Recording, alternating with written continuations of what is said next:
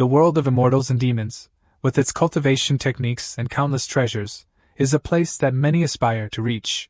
Today's story is about Tian, a peak lord in a cultivation sect, but rumored to be a good-for-nothing with weak cultivation. Until one day, a reincarnated Empress joins the sect and acknowledges Tian as her master. Only then does she discover that her master is hiding a secret. What will Tian's life be like when his female disciples are all hot girls with powerful cultivation and ample bosoms? And above all, a terrible conspiracy is shrouding the myriad worlds, so join Tian as he sweeps away all enemies and ascends to the peak of the cosmos.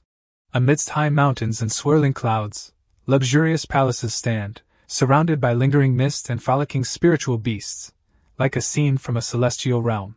Within these mountains lies a plot of land used by a celestial sect to cultivate spiritual herbs, and currently, this medicinal field is being diligently tilled by a man.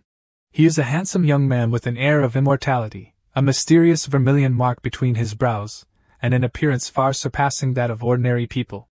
After finishing hoeing the land, the system's display board suddenly appeared before the young man with the words, "Today's reward, Corrupting Freedom Grand Technique has leveled up to the 9th level." The young man stared blankly at the notification and wondered what level his power had reached. "Alright, system, open my personal attributes panel." According to the personal attributes panel, the young man's name is Tian, 23 years old, with 3-star strength, 4-star speed, 1-star intelligence, and his current realm is half-saint 1st level. Seeing the 1-star intelligence, Tian helplessly complained, "This system is too hurtful." But when he saw his realm as half-saint 1st level, he breathed a sigh of relief. "Half-saint. Soon, I can go find you, Tian whispered, remembering the figure of a certain girl. Afterward, it seemed Tian treated his hoe like his dream lover, starting to kiss and caress it ridiculously. But just then, another voice called out, Junior brother, Junior brother." The one who called out was a beautiful and voluptuous girl, but she was stunned upon seeing Tian kissing the hoe, stopping in her tracks. At this moment, Tian realized the girl had misunderstood something, so he hurriedly threw the hoe away and frantically explained, "Senior sister, you've misunderstood." But before he could say anything more, the soft hand of the senior sister landed on Tian's cheek. "Junior brother has grown up. I will visit you often from now on," the voluptuous senior sister said, pressing her chest against Tian's face, making him suffocate. His face flushed red as he struggled to escape the embrace and hurriedly explained, "It's not what you think, senior sister." "Silence, I understand everything." "Ha ha! Forget it. Junior brother is also of age. Until now, Hidden Sword Peak has only been yours, so it's hard to avoid loneliness during the quiet nights." "Oh my God! You don't understand anything at all." Tian was helpless. Then Tian suddenly coldly turned back to the main topic. "So, senior sister, is there something you need today?" Hearing this, the senior sister turned around and nodded. "Now that you mention it, there really is something. Today is the day our Kunlun Sword Sect recruits new disciples. The sect master told you to come and have a look. Ever since senior sister Jiang left, and you became the peak lord of Hidden Sword Peak, you haven't recruited any disciples. The sect master has high hopes for you. You know." Tian grumbled, "Teaching disciples? How tiring! Then wait a moment, I'll change into new clothes."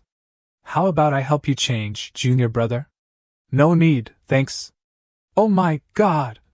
Tian was completely helpless against this senior sister. At the same time, in front of the Kunlun Sword Sect's mountain gate, 2 mysterious figures were silently observing the sect. "The Saintess has fled to the Kunlun Sword Sect. This matter requires the sect master to personally decide. Our mission ends here. Let's return to the demonic sect and report," one of them said, and then both disappeared in a blink of an eye. The scene shifts to the Kunlun Sword Sect's plaza, where mortals undergo aptitude tests to determine whether they will be selected to join the sect. And this beautiful woman with ample bosom is Tian, the current sect master of the Kunlun Sword Sect. Sect Master Tian was observing the disciples when she suddenly noticed a familiar figure approaching. It was Tian, who had changed into a pristine white robe, making him look even more like a descended immortal, making it difficult for others to look away. The women were incredibly excited to see Tian's jade-like appearance, But the other male disciples in the sect felt uneasy and jealous that a small fry in the spirit movement realm like Tian was so adored by women. It was unfair. Tian ignored everyone's gazes and remained focused on reading a super rare fragmented book titled 1000 Ways to Lie Down and Tell Stories.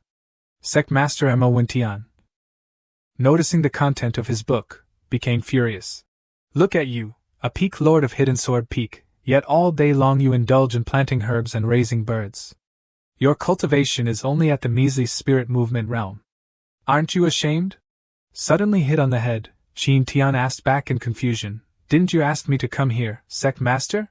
Tian's demeanor enraged Tian even further, like a furious villainess. How dare you talk back to me? Facing the overwhelming aura of this woman, Tian trembled in fear.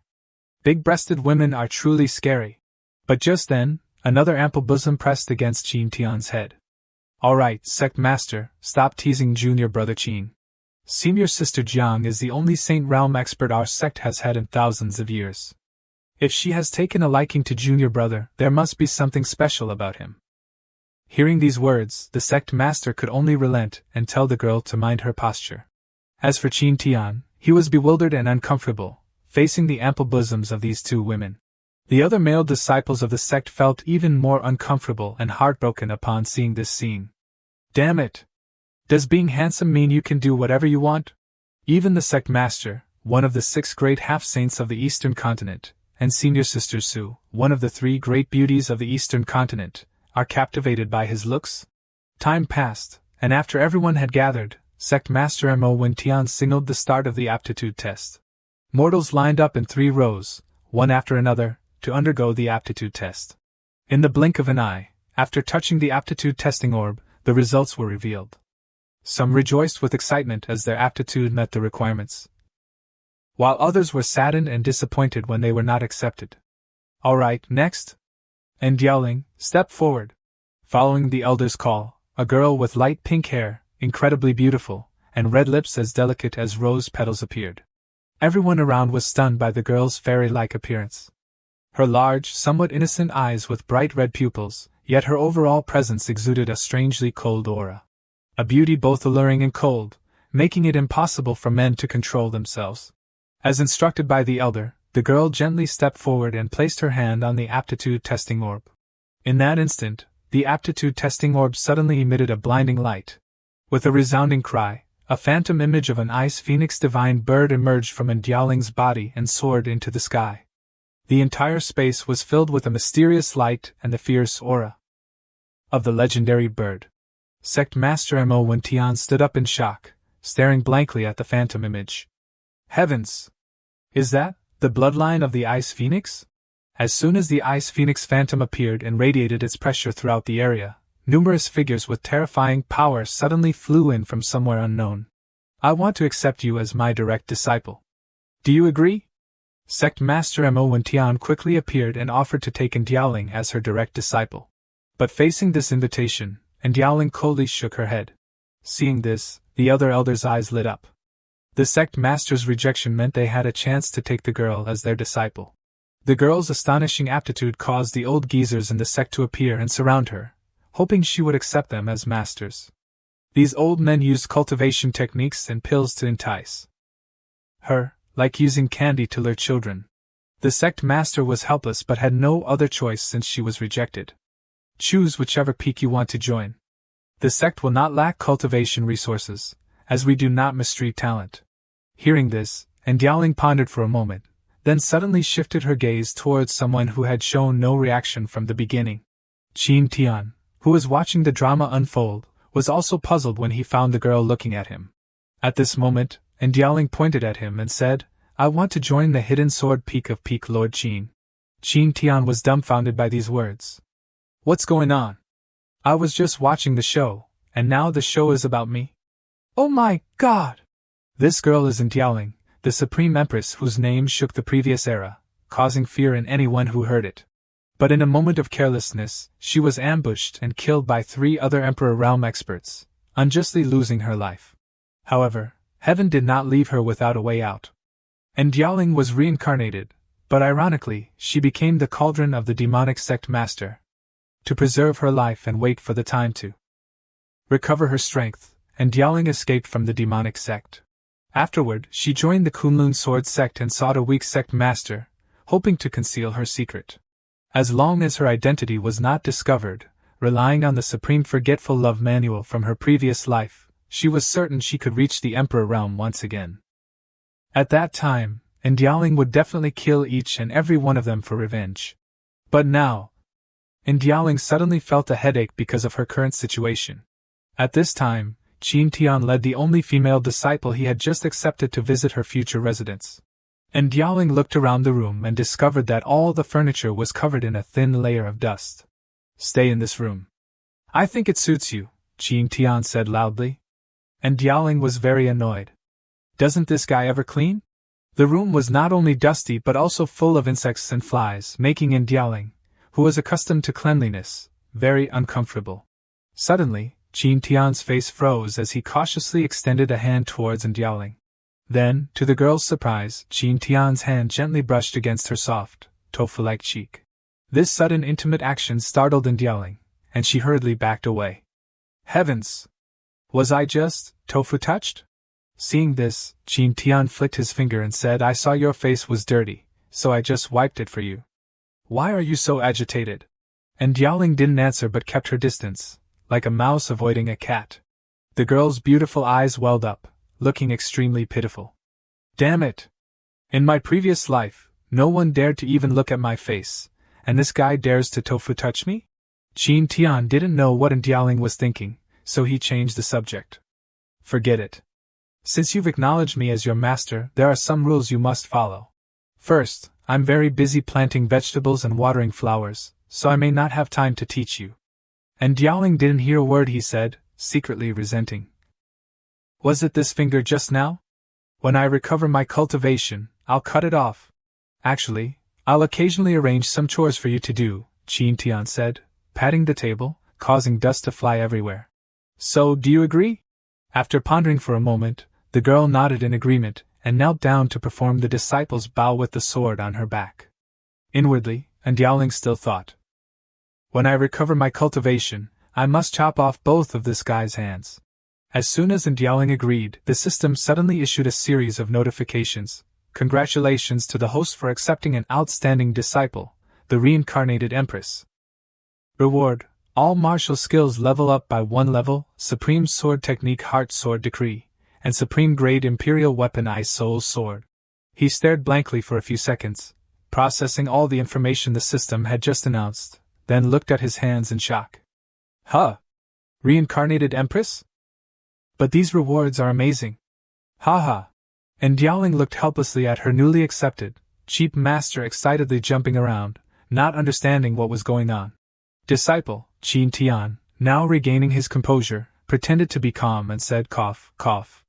Since you've acknowledged me as your master, consider this your apprenticeship gift."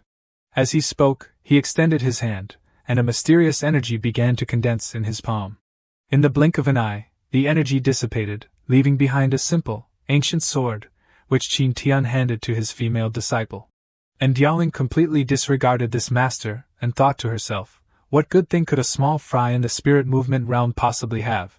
Since it was a gift from her master, the girl reached out to take it. The moment her hand touched the sword, a strange sensation arose within her. After examining the sword her master had just given her, the reincarnated Empress was stunned. This is a supreme grade imperial weapon?" The girl hurriedly asked in panic, "Are you really giving me this sword?" Tian shook his head and shrugged. "Yes, this sword is not bad, I guess." "Not bad? Is this guy trying to show off or what?" According to the experience and knowledge Ying had from her previous life, weapons and cultivation techniques were divided into levels: heaven, earth, black tortoise, yellow dragon, and even higher, the emperor grade and supreme grade. Each level was further divided into low, mid, high, and supreme grade. In her previous life, Ying had faced a life-threatening crisis because of a low-grade imperial weapon. She never expected to receive a supreme-grade imperial weapon so soon after her reincarnation. The girl couldn't help but ask, "We've never met before. Why are you treating me so well?" Tian scratched his head, puzzled by his disciple's question. Isn't it normal for a master to give gifts to their disciple? Huh. That seems right, but… Seeing his disciple's hesitation, Tian said, if you don't want it, give it back. I still have a pair of socks that have been with me for many years. I can use them as an apprenticeship gift too. And Ying shuddered and shook her head. I don't want your stinky socks. Although she agreed to accept the sword, everything was so surreal that the girl couldn't comprehend it for a while. Is this really just an apprenticeship gift? But I can't figure it out, so let's just bind the sword first and talk later. Quickly making up her mind, and Ying lightly bit her fingertip and dripped a drop of fresh blood onto the body of the imperial weapon. This was the method cultivators used to bind weapons. The drop of fresh blood was quickly absorbed completely by the sword, and a strange connection between the sword and Ying began to form. The girl thought the process of binding the sword was complete, but unexpectedly, the sword suddenly emitted a dazzling light. Perhaps she had never seen a supreme-grade imperial weapon in her previous life, so she underestimated its power. The light radiating from the sword shot straight into the sky, forming a giant pillar of light that caused the surrounding heavens and earth to change color. Because the sword was perfectly compatible with Ying's bloodline, it caused a celestial phenomenon to manifest. The voluptuous sect master of the Kunlun sword sect, who was relaxing in her pavilion, noticed the celestial phenomenon in the distance, and her expression changed.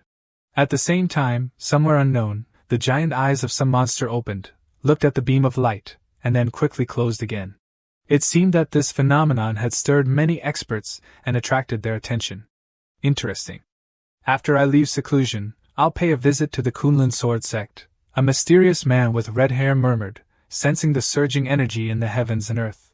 Tian hadn't expected such a phenomenon to occur, but he reacted quickly and waved his hand, dispelling the celestial phenomenon and calming the sword down. In an instant, the pillar of light vanished, the sky cleared, and it was as if nothing had happened. While his female disciple was still dumbfounded, Tian waved his hand again, making the sword disappear, and told her, "Stop playing around. The sect master is coming." The girl was completely bewildered and astonished that this person before her could dispel the phenomenon with a single move. Don't just stand there dumbfounded. Come outside with me to greet the sect master. Led by Tian, the female disciple tried to maintain her composure and suppress her thoughts as they went outside to await the arrival of the Kunlun sword sect master. The voluptuous sect master gracefully glided through the sky, landed gently on the ground, and immediately approached Tian, reprimanding him. You, Tian. What were you doing? Sect master, sister. What are you doing? That hurts. Tell me. That phenomenon just now appeared at Hidden Sword Peak. Did you two do something? Tian hurriedly waved his hands. As you can see, two small fries in the spirit movement realm like us could cause such a big commotion? The female sect master was still suspicious and turned to ask Ying, is that true? Causing the girl to nod hurriedly. Tian also smiled and explained. It was just a phenomenon. It's just a natural occurrence. What does it have to do with us? What do you understand? This phenomenon appeared in our Kunlun. I'm afraid our Kunlun will face trouble soon. The Dharma is like a path, also like lightning. Sect master sister, don't worry, it'll be fine. Knocking Tian on the head with her pipe, the sect master had no other choice but to turn and leave. Remember to be more careful. Don't cause trouble for me, you hear? In a blink of an eye, the voluptuous woman with ample bosom disappeared into thin air. Seeing this, Ying silently called out the name I Soul Sword, summoning her imperial weapon. The girl stared blankly at the sword in her hand, finding everything absurd. Casually taking out a supreme-grade imperial weapon that can cause a celestial phenomenon. A wave of his hand can make the celestial phenomenon disappear. Master, you're making me more and more curious, Ying thought as she looked at her seemingly weak master. Time passed, another night went by, and the sun began to peek over the distant horizon. A rooster, fulfilling its daily duty, crowed to herald the new day. Inside a tall tower, counting and the breathing sounds of some animal could be heard from time to time. It turned out that the strange sound belonged to a peculiar three-legged bird, diligently cultivating, as early morning was the golden time of day. The bird practiced while thinking, only through persistent daily practice can I have a chance to escape the clutches of that evil god. This golden bird will surely have a bright future. Just as it thought that, a hand suddenly appeared and gently grabbed its neck, causing it to let out a comical shriek. A few other golden birds, seeing their companion captured, quickly retreated to the corner of the wall, trembling and hugging each other. The captured bird, facing Qin Tian's greedy eyes, cried out in pain, "Evil god, you merciless demon! Ouch, ouch! It hurts! Stop it! You've plucked all my feathers!" Early in the morning, the tall tower was filled with the bird's pitiful cries, which sounded like a rooster's crow. "Oh, oh! Save me! Save the bird!" But the three-legged golden bird's resistance seemed futile as it was plucked bare, revealing its plump body. Qin Tian carried the giant bird on his shoulder and walked out of the demon's subduing tower. This bird's meat is very firm. It truly is the most disciplined golden bird in the demon's subduing tower. My disciple is in for a treat today. Early in the morning, Ying was also diligently cultivating and practicing in the nearby bamboo forest. Holding the imperial weapon in her hand, she focused on utilizing the frost sword intent, a sword intent that used ice as its foundation, with the power to freeze everything it touched. Ying's sharp eyes stared at each falling bamboo leaf. A beautiful sword strike with a chilling intent froze a bamboo leaf and easily sliced it in half, causing it to shatter into small pieces. After skillfully executing a round of sword intent, Ying exhaled and sighed inwardly. Sword intent is truly not easy to grasp, even though I have experience from my previous life. Just then, Qin Tian's loud voice rang out in the distance, calling his disciple to eat. Ying shook her head and said, "I'm not eating." As soon as she finished speaking and was about to turn away, a pan suddenly appeared, blocking her sword, and Qin Tian's cold voice rang out beside her, "You must eat." The sudden appearance startled the girl. Heavens! When did he appear? And what kind of rule is this? What kind of rule? My rule is the rule, disciple. Under the coercive enticement of her master, the girl finally dragged herself to the dining table, but was astonished by the colorful dishes. The aroma is so rich. Just smelling it feels like I've already tasted it. At this moment, Qin Tian, with a strange expression, brought over a bowl of hot chicken soup. Seeing this, Ying couldn't help but complain, "Master, your smile is so creepy." "Ha ha! After eating this meal, you might be able to break through to the golden body realm first level," Qin Tian said, ladling a bowl of chicken soup for his disciple. Ying was speechless, taking the bowl of chicken soup and looking at her master as if he were a fool. "Master, are you alright?" The cultivation realms of this world were divided into 9 levels: mortal transcendence, supernal transcendence, spirit movement, golden body, nirvana, creation, half-saint, saint realm, and emperor realm. Each realm was further divided into first, second, and third levels. "Master, do you think breaking through realms is as simple as eating a meal?" Ying thought it was a joke from her master, so she didn't think much of it and took a sip of the hot, delicious chicken soup. In that instant, the girl's eyes widened in disbelief. The extreme shock caused her to lose her grip on the bowl of chicken soup, dropping it to the ground with a crash. Seeing this, Qin Tian excitedly observed from the side. Here it comes, here it comes! What is this feeling? This strange energy is surging through my body." Ying's entire body felt like it was immersed in a warm current, causing her to moan involuntarily. The strange sensation, like an electric current tingling throughout her body, relaxed every muscle and meridian, and her strength continuously surged. A complete blood circulation cycle from the heart to the entire body would take 20 to 25 seconds, but this energy only needed 10 seconds, or even just 5 seconds, to encompass all the meridians. It felt like gentle waves, causing her soul to sway along. Every cell in Ying's body greedily devoured the mysterious energy. The girl trembled, hugging her hot body, and gritted her teeth, trying to endure the painful yet pleasurable sensation. "I must endure! I can't give up! I can't take it anymore!" The energy flowed like waves through Ying's meridians, attempting to break through the shackles and unopened areas. The girl smiled foolishly in satisfaction. So good, so satisfying. Is this the taste of the mortal world? After a while, Ying fully absorbed the energy, and now sweat continuously flowed down her body, making her feel like she had just undergone strenuous exercise. The girl knelt on the ground, unable to believe that she had actually just broken through. "Oh my God! Seeing his disciple's alluring posture, Tian couldn't help but have a nosebleed. So lewd. Cough, cough. Master said I could make you break through, and of course, I can do it. Otherwise, wouldn't it be a waste of these three-legged golden bird kings? Hearing this, Ying was once again stunned by her master. What? Three-legged golden bird king? You used a three-legged golden bird king to make soup? Tian didn't answer, calmly sitting down at the table to eat. Everything that happened was so strange that Ying realized her master was definitely not a small fry in the spirit movement realm unless… At this time, Tian ignored his disciple and continued eating, constantly praising himself, as expected of me. Another step closer to cooking food that can emit light. Ying stood up and approached her master, unable to help but ask, Master, are you? But before she could finish her sentence, a pair of chopsticks blocked her beautiful lips. Come on, people should always maintain a sense of mystery. For example, I have secrets, and you have secrets too. Why be so curious? Facing her master's deep gaze, as if he could see through everything, Ying panicked. What?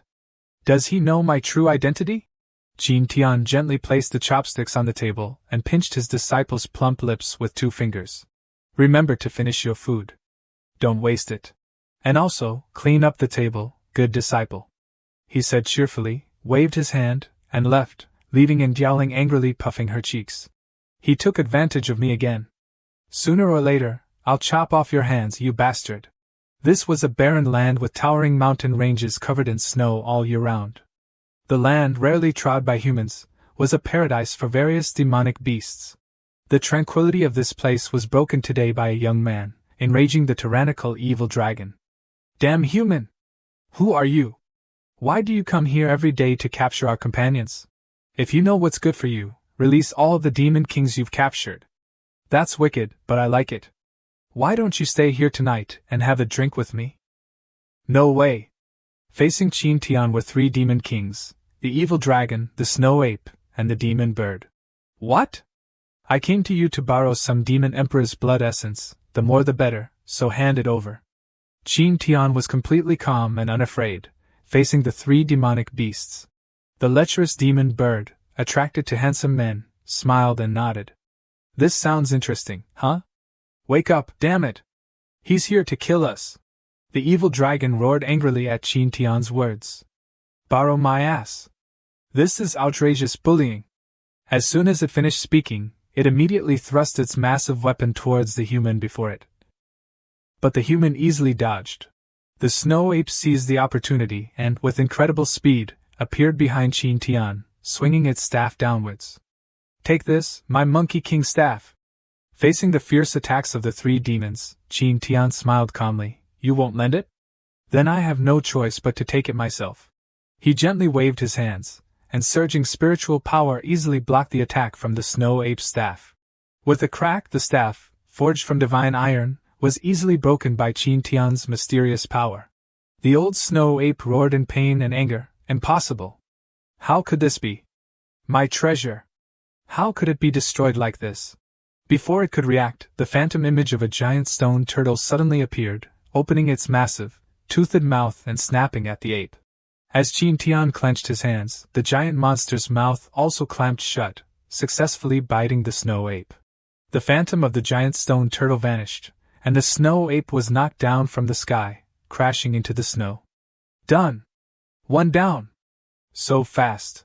Having easily defeated 1 demon king, the young man with flowing hair like a descended immortal looked at the remaining 2 demons.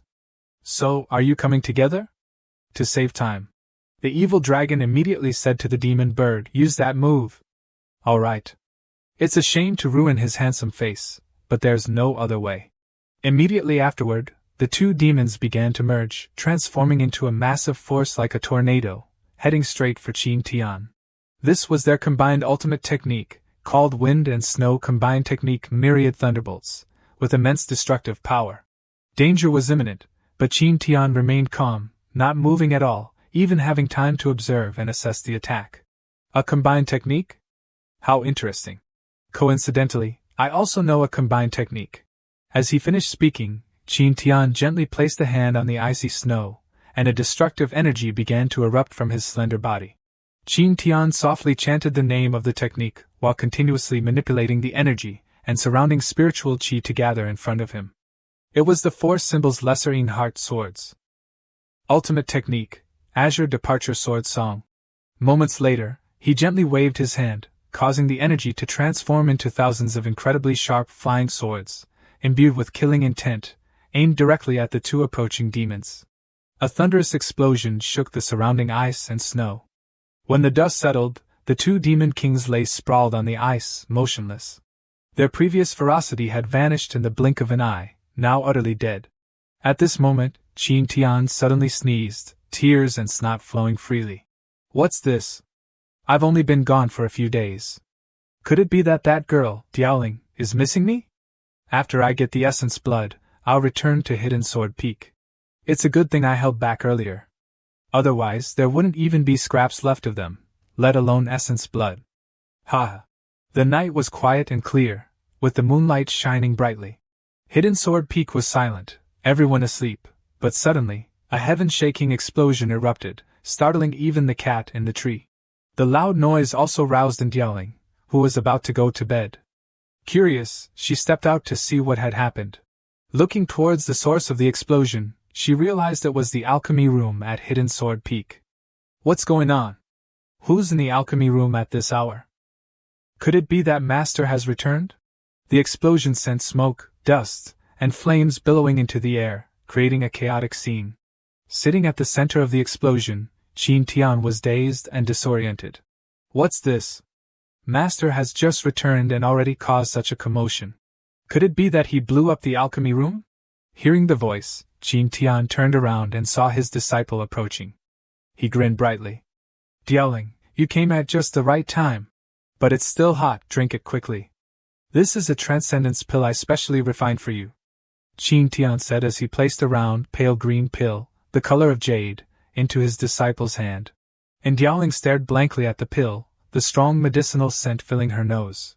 "Is this a Demon Emperor pill? Oh my god, a Demon Emperor pill, a heaven-grade, top-quality one.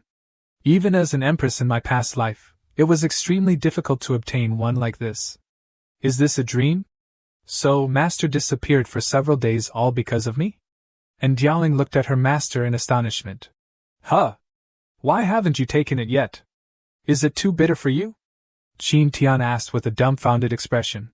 And Diaoling, who was feeling touched, was rendered speechless by his appearance. "First of all, regardless of its taste, Master, do you think this is a suitable place to take a pill?" Reminded by his disciple, Qin Tian suddenly realized the desolate scene and the destroyed alchemy room he had just caused. "Oh yeah, you're right. It seems a bit inappropriate, doesn't it?" Left with no other choice, the two returned to Diaoling's room so she could use the pill to stimulate her bloodline.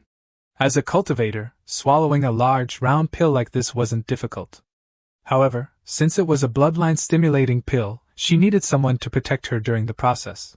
Diaoling swallowed the pill, and Qin Tian sat beside her, placing his hand on her back, silently using his spiritual power to sense her internal condition.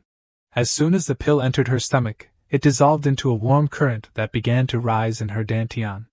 The temperature steadily increased, making Diaoling feel as if she were being burned by fire. Qin Tian didn't dare to be careless. He gently channeled his spiritual power into his disciple's body. Diaoling's current state was very good. Suddenly, Diaoling, who was supposed to be meditating and refining the pill, turned around and placed her hands on her master's shoulders. Qin Tian was bewildered as his voluptuous female disciple, her ample bosom faintly visible beneath her thin clothing, pushed him onto the bed. Her face flushed and eyes hazy, she looked at her master. "Master. Master.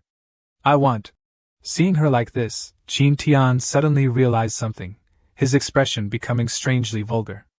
"Diaoling, you're not going into heat, are you?" Before he could finish his sentence, a sweet kiss from his beautiful disciple landed on his lips.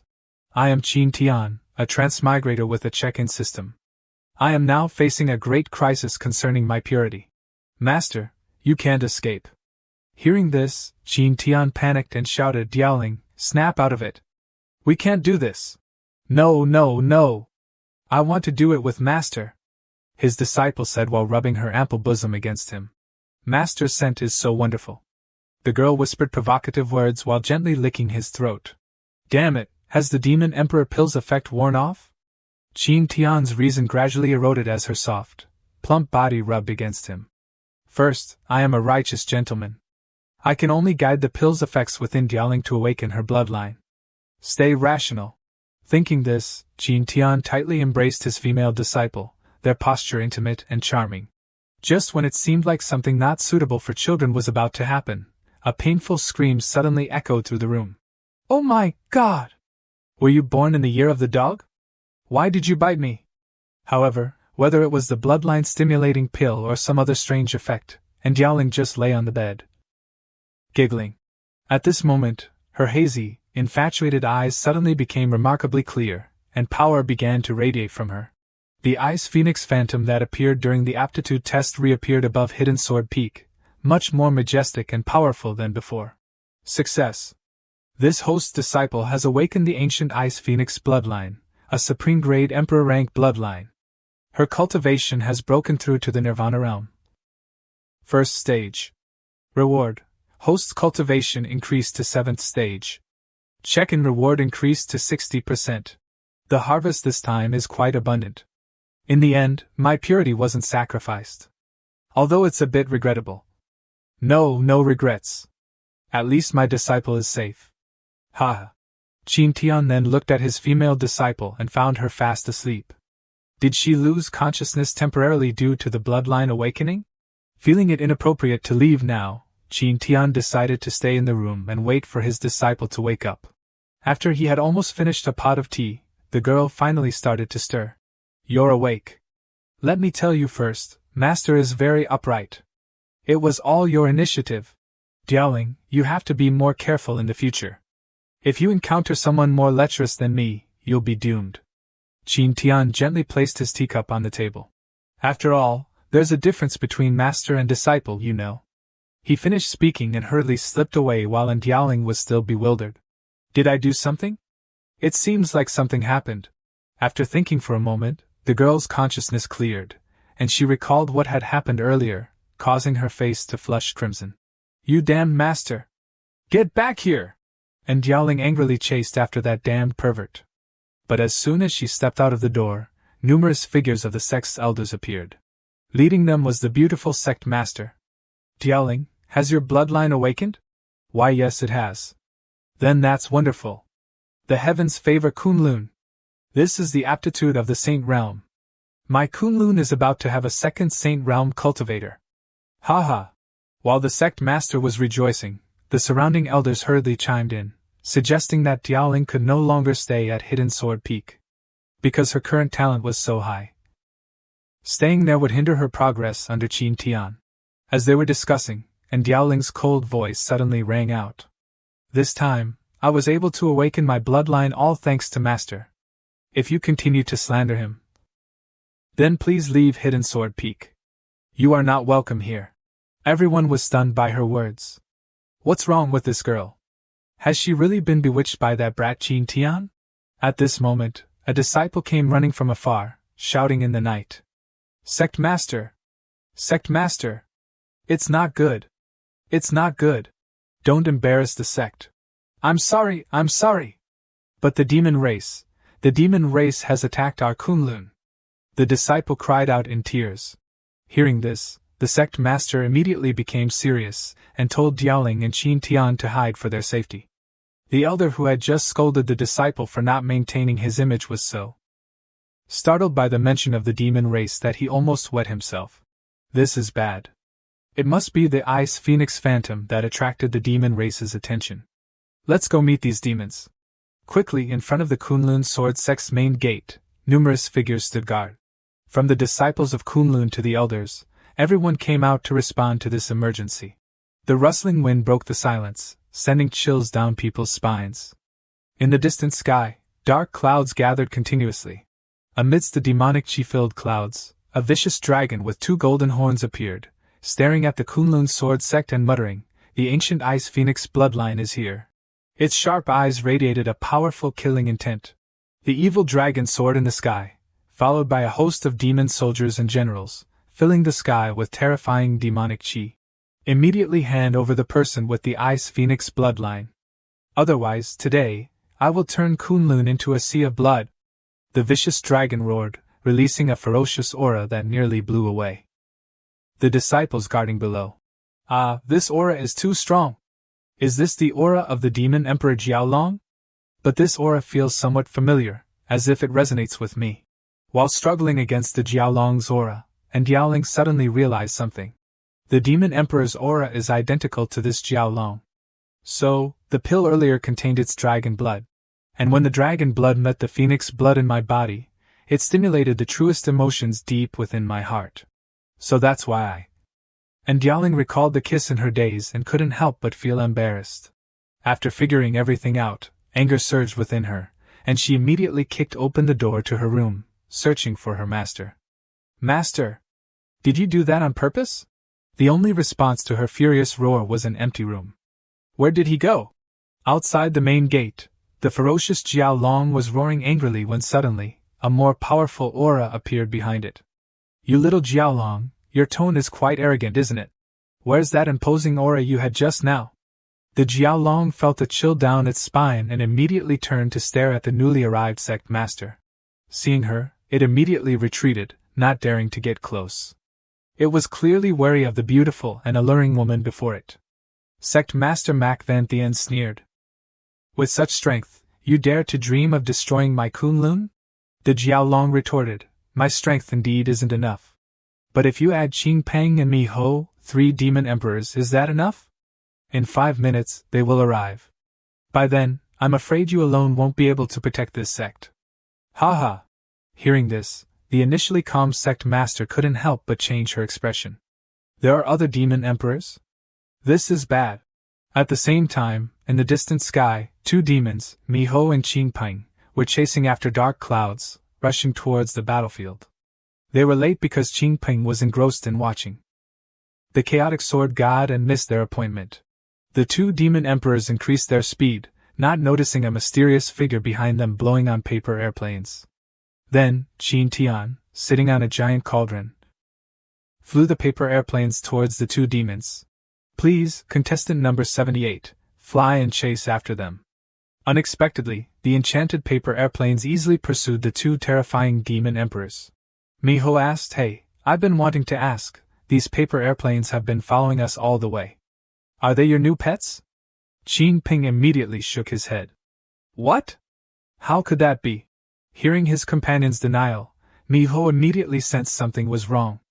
Looking at the paper airplanes, he noticed sparks flickering and igniting on them.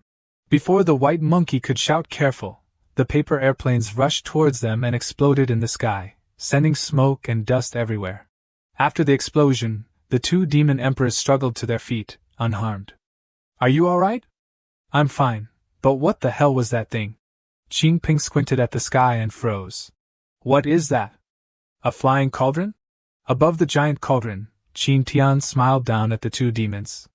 You too, this road is a dead end. Go back to where you came from. Seeing the face of the person on the cauldron clearly, Qing Peng and Mi Ho shouted in panic, It's you! The damned man who injured us last time. You are from the Kunlun Sword Sect? Facing the panicked, stammering voices of the 2 demons, Qing Tian smiled and nodded. Congratulations, you guessed correctly. Correct guesses get a reward. We apologize for the disturbance. We'll leave immediately. The 2 demon emperors immediately turned and fled without hesitation. Why are you running so fast? You haven't received your reward yet. Qing Tian finished speaking and immediately waved his hand, using the technique, transforming Freedom Grand Dharma Dragon Transformation. A golden dragon claw formed from spiritual power in the sky, aimed directly at the 2 fleeing demons, slamming down, making them wet themselves in fear. The dragon claw stretched across the sky, smashing the 2 demons into the ground with the earth-shattering boom. After the powerful attack, the 2 fleeing demon emperors were like squashed mosquitoes, bloody and mangled at the bottom of a giant crater. The scene could only be described with a few words. Too gruesome to behold. TSK, you're still as weak as ever. You couldn't even withstand a single move. Back in front of the Kunlun Sword Sect's main gate, the vicious dragon and the beautiful sect master stared at each other in heavy silence. Hey, it's been almost half an hour. It seems your companions aren't very reliable. The Jiaolong, fuming with rage, turned towards its demon soldiers and shouted, "Brothers, let's go. We'll return. I'll make those two write apologies by hand." They came aggressively and left dejectedly, leaving the disciples of the Kunlun sword sect sighing in relief at having escaped disaster. Mac Van Thien flew in the sky, watching the dark clouds depart, and sighed softly. The demon race of the Manghong mountain range has noticed Jiaoling. I must go to the back mountain. After returning to its lair, the Jiaolong was still extremely annoyed that those two had stood it up. The more it thought about it, the angrier it became. A little demon beside it, seeing this, offered a cup of tea. "Great Lord, don't be angry, don't be angry. Have some tea to calm down." "Drink my ass! If you were a little stronger and could have captured that damned woman, we wouldn't have had to run away like that." The Jiaolong angrily scolded its subordinate, not noticing a cauldron flying by in the distant sky. "It's been a while since I've had beef. Tonight I'll have braised beef. It'll be delicious." Time passed. On a certain day of a certain month, Tian was still soundly asleep in his warm bed. He was awakened by the bright sunlight streaming through the window. "Oh, the morning sun is so bright. But wait, that's not right." Tian suddenly sat up, startled, as he remembered that his room only faced the setting sun. "Does that mean I slept for a whole day?" It was indeed strange. Recently, Jiaoling had been dragging him out of bed early every day to train with her, but today, no one had called. This deeply moved Tian, seeing a glimmer of hope. "After a month, Jiaoling finally stopped tormenting me. Hoo! To celebrate this good sleep, I must have a whole cow tonight. Ha ha!" In contrast to Tian's excitement at escaping his demonic disciple was the miserable screams of the demon kings trapped in the demon locking tower. Night had fallen, but there was still no sign of Jiaoling, which puzzled Tian. He decided to investigate. After searching the entire mountain range, he finally found his female disciple standing quietly in a nearby forest. Her body was enveloped in bright red energy, like a giant cocoon. And Jiaoling was completely encased in the bright red energy, unable to move, looking up at the sky. Tian appeared and waved. "Jiaoling, dinner's ready! There are many delicious dishes tonight. Master, you eat? I don't need to. What's wrong? Weren't you a cold beauty before? What are you doing now?" And Jiaoling reluctantly explained, "Don't touch me. This is just a side effect of cultivating the supreme forgetfulness scripture." Tian touched the red energy strands and froze, wondering, supreme forgetfulness scripture? I think I've heard of that somewhere. That's right. The supreme forgetfulness scripture is a heartless cultivation technique that can lead straight to the Emperor realm. Comprehend the heavenly mandate. Forget emotions, disperse the 5 elements, understand creation and destruction. Realizing that this cultivation technique involved forgetting emotions, Tian immediately flicked his disciple's forehead. "No, you've completely misunderstood. Supreme forgetfulness is not about cultivating heartlessness, but about having emotions without being bound by them. Even if your body is in the sea of suffering of emotions, your heart remains detached and pure, like a lotus in the mud. Actually, whether it's heartlessness or having emotions, either is suitable for you. Because you're a sword cultivator, it's more suitable for you to follow your own path. So, you're better suited to cultivate this sword Tao scripture and progress towards the heart sword decree of the supreme realm. So, only 220. Tian's expression became as sleazy as a street vendor. And Jiaoling, upon hearing this, asked in astonishment, "Supreme realm? Is that the legendary realm above the Emperor realm? I'll take it." The girl immediately snatched the scripture and placed 2 gold coins into her master's hand. Tian smiled with delight. "This customer is quite wealthy. Wait, why do I only have 2 gold coins?" Ignoring her crazy master, Jiaoling was completely captivated by the scripture. This was something she hadn't been able to obtain in her previous life. Despite going through countless dangers, after a long moment of excitement, she managed to suppress her joy, turned to look at her master, and called out, "Thank you so much, master." And Jiaoling gave a rare, cheerful smile, causing Tian to blush in surprise. For this smile, even 2 gold coins are worth it. Ha ha, let's go cultivate, disciple. And let's also deal with the influence of the Supreme Forgetfulness scripture on you. If left unchecked, it will cause problems with your mental state. Early the next morning, a small figure riding a flying sword appeared above the usually deserted hidden sword peak. It was a petite girl with 2 adorable hair buns. As soon as she landed, Tian signaled her to be quiet. "Little martial uncle, what are you doing?" This adorable girl was Yen Qingdi, the direct disciple of Sect Master Mac Van Tian. Tian replied, "Diaoling's cultivation went in the wrong direction, so there are some temporary effects." "Is Diaoling alright?" "She's fine. With my help, she's cultivating a new scripture that's even more powerful than the previous one." Hearing this, Yen Qingdi's eyes lit up. As expected of little martial uncle. A while later, and Diaoling tried to focus on her cultivation to resolve the influence of the forgetfulness scripture, but the buzzing sounds around her made it impossible to concentrate. "This is so good." "What is it?" "French fries." "My cooking isn't bad, right?" "That's right, little martial uncle is the best cook in the sect. It's so delicious." Finally unable to bear it any longer, and Diaoling opened her eyes and shouted angrily, "Enough! Can you go somewhere else so I can cultivate?" Tian, with his round belly, still tried to justify his actions. "I'm doing this to train your heart to remain calm amidst external distractions. An empty heart is not easily tempted by external things. Only with a heart undisturbed by danger and able to maintain calmness can one go further on the chosen path. So, we're training your mentality." "That's right. You don't understand anything, but what little martial uncle said makes so much sense. The cola will go flat if left for too long. Armpit hair left too long will also. We have to eat it quickly." Tian rambled on like a charlatan, spouting nonsense. Suddenly, and Diaoling smiled and drew her weapon. For some reason, Tian felt a chill down his spine. "Diaoling, why are you drawing your sword?" "Today, I will commit a great act of disrespect. I want to kill my master and destroy my ancestor." "Run! Disciple of my master's master. She's too fierce." "Wah!" On a moonlit night without stars, in a certain meadow, Tian sat quietly drinking when the Miho appeared. "You've come. But you shouldn't have." Miho replied coldly, "But I had to." Tian, his handsome face flushed with wine, chuckled. "You haven't changed a bit, have you?" Without another word, Miho charged with its staff, but Tian easily dodged and spun around, delivering a painful kick. In the blink of an eye, after a few moves, the handsome Tian landed gently on the ground, while Miho was knocked down with a thud, sending dust flying. Standing beside the lake, with jars of aged wine, Tian pondered for a moment, then reached out and picked up a jar. The pitiful Miho weakly protested, "No! That's my wine! Put it down! Put it down! What are you talking about? My name is written on it, so it's my wine!" Tian said shamelessly, sticking a label with his name on the jar.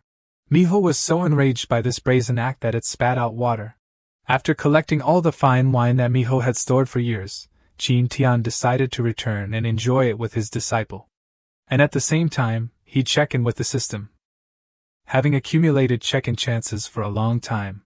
Accumulated check-in reward, transforming freedom grand dharma upgraded to 11th stage. Eternal undying body upgraded to 1st stage. Bonus, space-time command. Allowing you to summon your spiritual body through space-time laws in times of danger. At the same time, in the bamboo forest of Hidden Sword Peak, where Diaoling usually cultivated alone, a girl's laughter echoed. "Finally, I've grasped the sword intent. I've been bothering you for days." "Thank you so much, Diaoling." Diaoling patted the girl's head. "It's okay. Cultivating with you has also been beneficial for me." Yen Qingdi hugged the girl and explained that she had wrongly blamed Diaoling before. It was all because of that nasty Tian. Diaoling was actually a very lovely and beautiful woman. "Diaoling, I have to go back and tell Master the good news." "I'll go ahead." After Yen Qingdi left, Diaoling stretched wearily and sighed. Cultivating makes me all dusty. I need to take a bath." Within the bamboo forest was a secluded area with a natural hot spring, wherein Diaoling often bathed. As her feet touched the warm water, ripples spread across the surface. Her white, delicate body, like a delicious pastry, was enveloped by the warm water, relaxing her muscles. It was incredibly comfortable. So comfortable, but then, that person should show up soon, right? And Dialing muttered something strange while soaking in the hot spring. Just as she predicted, Tian, with his perverted, sleazy face, appeared beside her.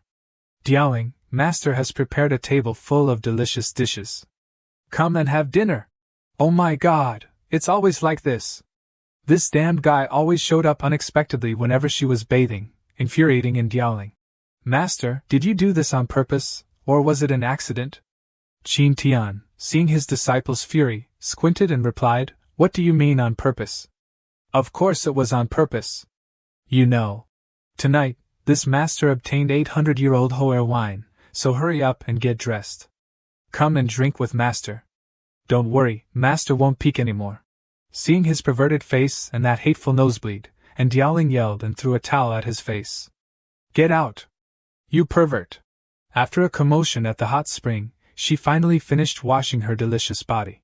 Tian was sitting under the eaves, gazing at the full moon, sighing, My family has a grown-up daughter now.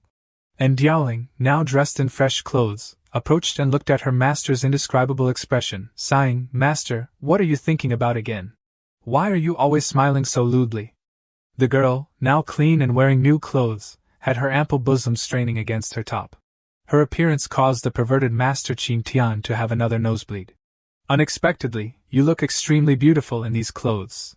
Embarrassed by her master's compliment, and Dialing looked down at her chest. It's beautiful, but the clothes master bought are always too tight in the chest area. I feel like I can't breathe. At that moment, ping! The button on her chest, under pressure from her ample bosom, popped off. Oh my god, they're so big! Tian's face flushed as he stared at the button. His disciple's breasts were partially exposed. In the quiet night, and Dialing's scream echoed, along with Tian's panicked voice, Don't! If there's something to say, say it. Don't silence me like this. Don't kill your master. A chaotic night passed, and a new day began with a pot of fragrant, steaming hot soup. And Dialing sipped the soup, praising her master's improving cooking skills. Eat more. Ha! Suddenly, Tian's expression turned serious as he looked towards the main gate, making Dialing wonder, What's wrong? Something's not right. A half-saint is bringing people to Kunlun. They might be here to cause trouble. Let's go to the main peak and see. Yes, master. In the training grounds of Kunlun's main peak, the half-saint who had just arrived at Kunlun Mountain was Elder Ling Yai of the Penlai Sect. Sect Master Mac Van Thien looked at the old man and asked, I heard that recently, Elder Ling Yai has been accompanying your sect's top disciple, challenging young disciples from other sects. May I ask why? Elder Ling Yai of the Penlai Sect smiled mysteriously. It's a misunderstanding. It's because Xiaohua has reached a bottleneck, and wants to exchange pointers with disciples from other sects. Seeking an opportunity for a breakthrough. Actually, we came here this time to meet the person with the legendary ancient Ice Phoenix bloodline. Hearing this, the sect master thought to herself, this old fox definitely has ulterior motives. It's not that simple. So, she shook her head, declining with the excuse that Dialing was in seclusion. The elder, upon being rejected, simply smiled and said that they must be unlucky. Then, he looked towards the arena. On the arena stood a young man with white hair. This was Bai Xiaohua, the top disciple of the Penlai sect's leader. Xiaohua yawned, complaining, Is the lightning guidance art not finished yet? I'm so bored waiting. Facing him was Xian Lei, the son of the Lightning Peak's peak lord of the Kunlun Sword Sect. He smiled and replied, Sorry to keep you waiting. You'll regret letting me complete the lightning guidance art. As he spoke, Xian Lei's body erupted with powerful electric currents, cracking the surrounding ground. In that instant, a fist imbued with lightning from Xian Lei's lightning guidance art shot towards Bai Xiaohua. Don't cry for your mommy, Whitey. Facing this fierce attack, Bai Xiaohua remained calm, extending a single finger. Sounds scary. Then try my mid-grade heaven-rank martial skill, one sword to settle mountains and rivers. Boom! A loud bang resounded as Xian Lei, who had been so arrogant just moments before, was sent flying into the wall, causing it to explode in a cloud of dust. The arena fell silent, and the surrounding disciples who were watching the match were stunned. The Peak Lord of Lightning Peak, Xian Lei's father, seeing his son defeated, shouted anxiously, Xianer! Xianer! while the surrounding disciples still didn't understand what had happened, as the attack had been too fast to see clearly. Bai Xiaohua, after defeating his opponent, sneered. Too weak. Xian Lei, I apologize, but I didn't expect your son couldn't even withstand a single move. Who's next? Don't disappoint me. Is there anyone else who dares to be my opponent? Or is it you?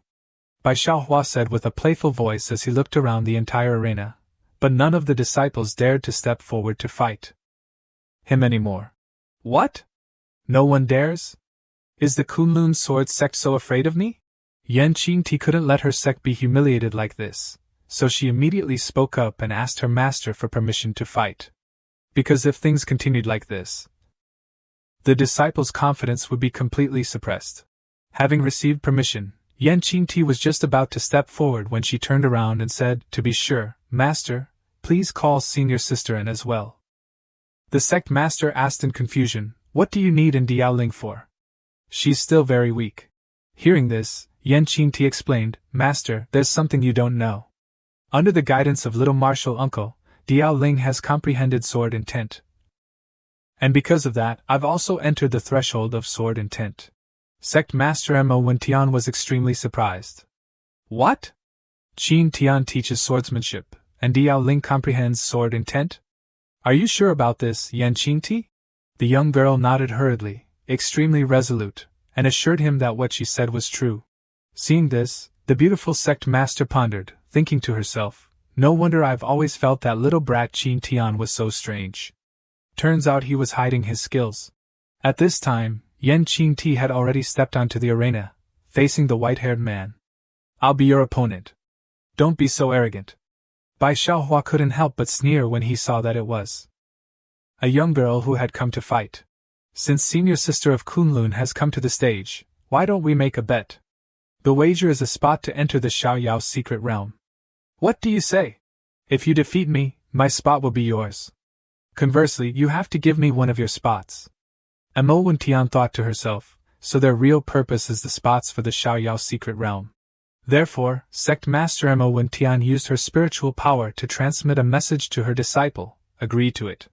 Hearing this, Yan Qingti didn't hesitate and nodded, accepting this agreement with Bai Xiaohua. Since senior sister of Kunlun has agreed, then let's begin. Immediately, Yan Qingti used her nimble movement technique, rushing forward like a swallow. Bai Xiaohua also unleashed his powerful attack, the Mad Wind Sword Intent, with bursts of furious and violent wind. To suppress sword intent, one can only use sword intent.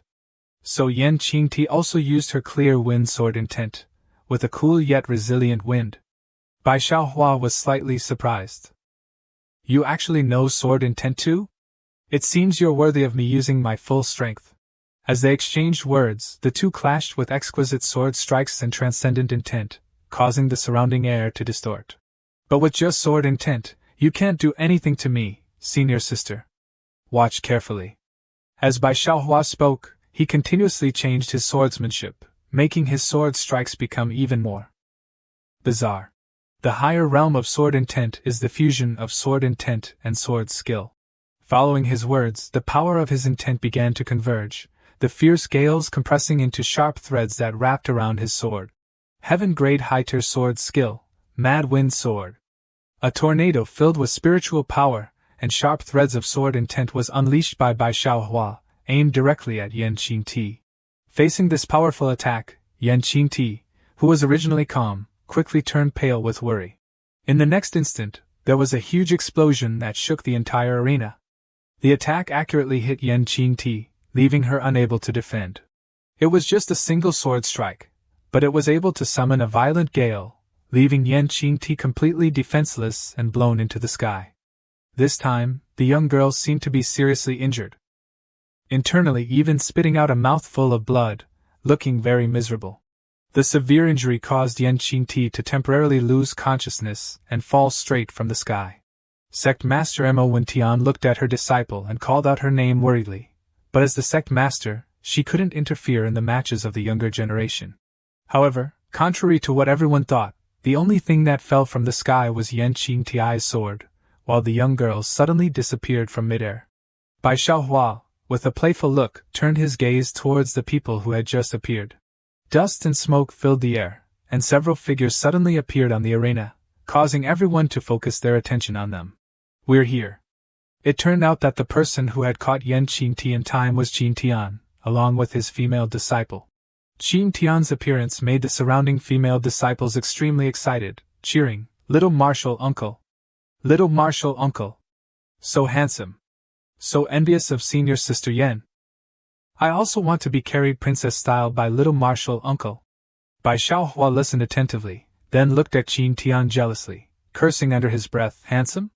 Where? I really don't understand what these vulgar people are thinking all day long."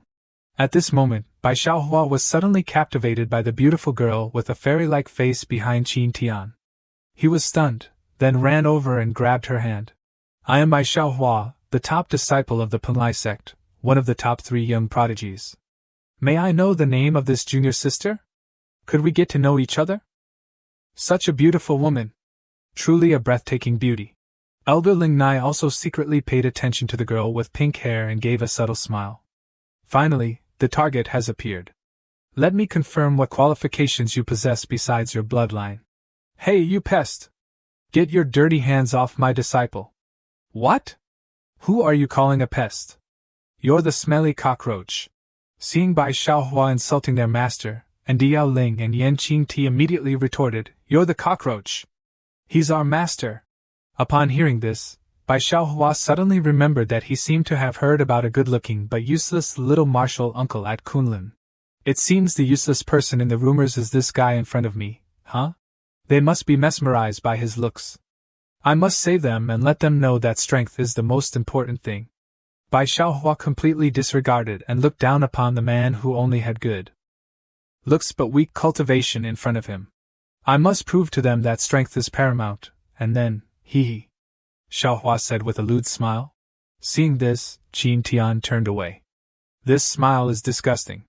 Just looking at it, I know he's thinking about indecent things. I must teach him a lesson." Diao Ling. "Use 3 moves to deal with him later. We have to save some face for Palai." Following her master's words, and Diao Ling immediately stepped onto the arena, facing Bai Xiaohua. The surrounding disciples began to worry whether junior sister N could win. After all, she had only been cultivating for a little over 10 years. But junior sister N has the ancient bloodline of the Ice Phoenix. Perhaps she can cultivate several times faster than ordinary disciples, so there's a chance she might win. On the other side, Emma Wen Tian coldly reproached Qin Tian, "How long are you going to hold my little disciple?" Qin Tian retorted, "Isn't Yen Qingti injured? I'm just helping the sect master take care of her disciple." After arguing for a few sentences, the two of them stopped their banter and turned their attention back to the match on the stage. Bai Xiaohua, with his sword in hand, assessed the girl before him. "Her cultivation shouldn't surpass Yen Qingti's, and with my strength, I can turn this into a teaching battle. I can demonstrate my strength and my demeanor at the same time." With countless thoughts running through his head, Bai Xiaohua smiled and gestured, inviting in Diao Ling to make the first move. As soon as he finished speaking, a sword appeared in his sight, instantly approaching him with unbelievable speed, leaving Bai Xiaohua stunned and unable to react. And Diao Ling's lightning-fast attack successfully injured Bai Xiaohua, causing blood to splatter. If it weren't for her master's instruction to use 3 moves, she would have defeated him in this single strike. Having been slapped in the face as soon as the match began, Bai Xiaohua roared angrily, "You wicked woman! If I hadn't deliberately yielded, how could you have injured me? Now, get serious. Martial skill, sword intent, mad sword defines the world." Bai Xiaohua no longer dared to underestimate the girl in front of him and decided to use his full strength. However, as soon as his sword intent was unleashed, it was instantly cut by Diao Ling's sword tip, interrupting his technique. His sudden disruption left Bai Xiaohua stunned and unable to react. And Diao Ling smiled contemptuously, "Too sloppy. And your mad wind sword from earlier was all just for show. True martial skill sword intent should be like this." As soon as Diao Ling finished speaking, a wall of beautiful pink cherry blossoms appeared on the stage. And Diao Ling's sword intent had reached the level of illusory reality, causing the cherry blossoms to be summoned right on the arena, enveloping her and beginning to engulf Bai Xiaohua. Sword intent is the bone, martial skill is the flesh. Only by bringing sword intent to life, awakening its spirit, can its true power be displayed. Do you understand? Take my cherry blossom fate sword. The storm of cherry blossom petals, both beautiful and sharp, enveloped Bai Xiaohua, causing him to cough up mouthfuls of blood and scream in pain. Now, Bai Xiaohua was completely unable to resist. As he was swallowed by the storm of blossoms, the surrounding disciples hurriedly took precautions to avoid being caught in the storm. My God! This is a genius! That Bai Xiaohua is completely no match for her. After the storm of blossoms dissipated, Bai Xiaohua was left kneeling on the ground, pathetic like a tattered rag. Is this greater achievement sword intent? How is it possible? How can someone at this age achieve greater achievement sword intent? Facing this result, and Diao Ling remained calm. Nothing is impossible. But it's not over yet. There's still one last move. Bai Xiaohua was about to say something, but Diao Ling didn't want to listen and immediately waved her hand, using her final move to end it all. Jade Bone Ice Phoenix. The power from Diao Ling's Ice Phoenix bloodline erupted from her body, rushing towards her opponent. Watching the attack getting closer and closer, Bai Xiaohua could only cry out in horror, I'm dead! Clang! A resounding noise and the dazzling light of ice peaks suddenly appeared. The power of ice and snow completely engulfed Bai Xiaohua, and now, only Diao Ling was left standing on the arena. The result was clear. The winner was Diao Ling from the Kunlun Sword Sect. This result also surprised the sect master. Looking towards the arena, the outer layer of the massive ice gradually dispersed, revealing the result inside. Bai Xiaohua, who was initially extremely arrogant, had now been turned into a motionless ice statue. The surrounding disciples cheered excitedly because Diao Ling had avenged them. Ha! We won! It seems junior sister and of our sect is the best among the younger generation. Even sect master Mo Tian, who rarely smiled, was amused by the result. Elder Ling Nai didn't show much emotion, but threw a token to the sect master. It was the token for the Xiaoyao secret realm, as agreed earlier. I've conceded. Ha! The sect master smiled. After that, the elder didn't say anything more, grabbed the frozen Bai Xiaohua, and immediately flew away. At that moment, he gave a mysterious smile. Finally found it. After the unfriendly enemy left, everyone from the Kunlun Sword Sect breathed a sigh of relief and began to gather around and praise Diao Ling, making the young girl blush. As dusk approached, with the sky painted in shades of pale orange, at a certain hidden cliff, Elder Ling Nai was kneeling and bowing before an ancient coffin. Palace Master, I've found a suitable host. She possesses ancient blood and has also mastered greater achievement sword intent. The person trapped inside the coffin was a girl, neither human nor ghost, with a body like a stone statue. She was the Palace Master of the Heavenly Devil Palace, Mui Shui. Well done, Ling Nai. Once I obtain a new body, I will surely unify the Eastern continent, and I won't forget you. The elder nodded upon hearing Mui Shui's sharp voice. Thank you, Palace Master.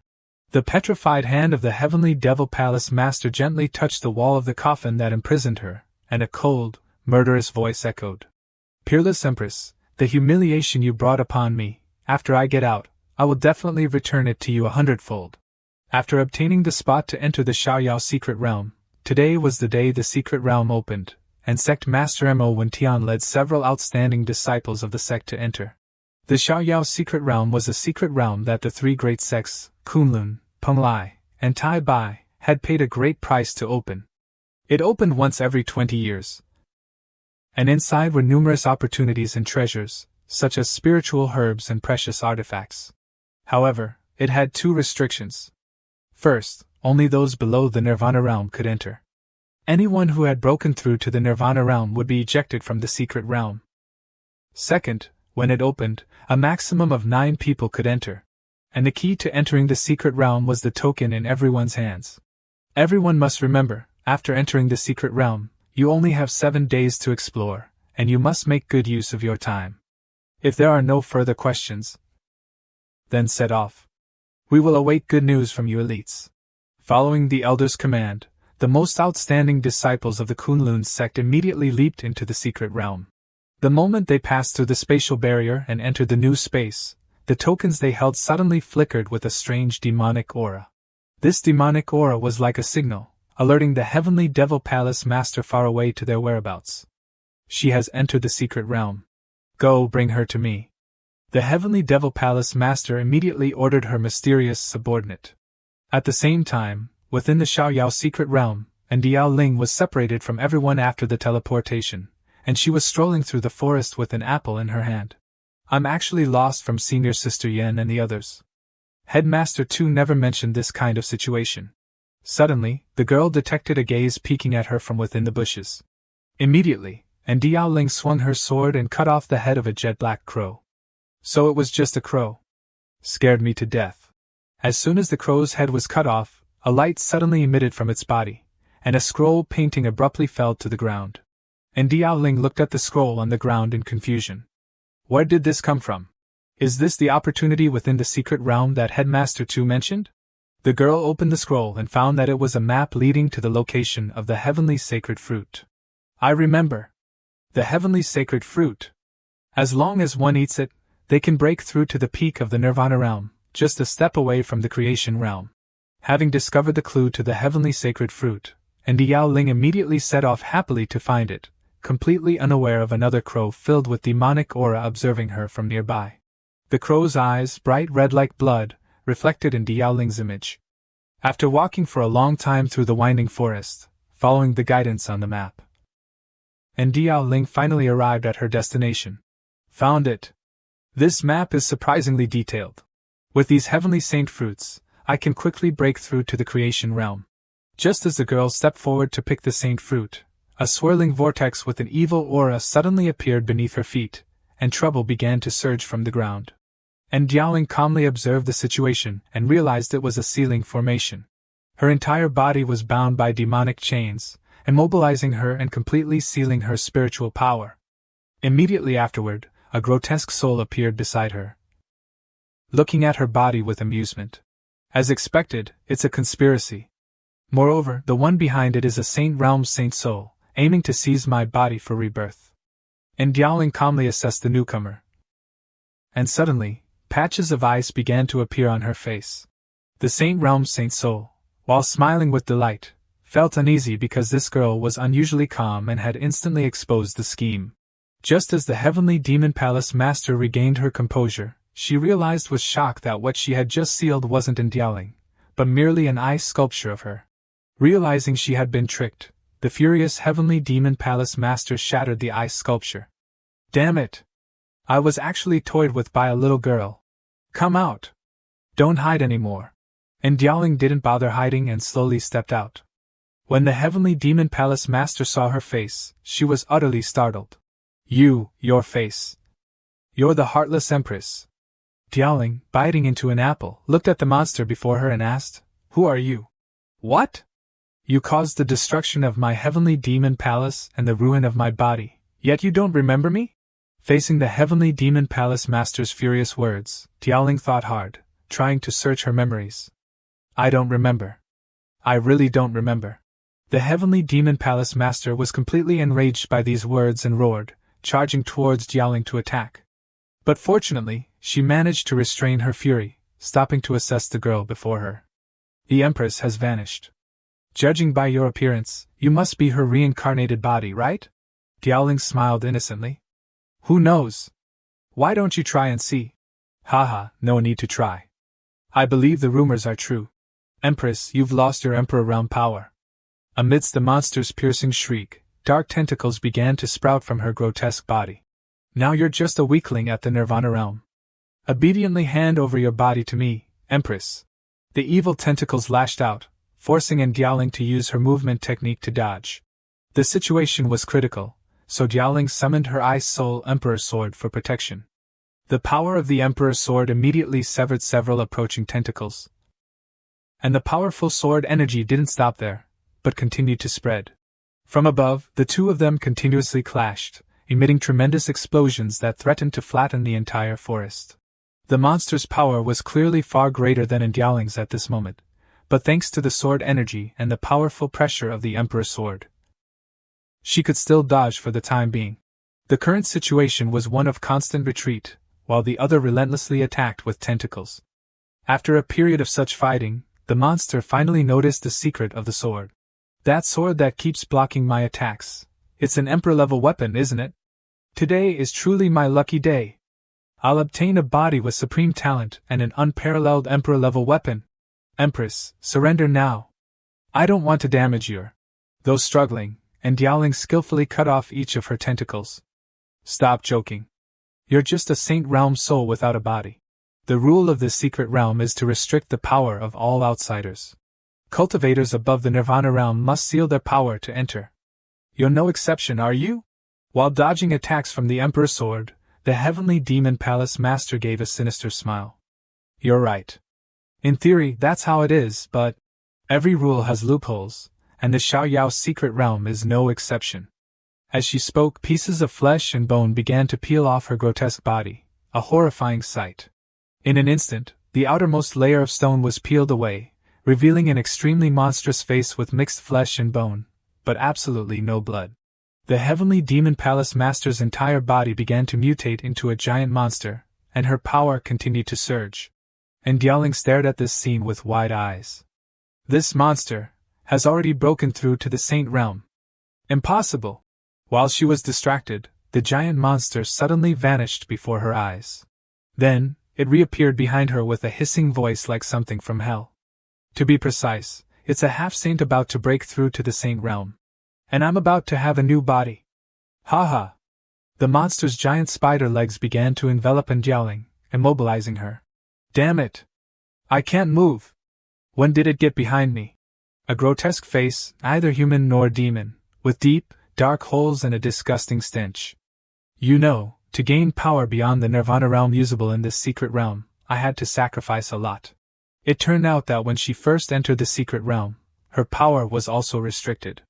She was immediately attacked by a giant spider monster, nearly scattering her soul. I can't fall here.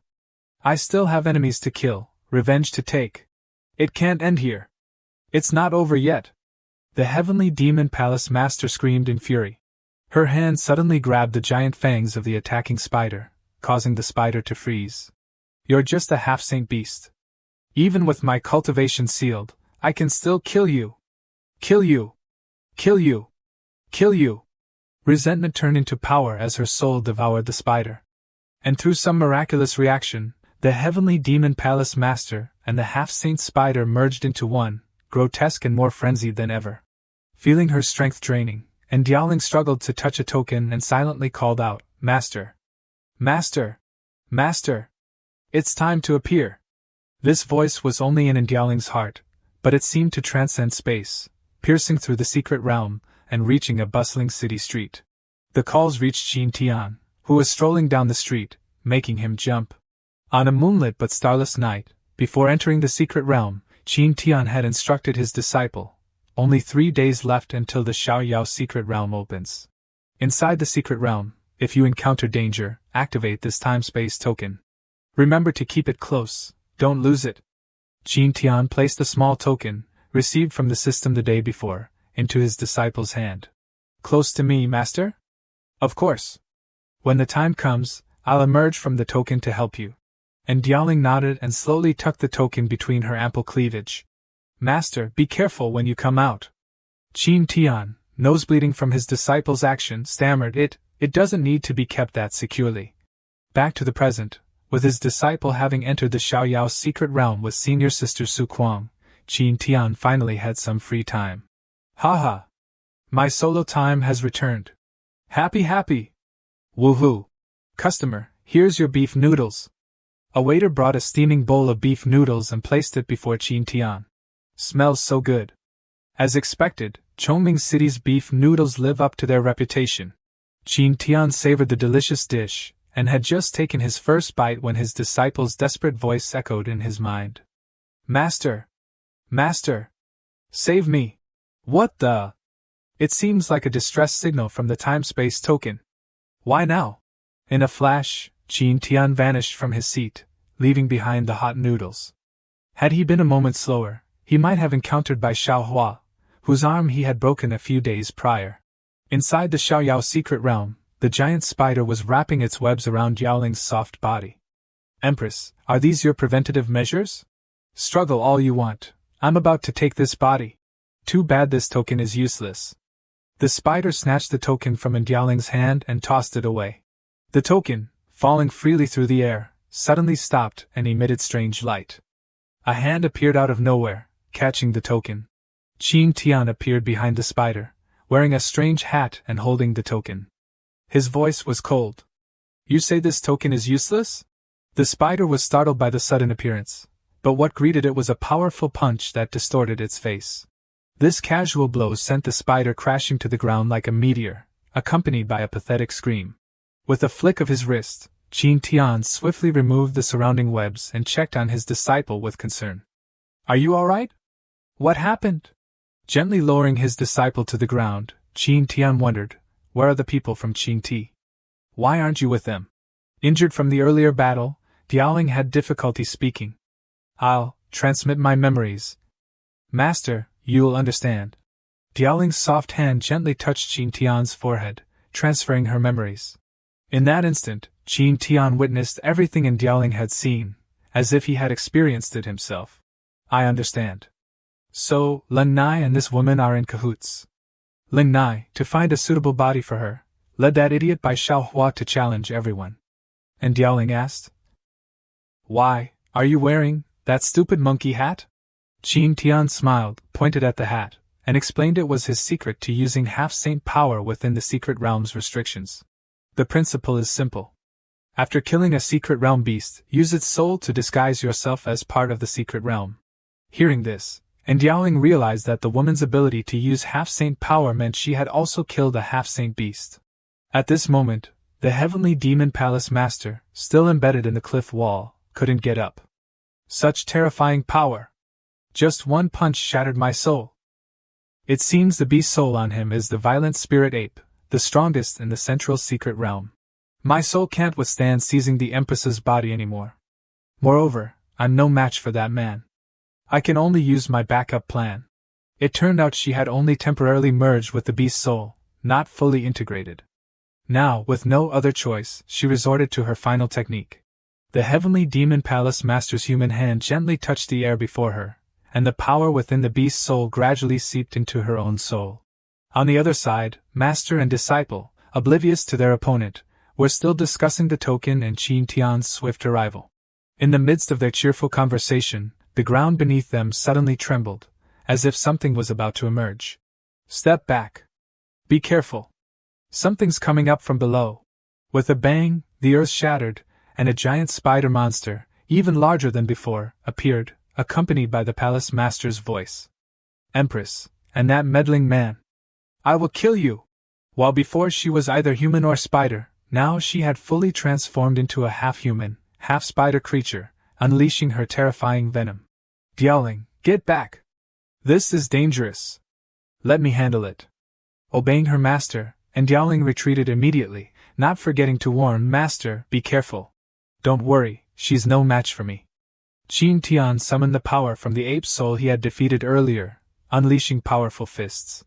Countless earth-shattering punches infused with the ape's ultimate power enveloped the spider monster, landing squarely on its body.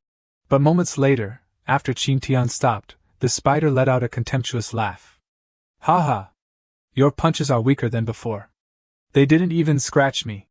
Seeing this, Tian gritted his teeth. Its shell was much harder than before. Without giving him time to think, the spider spewed a stream of poisonous gas, blasting Tian towards the ground. His light body tumbled several times but eventually landed safely without much harm. However, this monster was tougher than anticipated. The biggest problem was its impenetrable defense. Barely a moment after landing, evil vines erupted from the ground, forcing Tian to leap back into the air. With the ape's power, his speed wasn't exceptional. A vine grazed his robe, causing it to sizzle and melt. It's poisonous. Can't let it touch me. Thinking this, Tian used a spell to fly higher, creating distance from the spider's attacks. But suddenly, Diaoling cried out in alarm, Master! Be careful! By the time Tian realized the problem, he was entangled in webs the spider had spun unnoticed. Damn it! I've fallen into its binding web formation. The webs rapidly spun around him, forming a cocoon. In the blink of an eye, he was trapped, unable to escape. The spider approached with relish, revealing its jagged, bloody fangs. And Ying, watching from the bushes, was deeply worried. She didn't know what to do with her master tightly bound. Panicked, a spark of inspiration suddenly ignited in her mind. I've got it. I almost forgot. The heavenly demon palace master, merged with the spider monster, let out a triumphant laugh. Ha! I've won! I've won! Once you're dealt with, my true enemy is next. As her creepy laughter echoed through the forest, a flash of light sliced the web cocoon in half, silencing the spider's laughter. From the cocoon radiated powerful, dazzling sword energy, forcing the spider to retreat. Tian emerged from the smoke, having used the sword to cut himself free. Haha, I almost forgot about the Eye-Soul sword. Good thing Ying reacted quickly. The solution Ying had devised was to teleport the Eye-Soul sword to her master. Being an Emperor's sword, it easily suppressed the spider's power. Now it's my turn to counterattack. Tian's hands moved rapidly, forming various hand seals, as if a blazing sun burned within his palms. Sun-Moon Seal, Poison-Pierced Seal, and the Treasure-Gourd Seal. 3 seals united, Heaven and Earth Annihilation.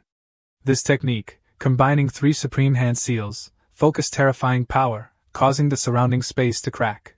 Faced with mortal danger, the spider monster roared furiously and summoned all its strength, drawing vines from the ground to counter the attack. A demonic vine barrier was erected to withstand Tian's attack. But Tian's power wasn't so easily stopped. In seconds, the spider's wall disintegrated, and the attack struck it directly.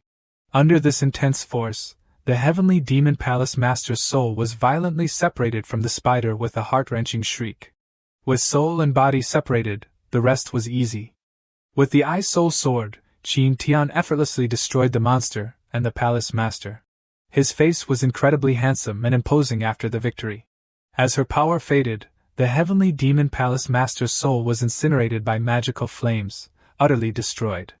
After his victory, Tian tossed the emperor's sword to his disciple and walked towards a nearby tree.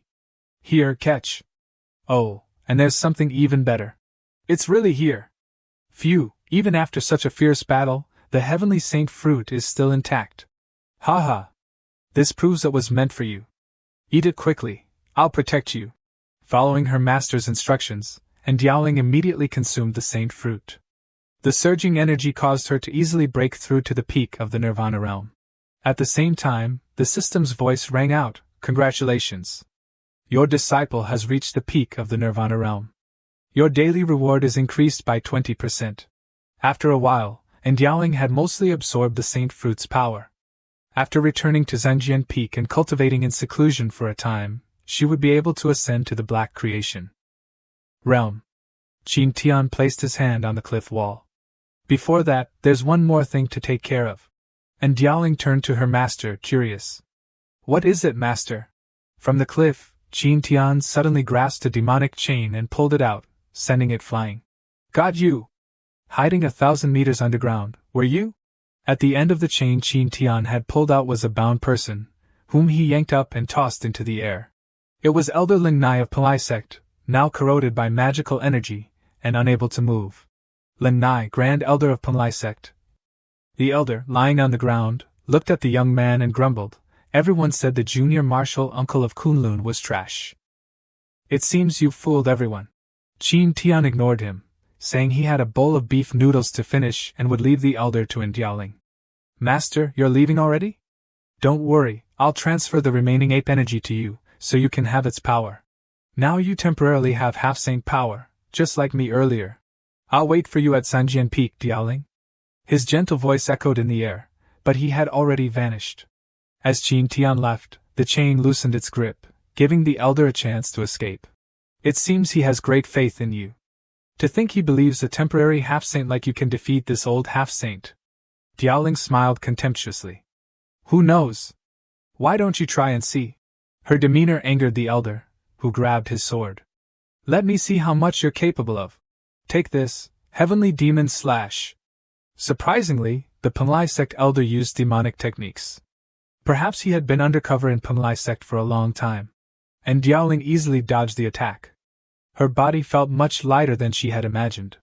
Is this the increased power from reaching a higher realm and my bloodline? Seeing her only dodging, the elder taunted, "What's wrong? Did your trash master not teach you how to use half-saint power?" Facing the attack, and Dialing lightly leaped onto her opponent's sword tip. "You talk too much, old man. I'm just getting used to my new power." Or rather, recalling the feeling of the past. With half-saint power, you can only dodge? Another demonic attack was unleashed. You're just a milk-drinking brat relying on external power. But when you land, it will be your end. Dialing continued to flawlessly dodge, soaring through the air while he pursued. Placing one hand on the ground, she declared coldly, "My turn to attack." Heavenly Demon Slash. The vicious attack swept through the air, but Dialing suddenly vanished, rendering the attack useless. What? She disappeared. So fast. While the elder was stunned, and Dialing appeared behind him with incredible speed. Then, a punch imbued with immense flames forced the elder to defend. This sudden, powerful blow slammed the elder into the cliff wall with a loud bang. The power and speed are still far from what I used to have, but oh well, it's only the half-saint realm. As Dialing sighed, the elder was battered and bruised. That girl's speed and power are immense. Ignoring his mumbling, and Dialing drew her sword, preparing to finish him. This is taking too long. Let's end this farce. The elder struggled to his feet, his body swelling. Little girl, today I'll show you what a true half-saint is. He decided to use a life-burning technique, drastically increasing his power. Facing his ferocious form, and Dialing smiled gently, flames flickering on her sword. A powerful half-saint? I've killed countless half-saints like cattle. Heart sword art, severing the mortal coil. Fierce flames and a deafening explosion shook the small mountain, sending birds scattering in terror. Meanwhile, the remaining 3 members of Yan Qingtiai's group, separated from Dialing, were searching for her. "Dialing! Where are you?" "I'm here, senior sister Yan." Having dealt with the elder, and Dialing rejoined her group. "You worried us to death. What happened after we entered the secret realm?" "You weren't with us." "I don't know. I just encountered a small opportunity." Curious about her encounter, they gathered around to ask. "Actually, when I entered the vortex, a red gemstone suddenly appeared in my hand." No longer interested in the secret realm's affairs, Tian, after dealing with the spider and retrieving the elder, immediately returned to the restaurant to enjoy his beef noodles. "My noodles! My beef noodles!" But to his dismay, the table and chairs were overturned, and the noodles were spilled on the floor. What happened here? Tian's face darkened as he surveyed the chaotic restaurant, drastically different from when he left. Down on the street, soldiers shouted as they tried to hold back assassins so the princess could escape. "Princess, run!" Her escape route was blocked by another mysterious figure, forcing her to stop. "Little princess, where do you think you're going?" "Surrender!" "Haha, princess, you wouldn't want your people to get hurt, would you?"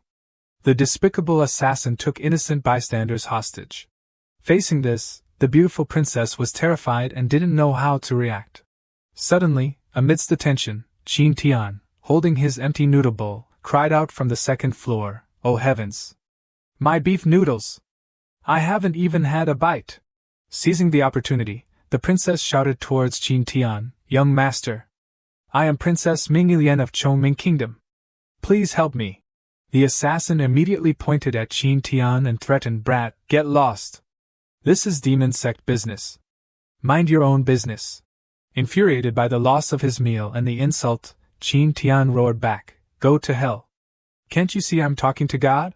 Dragon transformation art, slaughter." Immense power erupted. A golden dragon claw descended from the sky, crushing the demon sect assassins blocking the path. In an instant, they were obliterated, leaving only a giant crater. The princess stared at the crater for a moment before exclaiming, "So powerful! Thank you for saving me, young master. Why don't we return to the palace and discuss how to repay your kindness?" Tian shook his head, declining. "No need. I have things to do." Before she could say more, he flew off on his magical walk. "Oh dear! My benefactor is gone. Luckily, I used image recording stone to capture his appearance. I'll have the intelligence agency find him and see which family he belongs to." Sitting on his walk, Tian muttered, "There's still some time before Dialing and the others return to the sect. I should visit home." He changed direction towards Qin Manor, but it was now enveloped in a mysterious barrier. The barrier protected the manor, but Qin Tian easily tore a hole and slipped through. Why is there a Saint Realm formation around my house? No smoke at all. It's been abandoned for at least half a month. Father, mother, what happened to you? The silence worried Qin Tian, and he hurried inside to investigate. It was probably the first time anyone had snuck into their own home so stealthily. As he jumped into the courtyard, his foot landed on a loose stone tile, triggering a mechanism.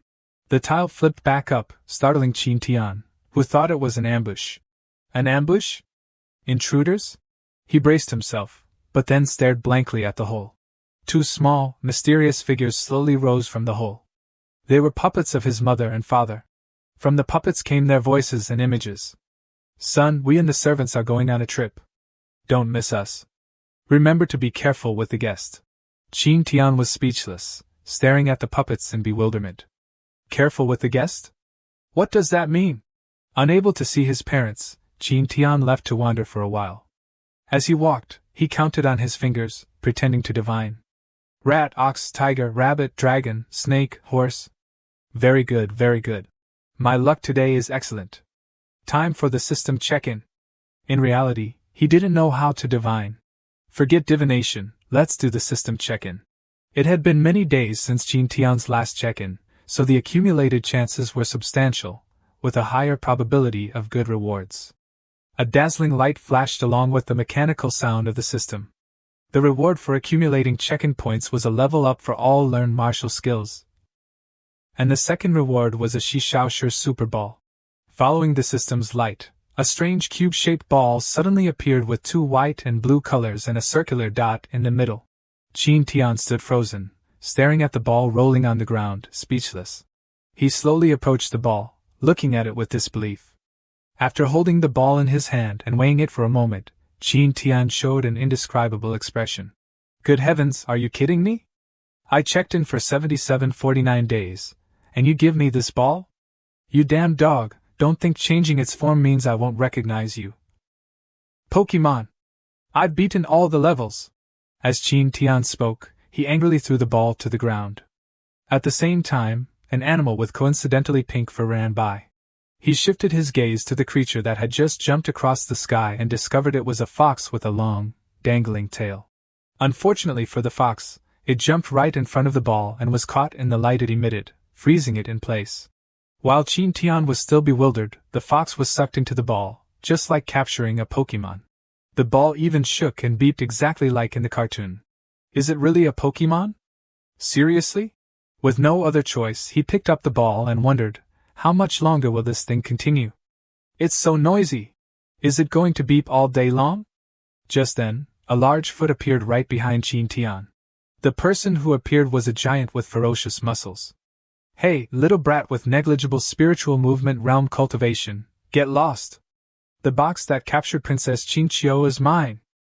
Give it here. Hearing this, Qin Tian turned to look at the giant. Princess Qinqiu? You mean the fox just now is the legendary Princess Qinqiu? It doesn't look like her at all. As soon as the muscular, bald giant saw Qin Tian's immortal-like face, his eyes turned into hearts, and he excitedly shouted, Little handsome, you are so good-looking. This fox is definitely Princess Qinqiu. This uncle is absolutely certain. Moreover, she's the one Deepening wants to capture. Deepening is very scary. Obediently hand her over to me. As the bald man spoke, he squeezed Qin Tian's chest. Give her to me, and then this uncle will take you to an extremely fun place to improve your cultivation. This uncle is in the Saint Realm. At this moment, a familiar and forceful song from long ago reappeared. That haunting melody awakens in my mind once more. Qin Tian panicked, quickly dodging away and shouting, Stay away from me. You're a disgusting homosexual. The bald man's eyes widened in confusion, then tears started to flow. Homosexual? Disgusting? Homosexual, disgusting? You dare say that word? The giant bald man with a fragile heart couldn't help but burst into tears. Damn it! I must crush you so you can't say such things anymore. As he spoke, he cried and thrust the giant pincers in his hand towards Qin Tian, who easily dodged it. The pincers, with their insane power, caused the surrounding ground to explode and peel off in layers. Tian quickly retreated to a safe distance, wary because this man was truly in the Saint realm, and his power was terrifying. "Don't run, you bastard! And the box! Give it back to me!" The bald man's eyes were filled with murderous intent, glowing red like a demon from hell. Tian, upon hearing this, stuck out his tongue mockingly. "Don't lie so blatantly, you disgusting homosexual! This box is mine! You said that word again! I must smash you into minced meat! Take this, my wrathful pincers!" The furious power within the bald giant's massive body caused the surrounding trees to snap and break as if a tank had plowed through them. The once quiet dense forest was continuously filled with loud explosions as countless trees were uprooted. Late into the night, when the moon was high in the sky, Tian sat in a tree, looking at the box in his hand, which continued to beep. Damn, it really did beep all day. My crow's mouth is truly accurate. Moments later, the ball beeped a few more weak times before falling silent, accompanied by bright flashes of light, signaling a successful Pokémon capture. Seeing this, Tian sighed in relief, finally free from the noise. The bald man's giant pincers were stuck in the ground, trembling incessantly. He leaned weakly against the pincers, panting, but not forgetting to curse. "Huff, huff, that little brat, slippery as an eel, made me so tired." After the ball stopped beeping, Tian stood on a branch and waved goodbye. "Hey, homosexual! Farewell, and don't come back! Don't run, you hateful!" Having used too much strength, the bald man's stamina was depleted. Too exhausted, he could only stand in place, unable to move, and he didn't notice the formation activating. Beneath his feet, Tian rode his cauldron-shaped magical treasure and flew away. The mountain where the bald man had been standing suddenly exploded, lighting up the entire area. I wonder if this fox is edible? The next afternoon, at Sengjian Peak, the residence of Tian and his disciple. The captured fox had now awakened, her leg wounds carefully bandaged. Where is this? It's not like Deepining's place at all. Could someone have saved me? The fox wondered as she gazed into the distance. While she was lost in thought, a voice startled her, and she turned vigilantly. "You're finally awake? This is Kunlun's sect, and I am your savior." The fox looked at Tian with disdain and replied, "Stop bragging. You're just a small fry in the spiritual movement realm. How could you possibly save me from the hands of a Saint realm cultivator?" The fox, ignoring him, leaped towards the window, intending to escape. "Whether you believe it or not, that homosexual was turned into fireworks by me. And also," as the fox jumped out the window, her body suddenly froze. "When you fell, you hit my magical treasure. You've signed a preliminary contract with it, so you temporarily can't go too far from it." Tian used the pokeball to pull the fox back into the room. "Then quickly break the contract. I must leave this place immediately." Tian shook his head. "That won't do. The narrator wrote that if the preliminary contract is broken, you'll explode instantly. Let me see, after that, a complete contract must be signed, otherwise, you'll also explode after 3 days. The fox snorted dismissively. 3 days? Who are you trying to scare? Explode? Just like that? Do you know how to look into your sea of consciousness? You can sense a faint contract signal in your sea of consciousness. Hearing this, the fox immediately focused her spiritual power to perceive her sea of consciousness, and was shocked to discover a thin thread covering it. Damn it! It's just as that man said. Is there really no other way? The adorable fox feigned a pitiful look with watery eyes.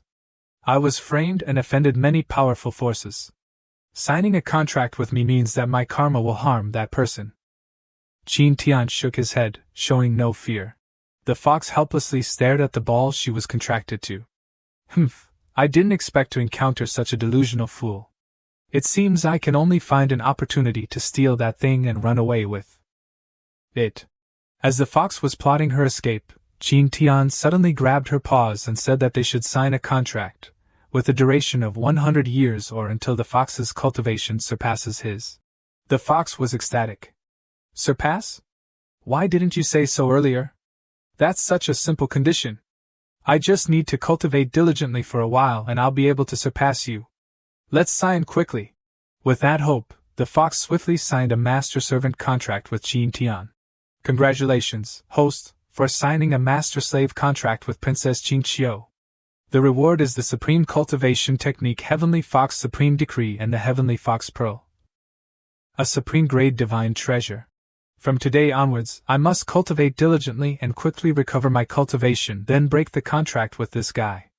But right now, my injuries are too severe. The fox's wounds on her hands and feet reopened with just a slight movement. After signing the contract, Tian realized he now had another mouth to feed in his house. This is going to be tough. Little doggy, I'll be back soon. You can eat the food on the table first.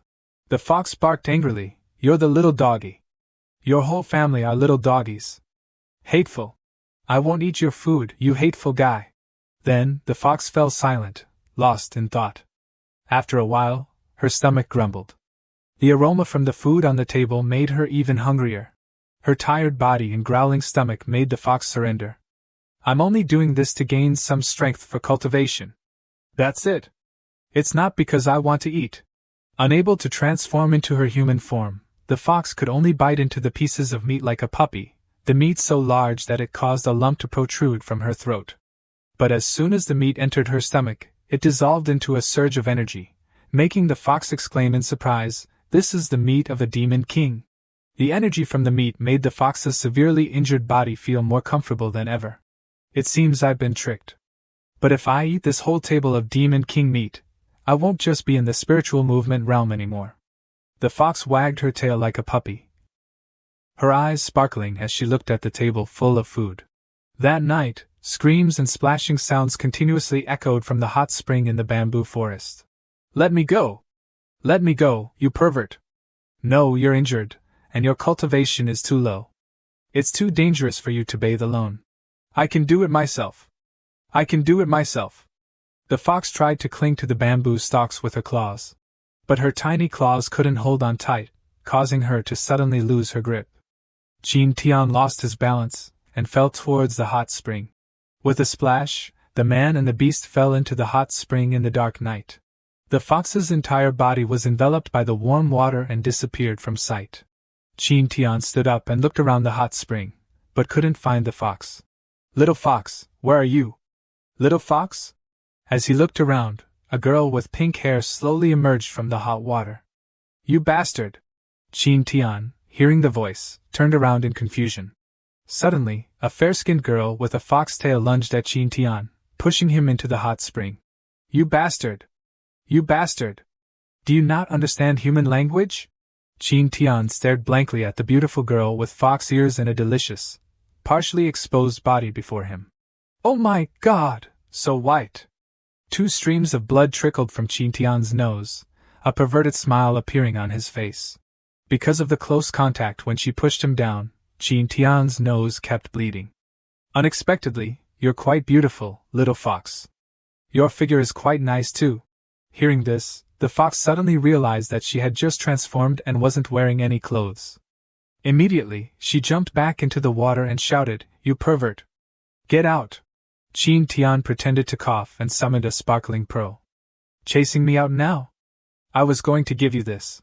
The fox poked her head out of the water, looking at Tian with reproachful eyes. You're a lecherous wolf. I don't want it. But before she could finish, the fox's eyes widened, staring at the pearl in Tian's hand.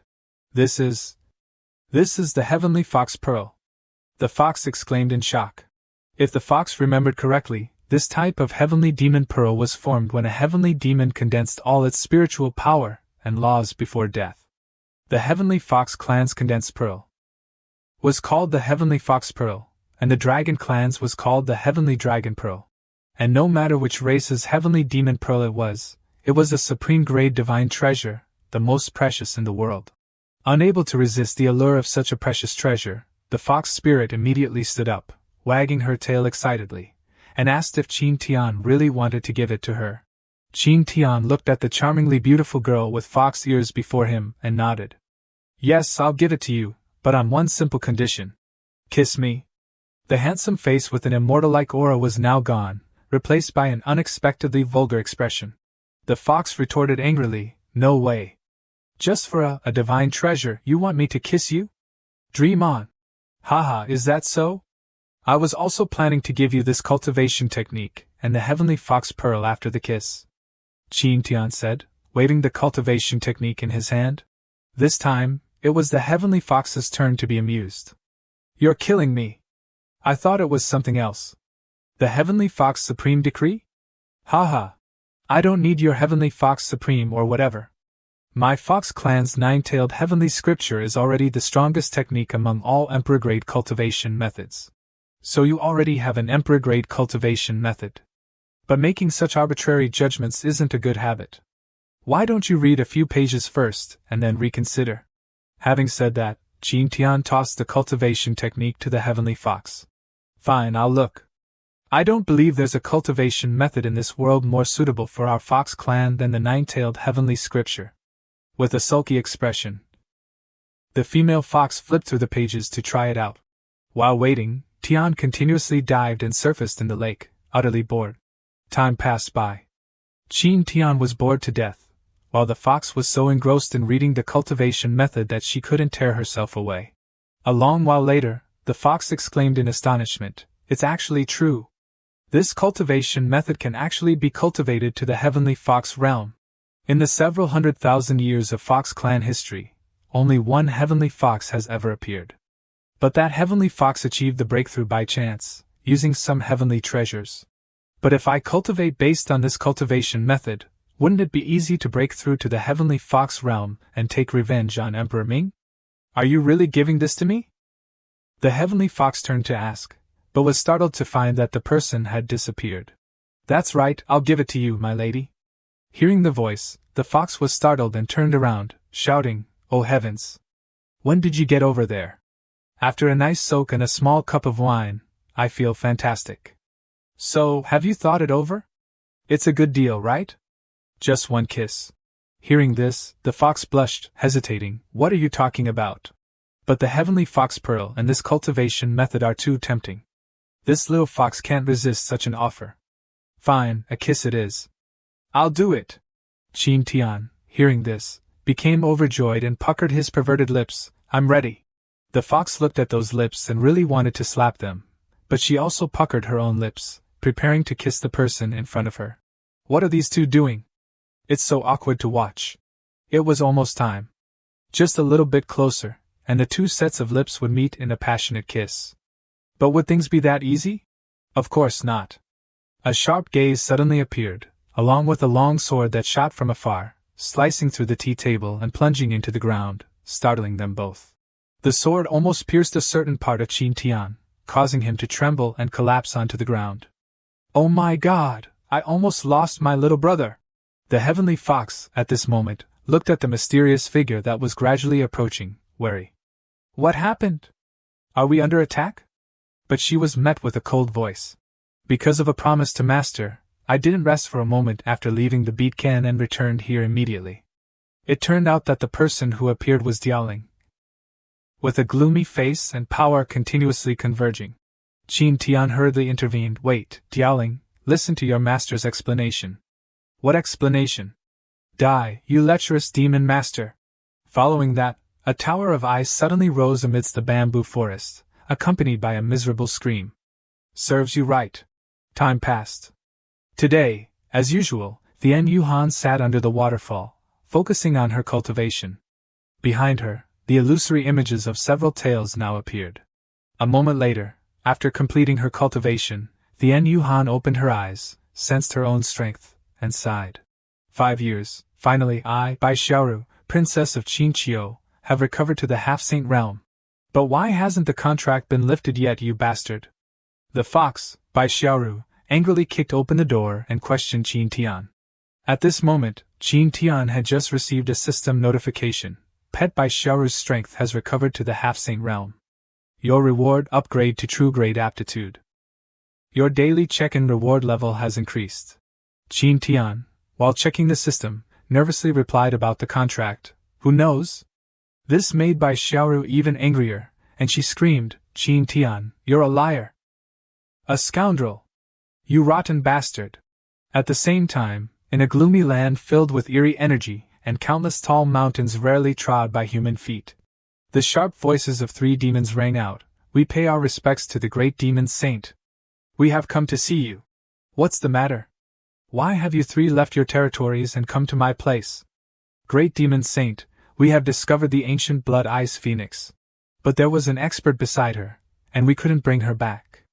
We were also severely injured because of this, and have only just recovered and left seclusion today.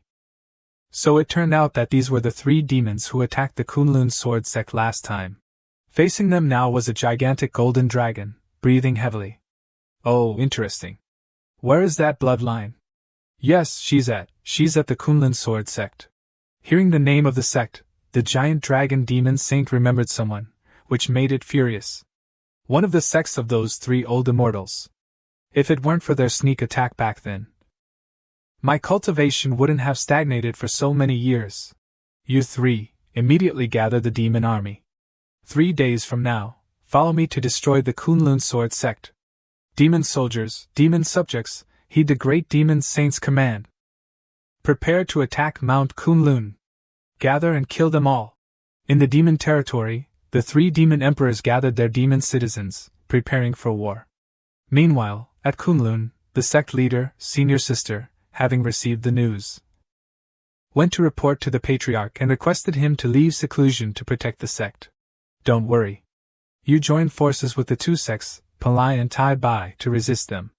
Leave the rest to the patriarchs of the 3 sections. Hearing the cold, indifferent voice filled with the patriarch's immense power, the sect leader nodded and accepted the command. At this moment, Tian was sitting on a tree, enjoying the breeze, when he received another system notification. Today's check-in reward, a supreme grade low-tier life and death sword. Tian's strength also increased to the same realm. But before Tian could celebrate his breakthrough for long, just 3 days later, the Manhwa mountain range was filled with monstrous demonic flames and the resounding roar of thunder. Hordes of demons in all sorts of bizarre shapes and forms, assembled into armies under the leadership of the 3 demon emperors, charged straight towards Mount Kunlun. Minions, crush them for me! Sect leader Tian also drew his sword and mounted his horse, commanding the disciples of the 3 sects to prepare to meet the enemy. Disciples of the 3 sects, heed my command! Protect the sword tomb and eliminate the demons. Then, the 2 factions, immortals and demons, began to clash and slaughter each other. The beautiful Peak Master Su summoned thousands of flying swords with her famous Tai splitting light sword technique. But that attack was easily intercepted by the Azure Rock Demon Emperor. Just a child's play. Now it's my turn to attack. Just as the beautiful Peak Master Su was about to fly up to dodge, countless thorny vines suddenly sprouted from the ground and entangled her legs. Before she could react, her entire body was bound tightly by the thorny vines. Sect leader Tian, hearing his junior sister's scream, was startled and looked down, but he couldn't be distracted, as his opponent was also the evil dragon demon emperor from before. Hey woman! What are you looking around for during a fight?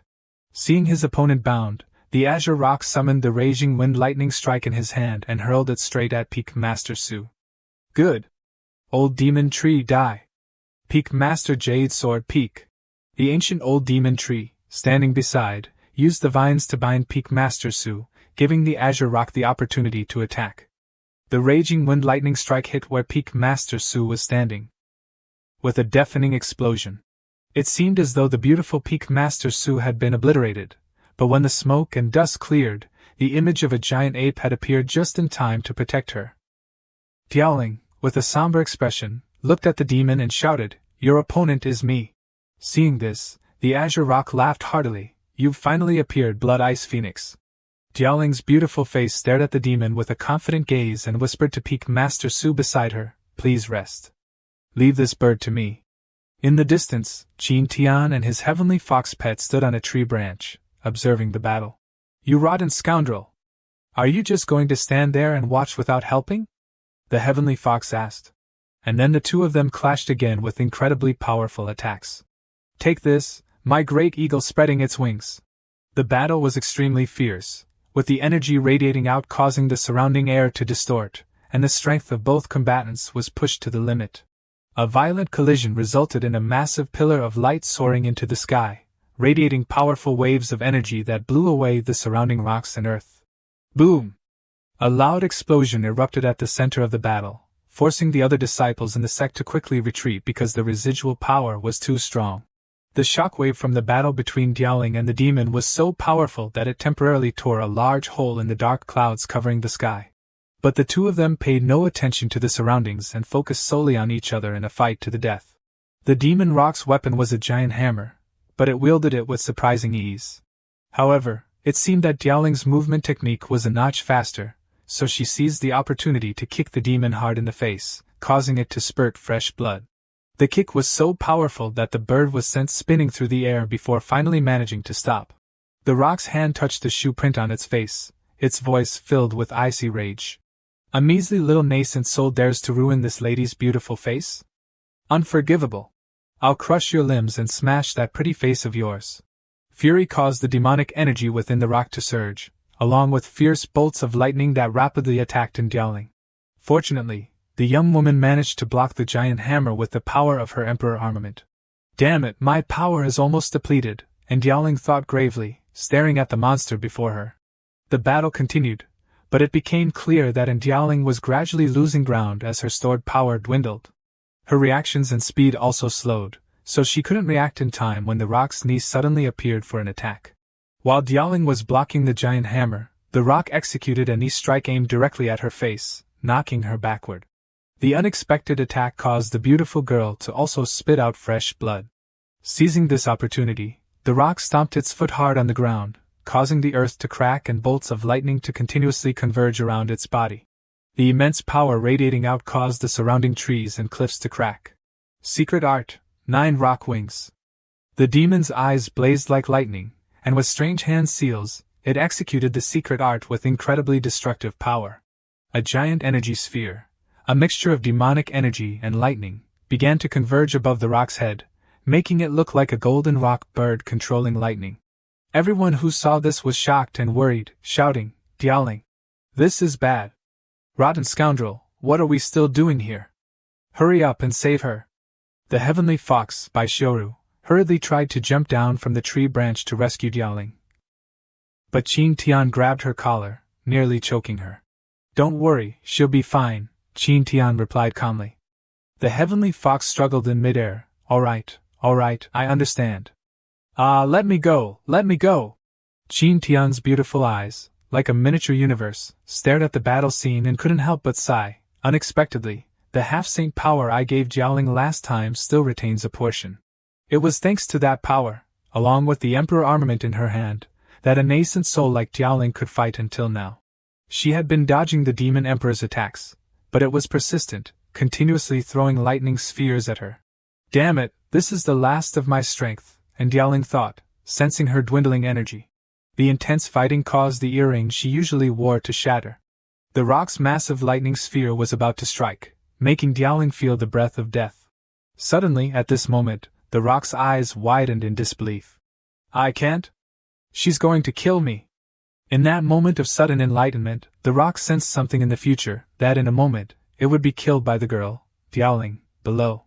Just then, a strange sound made the rock turn its head to look behind it. From afar, in the sky, it saw something approaching with immense momentum. Seeing this, the azure rock gritted its teeth and roared angrily, "Damn it!" The moment it lost focus, a violent surge of energy erupted from behind it. It turned out that Dialing, with her weapon, had seized the opportunity to attack. The girl's eyes were cold and incredibly calm, almost terrifyingly so, coupled with the sharp Emperor armament. A horizontal slash caused the heavens and earth to explode, but suddenly, a strange power descended from the sky, enveloping the azure rock. The power was so strong that Dialing also had to retreat. The girl looked gravely towards the explosion and the mysterious power, and peering through the explosion, she could see a monster that had just appeared. It was a strange carriage enveloped by the image of a giant fire dragon, and the fire dragon's hand was grabbing the azure rock demon. On the verge of death, the azure rock was rescued, and it was overjoyed because the one who had saved it was the great demon saint. From within the carriage, a cold voice emanated, "A half-saint realm demon emperor is rare even in the myriad demons world. You cannot die here yet. And the blood ice phoenix bloodline is the most important sacrifice for this saint to enter the emperor realm. So, come here." As the voice faded, the giant dragon arm suddenly appeared, attempting to seize Dialing below. At this extremely perilous moment, several sharp rays of light, along with an ancient sword, shot out and pierced the giant dragon claw, stopping it. With the patriarchs of the three sects here. Don't you dare cause trouble! While Ying was still dazed, three immortal-like old men appeared in front of her, and told her to leave this to them and go support Tian. While everyone was fiercely battling the demons, in the warehouse of the sword storage villa, Tian and the Heavenly Fox were rummaging for clothes. Why do you suddenly want to come back here to get clothes? Finding a suitable outfit, Tian smiled. I have a feeling I'll have my moment soon. The battle was now incredibly intense, with countless magical treasures flying across the sky, continuously attacking the giant dragon claw. Heaven and earth changed color, smoke and fire filled the air as the patriarchs of the three sects fought against the demon saint with earth-shattering power. Seeing that ordinary attacks had no effect, the three patriarchs decided to use the three talents formation, combining their powers to summon a giant sword. Heaven and earth changed color, the ages refined, the eternal nine-sword strike. Looking at the sword hurtling towards him, a mocking voice came from within the carriage, the same trick from 300 years ago. Do you have no new moves? The image of the giant fire dragon, facing the approaching sword, immediately spewed a torrent of destructive energy called the Dragon's Breath of Annihilation. The power of the Dragon's Breath of Annihilation clashed violently with the power of the giant sword. After a moment of struggle, the sword seemed to be sharper than the dragon image, piercing through it and slashing towards the mysterious carriage. Boom! An earth-shattering explosion and a pillar of light that pierced the sky and shattered the dark clouds. The cultivators standing nearby were all blown away by the residual power. After the smoke and dust settled, the carriage seemed slightly damaged from the attack, but it was still mostly intact.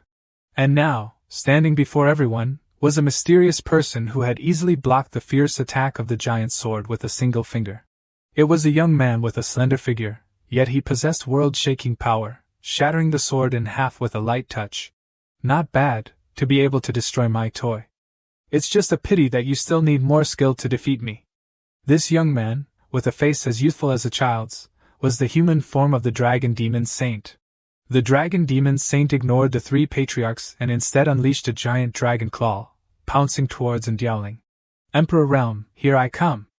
By capturing Ying and extracting her blood ice phoenix bloodline, the dragon could break through to the Emperor Realm. Sect leader Tian, still battling the evil dragon demon emperor, couldn't afford to be distracted and could only helplessly call out, Ying, be careful. Facing this overwhelming power, Ying had no other choice but to sigh wearily, I'm done for. But she didn't notice that the token nestled between her breasts was now emitting a seven-colored light. Suddenly, a giant fist emerged from the token, making Ying cry out in surprise. From the token between Ying's breasts flew a person with a strange hood and comical clothes, punching away the dragon's claw. A hero has arrived. Don't mess around, monster. The newcomer, in a yellow suit and white cape fluttering in the wind, declared. Ying suddenly clutched her chest, trembling and falling to the ground. The mysterious person, Tian in disguise, ignored the dragon and, seeing his disciple acting strangely, asked, What's wrong with you? Ying was in so much pain that tears welled up, her soul chafed raw, You jerk. You didn't even warn me. Try it yourself and see if it hurts. You asked who I am? I am the Sword Saint, protector of Kunlun. Ying shouted angrily, changing the subject. That's too much. Hearing this, the demon saint sneered, Protector of Kunlun? What a joke. Today I'll show you that no one can stop me. Immediately, the bratty evil dragon used its ultimate technique, the soul-scattering dragon claw, to attack the strange hooded figure. The figure promptly drew a bizarre jet-black sword to meet the sharp claw. Suddenly, the demon saint looked down at its hands, revealing an expression of disbelief. How could it cut my hand so easily? In that fleeting exchange, the sword had severed one of the demon saint's arms, leaving it stunned. You've never encountered the supreme life and death sword, have you?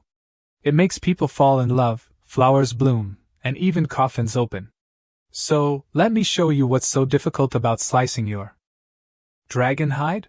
The evil dragon gritted its teeth and cursed, Damn it, you weirdo! What supreme life and death sword?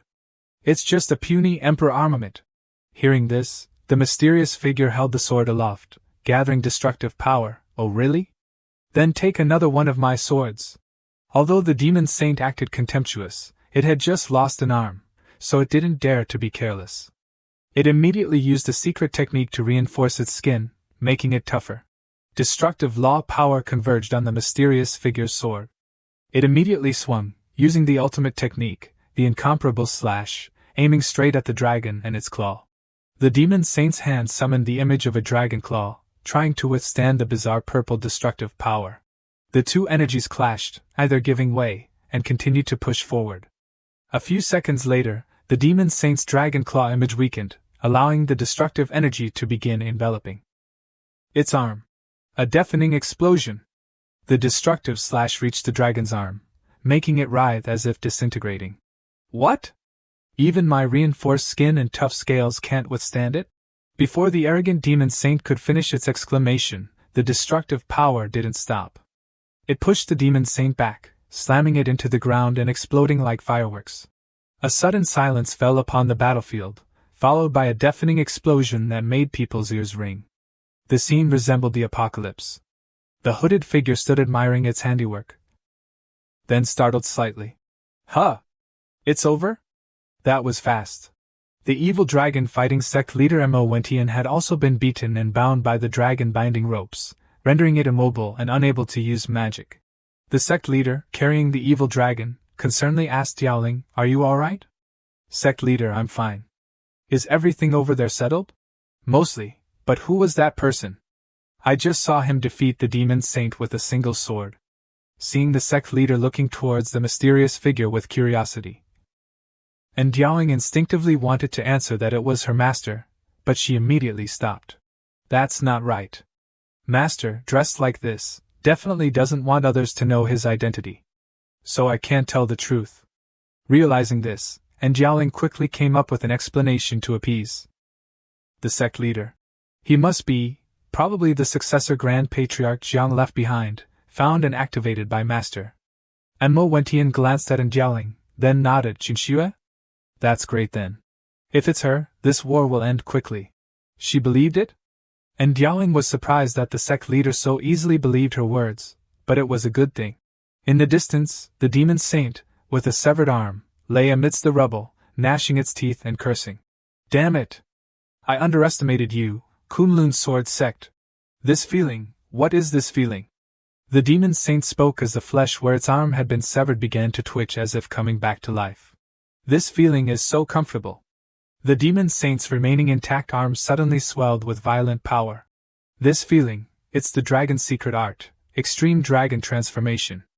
The demon saint's mind seemed to become crazed, a savage grin spreading across its face as it slowly struggled to its feet. Before the mysterious figure could react, a massive explosion erupted where the demon saint was standing, engulfing everything in smoke and fire. In the distance, sect leader Tian and Ying hurriedly retreated because the aura was too powerful. The smoke cleared, revealing the demon saint with two intact arms and a much more muscular body than before. If the demon saint had looked like a boy before, it now resembled a powerful young man. "Ha! Thanks to you, I've broken through again at the brink of death. Now, below the Emperor realm, I am invincible. So I must repay you properly, my great benefactor." The demon saint's savage laughter echoed through the sky, its aura continuously rising, causing others to tremble. "Oh my god, it's even stronger than before. It has broken through to the saint realm, third heaven. Can Master really win?" The demon saint became more and more frenzied, laughing loudly with blazing eyes. "I will kill you. And I, with the help of the Blood Ice Phoenix bloodline, will become the demon emperor, ruling over all demons." As it looked up at the sky, laughing incessantly, a mysterious ray of light suddenly flashed across its neck. Just as the demon saint was celebrating its breakthrough, its head was sent flying. "Huh! What happened? Why do I feel strange?" It turned out that the one who had delivered the finishing blow was Tian in the hood. The demon saint's eyes were filled with shock and disbelief. "I worked so hard to break through to the third heaven." It couldn't finish its sentence. Its body and head fell to the ground, its eyes wide open in death. Seeing this, Tian stroked the destructive sword in his hand and sighed. "I was going to play with you for a bit, but you talked too much. Don't you know that villains always die from talking too much?" After the exhausting battle, the ecosystem within a radius of several dozen miles was severely damaged. With their leader eliminated, the remaining demon emperors were easily captured and bound by the Kunlun Sword Sect disciples, a truly miserable sight. The demon saint, who had broken through so arrogantly, dreaming of reaching the Emperor realm, now lay decapitated on the ground. Come here, a Saint Realm golden dragon corpse is a good thing, huh? Following his principle of not wasting food, Tian didn't want to let this delicious body go to waste.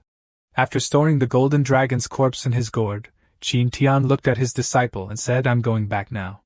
Hearing this, Ying replied, "Then I'll go too." "No, wait a minute," Tian said with a mysterious smile. Ying suddenly felt a chill down her spine from her master's smile and quickly tried to stop him. But before she could react, Tian once again burrowed into the token between her breasts. "This hateful master, he just likes rubbing against my..." Sect leader, from afar, called out and asked, "Has the sword saint returned? He's the one who just helped us." "I haven't thanked him yet. But is that area of yours bigger again, Dilling? I see smoke coming from it." The sect leader suddenly noticed Ying's chest and asked curiously. After the battle, Tian's biggest gain was undoubtedly the golden dragon's corpse, so he decided to enter his secret chamber and start refining pills. The little heavenly fox, Shuru, was bored waiting outside the alchemy room with nothing to do. "This is so boring. Tian has been inside the alchemy room for almost half a day." She yawned and looked at the sparrows pecking at the floor. "Don't you have anything to do, just like me, fat birds?" The gentle breeze from the bamboo forest and the peaceful atmosphere made Shuru drowsy, almost falling asleep. As her eyes slowly closed, a hand suddenly appeared, along with someone calling her name. Hearing someone call her, the tired heavenly fox opened her eyes, drool dripping down her chin. "Why are you sleeping here? Where's my master?" Seeing that it was Ying, Shuru immediately hugged her. "Ying, you're finally back. As for your master, he's in the alchemy room." Hearing alchemy room, Ying suddenly had a bad feeling. Just as she felt, moments later, the alchemy room exploded with a bang, startling the heavenly fox, who shouted, "Sword storage peak is under attack." And Ying looked on helplessly, as she was used to this. The alchemy room exploded every few months thanks to her master.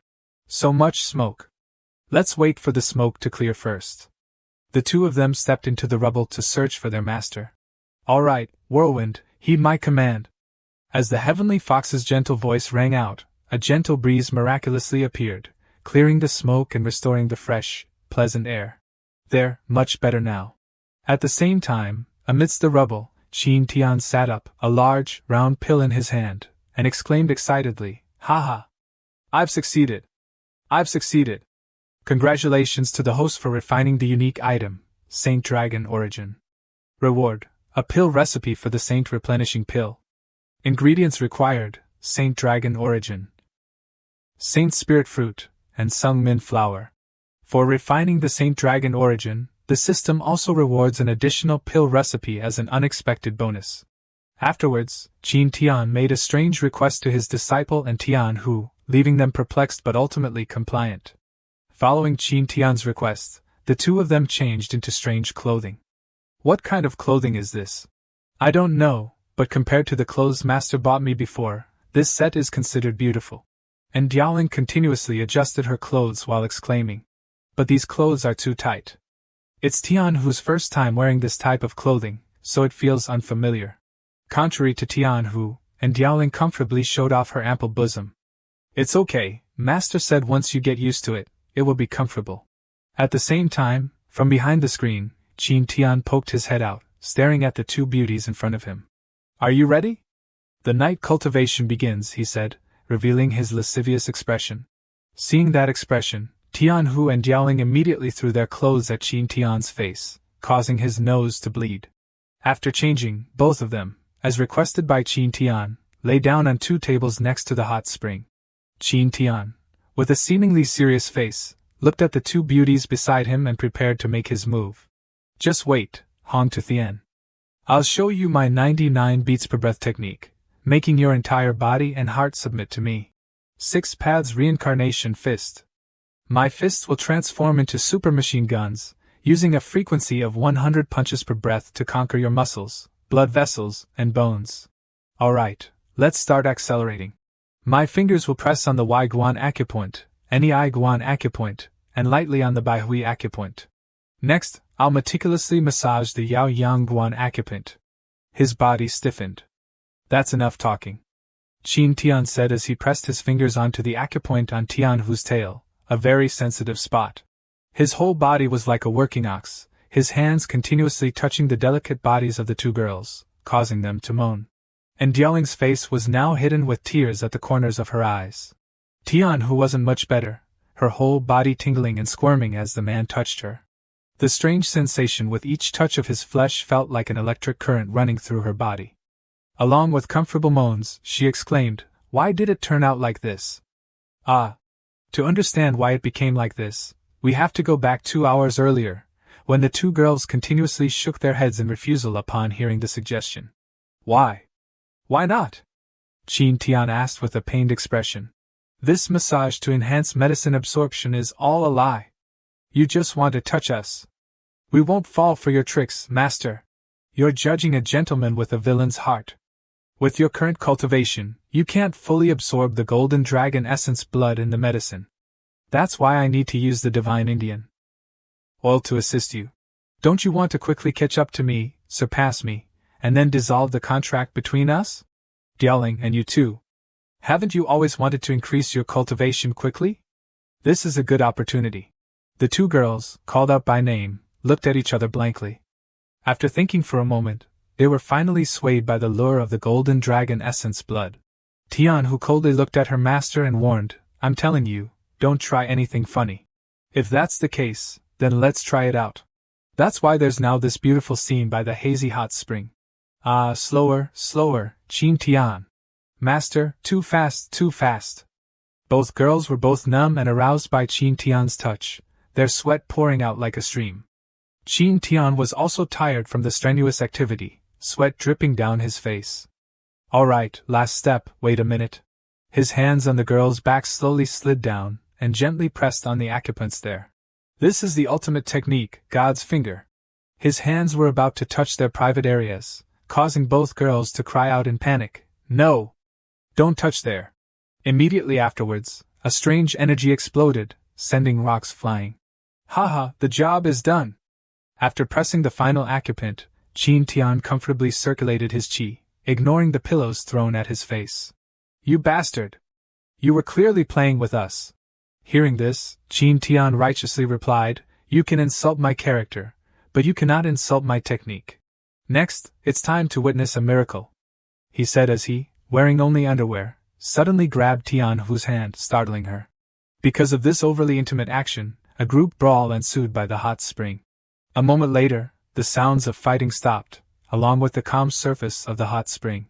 The speed of absorbing and transforming spiritual qi is several times faster than usual. "It's really effective," the two girls exclaimed, while Qin Tian, with a bruised head, complained.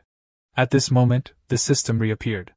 Host disciple, Diaoling, has broken through to the high-level half-saint realm, rewarding the host with saint-grade cultivation aptitude.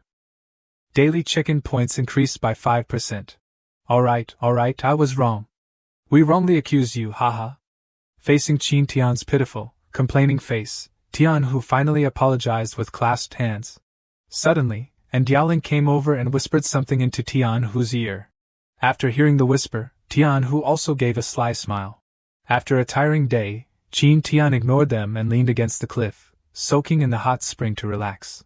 Suddenly, his disciple Diaoling appeared behind him, hugging his muscular body. The beautiful and hot Tian Hu also appeared beside him, hugging his arm. Before the surprised Qin Tian could react, the two hot girls covered his eyes with their hands. "Qin Tian, Master, Mua!" His vision plunged into darkness.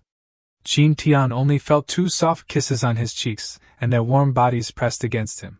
Time passed. One day, after the great battle of the demon race.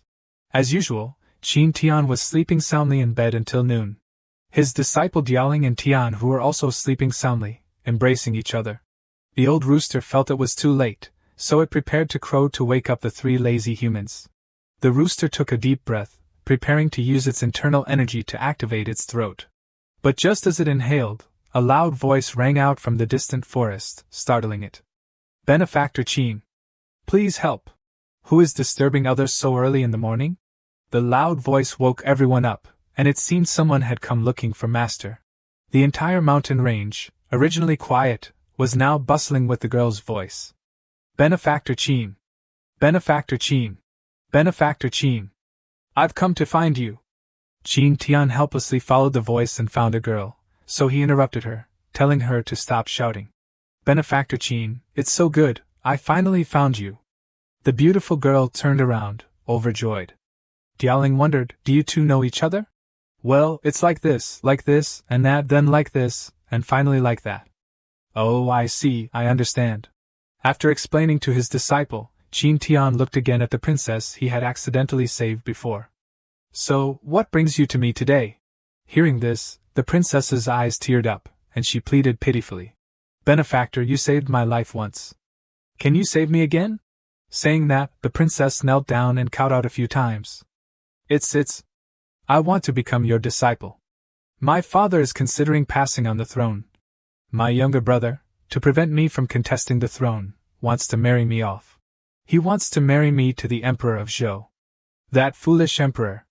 If I marry him, Zhou and Sung Min will always be brothers. Or he might marry me off to a lecherous and vulgar border general. So, without a powerful backing, it's hard for me to escape the fate of being married off. That's why I presumptuously came here, wanting to become your disciple. Benefactor Qin, so I have a chance to control my own destiny.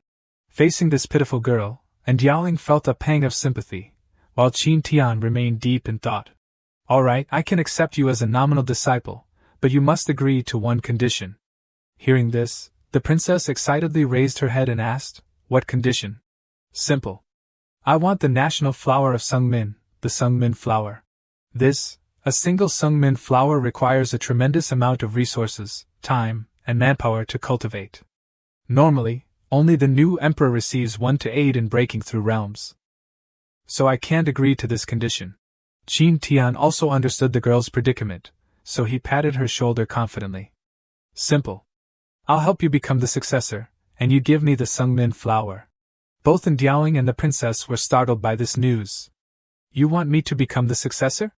The surrounding air suddenly fell silent as the little princess pondered over the words she just heard. After a moment, the girl gritted her teeth and made up her mind, raising her head to face Tian. Okay, I agree. I will definitely do my best to help you get the Sung Min flower. Seeing this, Tian smiled with satisfaction. Alright, from now on, you are my nominal disciple. Follow me. Yes, master. From that day on, the tyrannical Tian began special training with the little princess who had just entered the sect. It's unclear what kind of training it was. But only the princess's screams of terror could be heard. Help! Min, why are you running away? No need to ask, master. If I don't run, I'll die. Facing her master's giant chainsaw, Min ran with all her might. What's with that expression? What's with those eyes? What's with those tears? The princess cried without tears, wailing nonstop. I don't want to learn anymore. I don't want to be the successor. Hoo-hoo! Running too fast, she tripped and fell face first onto the ground. Master, please spare me. Spare me. Will those tears help you control your destiny? No more running, Ying. Come back to me. Thus, the strange training session, with one person chasing and the other running for their life, echoed throughout the mountains. Tian Hu and Ying sat snacking and watching, wondering, is this training really useful? Late at night, in the quiet imperial palace of Sung Min, in a room, a girl's pleas rang out. Your Highness! Your Highness! Let go! Let go! The pitiful girl lying on the bed was being strangled by a man, his cold voice echoing. Didn't you say you wanted to give me everything? Don't blame her. If you want to blame someone, blame that old man who won't die and my older sister. They killed that person. The man with the demonic eyes was the prince of Sung Min. Min Qian. The strangled girl couldn't breathe, tears of pain streaming down her face. After struggling for a long time, her breath finally ran out, and the girl tragically passed away. After ending the life on his bed, Prince Min Qian, with a demonic smile on his face, suddenly spoke. Sect Master, she agreed to your request. So you should keep your promise too, right? The prince's figure now resembled a corpse, his hands trembling, his voice icy. As the prince's voice fell, the closed window suddenly burst open. A black shadow, like a snake, slithered into the room from the window. From the shadow emerged a man with fiery red hair, a pale face, and a voice that seemed to come from hell. Prince Min, no, now I should call you Emperor Min. Since you've kept your promise, our demon sect will definitely support you in ascending the throne, no matter the cost. So don't worry anymore. This mysterious, demonic man was Ma Tian, the current sect master of the demon sect. Princess Min Weilin was temporarily unaware of the events happening in the palace. She was diligently training with her senior sister. Since you can use magic, don't blame me for bullying you. Take my foxfire! Facing the fierce attack from Tian, who, Diaoling, immediately jumped to intercept. Go, Weilin! Attack her! Tian, who immediately shouted angrily, Hey! We didn't agree to a 2-on-1 fight. So what if it's 2-on-1? Attack with all your might! The fierce combined attack from the two girls shocked the little fox, forcing her to dodge. Ah! Help! Someone wants to kill this fox. Using the strongest move right away. Weilin, attack with all your might again. Hurry up! Well done, Weilin! Attack! Weilin, get up! Don't rush me! The three of them continued training like this, while Qin Tian sat in a tree watching the commotion.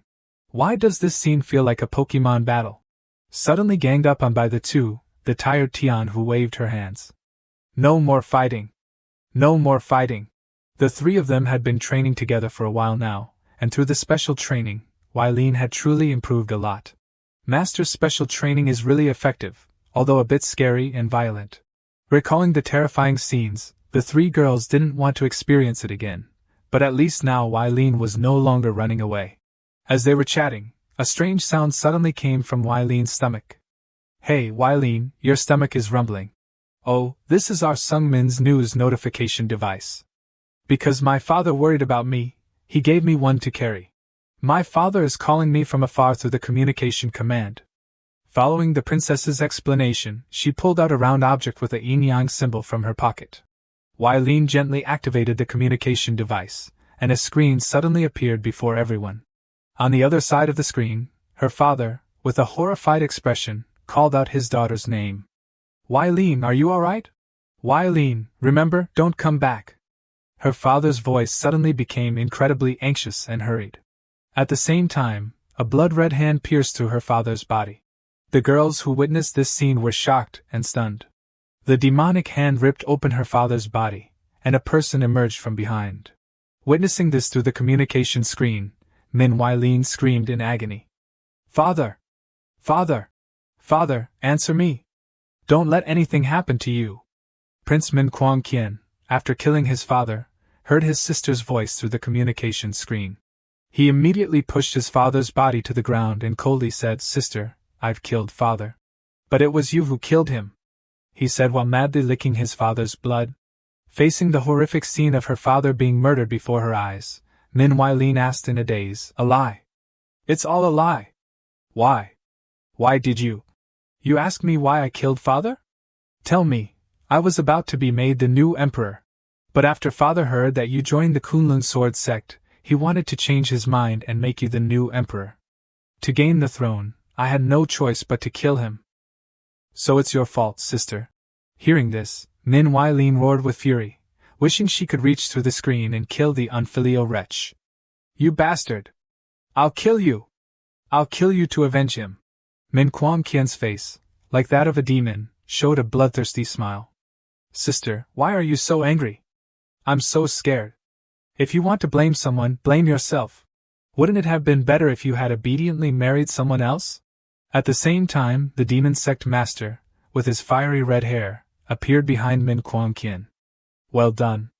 Next, according to the agreement, the demon sect will hold a sacrifice in Sungmin City. You won't go back on your word, will you, Your Highness? Oh, of course not. You are all my great benefactors.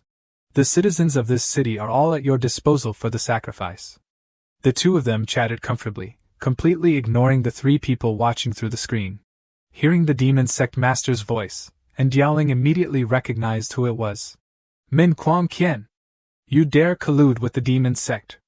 What are you trying to do? The princess roared angrily. The two on the other side didn't want to continue the conversation, so they crushed the communication device. No matter how much Min Weilin shouted, the screen gradually disappeared. Come back! Come back and explain clearly! What else do you want to do to the people of Sungmin City? Faced with her father's tragic death and her younger brother's betrayal, the little princess almost collapsed. Seeing this, Tian immediately stepped forward to comfort her. Weilin, I know you're worried, but first, don't lose your composure. But sister, you heard it too. He wants to sacrifice the people of Sungmin City. Hearing her senior sister's reminder, Tian pointed towards Qin Tian, who was still sitting on a branch, eating melon seeds. In this situation, if you want to save Sungmin City and defeat Ma Tianwan, who has half-saint cultivation, you'll have to rely on your master. Min Weilin was startled upon hearing this. That's right, I still have master. Happily enjoying his melon seeds in the show, Qin Tian was slightly speechless at being dragged into this. This is really troublesome. After the emperor was killed by his son, the demon sect gained control of Sungmin City, causing the citizens to flee. Run, everyone! Hurry! We're almost at the city gates. Once we're out of the city gates, we're safe. Great! Let's hurry! People of all ages were running out of the city, but suddenly mysterious tentacles sprouted from the ground, wrapping around their legs. Ah! What is this? Help me! A mysterious vortex, like a sea of blood, spread across the ground, continuously sprouting tentacles that entangled everyone. Amidst the citizens' screams of terror, they were all swallowed by the blood. Perhaps this was the life sacrifice ritual mentioned by the demon sect master. The screams gradually faded, leaving the streets empty, with only the pool of blood remaining. Nearby, the demon sect master observed the situation in Sungmin City through his magic. After this sacrifice in Sungmin City, I've finally broken through. Haha! Hearing this, a mysterious figure appeared again, with a strange face like a soulless mask. Congratulations on ascending to the Saint Realm, Ma Tianwan. Next, as you wished. The mysterious person appeared with a strange book in hand, and a sound emanated from it. Now you are qualified for a deeper cooperation with us. At his disciple's request, Qin Tian used his magical cauldron to carry the four of them to the Sungmin Imperial Palace. Min Weilin rushed into the main hall, flung open the doors with a worried expression. Min Kuang Qian! Come out here! But before anyone answered, the princess's face turned pale with fear as she looked inside. Sitting on the throne was a three-headed humanoid monster with a long snake tail extending to the door. Standing on either side were two mysterious figures. The strange monster had one head that was Min Kuang Qian, the first prince, another head that was Min Kuang Bao, the second prince, and the remaining one was Min Kuang Hui, the third prince. Everyone stared in shock at this disgusting monster, while Min Weilin screamed the names of her younger brothers in anguish. Kuang Hui! Kuang Bao! Is that you too? The red-haired demon sect master coldly said, You've finally arrived. The mysterious book in the hand of the pale-faced man also made a rustling sound. Long time no see, Qin Tian. Qin Tian didn't understand how the book knew his name, but he didn't care. He coldly pondered and then asked, What did you do to them to turn them into this monster? It's nothing. Kuang Qian wanted to increase his power and sought my help. So I used a secret technique to merge him with his younger brothers, helping him ascend in power. Your becoming a disciple of the Kunlun Sword Sect really put a lot of pressure on him. Hearing these taunts, Min Weilin flew into a rage, cursing and summoning her weapon as she charged to attack. You bastard! I'll kill you! But she had only taken a few steps when a mysterious wall suddenly appeared, blocking her path, causing Min Weilin to slam face first into it. There's actually a barrier here? How cunning! Only then did Qin Tian have time to notice the other mysterious person in the hall. Hey, Baldy with the book, who are you? Hearing this, the strange bald man slightly raised the book. Before I introduce myself, let's change the scenery, shall we? The book in his hand suddenly glowed, its pages flipping by themselves without a breeze, making strange rustling sounds. A dazzling golden light illuminated the entire palace, forcing everyone to squint. As soon as the light disappeared, there was no one left in the hall, as if everyone had vanished into thin air. The scene shifted to a barren desert without a single tree or blade of grass. Qin Tian's group suddenly appeared there. A desert? Ah, my eyes! They're full of sand. The three-headed monster now appeared out of nowhere, dripping fresh blood from its terrifying mouth, constantly calling out sister. The demon sect master hovered in the sky under the scorching sun, looking at and yowling and saying, "My saintess, I never thought we'd meet again. I've missed you so much I almost died. My saintess, to think we would meet again. I've missed you to death." And Diaoling also hovered in the air opposite him, replying coldly, "I've also missed you to death. Missed you so much that I can't wait to chop you into 1,000,000 pieces and feed you to the dogs." Perhaps they were separated when they were transported here. Now, by a deserted sea, the bald man began his introduction. "Let me introduce myself. I am An Na, a saint realm follower of the bald religion." The book in his hand also spoke, introducing itself. "I am one of the 9 divine books, a clone of the Book of Space. My main body is currently entangled with your Qin family in the myriad universe." Hearing these strange yet familiar words, Qin Tian couldn't help but mutter, "Qin family? Myriad universe?" After a long silence, still unable to figure anything out, Qin Tian asked, "What do you mean by that?" The bald man, seeing Qin Tian pondering for so long, thought he understood everything, but it turned out he didn't know a damn thing. "Oh, I remember. I almost forgot." That night, the 2 strange puppets said something very bizarre. Only now did he remember the 2 puppets he encountered at his home the night before. The 2 puppets sprouted from the bricks under his courtyard, and their appearance was a miniature version of his parents.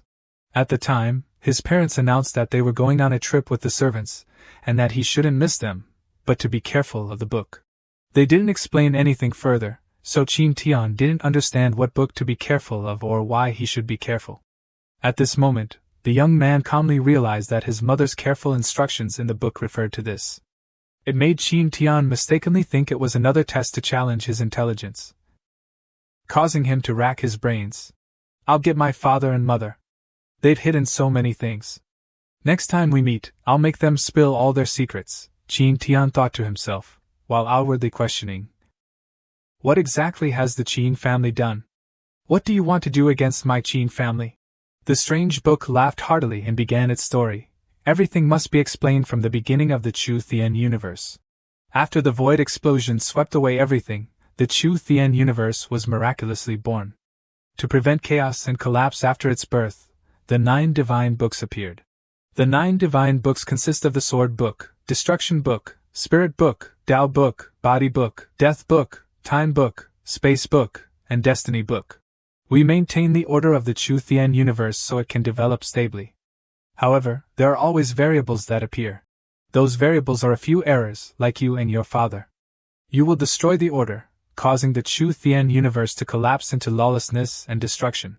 Therefore, we must eliminate errors and variables like you to ensure the smooth operation of the universe. After the book finished speaking, the bald man suddenly clenched his fist, making the book disappear and radiate an energy like an eternal flame burning everything. The bald man began to absorb energy from the book. In just a few seconds, the energy transfer was complete. The book transformed into a cloak growing from the bald man's neck, constantly exuding a strange aura. "We are one, and we are invincible," the book, now a cloak, smiled triumphantly. "Ha ha! Kill him! For the peace of the Chu Thien universe and to lift the curse on my shaved head, I invite you to die by my hand." Looking at the strange combination of man and book before him, Qin Tian pondered, the book actually turned into a cloak. This is a bit too cool. What kind of magic is this? I really want to have it, really want to learn it. His eyes sparkled as if he had seen a precious treasure. The strange bald man said nothing but raised his fist and flew forward. "This is my signature martial skill, the bald head assault fist." Qin Tian was not afraid but smiled with joy. "Although you two look very interesting and cool, it's a pity I have to ruin it." Unfettered Great Dragon Fist. 2 fists with immense power, intertwined with laws, collided. In the next instant, the residual waves from the collision caused the surrounding sea to appear as if swept by a meteor shower. A sky-shaking explosion sent seawater splashing everywhere, obscuring everything. After the collision, the two retreated, looking at each other warily. The bald man couldn't help but sigh. "You look like you're at the spirit dynamic realm, But you're a variable, so I guess you were hiding your cultivation. However, I still didn't expect you to be at the Saint Realm, just like me. Haha, you flatter me. But I'm not happy at all to be praised by you. Sensing Qin Tian's strength, the cloak knew this wouldn't be easy to resolve and spoke up. Why can't you just die? Your existence will cause this world to collapse. And Ying, Bai Shiru, and even Min Weilin, they will all die because of you. Faced with this threat, Qin Tian didn't waver but smiled contemptuously. But I'm not an idiot. These are all biased words from you. I won't believe you. The cloak's voice grew colder. Then there's no other way. Anna, use the power of the divine book. Quickly finish him off. No problem. I'll kill Qin Tian before she reacts. Although Qin Tian didn't understand who the she in his words was, he didn't have time to think as the bald man attacked again with even fiercer momentum. Receive my divine descent breakthrough. The power the bald man radiated now startled Qin Tian, as it was the power of the Emperor realm. Both the speed and strength of the bald man were completely different from before, like heaven and earth, making it impossible for Qin Tian, who was only at the Saint Realm, to react. The bald man's heavy cannon fist was like a giant mountain he held in his palm, smashing down and sending Qin Tian flying towards the sea. Seizing the opportunity, the bald man launched another attack, not giving his opponent a chance to retaliate. Qin Tian was continuously hit by several heavy blows because the power of the Saint Realm was completely disadvantaged against the Emperor Realm. With a bang, Qin Tian was smashed straight into the deep sea, causing the seawater to erupt into towering water columns. The bald man and the strange cloak stood on the sea, looking down for a long time. How simple. It's all over. The scene shifted back to the desert. A loud explosion echoed, sending sand and rocks flying. The three-headed snake monster raised the crossbow in its hand, its voice hissing, "Ha ha, sister. You've been at Broken Sword Peak for so long, yet you haven't learned any skills? Then obediently accept your death." At the same time, 3 magic arrows were fired, each with electric sparks carrying the aura of death. The fierce attacks forced Min Weilin to dodge desperately. Damn it! The attack speed is too fast. I can't get close to him. The head of Crown Prince Min Quang-Qian let out a cold laugh. Is that all, sister? Just when the three-headed monster was careless, the celestial fox flickered into existence right behind it, rejoicing inwardly. A chance. The beautiful girl was about to pounce and attack from behind, but she suddenly stopped mid-air, staring in astonishment at the monster's back. A familiar, old face had sprouted from its back. Who are you? The old face shouted upon seeing the celestial fox. Unexpectedly, there's another head on the monster's back. The old head screamed incessantly as if losing its mind and began to open its mouth to attack. Don't come closer. Stay away from me. Bai Xiaoru, the celestial fox, inwardly cried, it's ruined. She was struck directly by a beam of light emitted from that head. The sudden turn of events caused Bai Xiaoru, who had been trying to ambush, to be tragically repelled. The power of the head on the back was no less than that of the other 3 heads, hitting Bai Xiaoru so quickly she couldn't react, and seemed quite seriously injured. Seeing this, Min Weilin cried out in fear and worry, Shiru. Sister. Well done, my imperial father. Min Quang-Qian praised.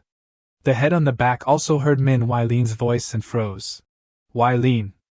Weilin! Run! Run quickly! It turned out this head belonged to the mind-controlled emperor, who had momentarily regained consciousness upon hearing his daughter's voice. Run, Weilin! You must live well! Run! The old head tried to move forward to see his daughter. Hey, old man, stop moving around like that!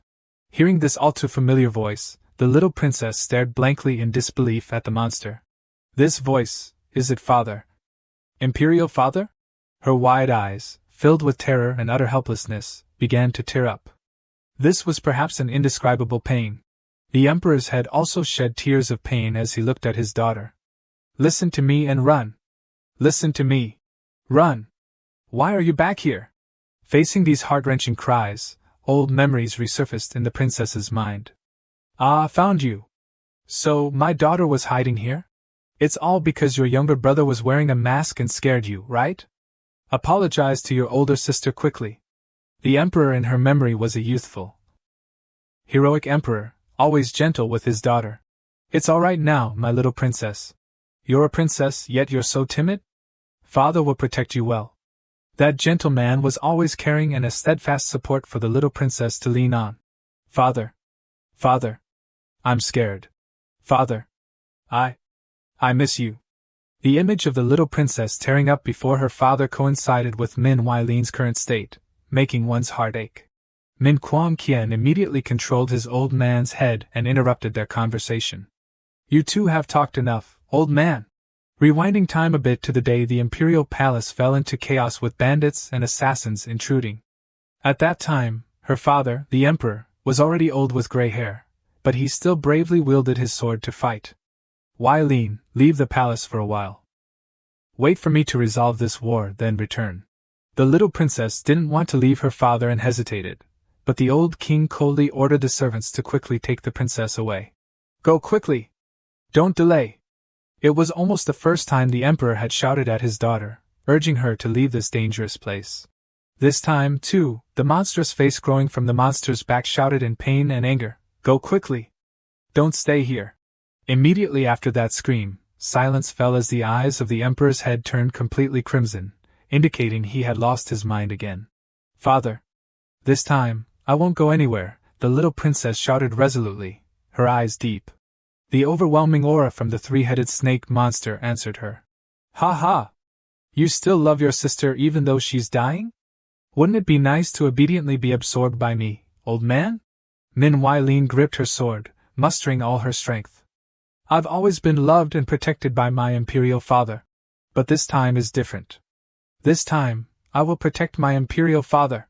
In a flash, the scene shifted back to the battlefield on the sea. Suddenly, the silhouette of a giant whale appeared beneath the deep sea. Seeing the creature approaching, even the bald man was startled and puzzled. Before he could think carefully, the giant whale, with skin the color of the deep blue ocean, leaped out of the sea, creating surging waves.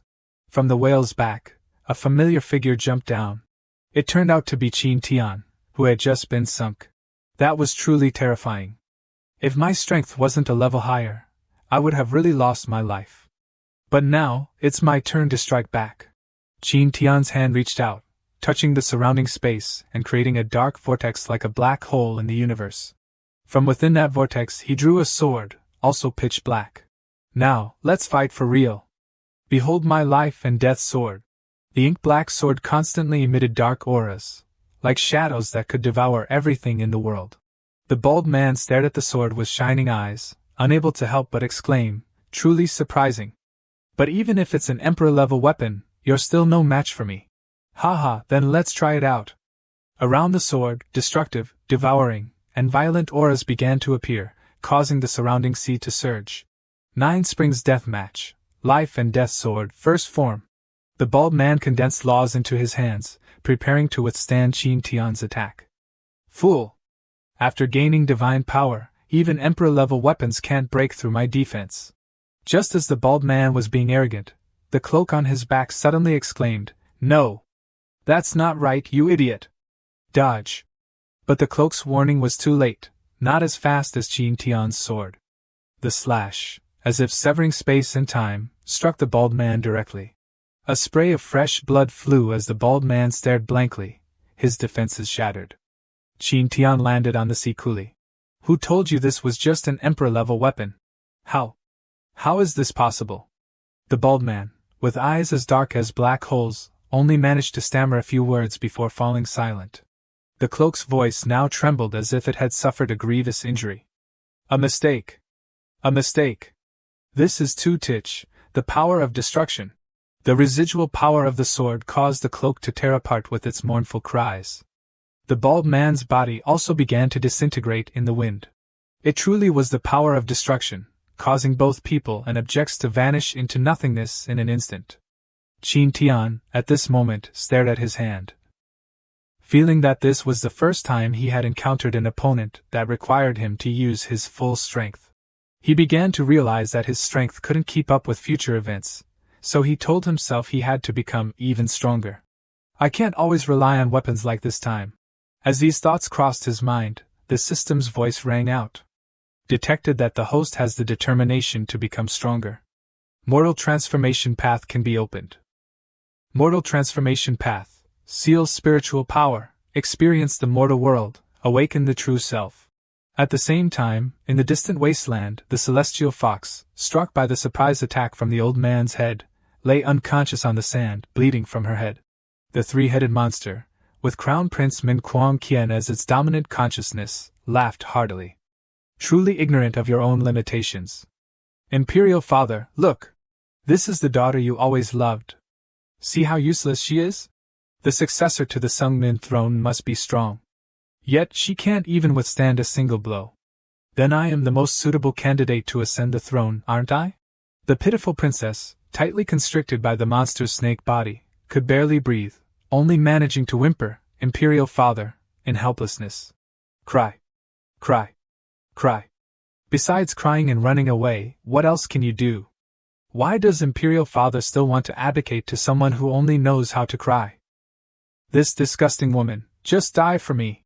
The princess's cries only angered the monster further, causing it to tighten its grip, making the girl cry out in pain. Hearing that scream, the heavily injured celestial fox struggled to stand, hoping to do something. The celestial fox began to gather the remaining faint strength in her body, preparing to launch another attack on the monster. A golden power began to converge around the girl, and her eyes turned gold. Let's take another look at another battlefield to see how the fight is progressing. The ground is now littered with craters like bomb craters. The demonic sect leader, with flowing crimson hair, smiled triumphantly. In this space, there's only you and me. This time, you can't escape, and no one will come to save you. Hearing this, and Ying smiled contemptuously. Are you happy to think I'm still the demonic sect saintess, unable to fight back and only knowing how to run away like before? The demonic sect leader was also surprised as he sensed the power within her. This is the power of a half-saint. You've progressed this much in such a short time? With her familiar emperor-level weapon, Ying immediately charged forward. Though slightly surprised by Ying's strength, the demonic sect leader wasn't too worried and immediately unleashed his power. What a pity! Now I'm a Saint Realm cultivator. In the blink of an eye, he summoned a gigantic earth demon dragon rising from the sandy desert, lunging at Ying to bite her. Facing the monster, the girl dodged effortlessly. Because Ying's movement technique was very refined, the two giant evil dragons didn't make her flinch at all. She quickly approached the demonic sect leader. Mobilizing the bloodline power in her body, Ying once again summoned the Ice Phoenix Phantom to fight. In the vast desert, the cry of the sacred and noble phoenix echoed, along with a figure enveloped in icy power. Amidst the scorching desert, ice began to form, causing the surrounding air to chill. Those ice chunks shot straight towards the demonic sect leader. 1223. At this moment, the demonic sect leader's technique was also unleashed in time, a sphere filled with azure power. The two powerful forces collided, a battle between hellfire and eternal ice. The clashing powers resulted in a massive explosion with a blinding light and billowing smoke and dust. As the smoke cleared, a ferocious demonic face appeared. It turned out the demonic sect leader had also summoned his Azura monster phantom, enveloped in a swirling inferno. His face was now devoid of emotion, yet filled with a strange demonic aura. Struggling is futile, and Ying obediently returned to the demonic sect and be the saintess. As he spoke, he controlled the Azura phantom behind him, unleashing giant fireballs, intending to incinerate the girl before him. The terrifying heat from the soul-burning flames would undoubtedly cause anyone who touched them to have their souls scattered and perish. Facing this attack, a frosty yet sharp sword aura manifested in the heavens and earth, blocking the attack. The void-cleaving slash executed by Ying prevented any flames from reaching her. The beautiful girl gradually regained the demeanor of the Empress she once was, remaining calm even when facing a powerful enemy. Having died and been reborn, what else is there to fear? What's there to regret in a life-or-death battle? Easily escaping the demonic sect leader's attack, Ying flew closer, teasing him. Ma Tian, I've discovered that your Saint Realm cultivation looks very impressive. But it's quite useless. The sect leader, hearing this, laughed. You've only blocked one attack and you're already so arrogant? That's not good. Whether I'm arrogant or not, you'll know in a moment. And Ying's expression caused the demonic sect leader to lose his patience and attack again. Saintess, stop playing tricks. As his words fell, his hand transformed into a giant hand, and the demonic chi suppression technique continuously enveloped the space. Deciding not to waste any more words, the demonic sect leader used all his strength in the strongest attack he could muster. This attack was not only powerful but also incredibly fast, piercing through Ying's body before she could react. But things weren't so simple. Ying's body suddenly emitted a strange blue light with several butterflies fluttering around. Her body gradually disintegrated and disappeared, leaving only pale blue butterflies flickering, reflecting Ma Tianwan's current appearance. Ma Tianwan stared blankly as his opponent vanished before his eyes, completely bewildered. What are these butterflies? Why did butterflies suddenly appear here? Where did Ying go? In a flash of red, Ying's body reappeared from the butterflies, and the attack she had been preparing was unleashed. Appearing right behind the demonic sect leader, Ying struck down with the lotus sword dance sword technique. Ma Tianwan, sensing the aura behind him, was startled and cried out, "How is this possible?" But in response to his astonishment was a sharp slash that cleaved the head of the Azura phantom behind him in two. The Azura phantom began to shatter, while Ying retreated to a safe distance. The phantom couldn't resist for long and exploded, taking the demonic sect leader with it. At another battlefield, as the celestial fox struggled to get up, she cast a spell to help the princess escape. Energy spheres continuously converged. This spell was a powerful type of imprisonment magic. In the next instant, a mysterious smoke appeared, taking the shape of a giant fox, enveloping the three-headed monster. While the monster was still stunned, the celestial fox's cold voice rang out again. "Prisoner's eternal seal, Heaven's palace." Following the celestial fox's incantation, the giant fox smoke enveloped the three-headed monster, creating a massive explosion that sent Princess Manhwa flying. The princess, pushed back, coughed continuously, affected by the explosion's residual force. But thanks to that, she escaped the tight grip from earlier. The celestial fox, Baishiru, while struggling to maintain the sealing spell, called out, "Ying! Ying! This is your chance. I can only trap him for a while. The rest is up to you. Hurry!" The three-headed monster, temporarily trapped and unable to move, roared furiously, "Damn it! Let me go!" Meanwhile, the little princess gripped her sword. She remembered her master's special training sessions, where he constantly told her not to run, to turn back and fight. From the first time Tian met her, she had always been running away, to the point that even becoming his disciple was to escape. Perhaps because she had been cared for by her imperial father since childhood, whenever she faced difficulties, her first thought was to run away, not to confront and solve the problem. And the first principle of an emperor is an emperor's word is his bond. She couldn't just turn around and avoid things like this. Everyone was right. Before I only knew how to run away. But now, I won't run anymore. Gripping her sword, the little princess's aura completely changed, like a blade drawn from its sheath. The three-headed monster now panicked and screamed, "Wait! What's this joke? Don't force yourself. Can you really bring yourself to attack me? Don't forget, Quang Hui and Quang Bao are your beloved younger brothers. They are all on my body.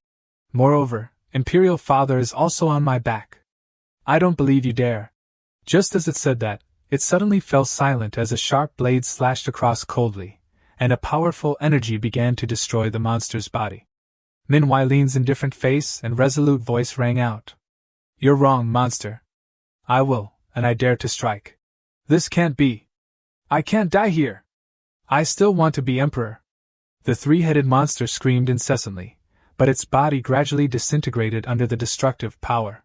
As gusts of wind swept across the desert sands, the monster's body gradually disintegrated into sand. Ying teared up slightly but quickly controlled her emotions as she looked at the monster. "Farewell, Imperial Father."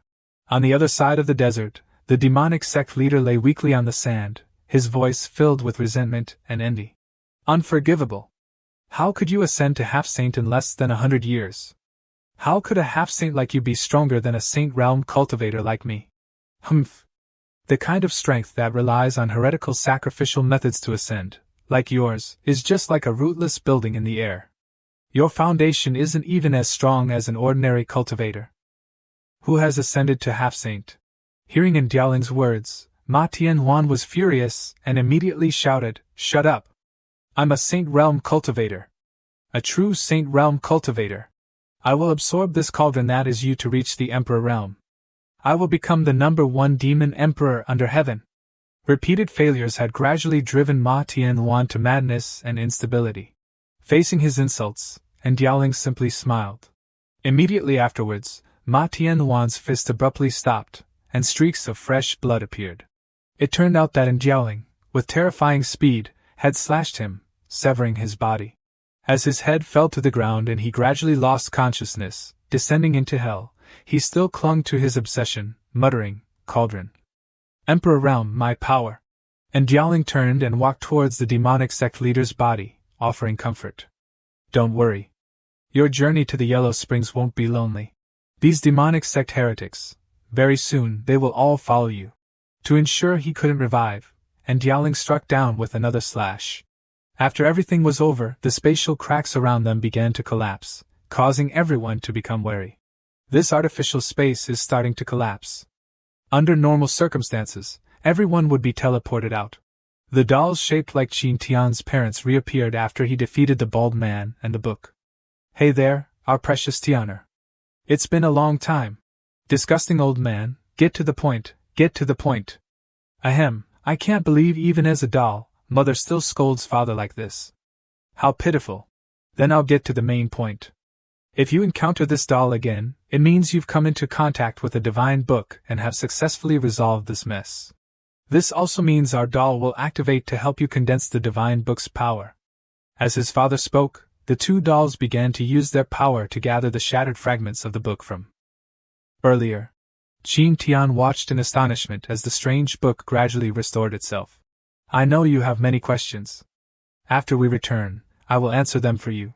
Your most important task now is to focus on cultivating and advancing to the Emperor realm with all your might. Only then can you learn more secrets and protect yourself." Hearing his parents' instructions, Tian reached out and touched the newly condensed book, marveling at how miraculous it all was. The restored book looked slightly different from its original appearance, and the words Fong Kong were written on its cover. Staring at the title of the book, although Tian didn't quite understand, he was determined to ascend to the Emperor realm and await his parents' return. Time passed, and today was the coronation day of the new Empress of the Sungmin nation. Civil and military officials lined up in long rows, along with countless soldiers, chanting in unison, their voices shaking the heavens, paying homage to the heavenly Empress Y. All the ministers bowed with utmost respect. "Long live the Empress! 10,000 years! 10,000 times 10,000 years! May the Empress's grand undertaking pacify the world." Manhwa, now shedding the naive appearance of the princess she once was, had become the Empress, standing at the pinnacle of power. "Your ministers may rise." Granted permission by the Empress, the civil and military officials bowed their heads once more in gratitude. "Thank you, Your Majesty." "Thank you, Your Majesty." Beautiful Manhwa, clad in imperial robes, her countenance mature and alluring, commanded respect and reverence. At this moment, the Empress's gaze drifted towards the distant sky, towards a familiar giant cauldron and the silhouettes of 3 people atop it. The Empress recalled the conversation after the battle with the Ma sect leader concluded. Manhwa, hesitant at the time, had apologized to everyone, because she could no longer return to Broken Sword Peak with them. As the little princess felt a pang of sadness and worry, a warm embrace and ample bosom pressed against her face. "We understand. The country cannot be without a ruler. You must stay for the sake of the people of Sungming Nation. Don't be sad. When we have time, we will visit you in Sungming Nation. Senior Sister Ying, Senior Sister Xiaoru, I know, but I'm about to suffocate." Tian then spoke gently, offering comfort. "If you suffer any grievances in Sungming Nation, you can seek help from your master or Ying and Xiaoru. Broken Sword Peak will always be your home. And we will always be your family." "Really, Master?" Manhwa was deeply moved by their affection. Now, the Empress, with myriad responsibilities on her shoulders, watched her master and senior sisters, a contented smile gracing her lips. "Thank you all so much." After observing the Empress's coronation ceremony from afar, the 3 of them sat atop the flying cauldron, soaring through the sky. "Master, now that we have the Sungming flower, where do we go next?" Upon hearing Xiaoru's question, Tian nodded and replied, We're going to the Hidden God Forest. During the past few days, while you were helping Ying build the Sungming Imperial Palace, I've been wandering around, gathering information. The truth was, this guy spent less time gathering information and more time visiting brothels and meeting beautiful women. Indeed, after supposedly gathering information, he finally heard that someone had seen the sacred spirit fruit. The two girls, observing their master's demeanor, whispered to each other, "How can we believe him? Anyway, let's go to the hidden god forest." "Why so much talk?" The hidden god forest, about to receive a few visitors, suddenly experienced bolts of lightning striking down from the sky. Within the dark forest, a strange flower, emitting a gentle light, grew on a rocky outcrop. Around this peculiar flower, several giant pythons kept constant watch. The hidden god forest was a forbidden zone in the eastern continent of the 9 continents, its vast area occupying over 5 million square kilometers. This hidden god forest is truly vast. When will we find the sacred spirit fruit? How about we split up and search, then regroup here at sunset? Feeling that this was a good idea, Tian pondered for a moment, and also felt that this was a decent plan. So, the three of them separated, heading in different directions, agreeing to meet at sunset. But the results were always harsher than their hopes. After searching all day, I haven't even seen a shadow of the sacred spirit fruit, let alone the fruit itself. Tian complained while sitting by the fire, roasting a giant leg of meat. "This smells so good. I've truly improved my cooking skills. It's even glowing now." Suddenly, a rustling sound came from the distant bushes, as if some animal was approaching, causing Tian to look cautiously in that direction. Abruptly, Xiaoru, the celestial fox, appeared, leaping towards Tian with her ample bosom. The sudden collision sent the delicious roasted leg of meat flying into the air. Just as the leg was about to fall to the ground, a figure stepped forward and caught it.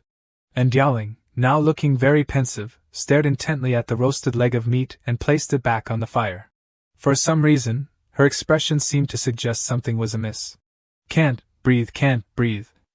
Xiaoru. Tian struggled as Xiaoru pressed her ample chest against his face. I'm so sorry. I'm so sorry, Tian. After the girl's bosom released him, with 2 streams of blood flowing from his nose, Tian greedily inhaled the fresh air. Then, the three of them sat around the fire, staring at the roasting leg of meat, its aroma filling the air. However, the atmosphere was strangely different, with the celestial fox fidgeting restlessly, while Ying remained cold and lost in thought. Noticing this situation, Tian, unable to understand, asked, "What's wrong with you two? One of you is cold like an ice queen, and the other is restless like being chased by a dog." The 2 girls called out, startled, and simultaneously opened their mouths to speak. Actually, having spoken at the same time, they looked at each other, unsure who should speak first. Tian, exasperated, gestured for Xiaoru to go ahead. "All right, actually, I saw people from the Emperor's Light at the edge of the forest. Those Emperor's Light people kept chasing away anyone who tried to enter the hidden god forest, and even killed them outright. Fortunately, I hid behind a tree in time, so they didn't find me." Hearing her story, Tian suddenly realized that he hadn't asked her why she was being chased by the Emperor's Light before. This story is quite long. To tell it, we have to go back to the time when the great Emperor of the Scarlet Heaven Empire and the great Emperor of the Great Liang Empire declared war on each other. But in the end, both countries were conquered by another. Before the war, I met the great Emperor of Great Liang and the great Emperor of Scarlet Heaven in a secret realm. Because of that, the Emperor's Light blamed me for instigating the war, saying that I caused all this. The Emperor's Light experts are chasing me under the orders of the Emperor's Light's leader, to prevent such a disaster from happening again. And Ying then wondered, "Aren't you the Imperial Princess of Tan Cao? Why didn't Tan Cao intervene?" The reason was because of the Emperor's Light's instigation. Now the entire central continent wanted to kill Xiaoru. So, facing such a powerful force, Tan Cao couldn't protect me unless I could find evidence to prove the Emperor's Light's accusations are false. Tian, gnawing on the meat while listening to her story, assured her, "Don't worry, I will protect you and clear your name." Tian, "Thank you. You're so kind. Hey, don't just hand out good guy cards like that, and don't hug me like this. What about Ying? Why do you look so glum?" Tian looked at his disciple, puzzled. The beautiful girl, facing her master's gaze, remained deep in thought. recalling the scene she had witnessed earlier. At that time, two people were walking in the forest with lanterns, talking to each other. Captain Nan, what are we looking for? Why did you suddenly drag us from the Kangwin Empire to this hidden god forest? And you won't tell us what we're looking for? How can we find it then? And Jiaoling had recognized them as soldiers of the Kangwin Empire. Because this matter involved some of her secrets, she still couldn't bring herself to speak about it. Seeing his disciple still silent, Tian spoke coldly. We've lived together for so many years. You know what kind of people Shiru and I are. We won't betray you. Tell us what's going on. And Diaoling's hands suddenly clenched, and she nodded in agreement to tell the story. All right, I'll tell you. Actually, I am a reincarnated person. In my past life, I was the heartless Empress. Xiaoru gasped in astonishment, while Tian calmly chewed and swallowed a piece of meat, nodding. His reaction was completely unexpected, causing the two girls to stare at him in bewilderment. A reincarnated heartless Empress? Tian feigned surprise again, but his acting was too fake. All right, Master, you don't need to pretend anymore. I didn't ask you because I want to know how you guessed my identity. In my past life, along with 3 Emperor Realm Triple Calamity experts, Kan Gwyn Great Emperor, Novu Old Ancestor, and Huyet Vuk Old Ancestor, we joined forces to explore a forbidden life zone. Then I was ambushed by the 3 of them and trapped in a prearranged formation. They used the formation to refine my life force day and night, and their main goal was the low-grade Emperor weapon I carried. So, even if I don't actively seek revenge, one day when they discover me, they will use all their might against me. Hearing his disciple reveal her secret, Tian handed her a plate of hot meat. This revenge must be taken. Even if it means climbing mountains of swords or descending into seas of fire. Your master will help you. Here, it's cooked. Eat it before it gets cold.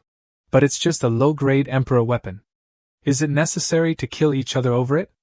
Xiaoru explained, only powerful individuals in the Emperor realm possess Emperor weapons. And there are many forces, many Emperor realm experts, but each only has one Emperor weapon. Emperor weapons are so scarce because the 9 continents lack the materials to refine them. Furthermore, the most important reason is that there is no one in the 9 continents who can refine Emperor weapons. Listening to the two of them explain, Tian nodded thoughtfully, thinking to himself, if one day the system teaches me how to refine Emperor weapons, won't I become rich? After telling her story, the 3 of them gathered together, enjoying a delicious dinner by the warm fire. At the same time, at the Two Worlds Mountain, between the eastern and central continents, a surge of deathly energy suddenly appeared. Peak Emperor realm experts and a secret realm began to emerge. This phenomenon in the night sky couldn't be hidden from the surrounding major powers, and soon everyone received the news. The secret realm only allowed cultivators with a cultivation level of Saint realm and below to enter. For this reason, King Lam Fuang of the Divine Azure Empire, with a cultivation at the first level of the Emperor realm, ordered his subordinates, the Divine Azure Empire's half-saint prodigies can go there to retrieve treasures. Another great expert, Qin Vo Tran of the Sword God Valley, at the first heavenly level of the Emperor realm, also gave the order, all half-saint disciples of the Sword God Valley, depart for the Two Worlds Mountain.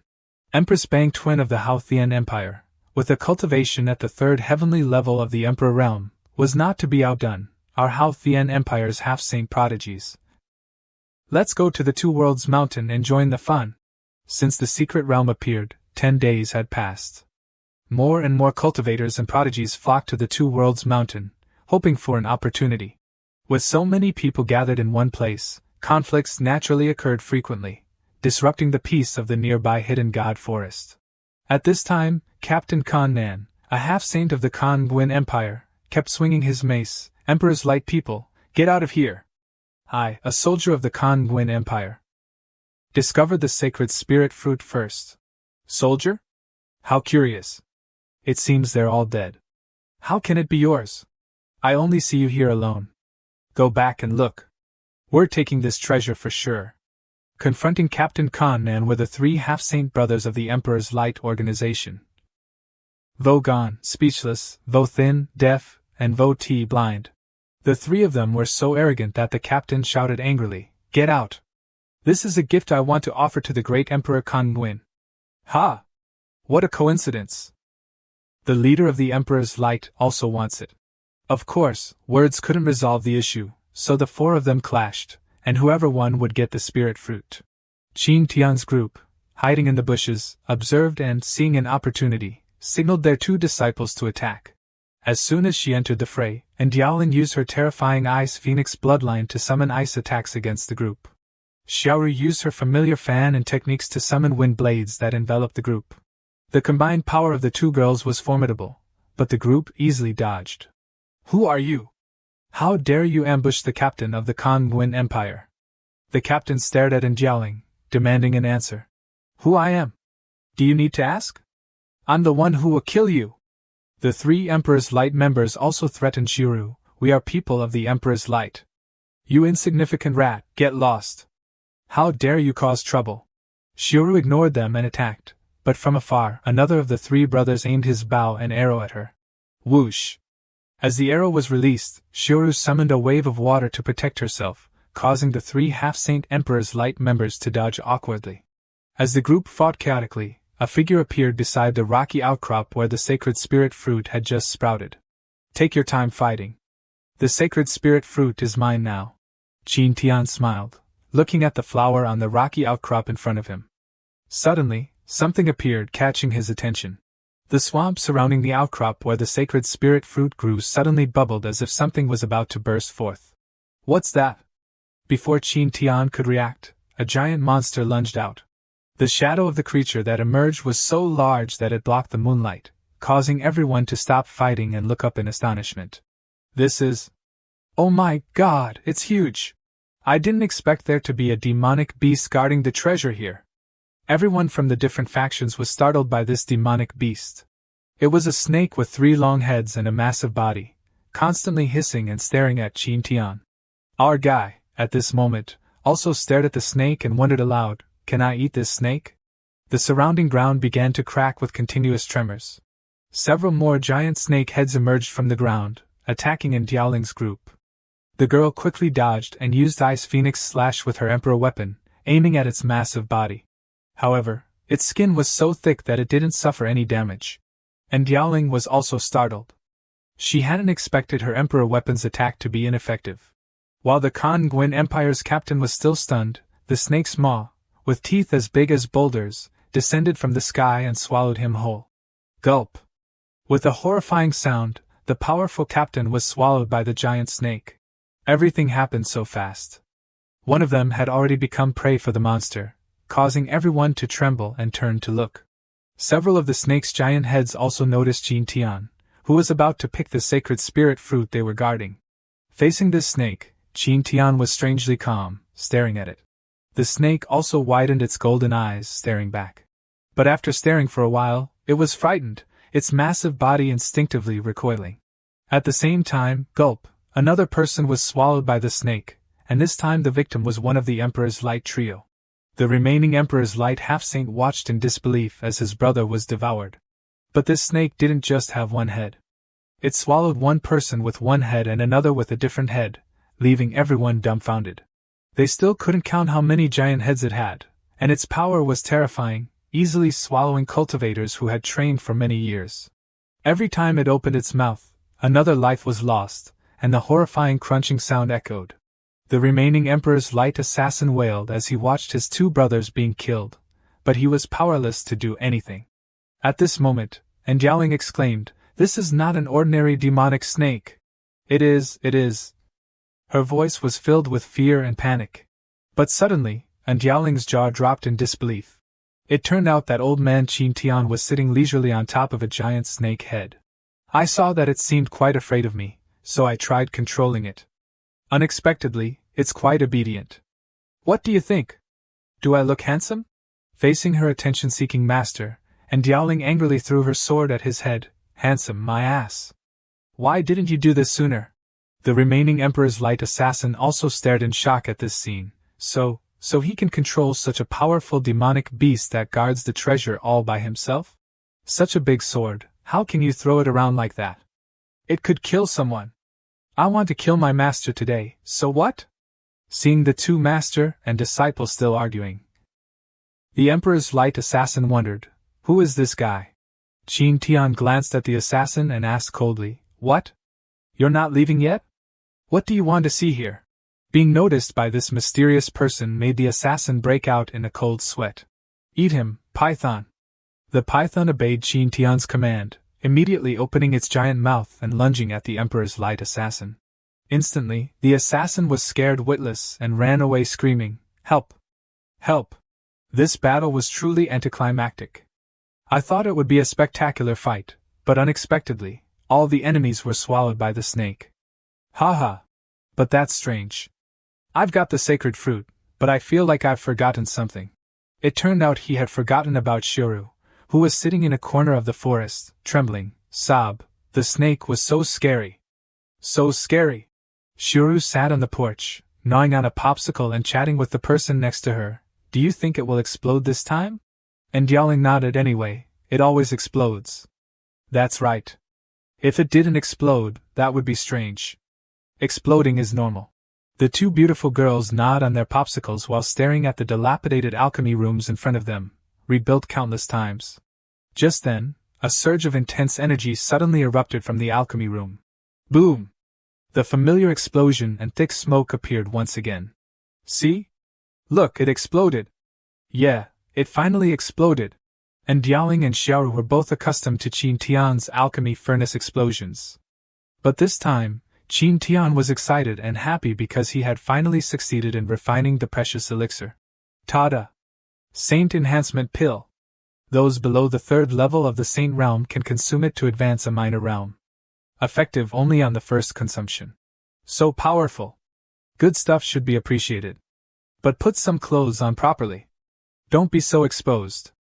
Hearing his disciple's words, Tian changed his clothes while instructing Ying to refine the pill, as he would need her to go somewhere later. Where are we going, Master? Ying asked curiously. It's a secret.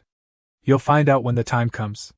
For now, focus on increasing your cultivation level. What? So mysterious. As she muttered her complaints, Tian tossed a gourd containing pills from inside the room. Go back, take it, and focus on refining. Then come find me. Those below the 3rd level of the Saint realm will advance a minor realm after consuming it. I won't help you with this refinement. Under Shuru's admiring gaze, Ying looked at the gourd with joy. Is this really for me? Tian chuckled heartily. Of course. You don't need it? I do. Thank you so much, Master.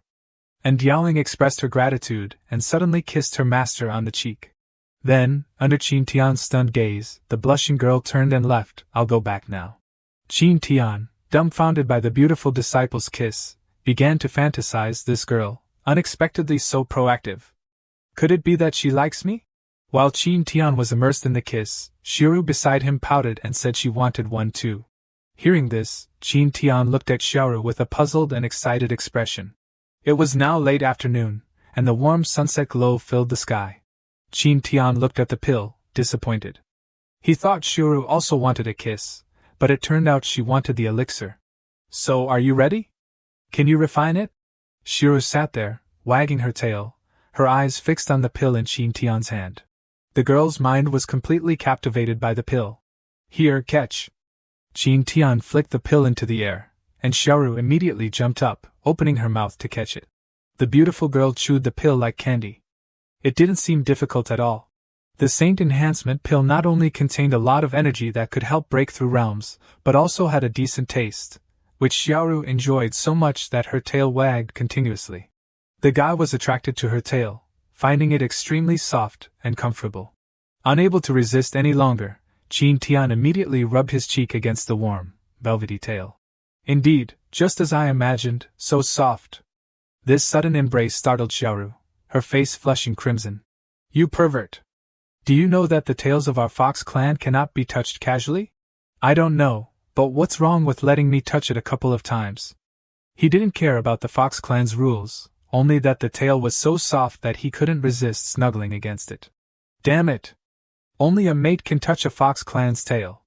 How can I marry anyone now? Xiaoru was extremely frustrated.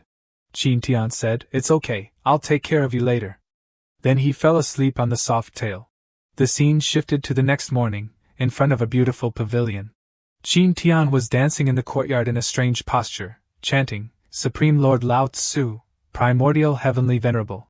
Tathagata Buddha, Guanyin Bodhisattva, Jade Emperor, Jesus Christ, Holy Allah, appear quickly, as per the decree. He kept muttering the names of various deities and ancestors while reaching out to touch the check-in button on the system interface. Ding! Congratulations, host! Check-in successful. Received, Transcendent Freedom Grand Technique upgraded to 13th level, Eternal Undying Body upgraded to 3rd level, and Primordial Spirit Orb, Supreme Grade Emperor Treasure, which can increase cultivation speed. While listening to the system's notification, Tian stared at the interface for a long time, his hand trembling slightly. Oh my god, no good stuff again. Clearly, Tian had saved up his check-in chances for a long time, but heaven seemed to disappoint him by giving him things he didn't need. At that moment, Dialing approached from afar.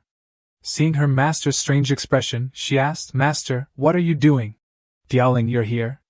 I need you to go to a secret realm, an Emperor Realm secret realm with cultivation restrictions. Hearing this, Dialing was startled. An Emperor Realm secret realm with cultivation restrictions? Emperor Realm secret realms with cultivation restrictions are remnants left behind by peak Emperor Realm experts before their deaths. The original owner is dead, so the secret realm seeks a new owner. Inside, besides inheritance of cultivation techniques and martial arts, there are also Emperor-grade spiritual medicines and even the possibility of Emperor weapons, although the probability is very small. At this time, many cultivators had gathered in front of the secret realm's entrance, chatting animatedly.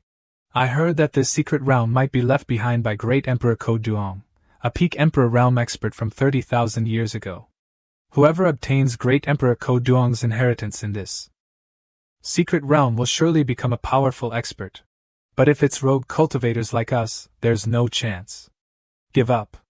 Look around, the 3 greatest powers around Two Worlds Mountain are all here, and they definitely won't let rogue cultivators interfere with the inheritance. That's right. They are all half-saint prodigies at the 3rd level of the Saint Realm, personally taught by peak emperors. They also have a record of facing Saint Realm experts without defeat. Rogue cultivators can't compare. Among those gathered was Prince Lin Feng of the Divine Azure Empire, with an extremely handsome appearance and pristine white robes. He looked around and smiled gently. I didn't expect you all to be here as well. If you're here, why can't we be? This involves an emperor weapon. A beautiful girl replied. She was Mo Tan Tan, daughter of Empress Bang Twin of the Hao Tian Empire. Humph. Great Emperor Ko Duong's emperor weapon can only belong to our Sword God Valley. This young man with a silk bandage covering his eyes was King back then, one of the successors of the Sword God Valley. As everyone began to assert their presence, Lin Feng suddenly pointed towards the distant sky. Huh? Let's put this aside for now. Look over there, everyone. It seems like a very powerful person is coming. Following his gaze, a dark figure with a graceful demeanor and long flowing hair was flying towards them with a terrifying aura.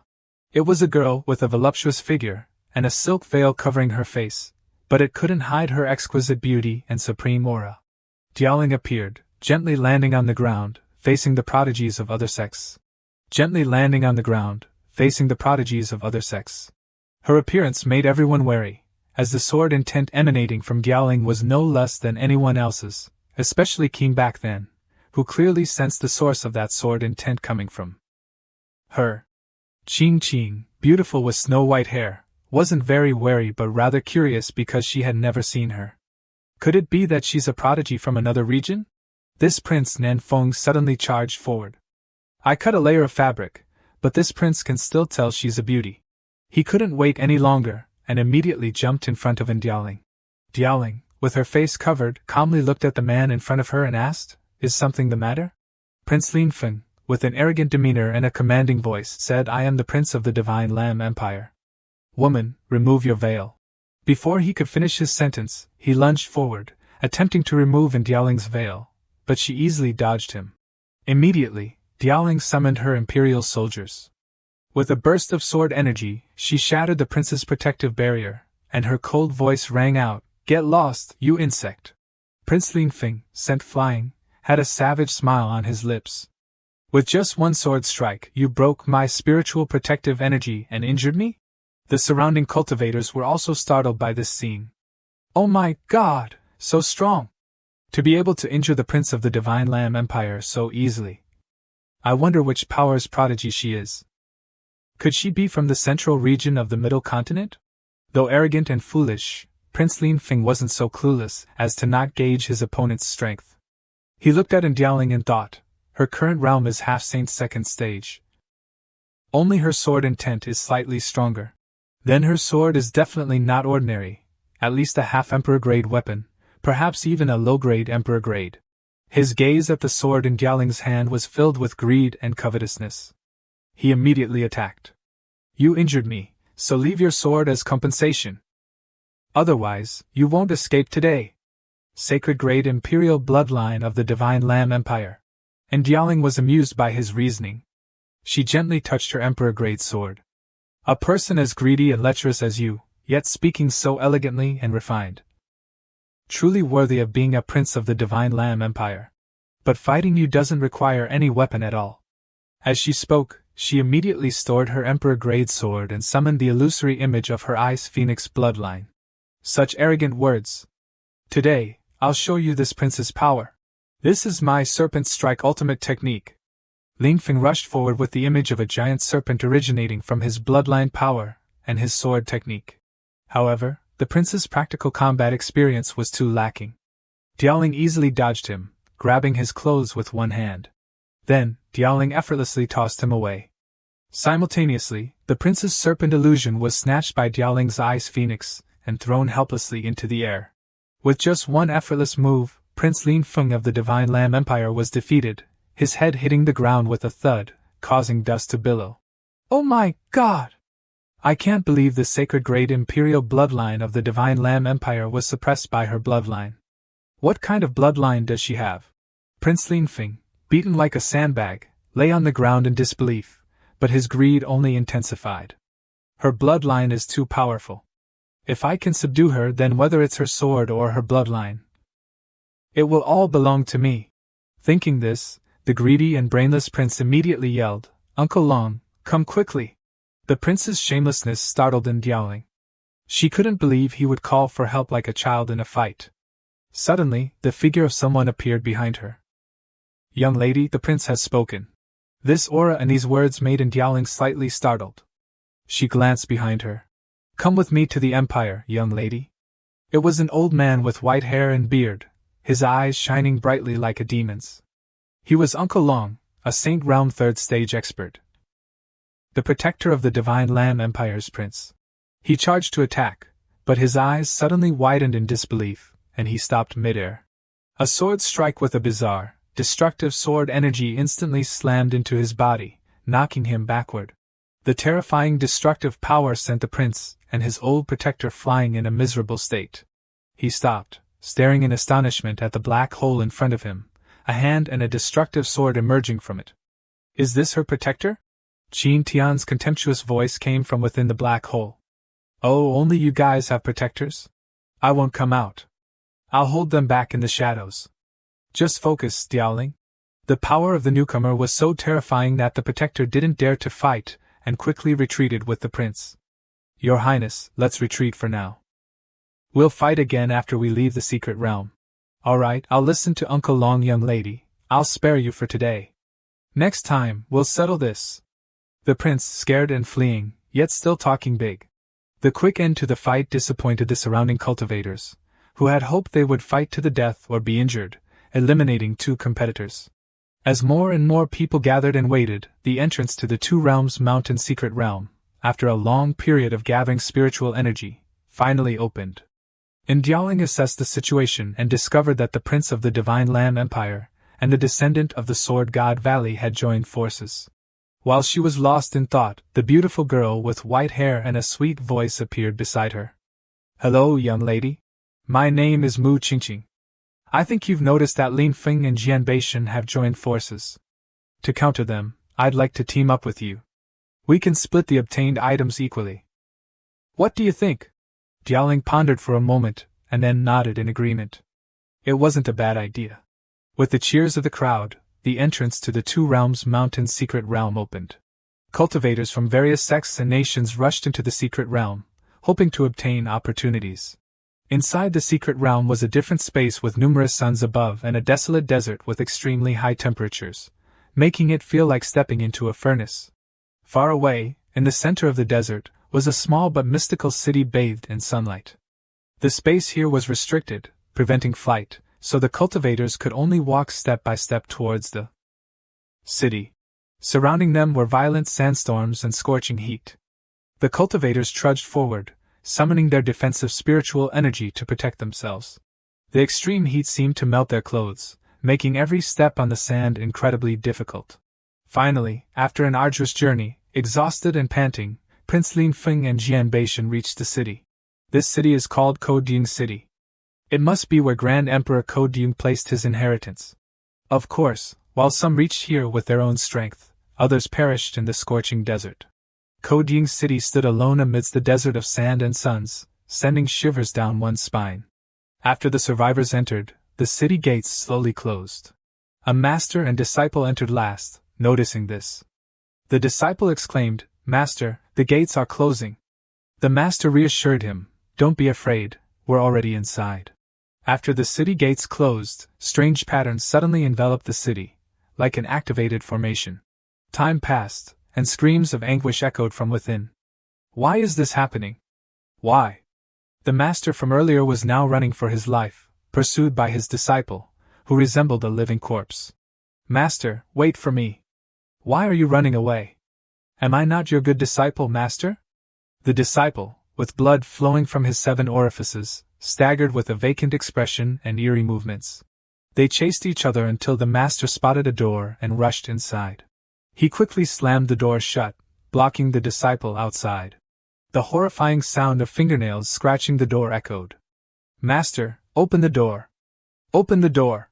Listening to his disciple's terrifying wails, the master leaned against the door, panting in exhaustion and anger. "Damn it! This Grand Emperor Ying's secret realm is a trap. Flying is forbidden outside, and inside Ying City, even magic is forbidden. Everyone's turned into mortals." The old man leaned against the door, waiting, and was terrified to realize he'd fallen into someone's trap. After a while, it became eerily silent outside, leading him to believe his disciple had left. He finally had time to examine the room he had jumped into. It was filled with shelves stacked with ancient jars, resembling an elixir medicine storage room. With the door temporarily locked, he started searching for anything valuable. He saw the label on a jar and was shocked. It was Saint Replenishing Pill. "I didn't notice it when I was fleeing, but my luck isn't bad after all. This seems to be a room for storing elixir. So many in a single jar. Haven't I struck it rich?" Looking at the round, glistening elixir inside, he started daydreaming about a bright future after escaping this creepy place. Suddenly, his eyes widened in horror. A hand emerged from a jar, making him scream. "Master! Found you!" He dropped the jar, but the bloody hand continued to emerge. The creature crawling out was his disciple, now looking like a demon from hell. "Master, don't run! Don't run! Master, come to hell with me!" Then came a blood-curdling scream, and the master's fate was likely grim. Outside the secret realm, 3 powerful figures appeared in the sky, observing the surroundings. One was Qin Vo Tran of the Sword God Valley, another was Lan Yangwang of the Divine Lamb Empire, and the last was Mu Yun of the Hao Tian Empire. Qin Tian, riding his cauldron, also appeared. "Seems like everyone's here now." He secretly observed the 3 in the entrance to the secret realm with a smirk. "Haha, I have a feeling the system reward this time will be special. Let me see." The system mission is to infiltrate the Ying's secret realm. Dialing needs to pick up the pace, too.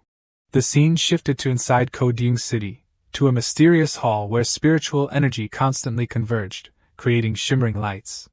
The 4 most outstanding prodigies of this exploration sat silently before a statue. The golden statue continuously absorbed some energy from them. The statue depicted a seated figure, its body plated in shining gold. Above its head was a brilliant golden halo, like the sun, absorbing the surrounding spiritual energy. The 3 prodigies stared at the statue without reacting. Qin Tian peeked out, assessing the situation and sighing. "Has everyone been possessed?" After observing for a moment, he looked at the statue and realized it was the source of the problem. The golden statue, majestic like a god, continuously absorbed spiritual energy and power from everyone around. Mini Tian climbed out of his disciple's chest. Not good. This thing is absorbing Diaoling's and the other's spiritual energy. Alright, let's see this adorable Tian summon my precious sword. Sword of life and death / A destructive sword energy instantly appeared in the hall, slashing towards the statue. With a loud bang, the golden halo above the statue shattered. The statue's eyes snapped open in fury. Who ruined my grand plan? Seeing the change, Tian quickly retreated into his disciple's chest. Alright, it's done. Let's get out of here. In a flash, he disappeared without a trace. The surrounding spiritual energy stabilized, but everyone still seemed dazed. After a while, they regained their consciousness and clarity. Damn it! After entering the secret realm, we unconsciously walked into an illusion. This copper statue absorbed the essence of the dead prodigies. What is it trying to do? Resurrect? Perhaps this statue is the corpse of Grand Emperor Ying. This isn't a secret realm, but a trap for his resurrection. The gold-plated copper statue slowly rose, creaking eerily. Since you've discovered it, then die here. The statue roared, revealing 4 fangs like a bloodthirsty demon, and charged towards them. Since only the 4 of them remained, they decided to put aside their personal grudges and join forces against the statue of Grand Emperor Ying. You insignificant half-saints dare to speak so arrogantly? I've already recovered to Saint Realm's 2nd stage. Obediently become nutrients for me to reach the Emperor Realm. Haha! It's coming! Let's attack together. At this critical moment, the prodigies unleashed their strongest techniques to fight the statue. And Diaoling, with her Emperor-grade sword, unleashed Heart Sword Decree, the ultimate technique she had long practiced. Mu Qingqing used Hao Tian Decree, the ultimate technique of the Hao Tian Empire. Jian Beixin used Thousand Sword Stance, a supreme sword technique of the continent. Prince Lin Feng used Lam Vien 20 stances, summoning fierce flames to engulf himself.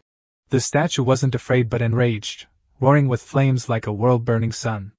Juniors, let me show you what an emperor's battle technique is like. 18 Hells?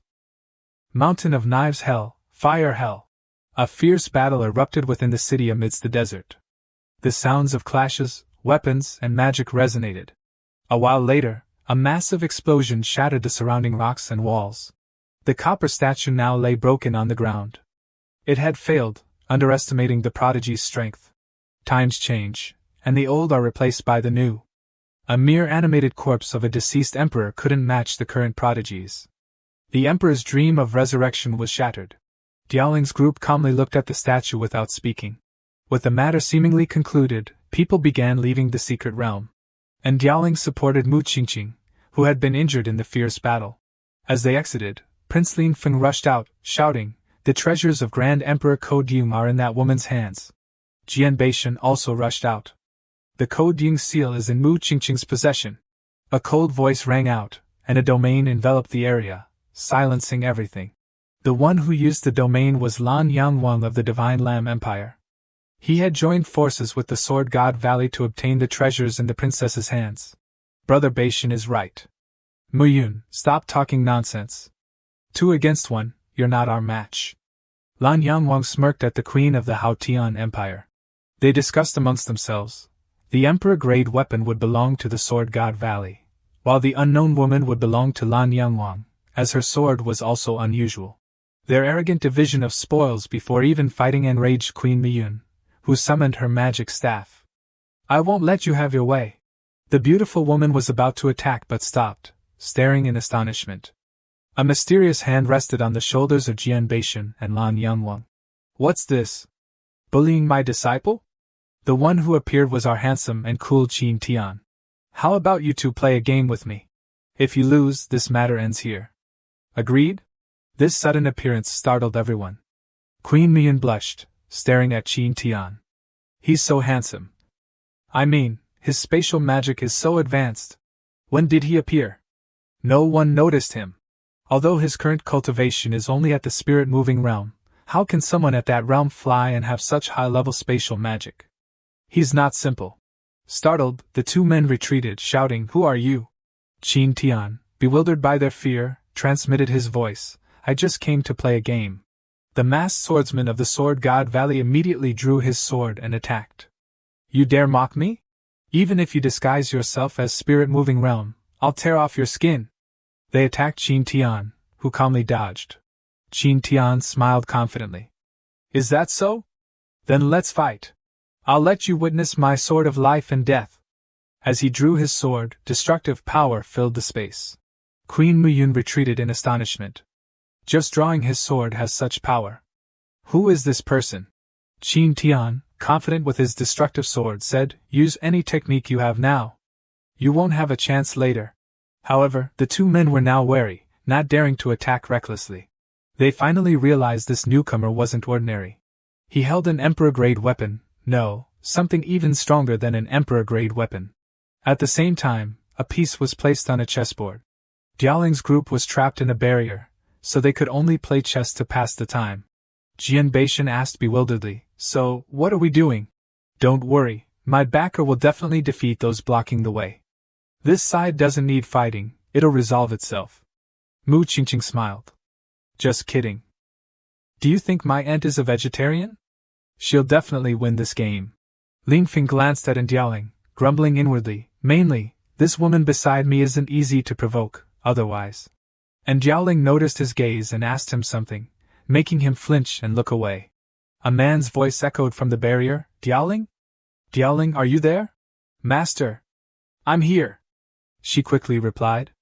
Mu Qingqing smiled at Prince Lin Feng. "Haha, 2 against 2 now. Your father doesn't stand a chance." Prince Lin Feng was startled.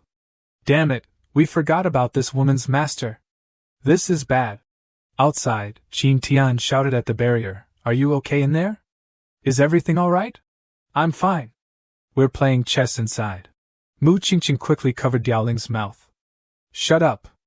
Don't say that. What kind of image would it give if the elders are fighting outside and we're playing games inside?" Qin Tian smiled gently. "That's good to hear. Seems like everything's alright. I'm relieved." Seeing him ignore him, Lan Yangwang furiously charged with his bloodline flames. "Damn it! Who are you looking down on?" Mid-flight, a block of ice suddenly appeared, forcing him to retreat. He glared at Queen Miyun. "Stop meddling." She smirked. "You're wrong. I'm just protecting my niece." She then signaled to Qin Tian that she would handle Lan Yangwang, leaving the other man to him. Qin Tian was slightly surprised by her plan but smiled willingly. "Then I'll leave him to you." Mu Yun and Lan Yangwang, ice and fire, clashed. "That arrogant man is yours." The masked swordsman of Sword God Valley charged towards Qin Tian, and the battlefield was now divided into 2 one-on-one fights. He didn't use his swordsmanship but instead created another domain, enveloping Qin Tian. The Sword God Valley revered swordsmanship, but their spatial techniques were also formidable, often catching opponents off guard. The masked man easily created a mystical sphere with his spatial confinement, trapping himself and Qin Tian inside. "Now it's just the 2 of us. That woman can't help you anymore." Qin Tian observed the space with interest. "So this is the domain that only Emperor Realm experts can comprehend? Interesting. Besides the increased gravity, there's also significant pressure. I can only use spiritual energy to resist it. But the consumed spiritual energy can't be replenished because the domain prevents absorption from the outside world. But it's all useless against the eternal, undying body. This power originated from the body, not relying on external spiritual energy, allowing body cultivators to exist and fight in any environment." The masked man was startled. Resisting my domain with just physical strength? Could he be a body cultivator? Despite his surprise, he remained calm, as he was a sword cultivator, the most offensively powerful type of cultivator. "Take this. 1,000 tribulations as one." He summoned numerous red swords, attacking Qin Tian, who countered with Heart Sword Decree, Solitary Lotus Blossom. The 2 swords, one black, one white, clashed, sending sparks flying and producing ear-piercing sounds. The masked man grew serious. Qin Tian's strength was immense, worthy of a body cultivator. His sword technique was also powerful. But a sword cultivator's sword isn't limited to a tangible blade. Anything can be a sword. He swiped his hand, gathering light into a beautiful, intangible sword of light. This is light sword slash. Formless, traceless, and incinerating all. The sudden appearance of the light sword caught Qin Tian off guard, sending him stumbling back. A massive explosion erupted at the center of the battle, and Qin Tian seemed to be injured. That's what the masked man thought. Our handsome Qin Tian stood calmly amidst the smoke, unharmed, even having time to comment, sword cultivators do have some skills. Then tit for tat. You slashed me once. The masked man was shocked. He had clearly felt his strike connect yet. Qin Tian smiled menacingly. Now it's my turn to slash you. Heart sword decree, sword immortal's traceless strike. He simply stood still, gently swinging his sword in the air. The masked man didn't understand. That wasn't an attack earlier. Before he could react, agonizing pain ripped through his body. He screamed, "What's happening? Just a gentle swing? Such a powerful technique. It severed my foundation. Even in my domain, I can't move my hands. Impossible. This technique. Could he be a peak Emperor realm expert?" The excruciating pain and fatal wound tore off his mask, revealing his miserable state. In a flash, the domain enveloping them exploded, attracting the attention of the others still fighting. Qin Tian calmly emerged from the explosion, while the Sword God Valley expert fell like a ragdoll. Now everyone could see his eyes behind the mask, blank white, without pupils, seemingly blind. Muyin smirked and asked Lan Yanwang, "So, what now? Still want to continue fighting?" Diaoling's group suddenly appeared as well. Not only was the Sword God Valley's domain destroyed, but Lan Yanwang's initial domain was also broken. The Sword God Valley disciple was shocked to see his senior uncle lying on the ground and rushed to his side. Faced with this disastrous defeat, Lan Yanwang's group retreated, not daring to continue. "We'll consider ourselves lucky this time. Brother Votran, let's leave." And Diaoling and Mu Qingqing appeared, waving happily at Qin Tian. Mu Qingqing blushed at his handsomeness. The handsome man gently patted his disciple's head, praising her. "Well done! Hee, you obtained the treasures." Queen Miyun approached. "Greetings, I am Miyun, Mu Qingqing's aunt." "Greetings, I am Qin Tian, and Diaoling's master." Mu Qingqing ignored her aunt, snuggling up to Qin Tian with a sweet smile. "Uncle Qin." Handsome, youthful Qin Tian was heartbroken. "Uncle Qin? Am I that old? You don't know your place."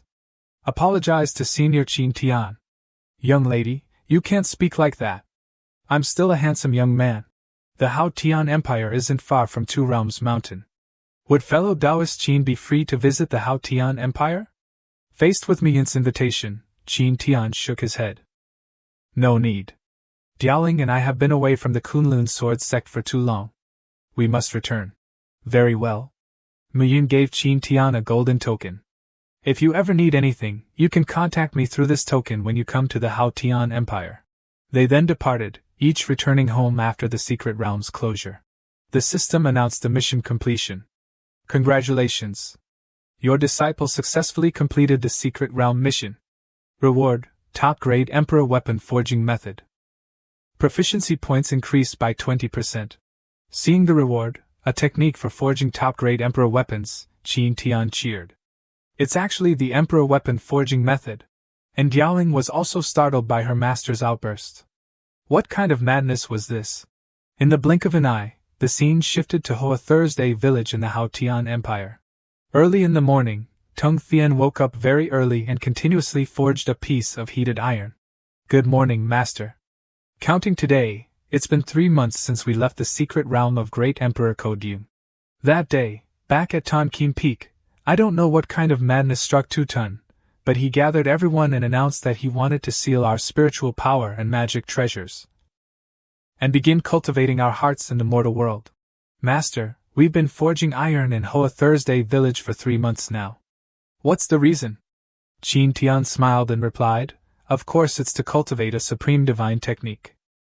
Tonight, I will broaden your and Xiaoru's horizons." Hearing her name mentioned, the fox Xiaoru poked her head out sleepily and asked, "Is it time to eat?" "Oh my god, for 3 months you've been eating and sleeping and eating again. You're a fox, not a pig." A busy and tiring day of forging finally passed, and the sun gradually set behind the high mountain range. That night, sitting under the moonlight, listening to Qin Tian, Both Ying and the other person were startled and exclaimed, "Forging an emperor weapon? Are you feverish? Why are you talking nonsense? Your pulse is normal, and you don't seem sick." Seeing their reaction, Tian was annoyed and explained, "I'm not feverish. Nor am I sick. You'll see my prowess in a moment. Alright, first, put your hands here." Under Tian's guidance, the other two helped him control the formation. "Because I've sealed my spiritual power, the control of the forge and this formation is up to you too. Are you ready? If so, let's begin," Tian said as he raised the giant hammer high. "Myriad layers, heavenly hammer." The giant hammer repeatedly struck the heated iron. The speed was so fast that the other two were stunned and dumbfounded, unable to believe their eyes. This forging method is terrifying. The force of each strike is half as strong as the previous one. Moreover, even with increased force, it still hits the exact spot.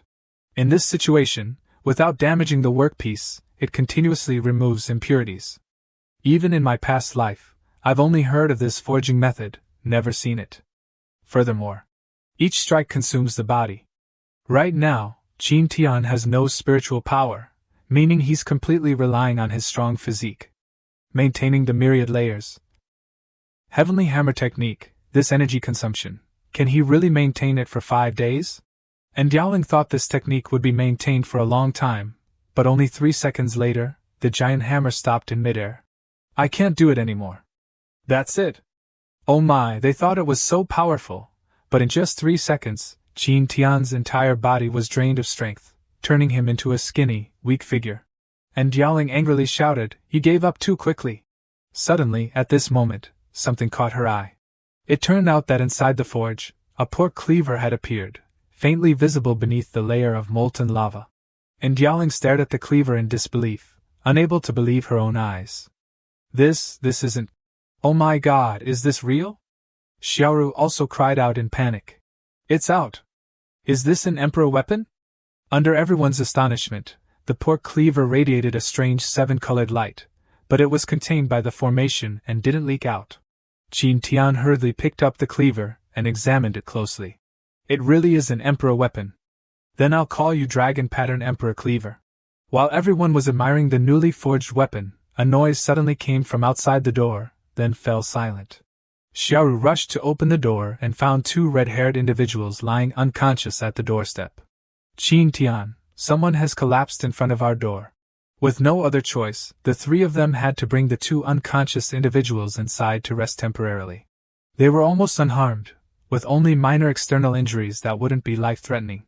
It was late, so Tian yawned. "Good job. They don't look like bandits, so let them rest here. Everyone's tired today." Suddenly, the young man lying on the bed groaned, "Grandpa, where are you? Where are you?" It seemed he was having a nightmare, and was speaking in his sleep. At this moment, Tian approached and observed more closely, and suddenly discovered a mysterious flame appearing on the old man's body. "Huh! Is this a death curse?" She saw in Tian's eyes that the old man's entire chest was bound by chains and a mysterious energy, and a death charm was stuck on it. Then, Ying and the others had to cast a spell, using their own spiritual power to gradually suppress the death charm within the old man, hoping he would wake up. Naturally, after a period of treatment, the old man finally opened his eyes and looked around. "Grandpa, are you feeling better?" The red-haired young man called out happily when he saw his grandfather wake up. Tian, standing beside him, urged, "Don't be lazy. There's still 100 kilograms of firewood left." "What? That's too much. Wasn't it 50 kilograms? 100 kilograms is already very cheap. If it weren't for us, your grandfather would be dead in a month." The young man, named Tong Vim, was surprised by these words and turned to ask his grandfather, "A month? Grandpa, is what he said true?" The red-haired old man, who was thanking Ying and the others, turned his gaze towards his grandson. A moment later, in a room, Tian gently brought a warm cup of tea to his lips and asked, "Tell me, why is there a death curse on you? Who are you?" The red-haired old man, grateful for being saved, didn't want to hide anything from his benefactor and replied, "My name is Zongwu, and beside me is my only grandson, Tong Vim. Not long ago, I and the sect master of Luoho of the La Sat sect went searching for treasures. We accidentally found information about the cave dwelling of an ancient cultivator, and decided to cooperate. Deep within the cave, we discovered 3 swords radiating a 7-colored light. They were half-step emperor weapons. Luoho, am I seeing things? At this point, the red-haired old man Zongwu was completely captivated by the 3 treasures and didn't notice the man named Luoho summoning a strange figurine. Indeed, you're not seeing things. Those 3 swords are all half-step emperor weapons.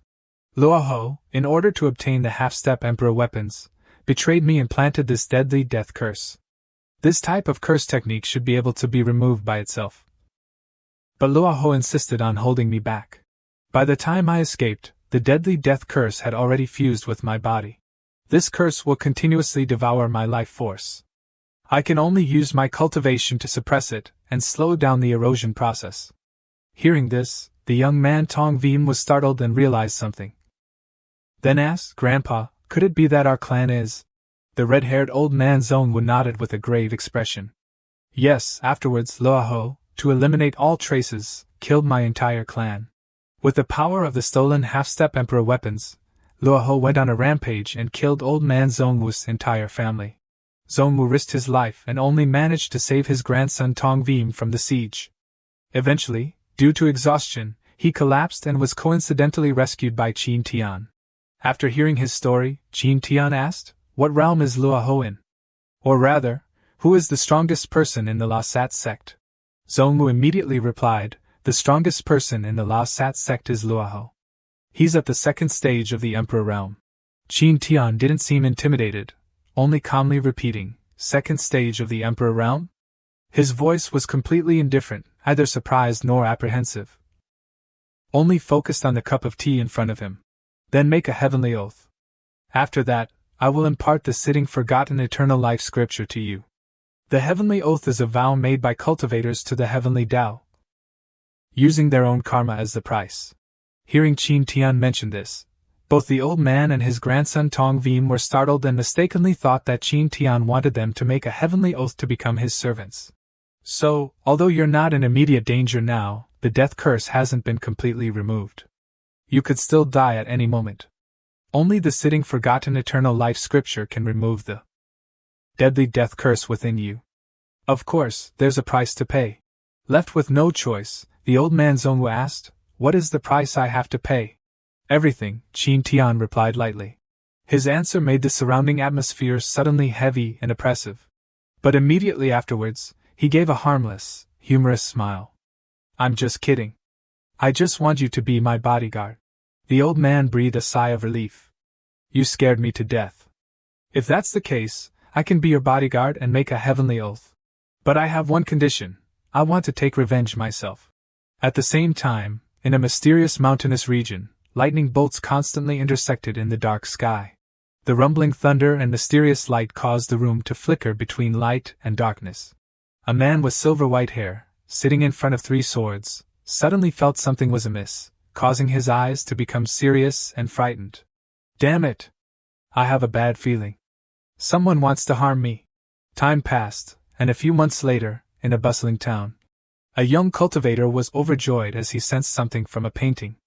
The artistic conception of this painting. I seemed to hear the call of the vast sea, echoing and tranquil, like the breath of the world. Before, because I hadn't fully grasped the artistic conception of water, I was stuck at the 1st stage of nirvana. The artistic conception of this landscape painting is very suitable for me and can help me break through. "Shopkeeper, how many spirit stones is this painting?" "This painting is worth 100,000 spirit stones. It's currently on sale for 20% off, only 80,000 spirit stones." Hearing the price, the young man gritted his teeth because it was truly too high. "But I must buy it. Such a small amount of money is just a worldly possession. Once I break through, I can quickly earn it back." "Thank you, customer. Please come again if you need anything else. Although it's worth it, why does my heart still ache so much? My money." The young cultivator walked out of the painting shop, both happy about his impending breakthrough and sad about losing all his money. At this time, on the 2nd floor of the painting shop, Tian and Ying were standing, looking out at the street. "You left Hoa Thursday Village and purposely came to Tanvan City just to sell paintings?" "Yes, as far as I know, this is the nearest bustling place." Hearing her master's reply, and Ying didn't believe him at all and smiled contemptuously. Oh really?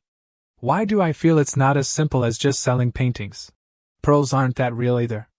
You have to trust your master. Tian replied as he glanced at the brothel opposite, where scantily clad women were beckoning to every customer who passed by. Ladies, we're all awake now. Half price during the day. Come and play, gentlemen. Buying paintings, right? Selling paintings, right? Half price, right? Just come downstairs. It's so convenient, isn't it? And Ying understood her master's lecherous nature too well. So she pinned him down and gave him a beating. Beaten up, Tian cried without tears. He really was just trying to complete his mission.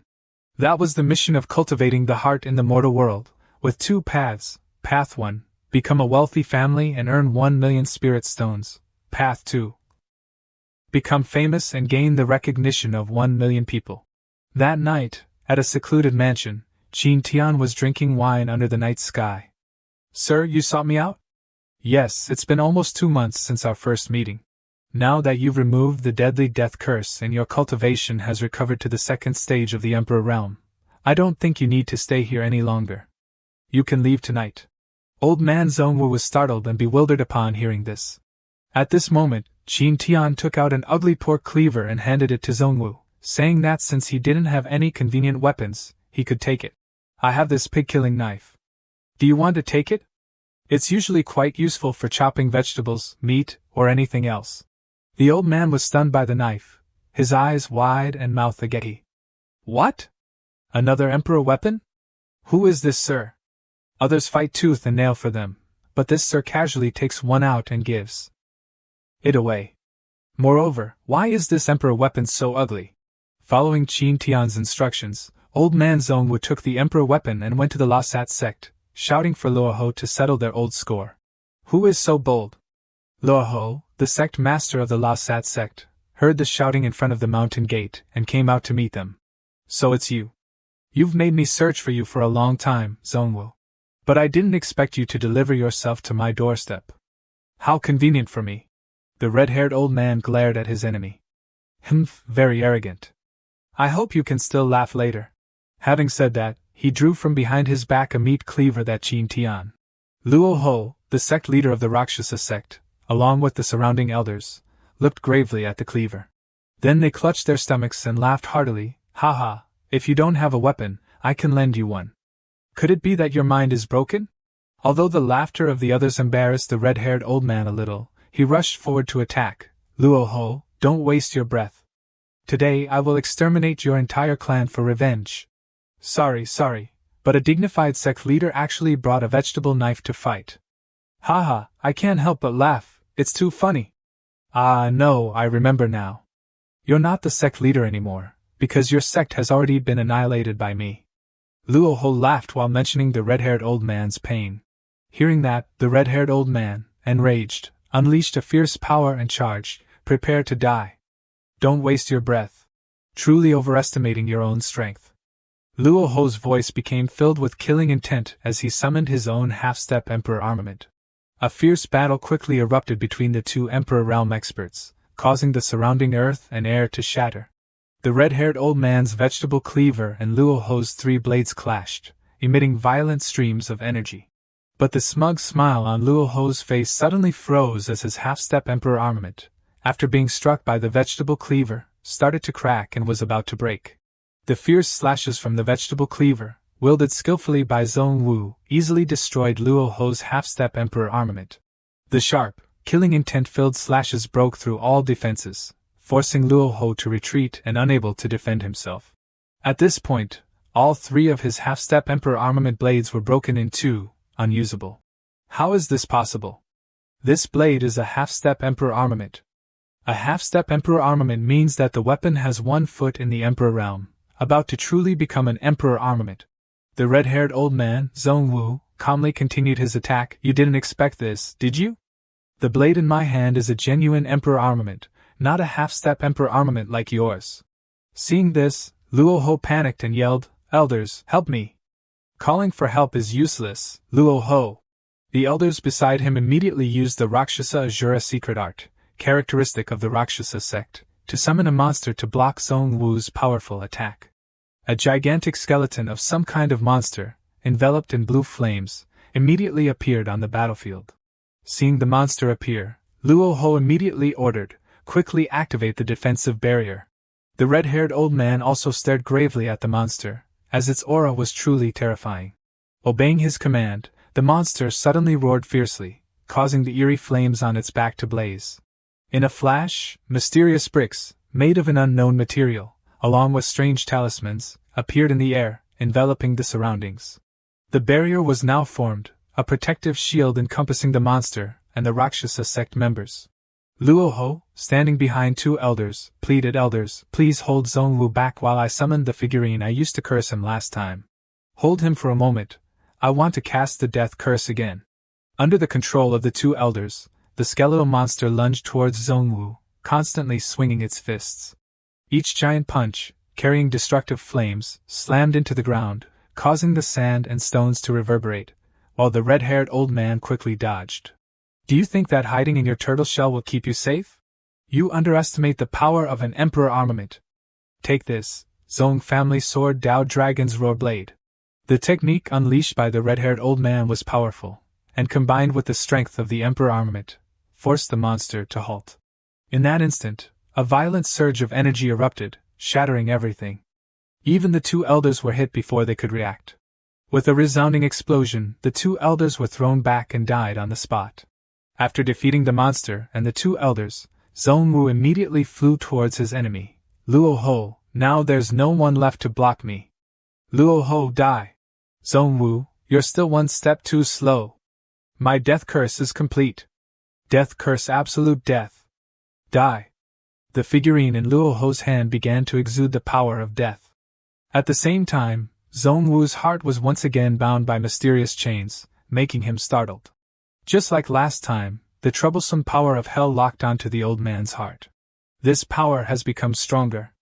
"You escaped last time, but not this time," Luo Ho's cold voice echoed, and Zhong Wu was stopped in his tracks by a sudden pain, clutching his chest.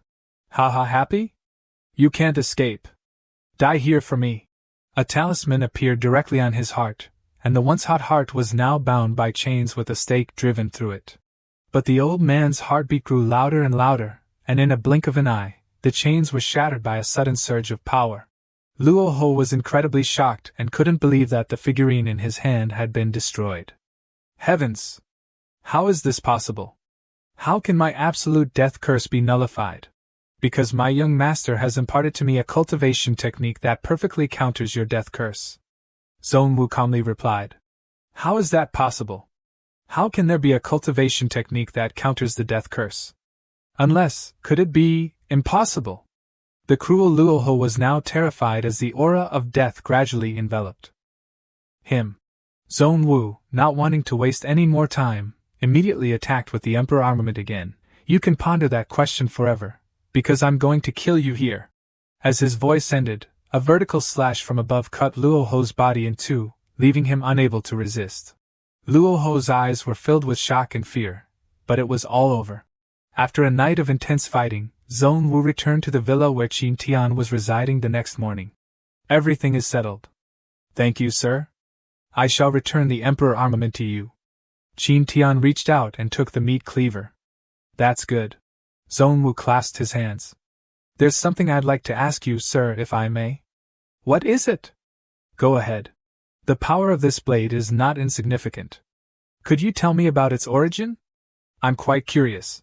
Hearing this, Tian smiled proudly and pointed at himself. I made this blade. The kitchen was missing a vegetable knife, so I tried making one. Zhong Wu was dumbfounded. What? You made it, sir? Tian nodded, examining the cleaver. He had originally planned to forge it for 3 days and 3 nights. But he only needed 3 seconds. To be honest, even he didn't expect that. Ever since Tian imparted the cultivation technique to Zhong Wu, he had thought that this sir was not an ordinary person, but he never expected him to be this extraordinary. Don't tell me, an emperor armament can be forged so casually? This is truly hard to believe, sir. Tian understood that an emperor armament was an extremely precious weapon in everyone's eyes, so he placed the cleaver on the table and smiled sweetly. Zhongwu. As long as you remain loyal to me, I will forge you an emperor armament in the future. Hearing this, Zhongwu became serious. Is that possible, sir? Of course. And your grandson Zhongyan will also have his own emperor armament. After pondering for a moment, Zhongwu solemnly knelt on one knee and bowed to Tian. This old man swears to be loyal to you, sir. Thank you so much. He then looked at the fragrant wine jar on the table and sighed. Sir, I must confess, I doubted you greatly before. Hearing this, Tian's eyes showed doubt as he listened attentively to Zhongwu's story. Because of your life-saving grace, sir, I intended to do my best to repay you, but... The old man recalled the previous night, the night he had just received the emperor armament from Tian.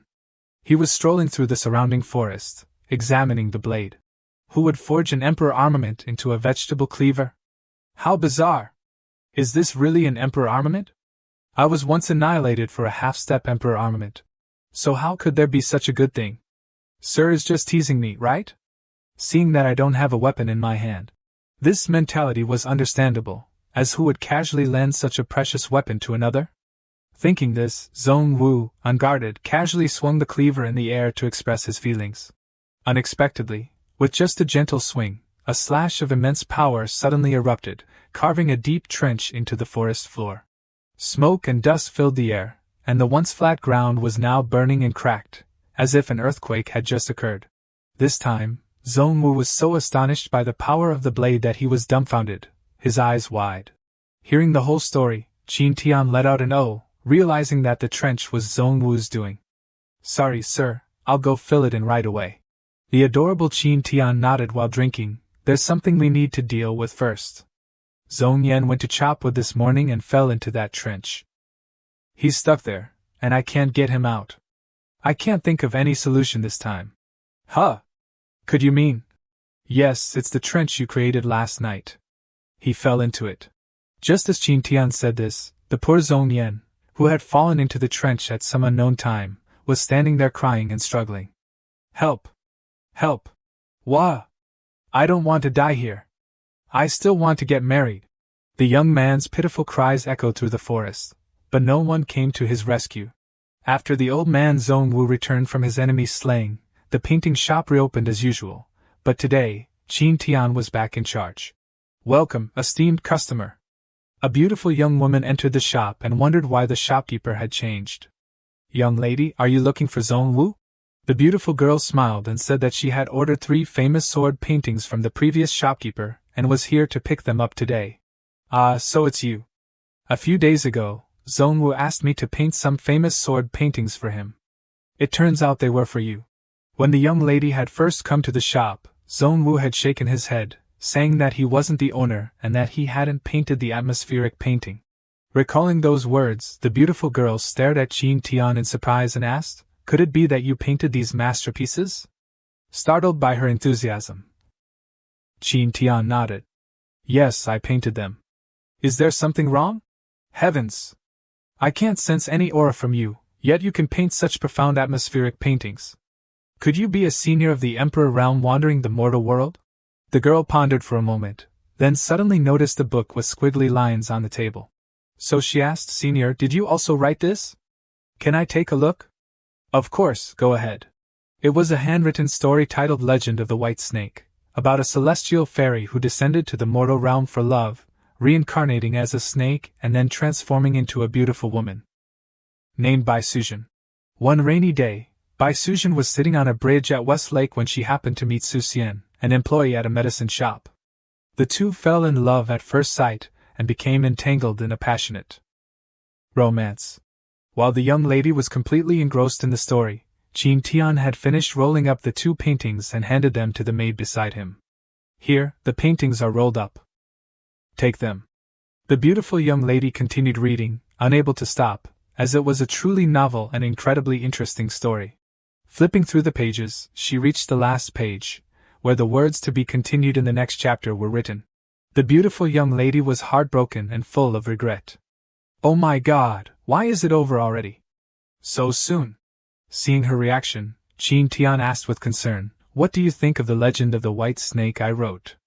Senior, it's very good, extremely interesting. It's just a bit too short, leaving one wanting more. Cough, cough, I'm writing. After all, Tian wasn't the real author, relying only on his memories from his previous world. It was a bit difficult to copy it completely. Plagiarism is bad, but I'm helpless. The young lady pondered silently for a moment, then suddenly exclaimed with joy, I've got it. Senior, would you consider entrusting this to our trading company for printing and distribution? My name is Lin Wan, and the Lin Trading Company is one of the 2 largest trading companies in Xinyan City. Hearing her suggestion, Tian thought to himself, speak of the devil. He had just been rejected by the Qingmu Trading Company, and now the Lin Trading Company wanted to print and sell his work. Since Tian also intended to print it, he agreed to entrust the Legend of the White Snake to her family's company for printing and distribution. Lin Wan smiled happily and said that the Lin Trading Company would only take 20% of the profits, leaving the remaining 80% for the senior. After a brief discussion about the collaboration, the young lady politely bid farewell and left with her maid. On the street, the little maid wondered why the profit was split that way. Wouldn't their Chamber of Commerce be at a disadvantage? Lin Wan smiled and explained, You're so silly. The profit is split like this because the Legend of the White Snake isn't actually worth much money. However, most cultivators find their training monotonous, and need some entertainment to balance themselves. Reading is one of the leisure activities of cultivators, and the purpose of Legend of the White Snake is promotion. Once people read it and find it enjoyable, they'll remember our Chamber of Commerce. Customer traffic and business will naturally increase. And so, under the diligent printing efforts of Miss Lin Wan's Chamber of Commerce, a month later, everyone on the streets was excitedly discussing the contents of Legend of the White Snake. Naturally, as the Lin Chamber of Commerce prospered and gained substantial profits from Legend of the White Snake, the other chambers of commerce in Xinyan City were all stirred up. Today, at the main hall of the Tan Mok Chamber of Commerce, the same was true. Father, it's bad. Seeing his daughter's commotion, the head of the Tan family asked, What's the matter? Why are you in such a hurry? This was Miss Tan Nok, and she was in such a state because thanks to Legend of the White Snake, the Lin Chamber of Commerce was gaining immense popularity in Xinyan City. Many people were attracted to them, and now the Tan family was at a disadvantage. If they couldn't sell their goods, their Chamber of Commerce would face a significant shortage of spirit stones for operations. Sensing the seriousness of the issue, Tan Hongmin, the head of the Tan Mok Chamber of Commerce, immediately ordered a meeting of all the managers and heads of their branch stores. After everyone had gathered, the head of the family, seated in the main chair, complained incessantly, Think of something for me. Otherwise, all of you can get out. How did things get to this point? A head of a branch store named Tranin, hearing the head of the family's words, felt uneasy, looking at his feet and not daring to look directly. Lai Lap, sitting beside him, clasped his hands and said he had an idea. Seeing this, Tranin cursed inwardly, This bastard Lai Lap is preparing to step on me to climb up the ranks. Lai Lap then recounted the story of how Tranin had rejected a young man when he brought the Legend of the White Snake manuscript, claiming that their Tan Mok Chamber of Commerce didn't accept such useless things for cultivators. Previously, a young master brought Legend of the White Snake to our store, wanting us to publish it, but the head of the store refused without even looking at it. If not for that, our Chamber of Commerce wouldn't be facing this crisis now. Seeing the matter exposed, Tranin hurriedly knelt down on the floor. Master, I was just momentarily confused. Please give me another chance. I will definitely think of a way to salvage this. That night, Tranin was tied up, stripped naked, and forced to kneel and apologize in front of Qin Tian's painting store. I apologize, I was blind and didn't recognize greatness. Please, Your Excellency, be magnanimous and forgive me. Today, I come here to accept my punishment.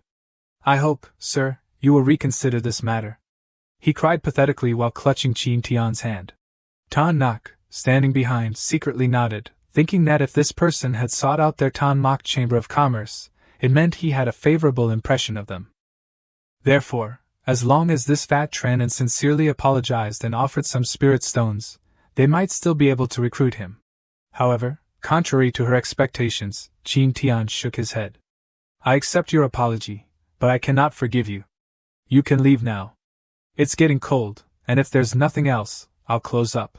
The two were surprised by his demeanor, and Miss Tan Nok hurriedly stopped the iron door from closing. Sir, please wait.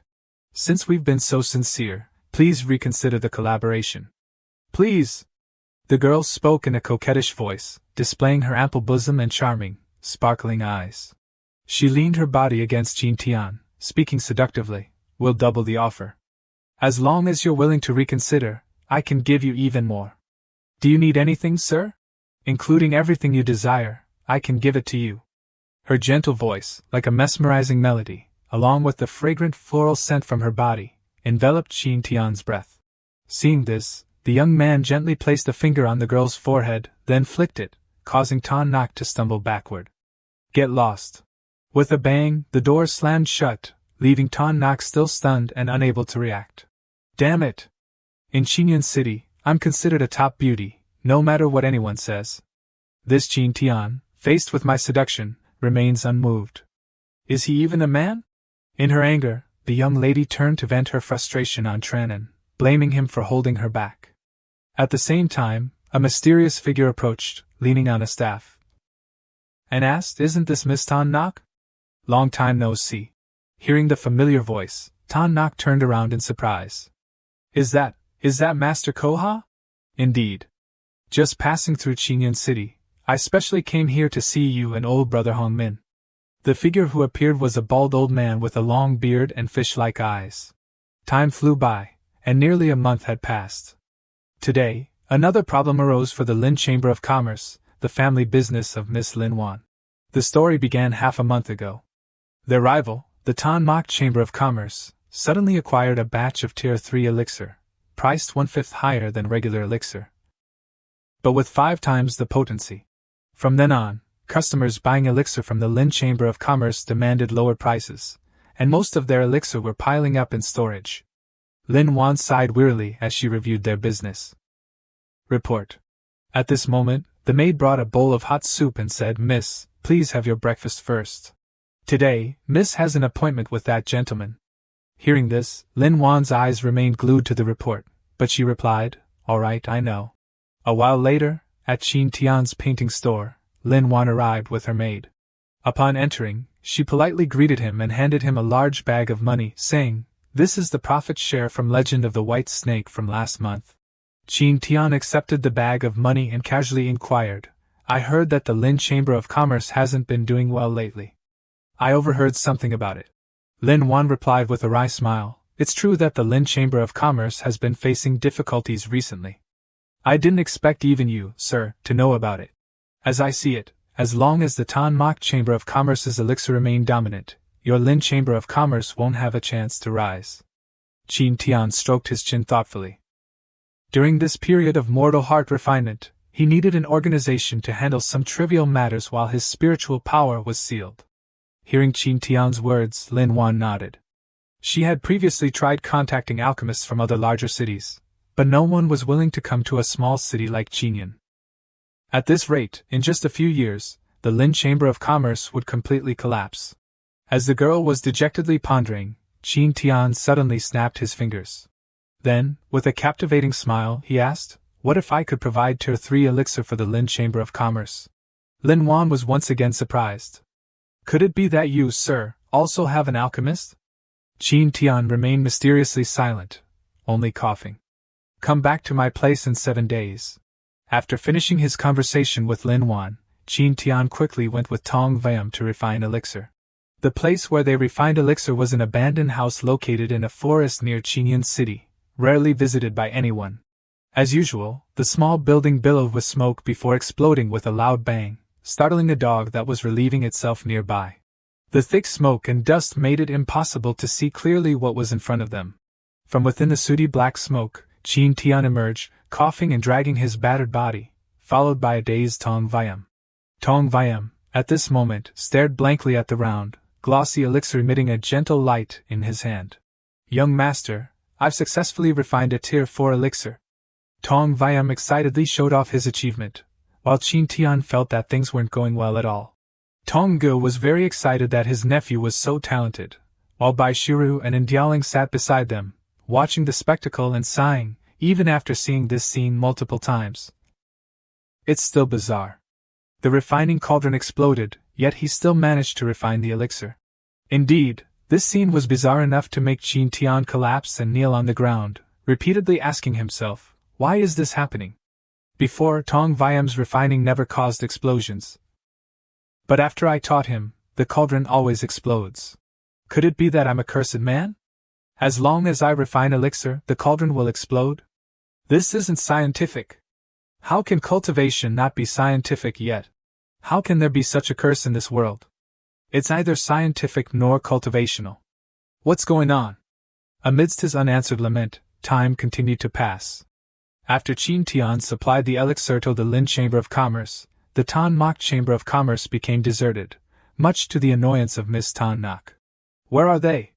Where have all the usual elixir buyers gone? Miss, please spare me. They all went to the Lin Chamber of Commerce. At the same time, the Lin Chamber of Commerce was overflowing with cultivators jostling to buy their elixir. Never before had the Lin Chamber of Commerce seen such a large influx of customers. The successful business made Lin Chao, Lin Wan's father and head of the family, unable to stop smiling. Ha ha! As expected of my daughter. Excellent work, excellent work. The Tan Mok Chamber of Commerce is in complete chaos now. Hearing her father's praise, the beautiful Lin Wan wasn't entirely happy but rather worried. Thank you, father, for the compliment. However, there's something I need to discuss with you. But it's a bit difficult to bring up. What is it? Just tell me. Hearing this, Lin Wan recounted what Tian had told her the other day. He had said that out of appreciation for her enjoyment of his book, he would help the Lin Chamber of Commerce once. But if they wanted further assistance, the Lin Chamber of Commerce would need to pledge allegiance to him. Naturally, Lin Wan couldn't make this decision alone, so she had to ask her father to come and discuss it. Father, all these elixirs were obtained on this condition. Moreover, that gentleman said that as long as we pledge allegiance to him, even providing Emperor-grade elixir and Emperor-grade weapons wouldn't be impossible in the future. Hearing his daughter's story, Lin Chao was slightly startled. Did that gentleman really say that? Seeing his daughter nod, he sighed. Young people these days truly don't understand things. A little achievement, and they become so arrogant. But, all right. If we have something to ask of others, we should go and discuss it properly. After reaching an agreement, the father and daughter headed to the painting store to meet Tian. At this time, the handsome young man sat on an extravagant throne, with a glass of champagne in hand, smiling at the person before him. You've arrived. Opposite him, Lin Chao, the head of the Lin family, bowed respectfully. Mr. Tan, I've arrived. Having just entered, he hadn't fully grasped the situation. Now, after bowing, he was startled by an incredibly powerful pressure from the opposite side. Looking at Tong Ge standing beside Tian, Lin Chao was extremely frightened. The man's aura was suffocating, as if it could crush him. This person beside Mr. Tan, is an Emperor-grade cultivator. Lin Chao had previously worried about a young man's arrogance, but now, seeing an Emperor-grade cultivator here, he realized that Mr. Tan was not ordinary. I am the head of the Lin Chamber of Commerce, Lin Wan's father, Lin Chao. I heard you had intentions of recruiting the Lin Chamber of Commerce. This time, Lin Chao bowed deeply, his body trembling slightly. If he had an Emperor-grade cultivator as a subordinate, how powerful must Mr. Tan be? In any case, the Lin Chamber of Commerce, couldn't afford to offend him. My words, your daughter should have relayed them already. There's no need for doubt. In the future, I will provide you with Emperor-grade weapons and Emperor-grade elixir. But not now. Because currently, you're not yet qualified to possess such things. You need to continue developing the Lin Chamber of Commerce, make it stronger. I will help you achieve this goal. As he spoke, Tian lazily placed his champagne glass on the table. Beside it was the Tan Emperor's knife, used for chopping pork. Suddenly, he flicked his wrist, and the knife flew out. It landed directly at the feet of old Lin Chao. Lin Chao was startled by the sudden appearance of the weapon, his legs trembling so much he almost couldn't stand. Tian looked at him with deep eyes and said, "You can take a look at this knife." Although he didn't understand anything, and the knife looked strangely ugly, Lin Chao complied. When he held the knife, he found it strangely heavy. This is a vegetable knife? No, this isn't an ordinary vegetable knife. After all, he was the head of the Lin Chamber of Commerce, so his eye for appraising items was much sharper than ordinary people. Lin Chao quickly noticed something strange. Oh heavens! This brilliant light! This captivating feeling! This heat! This is an emperor-grade weapon! Why? Who could do such a thing? Who would refine an emperor-grade weapon into a vegetable knife? Seeing Lin Chao's shocked expression, Tian smiled. This Tan Long Van Emperor's knife, I forged it for cooking. Dishes made with an emperor-grade weapon are incredibly delicious, right Tong Ge? Indeed, young master. Extremely delicious. As they were laughing and talking, Lin Chao suddenly knelt down on the floor. With tears welling up in his eyes, he embraced Tian's leg. On behalf of the Lin Chamber of Commerce, I swear to the heavens, the Lin Chamber of Commerce will be eternally loyal to young master Tan. Oh heavens! This isn't just a senior, this is a super, mega, ultra senior. If I miss this chance to hug this thigh, I'll die from my own stupidity. Having gained another capable subordinate organization, Tian remained in a cheerful mood and called out, Tong Viam, come in here. Lin Chao turned around, looking at the approaching figure and wondered, there's someone else here? Hello? I am the handsome, charming, universe's best alchemist, Tong Viam. Contrary to the expected cool entrance, he appeared childish and cheap.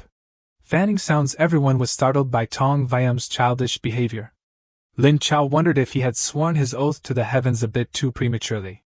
Tian quickly regained his composure and gestured towards Tong Viam, introducing him. This is Tong Viam, our alchemist. Such a young alchemist. Can he really refine better elixir than the Tan Mok Chamber of Commerce? Thinking this, Lin Chao skeptically asked, May I ask what tier of elixir you can refine? Tong Viam proudly puffed out his chest. If it were before, I could only refine tier 2. But after the young master's guidance, I can now refine tier 4 elixir. The elixir delivered to the Lin Chamber of Commerce before were all refined by me. Just as he finished speaking, a strong hand suddenly grabbed him under his arm. So, those were all refined by Mr. Tong Viam. That's wonderful. With Mr. Tong Viam's help, we can definitely defeat the Tan Mok Chamber of Commerce. Suddenly being lifted up, Tong Viam was startled and struggled. Damn it! Put me down! Tian smiled. I've given you the people. If you still can't completely defeat the Tan Mok Chamber of Commerce, then you're not qualified to be my subordinates. Lin Chao hastily assured him with a resolute tone. Your subordinate will definitely devote all his efforts to defeat the Tan Mok Chamber of Commerce. Damn it, put me down first. And so, with the addition of alchemist Tong Viam, at the beginning of the month, the Tan Mok Chamber of Commerce was deserted, despite releasing new, high-quality goods. The Lin Chamber of Commerce also released new, even better goods, attracting many customers. By the middle of the month, the Tan Mok Chamber of Commerce was so stagnant that they had to hold a 3-day clearance sale. Meanwhile, the Lin Chamber of Commerce offered a 5% discount, with a first-come, first-served policy, attracting even more customers. By the end of the month, the Tan Mok Chamber of Commerce was nearly bankrupt, having not made a single sale for the entire month. Finally, they announced their transfer and ceased operations. Tonight was a bright moonlit night at Wai Kan Hoa Tre, Tian's painting store. It was late, but the young man was still awake, reviewing the business reports sent by the Lin Chamber of Commerce. They did a good job. In just 1 month, they caused the Tan Mok Chamber of Commerce to lose half of their inventory. At this rate, they'll soon be able to buy out the Tan Mok Chamber of Commerce. But why have the sales of soul-refining pills and spirit-enhancing pills increased so much? Tian wondered as he examined the confidential report regarding these 2 types of pills. In recent months, the spiritual energy at Qingyun Mountain outside Qingyun City has surged, leading people to speculate about the emergence of a treasure. Therefore, disputes frequently occur near Qingyun Mountain, and the demand for these 2 types of elixir has risen accordingly. Just as Tian received this information, the system interface suddenly appeared. Branch mission: Mortal Heart Refinement. Obtain the Azure Dragon Vein. This month, the Azure Dragon Vein will appear in Qingyun Mountain Range. Azure Dragon Vein can increase the surrounding spiritual concentration within a 30-kilometer radius by a factor of 10. Staring at the system interface for a long while, Tian pondered, Azure Dragon Vein, so this time it's land? So that's how it is. As expected, the three branch missions of the system correspond to wealth, companions, methods, and land. In cultivation, besides hard-to-grasp opportunities that are encountered by chance, the most important are wealth, companions, methods, and land. These are the resources necessary for cultivators. But resources won't fall from the sky, so one must fight and seize them. But Tian, because of the system, had never worried about these things, so he was quite clueless.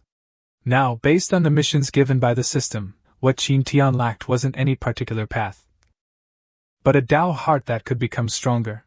Understanding this, Tian's mental state ascended to a new level, causing his aura to change significantly. Tongge, standing beside him, keenly sensed this difference. Congratulations, hosts, for successfully comprehending the essence of mortal heart refinement.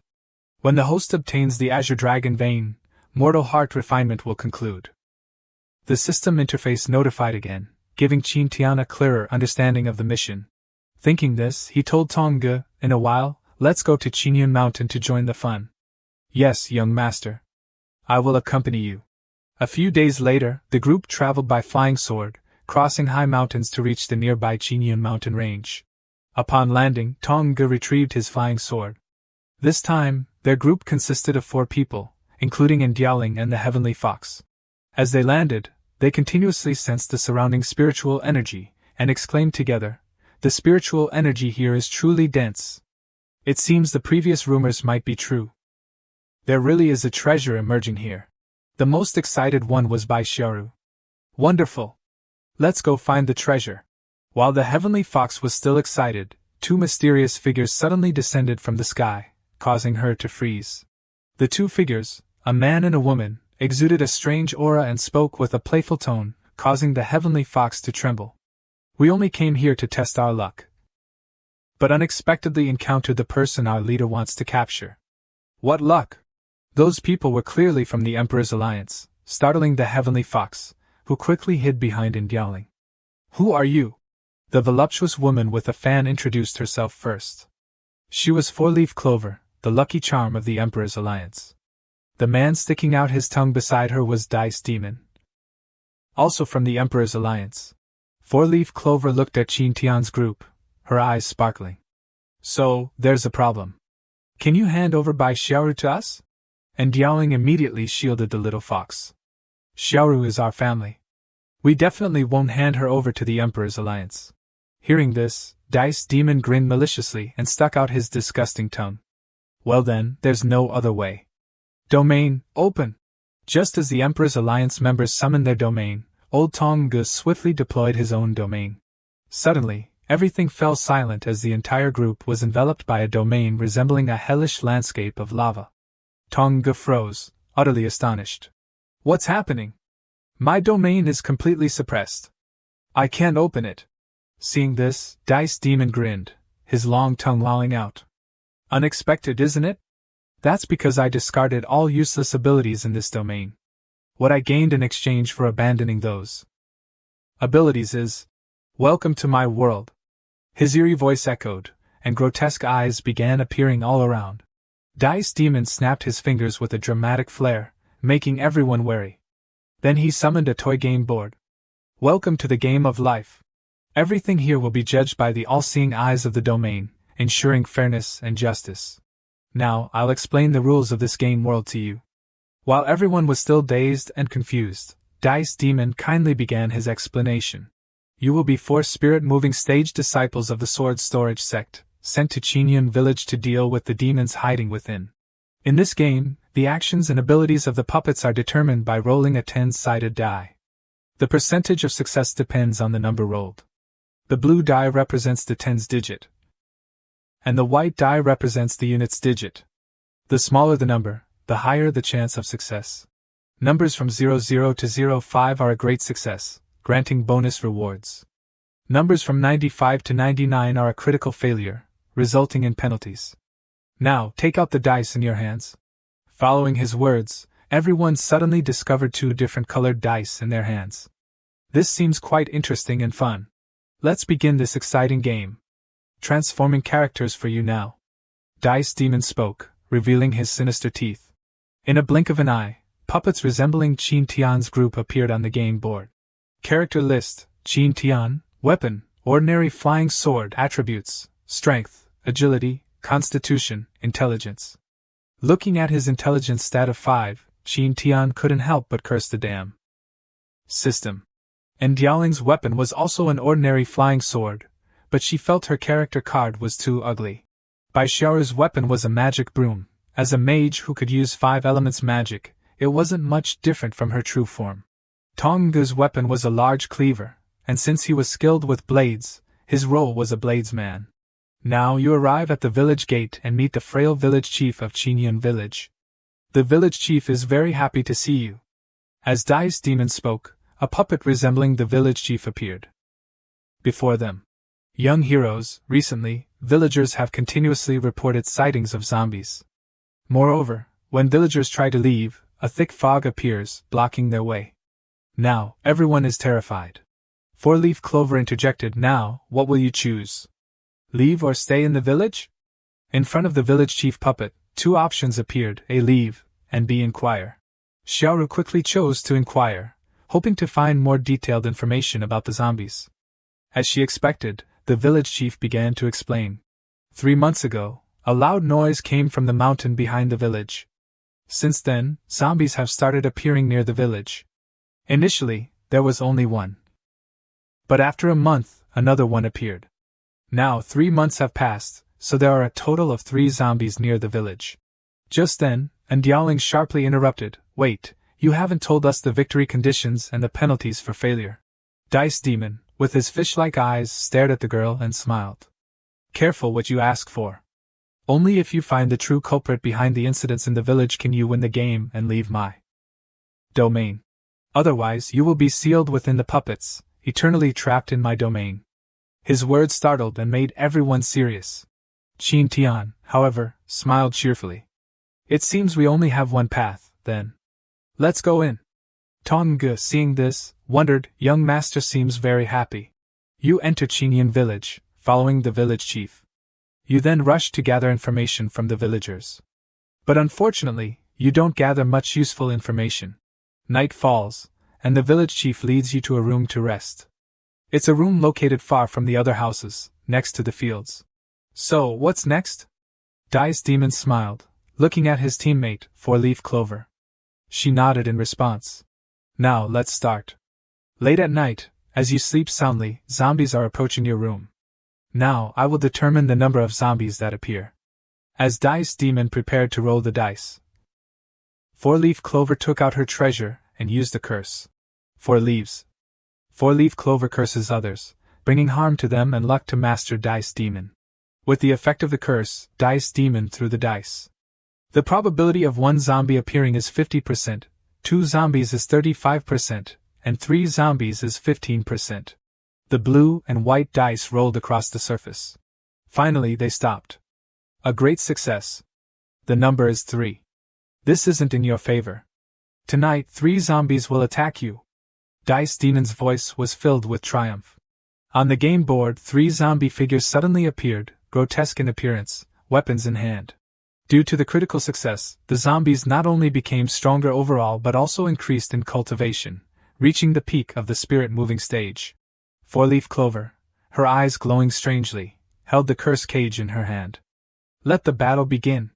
You attack first, so roll the dice." "Let me go first." Tonggu volunteered. He gently tossed the 2 dice. They spun on the table before stopping at the number 35. Attack successful. Tonggu uses mountain-splitting blade technique, severing the left arm of zombie number 3. Zombie number 3 is severely injured. Simultaneously, the Tonggu puppet on the board also severed the arm of zombie number 3, reducing its health from 30 to 10. Now it's Diaoling's turn. The young girl threw the dice, and they stopped at 10. Diaoling uses eye-sealing sword technique, freezing zombie number 2. Zombie number 2 cannot move for 2 turns. Next is me. It's Bai Xiaoru's turn. Her dice spun on the table. Bai Xiaoru's surprised and joyful voice rang out. 003. A critical success. Amazing! A critical hit. Next, Bai Xiaoru uses her ultimate spell. Although their opponent rolled a critical success, Four-Leaf Clover and Dice Demon didn't seem worried. Xiaoru, unconcerned about them, happily enjoyed the game. Great! Hit them with a critical hit, my puppet! At the same time, the Bai Xiaoru puppet, magic broom in hand, immediately charged forward.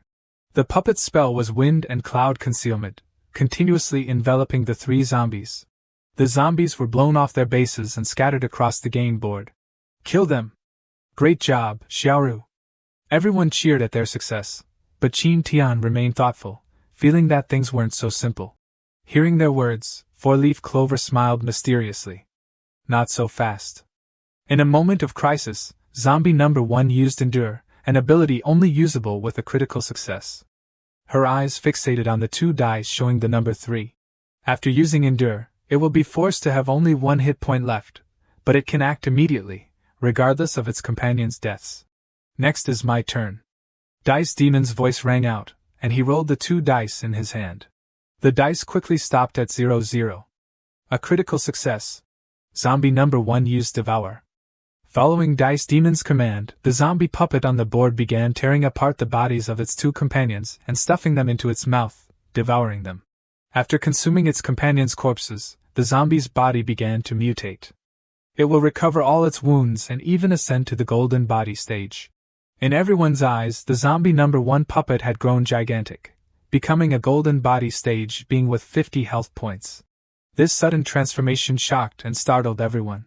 Only Tian stared at the game board with a puzzled expression. Zombie number 1 has now reached the golden body stage. Its special ability is Devour, allowing it to recover health by consuming corpses. It also has abilities like Agility, Poison Claws, and Disease Transmission. Dice Demon grinned triumphantly, holding the 2 dice in his hand. Because zombie number 1 has ascended to the golden body stage, it gets to act first. 0-1. A critical success. Using Poison Claws on Tongga and Endialing, twin Poison Claws. Following Dice Demon's command, the zombie puppet on the board immediately attacked, catching everyone off guard. Tongga and Endialing's puppets were injured by the Poison Claws ability, and fell into a state of severe poisoning. At the same time, a similar wound appeared on Tongga's hand. Heavens! The wound on my hand is exactly the same as the puppet's. Could it be that the injuries the puppet receives are transferred to our bodies? Ying at this moment smiled a devilish smile, revealing sharp teeth. That's right, this is the true effect of my Bai Ying's domain.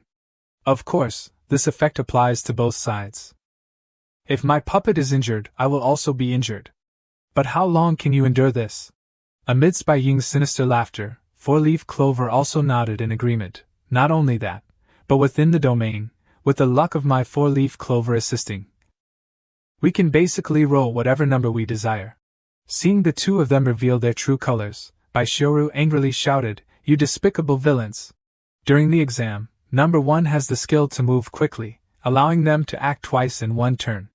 Therefore, I can attack again.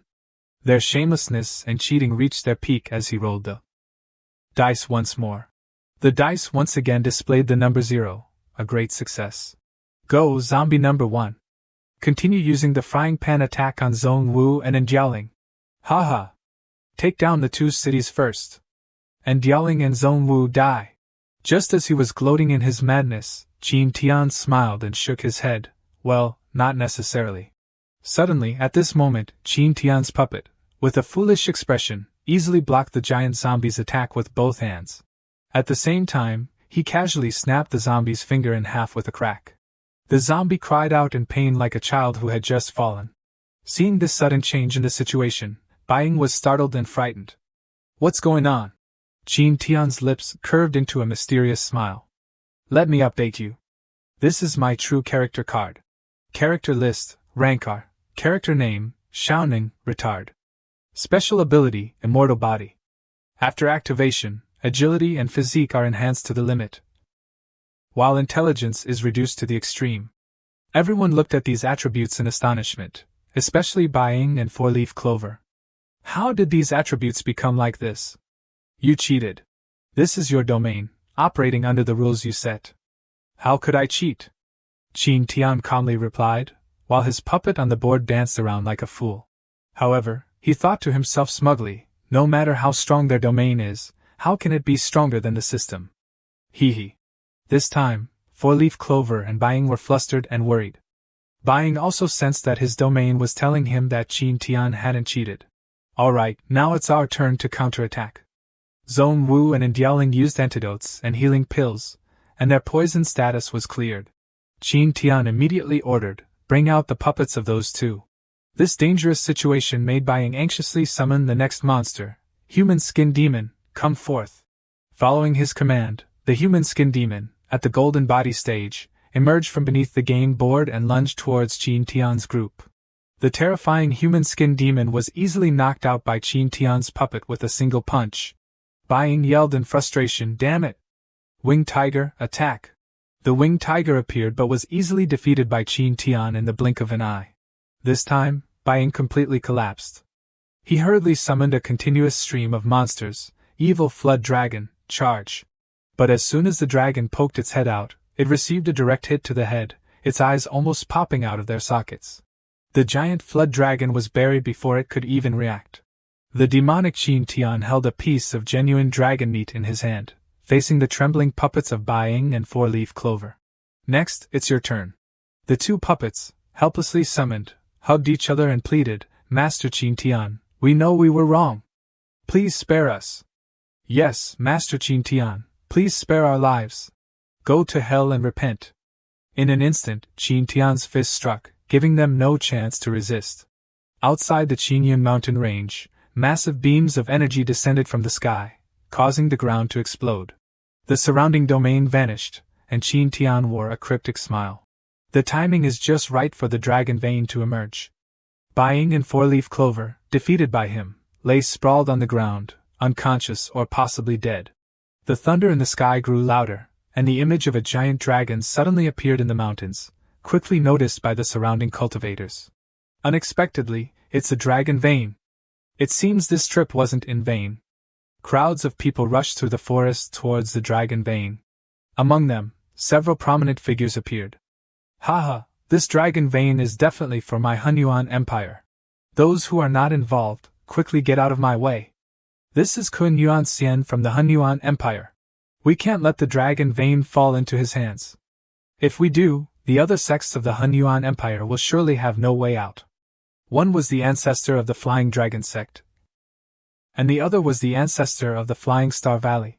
The ancestors of the Heavenly Blade Sect and the Profound Weapons Sect also fiercely competed for this precious dragon vein. "This dragon vein belongs to my Profound Weapons Sect. Get out of the way."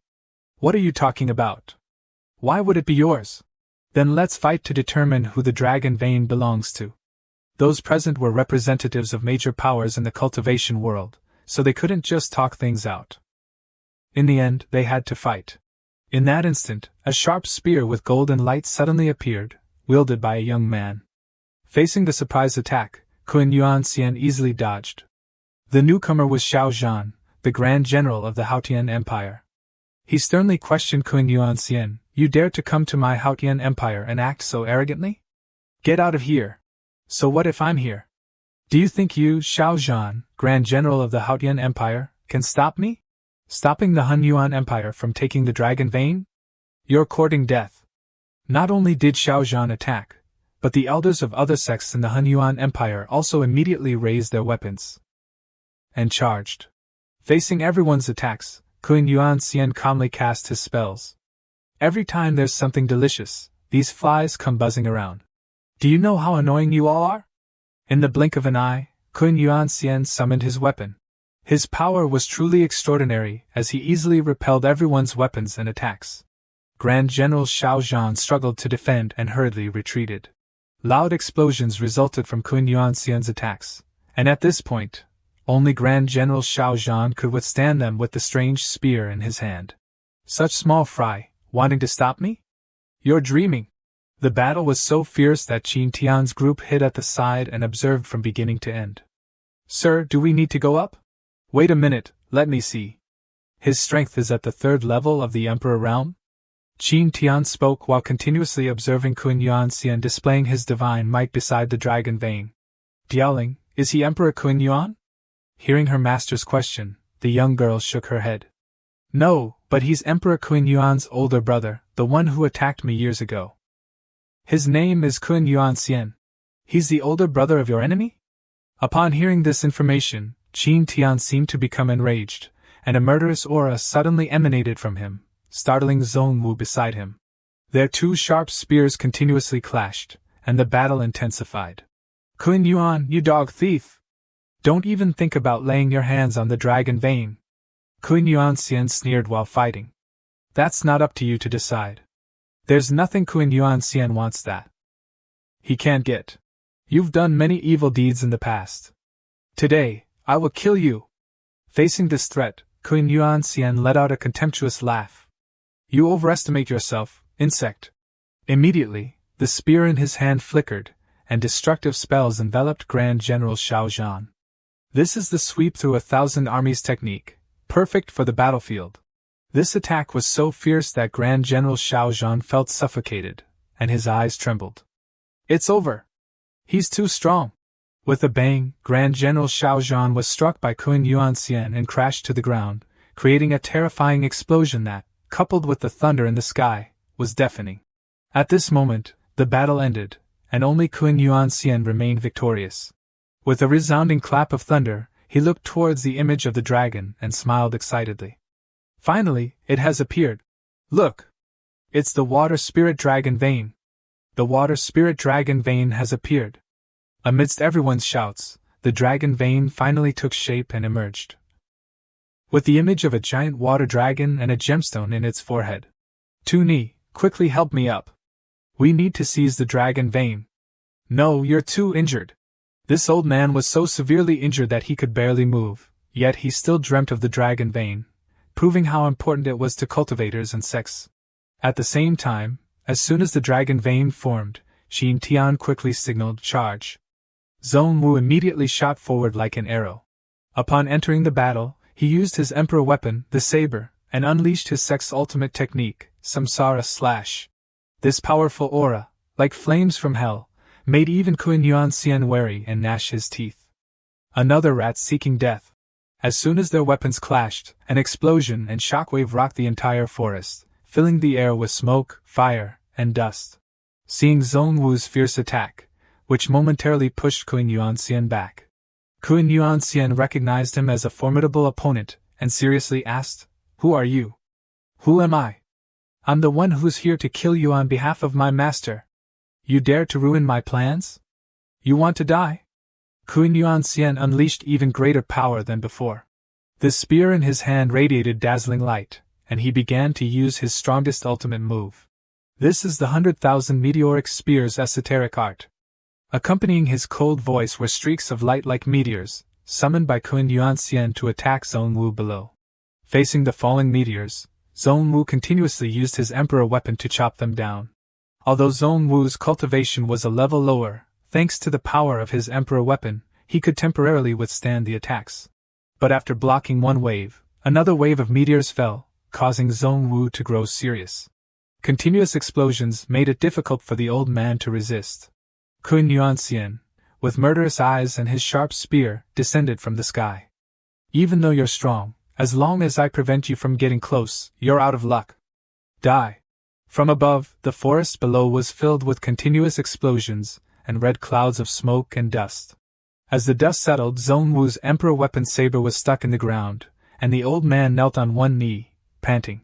As expected of a seasoned emperor realm expert, that continuous attack was impossible to defend against.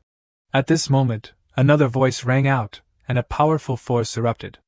"Fellow Taoist, don't worry. I'm here to help you." The red-haired old man looked up at the sky in surprise.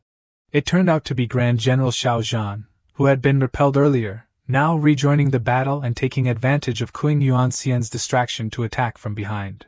Xiao Zhan's sharp spear immediately unleashed his family's ultimate technique, 100 battles killing spear, the technique that had allowed him to dominate the battlefield for so long. Qin Yuan Xian had to turn around to defend against Xiao Zhan's attack, so the Grand General immediately shouted to Zhongwu, "Now's your chance." Zhongwu seized the opportunity and nodded. "Leave it to me." Immediately, the red-haired old man charged forward, using the power of his emperor weapon and unleashing the ultimate technique, Zone Clan Dragon Roar Saber. Facing the combined assault of these two experts, Kun Yuan Xian was at a great disadvantage, gritting his teeth in anger. Damn it! But even if you two attack together, you're still no match for me. He was truly a terrifying powerhouse, capable of withstanding the fierce attacks of two other Emperor Realm experts. As the three of them fought fiercely in the distance, Tian took out his familiar pot and handed it to Xiao Ru. It's our turn to make an appearance. Xiao Ru, take us to the dragon vein. Zhong Wu is holding off the dragon's head. We'll go to the tail of the dragon vein, where we'll have a chance.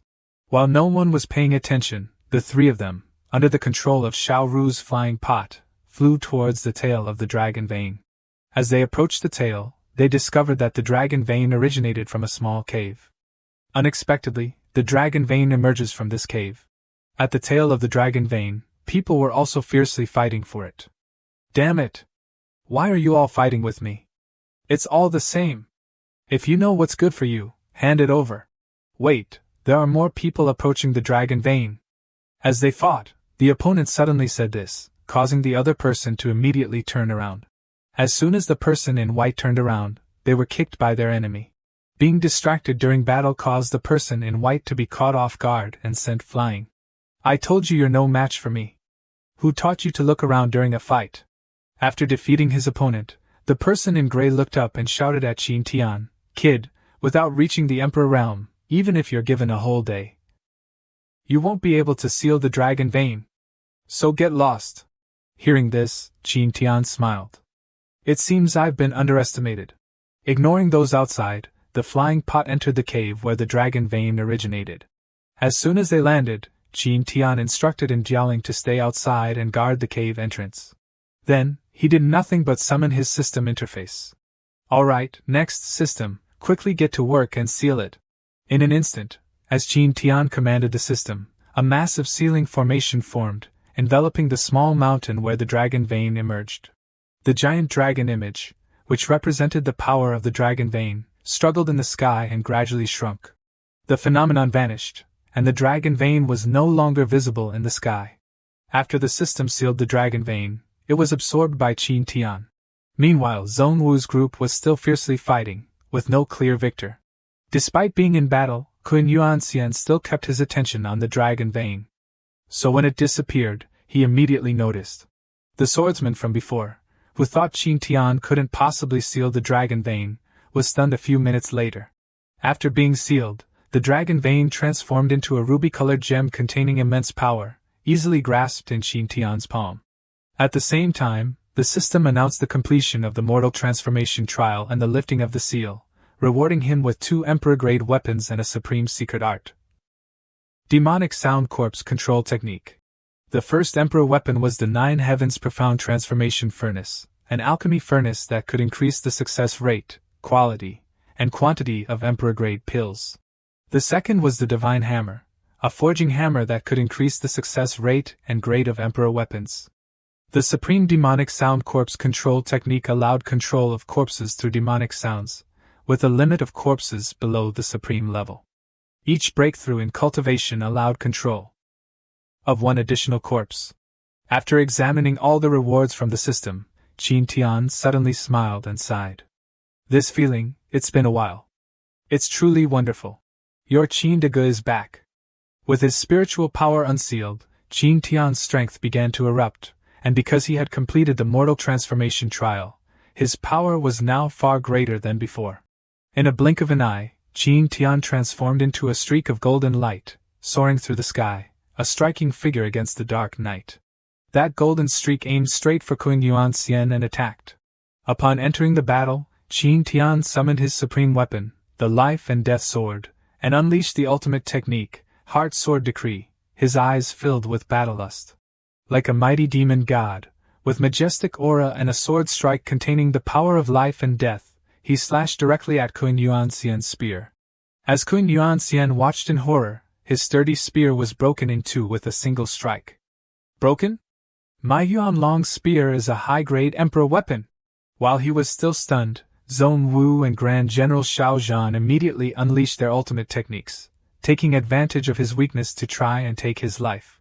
At this critical moment, Kun Yuan-hsien desperately dodged, but he was clearly at a disadvantage, surrounded by 3 experts. He immediately summoned an energy barrier for temporary protection, blocking Zhong Wu's attack. However, the energy barrier soon shattered, and he was slammed into the ground, causing a small explosion. As the dust settled, Kun Yuan-hsien stood wearily on the ground, looking at the 3 of them. "You want me dead? Then let's all die together." Kun Yuan-hsien's face became frantic as he immediately summoned a golden talisman with terrifying lightning. The talisman emitted destructive lightning bolts, and Kun Yuan-hsien began chanting. Instantly, a giant talisman identical to the one he held appeared behind Tian. Zhong Wu and Xiao Zhan were shocked and horrified upon seeing this. This is the 9 Nether Divine Thunder Talisman, passed down through the Hunyuan Empire. Zhong Wu hurriedly shouted, "Young master, run!" The power of this talisman is even more terrifying than a full-powered attack from a peak Emperor realm expert. Despite Zhong Wu's words, Tian smiled and shook his head. "It's useless. This talisman is locked onto me. No matter where I run, I can't escape. There's only one way: kill Kun Yuan-hsien before the talisman activates." With that, the life and death sword left its sheath once more and lunged towards Kun Yuan-hsien below. Heart Sword Decree, Extraterrestrial Immortal. Tian and his sword became one, transforming into a meteor falling from the sky like a shooting star. His sharp sword pierced Kun Yuan-hsien's chest while he was unable to do anything. Blood began to flow from Kun Yuan-hsien's mouth, but his eyes were filled with madness. "Ha ha ha, it's too late. You're dead for sure." As the sword pierced his chest, the lightning in the sky reached its peak, emitting a destructive aura. The lightning bolt's speed was terrifying, instantly appearing behind Tian. At this moment, he hadn't dodged yet, or perhaps he couldn't dodge. The giant lightning bolt struck where the 2 of them stood, and the fierce shockwave seemed to tear the earth apart. And Ying screamed in terror, calling out, "Master!" Immediately, she flew towards her master, with Xiao Ru hurriedly following behind. Dust and smoke filled the air, and small lightning bolts flickered on the ground. "Master! Are you all right, master?" Amidst the rubble, Kun Yuan-hsien lay unconscious, and Tian was bleeding from his head. Tian lay in his disciple's arms, coughing up blood. This was likely one of his most severe injuries yet. Her master's terrible condition made Ying panic. She frantically searched for medicine on him. "Master, don't let anything happen to you. Please!" With one hand supporting her master, she took out a bottle of pills with the other, preparing to feed him. A round pill with healing and pain-relieving properties was placed in Tian's mouth. In his delirium, he swallowed the pill, and suddenly, Ying's tears fell on his face. A moment later, he gradually regained consciousness and uttered, "Huh? What's this? So salty. Master, are you all right?" Tian reached out and touched his disciple's tear-stained face, sighing. "Silly girl, why are you crying? Don't cry anymore. Master is fine." At this time, the little fox and Xiao Ru also arrived anxiously at the rubble. "Tian, how are you feeling? Are you okay?" Tian tried to move his numb leg and weakly replied, "I'm fine. I've worried you all. Don't panic." With that, he sat up and grabbed his supreme weapon, the life and death sword. Looking towards the motionless Kun Yuan-hsien in the distance, Tian sighed wearily. "Fortunately, I have the immortal body and the life and death sword, which mitigated some of the damage. Otherwise, I would have really died here." He used the sword as support to stand up. "All right, everything's settled here. Let's go." This Kun Yuan-hsien finally paid the price. "Soon, I'll take you to the Hunyuan Empire." As Ying watched in a daze, Tian extended his hand to her. She quickly wiped away her tears and took her master's hand. "Master, I'll go with you." After the great battle, Tian followed Grand General Xiao Zhan to a scenic spot in the Haotian Empire for his tribulation. Xiao Ru and Ying, and the others anxiously watched from afar, while Tian stood alone on a high platform suspended in midair, facing waves of lightning. Tian is so badly injured, is it really okay for him to undergo tribulation now? Although Ying had great faith in her master, she couldn't help but worry at this moment. Suddenly, a girl with silver-white hair appeared, jumping onto Ying's back. "You really came to the Haotian Empire without telling me. If General Xiao hadn't told me, I wouldn't have known you were here." And Ying was surprised. "Qinger, why are you here? Because Master wants to undergo tribulation here, General Shao was worried and reported it. At the same time, a beautiful woman in a flowing dress approached and scolded, "Impudent! As a princess, how can you be so rude?" Mu Qingqing smiled and replied, "It's okay, mother. Diaoling isn't a stranger. This girl really never grows up. Please excuse her." This beautiful woman was Empress Bingquan of the Haotian Empire, a super expert at the 3rd level of the Emperor realm. With her mother's arrival, Mu Qingqing became serious for a moment and introduced, "This is my mother, Empress Bingquan." The Empress smiled at Diaoling. She had heard much about her from her daughter. So she said, "You can call me Aunt Mu Xian." And Diaoling immediately bowed and greeted, "Aunt Mu Xian." Mu Qingqing smiled. "Diaoling, you're too polite. Look at General Shao, he didn't even bother to greet us." Suddenly called out, General Shao panicked and cupped his hands. "My apologies. Greetings, Empress Bingquan and Princess." As they were chatting and getting acquainted, lightning bolts suddenly pierced the quiet night, startling everyone. "It's starting," Empress Bingquan said seriously, looking towards the sky. "But this tribulation is unusual. It's not like an ordinary Emperor realm tribulation at all." Hearing the Empress's words, Diaoling was also startled, realizing that in her previous life, the power of her Emperor realm tribulation wasn't this strong. "Master, please be safe," she prayed silently. On the platform, Tian was surrounded by a protective energy barrier, resisting the small lightning bolts. He looked seriously at the sky where the tribulation was brewing. It seemed that this time, it wasn't just the Emperor realm tribulation, but also the tribulation of his flesh and blood body. The first lightning bolt struck, aiming straight for Tian's head. The lightning bolt easily shattered the protective energy barrier but was deflected, striking somewhere else nearby. The impact caused smoke and dust to billow, and from within the dust cloud, a humanoid lightning bolt emerged. Seeing this, Tian exclaimed in surprise, "Is this a lightning person?" It turned out that the tribulation lightning had taken a human form. This was the legendary lightning person. Empress Bingquan was extremely shocked to witness the tribulation taking form. This was something she had never heard of.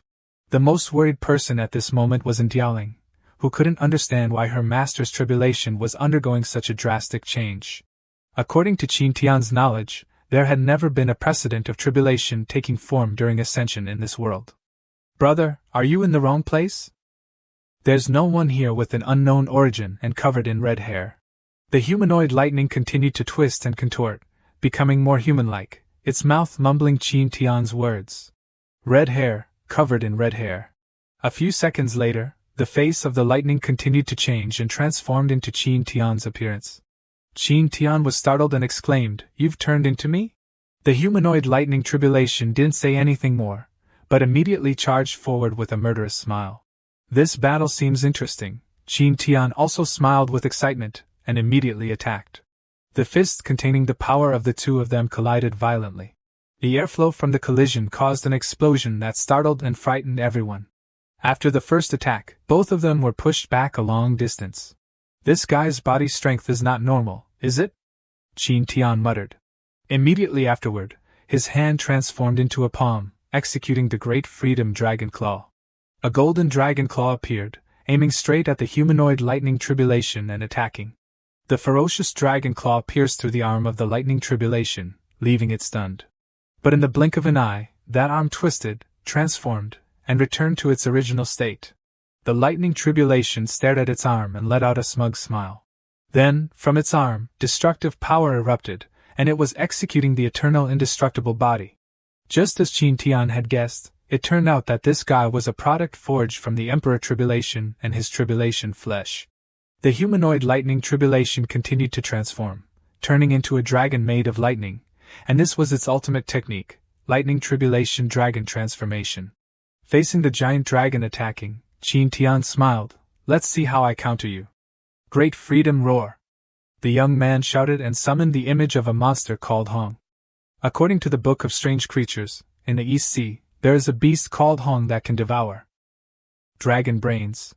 It dives down from the sky, extremely brave and fierce. Once it fights a dragon, the creature's mouth will spew fire for several meters. Dragons cannot defeat it. Seeing that its dragon couldn't fight against Tian's Hong image, the lightning tribulation immediately summoned another image. Tribulation lightning rock, soaring through the heavens. A giant golden eagle soared in the sky with a clear cry.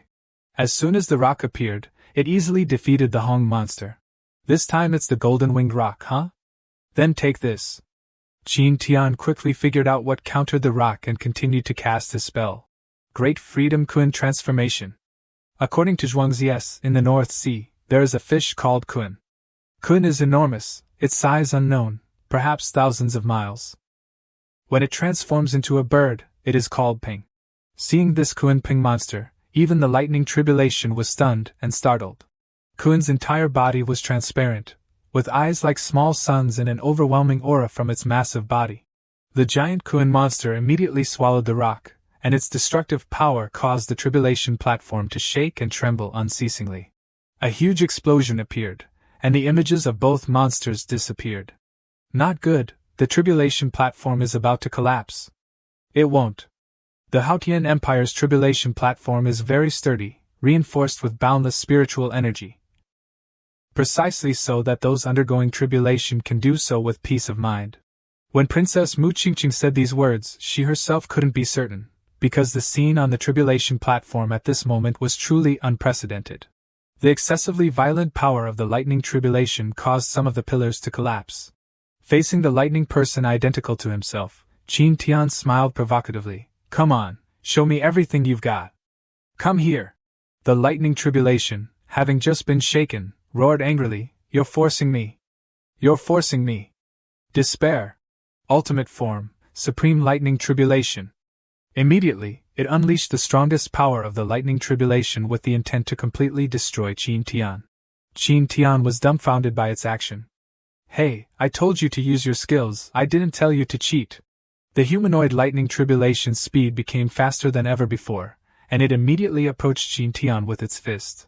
Tian was startled, his body stiff and unable to react. Damn it, I can't make it in time. Immediately, he was punched hard in the cheek by the lightning tribulation, sending him flying backward. It landed one punch and immediately followed up with another. But Tian wasn't a pushover. He hastily executed his eternal indestructible body, counterattacking the lightning tribulation. The two of them exchanged blows with fists and feet, either gaining an advantage. The more it fought, the more the lightning tribulation lost its composure, and now it was like a monster, constantly roaring, Take my overload lightning blast! It screamed and charged.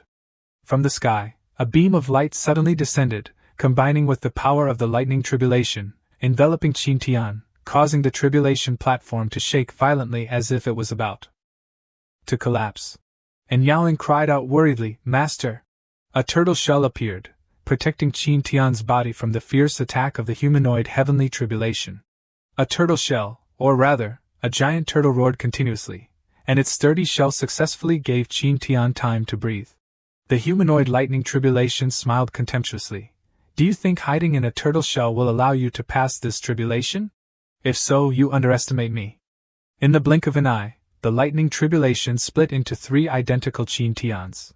Tian shook his finger and smiled. No, I only used the black tortoise shell to buy some time. And if you've split, I can only draw my weapon.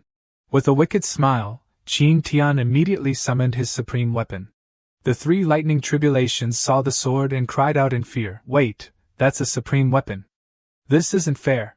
This is just a tribulation meant to temper with a bit of Emperor Realm tribulation. Flesh. Hearing the lightning tribulation's questioning, Tian shamelessly explained, Magical treasures are also part of a cultivator's strength. This is very fair. Next, don't blink, because you're the first to see the sword technique of the Emperor Realm Heart Sword Art. A strange light flashed, illuminating the confident appearance of the young man. This was the first time Tian used his Emperor Realm power combined with his sword technique. Time seemed to freeze as thousands of energy streams converged and erupted from that small body, causing the surrounding air to crackle. The world in everyone's eyes suddenly changed as countless flower petals fell, and the entire space was covered by an endless field of pure white flowers. The faint floral fragrance drifted past people's noses, and the gentle breeze swayed their hair, incredibly realistic. Empress Bing Shui couldn't hide the astonishment in her eyes.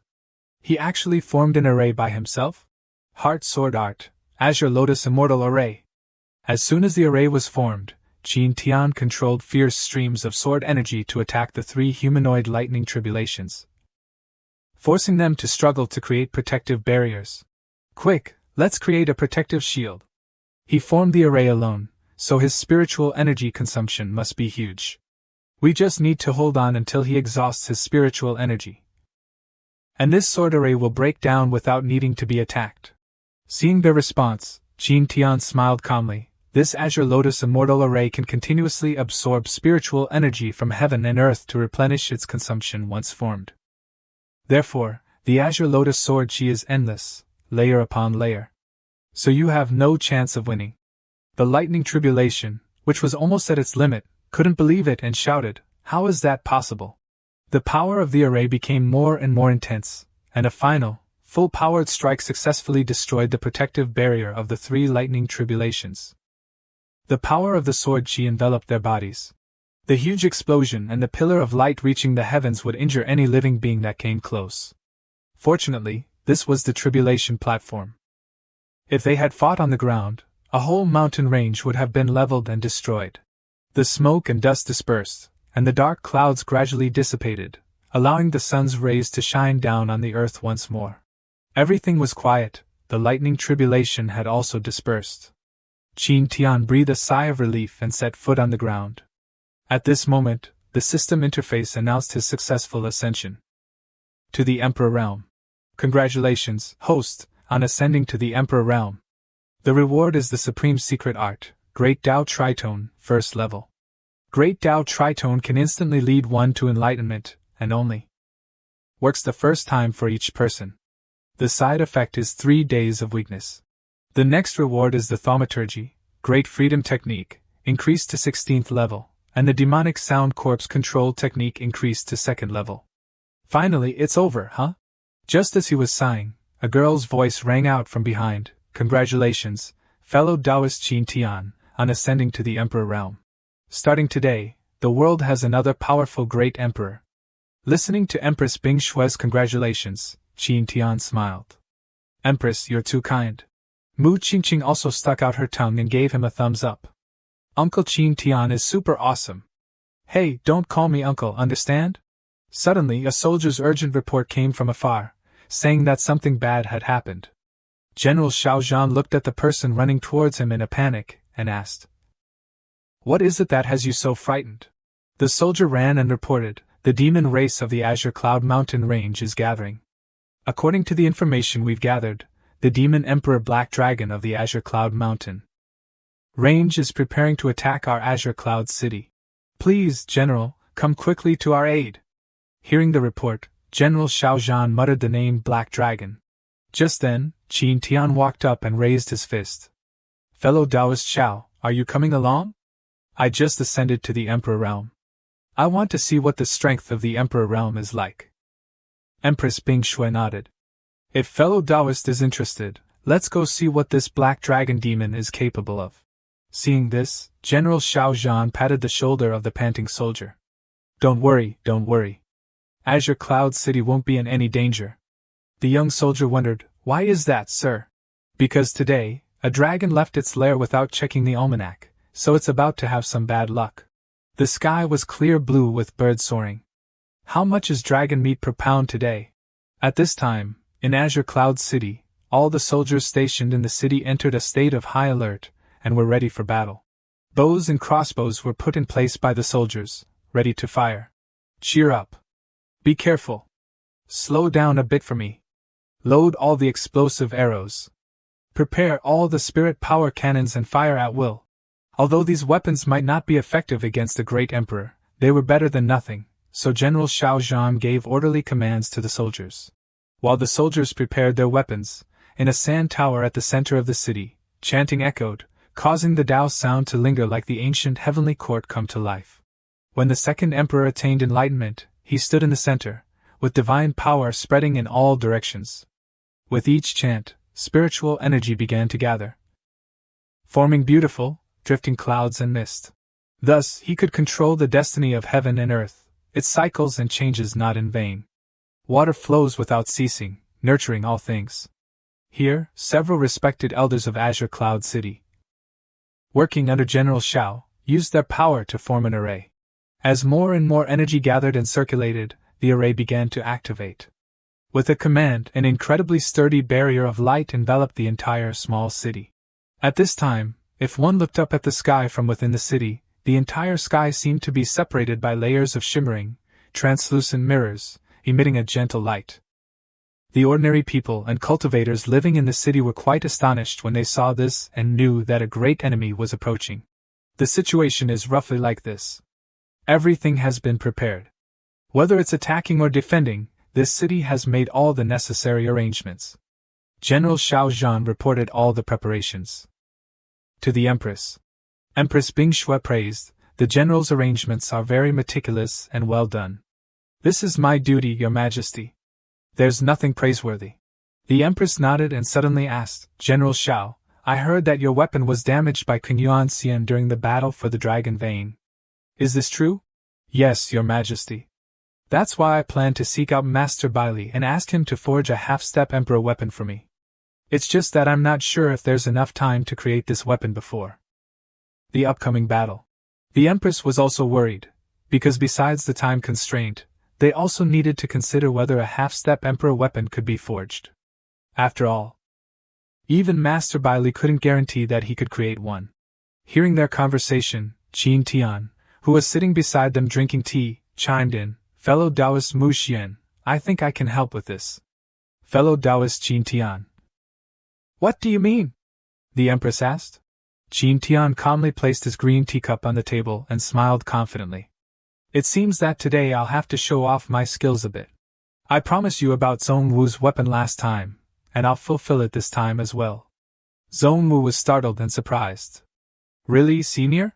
Receiving confirmation and a nod from Tian, the old man was deeply moved and hurriedly knelt down, kowtowing in gratitude.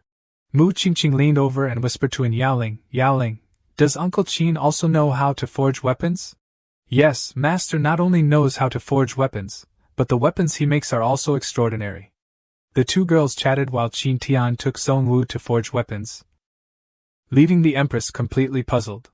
A moment later, in the backyard of the fire residence where Tian temporarily resided, he was frantically hammering the heated inscription weapon with his giant hammer. "Behold my heavenly hammer technique!" The others watching from the side widened their eyes and mouths in disbelief. "Princess, I'm not blind, right? The hammer that Senior Tian is using is a peak-grade Emperor weapon." "You're not blind. I see it too." The two of them are not blind, but Ice Abyss Empress is blind now. But that's not the point. The main point is, it seems that fellow Taoist Tian is forging an Emperor weapon. Under the Empress's attentive and excited gaze, a saber with patterns like blazing flames finally appeared, radiating 5-colored light. Success. It's finally a success. Not bad, not bad. The exterior is much more beautiful. Let's call you Zonghua Saber. Mother, it's really, truly an Emperor weapon. That's right. Moreover, it only took a few strikes to take shape. He truly is a great expert. Tian admired his creation for a moment, then tossed it to Zhong Wu, causing the old man to cry tears of gratitude. "Thank you, young master, for bestowing this saber. Zhong Wu will surely climb mountains of blades and descend into seas of fire for you.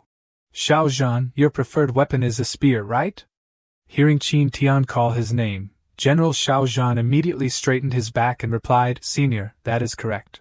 Seeing that General Xiao Zhan was about to receive an Emperor weapon, Mu Qingqing clasped her hands together and said coquettishly, "Qin Gij, I want an Emperor weapon too."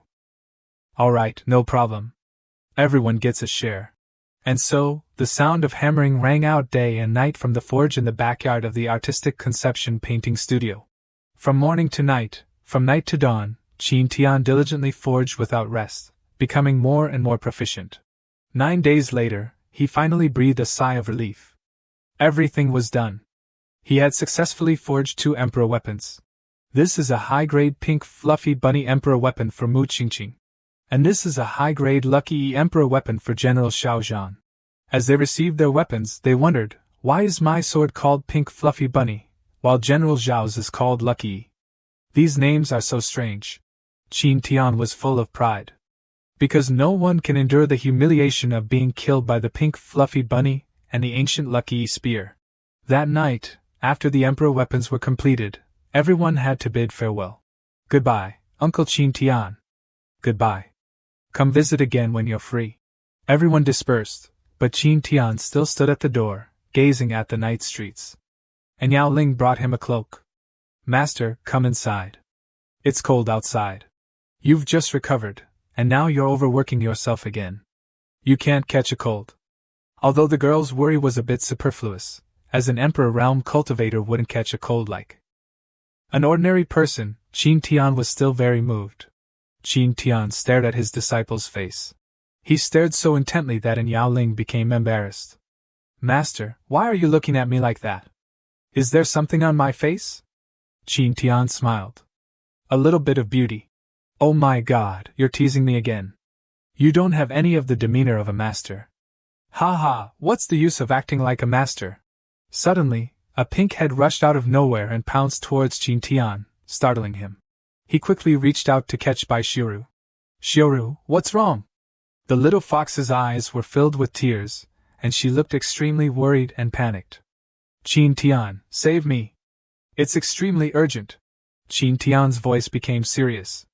What's going on? What happened? My sister. My sister snuck out to find me, but she was captured by the Emperor's alliance on the way. The beautiful girl spoke as tears streamed down her face, looking incredibly pitiful. The scene shifted to a dense forest where the trees were so thick that moonlight couldn't penetrate. A bonfire was burning, roasting a giant leg of meat. A humanoid beast gnawed on the leg and asked Xiang, "Are you sure Bai Xiaoru will really walk right into our trap?" Xiang, sitting beside him with snow-white hair, nodded. Bai Xiaoru and her sister Bai Xiaotai have always been as close as two peas in a pod. So when Bai Xiaoru learns that Bai Xiaotai has fallen into our hands, she will definitely come to rescue her. The white-haired man from earlier was named Xiang, and the humanoid beast resembling a tiger or lion was my show. It chewed its food and sighed, "Sisterly love is truly admirable." Behind them, a girl with a foxtail was blindfolded and hung from a tree branch, struggling continuously. The little fox, despite being blindfolded, suddenly sensed something and cried out, "Sister." At the same time, Xiaoru's group appeared. And Yao Ling immediately jumped up and used her sword to cut the rope binding Bai Xiaotai, causing the young girl to fall to the ground. Below, Miss Bai, the heavenly fox, was already waiting and quickly caught her sister. Xiang didn't even glance at them and calmly wiped his mouth with a cloth. "See? Didn't I say she'd come?" My show tossed aside the leg in its hand. As expected of Xiang. "Your calculations are meticulous." With that, it took out a pair of boxing gloves and put them on. Like a professional boxer, the beast clasped its paws together and started warming up. "Well then, let me cook up this delicious meal." Enemies met, and a fierce battle erupted immediately with a ferocious attack from Old Man Zhong Wu and his newly acquired emperor weapon. The earth-shattering power caused the ground to tremble, but my show easily dodged. Xiang, seeing this, wondered, why aren't there any reinforcements? Aren't these guys afraid of the Emperor's alliance's revenge? Having his attack blocked by the old man, my show became wary. Hearing his question, Tian smiled and explained, "Your intelligence is a few years out of date. You don't even know who's beside Xiaoru, and you dare to come and assassinate her?" Xiang nodded. "The two of us have been in closed-door cultivation for 100 years and just recently emerged. But it doesn't matter. Killing you and taking Bai Xiaoru away amounts to the same thing." Zhong Wu stared intently at their every move. "Young master, be careful. It seems they are seasoned Emperor realm experts." Meanwhile, Tian shook his head calmly. "Don't worry." Xiang seized the opportunity and deployed his domain, transforming the surrounding space into a chessboard under a starry sky. He opened his eyes and looked at Tian with a smug smile. "All familiar scenery. It seems your domain has been completely suppressed by mine. But I can't blame you. Who told you that I'm at the second stage of the Emperor realm, while you're only at the first stage?" As he spoke, he gently waved his hand, causing numerous black and white chess pieces to appear. The chess pieces, as if prearranged or programmed, easily fell into their designated positions, forming a formation. As soon as the last chess piece fell into place, the chessboard emitted a powerful force. However, all the energy was unable to reach Qin Tian as he protected himself with a sphere of energy. Qin Tian shook his head dismissively. This boring type of domain again. Have you ever considered that I find you too weak, so I'm not using my domain? Humph, such nonsense. No matter how strong your defense is, within my infinite domain, it's merely a decoration. The white-haired man was extremely confident in his own domain. Qin Tian's eyes were filled with profound meaning. Whether it is or not, we'll know in a moment. Too much talk. Die. Qi Xiang pinched a black chess piece between his fingers and chanted. Boundless chess piece, infinite slaughter. In an instant, the chessboard seemed to be pierced by thousands of blades, with extremely fierce destructive power from the chess pieces aimed directly at Qin Tian. However, the handsome young man easily dodged and summoned his life and death sword. Corrupting freedom, great law, eternal undying body.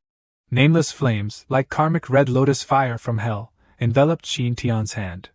Life and death sword, 3 aspects power, great Tao 40 meters, appear. As soon as his voice fell, the sword, enveloped by the power of the strange flames, immediately shot forward like a lengthening Ri-Jinggu bang. The gigantic black shadow of the sword completely covered Qi Xiang's small body, who was immersed in terror. This? What kind of power is this? It's terrifying. This destructive power of obscure origin, combined with the azure flames, made 1 + 1 greater than 2.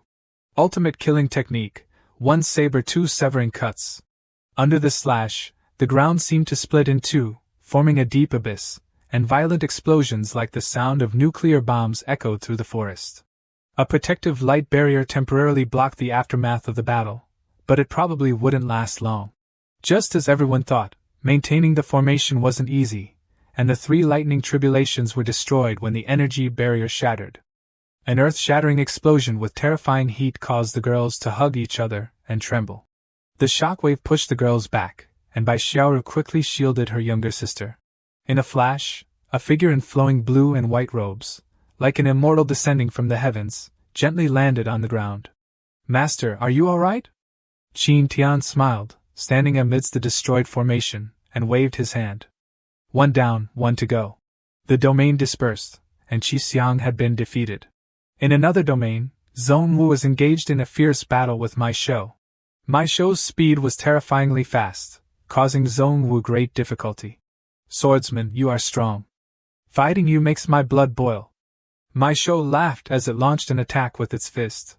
Faced with this fierce attack, Zhong Wu had no choice but to raise his emperor weapon to defend. Zhong Wu gritted his teeth and replied, "You're not bad yourself." Where their attacks collided, a massive explosion occurred, forcing both of them back. With its immense strength, Mai Shou easily regained its balance and looked at the old man. "You are very skilled, and so is the saber in your hand. But unfortunately you are old." Mai Shou smirked. A sharp blade accompanied by destructive electric currents immediately slashed towards Mai Shou's head. However, the beast easily ducked to avoid it. With a single punch, it pushed Zhong Wu back. Such a weak attack lacks the youthful vigor of a young man, old-timer. Zhong Wu was panting heavily, and the situation seemed bleak. The half-man, half-beast seemed to have inexhaustible stamina. Facing the old man, the monster, its eyes filled with bloodlust, threw another powerful punch. How many times can you withstand a punch like this? With one blow, Zhong Wu was sent flying, crashing against the cliff face with a loud boom. The violent impact caused the cliff to almost crack in half, and Zhong Wu was completely at a disadvantage. Seizing the opportunity, Mai Shou pounced, intending to finish off its opponent. However, right in front of it, a hole suddenly appeared, like a gate to hell, and someone's voice gently rang out. "Corrupting freedom, great law, dragon claw." Along with the voice from the swirling hole, a golden dragon claw suddenly appeared. The fierce aura caused both Mai Shou and Zhong Wu to freeze, their faces filled with astonishment. In a blink of an eye, the golden dragon claw closed in on Mai Shou, making it feel suffocated under the immense pressure. It only managed to let out a panicked cry, "Damn it! What is this?" before being completely swallowed by the dragon claw. Immediately, the surrounding domain began to disappear and shatter. Qin Tian gently landed on the ground, smiling comfortably. "It's all over." Meanwhile, old man Zhong Wu was stunned. "What? What just happened? After all, both of them were seasoned Emperor realm experts, yet Master defeated them with a single move? Bai Xiaoru rushed into Qin Tian's arms, sobbing. Thank goodness you're here. Otherwise, I wouldn't know what to do. Qin Tian patted her shoulder comfortingly. It's all right now. Both assassins have been eliminated by me. At this moment, Bai Xiaoru remembered something and spoke up. Oh, right. I almost forgot. I forgot to introduce you. This is Bai Xiaotai, my younger sister. The little fox, upon hearing her sister introduce her, became nervous, but looked at Qin Tian and asked, Sister, is this my brother-in-law? The moonlight gradually appeared in the night sky, and Qin Tian's group fell silent upon hearing Bai Xiaotia's question. It was unexpected that her proud sister, the princess of Qinqiu, with eyes higher than the heavens, would be embracing a man. I must go back and tell everyone this news. Bai Xiaoru hurriedly stopped her sister. It's not what you think. It seemed that the little girl was quite shocked that her sister had a man, so she started crying, causing Bai Xiaoru to become annoyed and explain, You damn girl. Don't talk nonsense. He's not my brother-in-law. Huh? Not brother-in-law? Then what's your relationship? We are. Bai Xiaoru was about to answer but suddenly panicked, not knowing how to respond. The relationship between her and Qin Tian couldn't be described as master and servant. If she revealed it now, how could she face her sister in the future? The dilemma caused Bai Xiaoru's grape-sized brain to ache intensely. What should she do? Life as a fox was truly difficult. The next day was a clear and refreshing one, and everyone seemed to be in good spirits. Early in the morning, Yao Ling asked Qin Tian if she could take Bai Xiaotai out for a stroll and promised to return home early. Zhong Wu, seeing this, became worried. There are many people of unknown origin in the city right now. Should I secretly protect them? Qin Tian looked at his teacup and shook his head. No need. They're just strolling around the city. Nothing will happen. Besides, I've entrusted her to Yao Ling. It was unclear what her referred to in his words, but Qin Tian's expression was full of hidden meaning. In his teacup, Bai Xiaotia's face appeared. At that moment, on the streets, the little girl looked around curiously, asking her sister, What's this? The shop owner immediately introduced, Little miss, this is a specialty of our Ji-Hang, the sleep-through-your-bed wine. Just drink this wine, and I guarantee you'll sleep so soundly you'll break your bed. Isn't it amazing? Hearing this, Bai Xiaotia's eyes sparkled. Amazing! Amazing! Sister, I want to buy this. I want to buy this. Bai Xiaoru immediately stepped forward to stop her. No, you can't. Children can't drink alcohol. I'll buy you candy when we get back. However, it seemed that Bai Xiaotai wasn't interested in candy at all. Just then, Heavenly Fox Xiaoru noticed in Yao Ling's strange expression. Yao Ling, what's wrong? Is something the matter? Hearing the Heavenly Fox's question, the girl replied seriously, It's nothing. I just saw someone I know. You take Xiaotai to play first. I'll be back soon. Then, Yao Ling chased after the person she claimed to know, all the way to a forest outside the city. It was a young man in a bright red robe, the color of blood, rushing through the branches. Closely following him was Yao Ling. His movement technique was quite exquisite, as if he were walking on solid ground while treading on branches. Finally, the young man noticed the person persistently following him, and jumped down to the ground, stopping. Hey, you should stop. You've been following me for quite a while now. He was the son of old ancestor Blood Prison, named Shui Qingquang. Seeing him stop, Yao Ling also stopped, standing opposite him. Shui Qingquang looked warily at the beautiful girl before him and asked, Who are you? Yao Ling smiled. Who else but the one who will kill you? Taking your life today is just collecting a little interest. As soon as she finished speaking, she summoned her emperor weapon, and a chilling killing intent erupted. Although he didn't understand why this girl wanted to kill him, Shui Qingquang wasn't afraid but rather amused. If you won't tell me, I can just capture you and torture you until you confess. Without further ado, the battle began. Yao Ling immediately unleashed her powerful ultimate move, the Heart Sword Decree. Shui Qingquang also sensed the girl's extraordinary strength, so he didn't underestimate her at all and summoned a blood-red energy in his hand, the Blood Prison technique. One as red as blood, the other as cold as ice, clashed fiercely. The surrounding space was quickly enveloped by the two powerful forces. The aftershocks of the battle easily sliced through the surrounding trees, causing awe and fear. Sharp sword she clashed with the ethereal, unpredictable, and eerie blood technique. And Yao Ling's eyes were filled with merciless killing intent, and the emperor weapon in her hand was used to its full potential. Son of blood prison old ancestor, Shui Qingquang, you shall die. Heart sword decree, domain Dao Arena. Along with the energy flowing through her body and outwards, a domain filled with ice-sculpted swords enveloped Shui Qingquang. Seeing this, Shui Qingquang, who was initially calm, changed his expression, his face filled with panic. The sword intent domain, with its terrifying destructive power, easily severely injured Shui Qingquang. Countless sword intents continuously slashed at his body, causing him to scream in agony. No! This isn't a domain. It's a domain simulated by sword intent. At this rate I'll die. I must call for help. Shui Qingquang's mind raced, hoping to find a way to survive. As he was severely injured and vomiting blood, struggling to withstand each wave of sword chi, Shui Qingquang silently cried out, "Save me! Save me! Father, save me!" His dwindling life force made him hesitate no longer, and he hurriedly shouted for his father's help. Moments later, a terrifying explosion occurred in the forest, and a figure appeared. A blood-red energy barrier appeared just in time, shattering in Yao Ling's sword intent domain, and the newcomer asked, "Who are you? Why are you causing trouble here? Why did you dare to kill my son?" The newcomer had a bizarre appearance, and seemed somewhat illusory and unstable. Seeing this, Yao Ling was secretly surprised because this was only a spiritual body, but she could still recognize him as one of her three enemies, blood prison old ancestor. Shui Qingquang, seeing his father's spiritual body arrive, smiled excitedly. "Father, capture her for me. I want to play with her for a bit."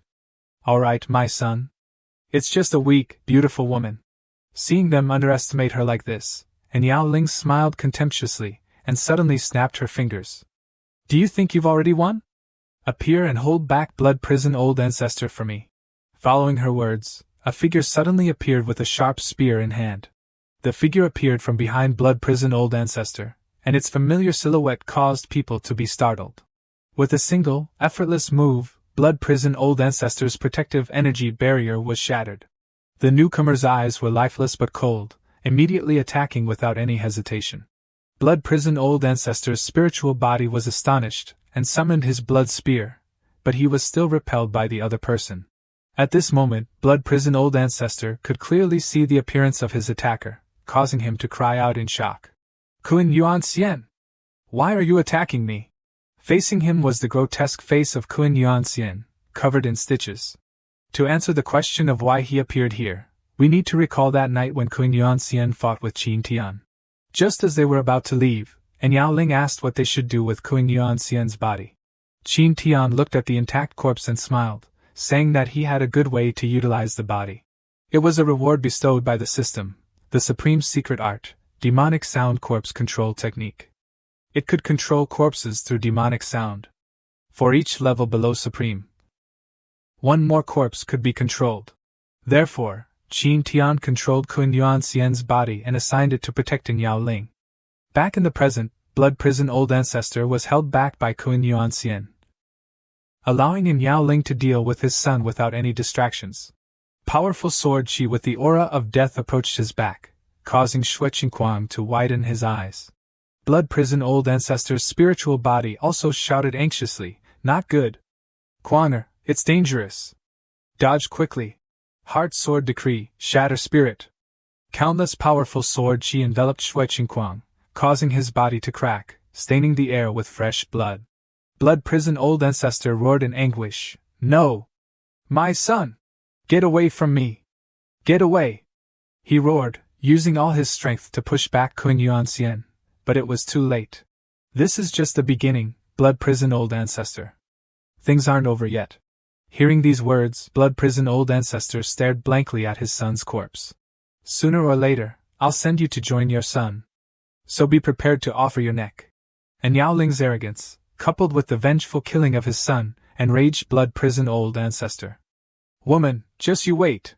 "Humph, blood prison old ancestor, I'll be waiting for you too." At the same time, in another building far away, someone's voice roared like a monster. A wine jar was smashed against the ground, shattering into pieces. "My son! I will avenge you! I swear! I swear!" It turned out that this person was the true body of blood prison old ancestor, and he was smashing the surrounding furniture. And Qing Yuan Xian! I must find that woman, Qing Yuan Empress, and ask her what happened. That evening, at the artistic conception painting studio, everyone returned one after another. Tian, we're back from our stroll. Master, I killed the son of blood prison old ancestor today. A calm night passed, and soon, a new day arrived. However, this day was special, as Qingyan City was greeted in the early morning by hordes of demons covering the sky. People of Qingyan City, listen up! Open your formation and surrender, or I will bathe this place in blood. The man in black robes and 2 horns was the Black Dragon Demon Emperor. Surrender, and you won't be killed. Surrender, and you won't be killed. The voices of the demon soldiers and generals echoed throughout the sky, like a well-trained army, creating immense pressure that shocked everyone. In the courtyard of the artistic conception painting studio, delicious fish were being grilled on a stove. Fellow Taoist Mu, it seems the Black Dragon has arrived. Tian reminded the Empress. Smells so good. He really knows how to pick his timing. Alright, let's go meet him. At this moment, Zhongwu also brought over a jar of wine. Young master, this jar of wine has just finished fermenting. It's alright. We'll be back soon. Remember to turn the fish so it doesn't burn. A while later, at the gates of Qingyan City, General Xiao Zhan shouted furiously, "Treacherous traitors, die!"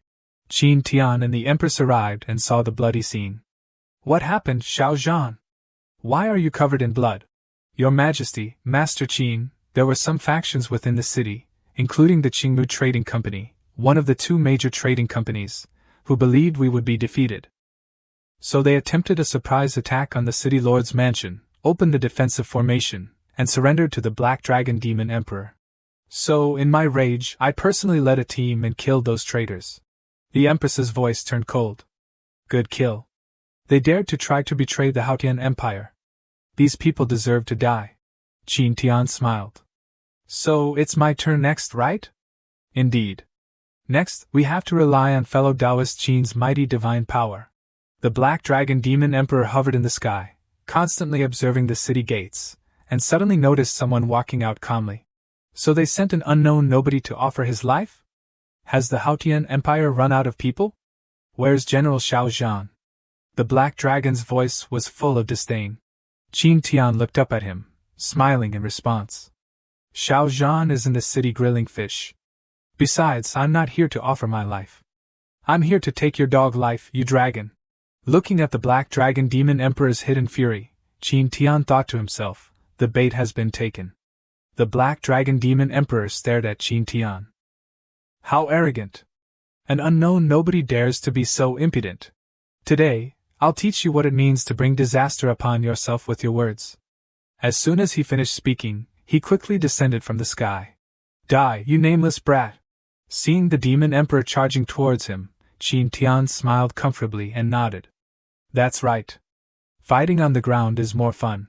The supreme weapon, the life and death sword, appeared in his hand. If you were far away in the sky, this move wouldn't be accurate. But now you're asking for it, Demon Emperor. 40-meter great saber, 3 aspects power. The mysterious black sword in Tian's hand suddenly elongated with terrifying power, making the Black Dragon Demon Emperor startled and abruptly halt. But it was too late. With a light swing of the long sword, Tian easily severed the Demon Emperor's body. Until the very moment of his demise, the Black Dragon Demon Emperor couldn't fathom how he could die so swiftly. A tremendous explosion and thick smoke obscured the battlefield, making it impossible to see what was happening. The demon soldiers and generals in the sky couldn't believe their eyes. Oh heavens, what happened? Lord Black Dragon was killed in an instant? How is that possible? After defeating the strongest opponent with a single move, Tian looked towards the demon soldiers and generals in the sky. Next, it's your turn, you small fries.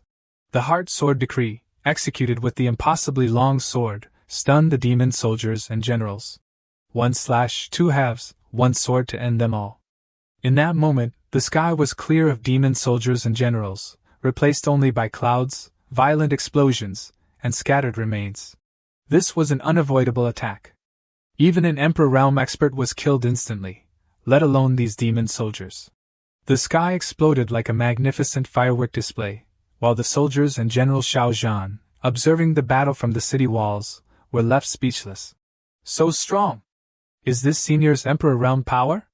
The Empress beside him wasn't surprised but smiled and instructed Xiao Zhan, the cleanup of the battlefield is left to you. I want to go eat grilled fish with senior. As soon as the Empress finished speaking, she vanished. General Xiao Zhan, puzzled, asked aloud, Huh? Isn't senior still on the battlefield? But when he looked towards the battlefield, Tian was nowhere to be seen. When did he leave? So fast. Zhong Wu gently poured the clear wine, like a refreshing spring stream, into a cup, emitting a fragrant aroma. The fish grilling time is perfect. Try this fish skin, it's the best part. Zhong Wu had just poured the wine when the two of them reappeared in the blink of an eye. Young master, Empress, you're back. I've already poured the wine. Zhong Wu, come and eat the grilled fish. The three Emperor Realm experts happily enjoyed grilled fish and fine wine in a tranquil setting, with gentle smoke rising from the grill. They drank from morning until evening, without stopping.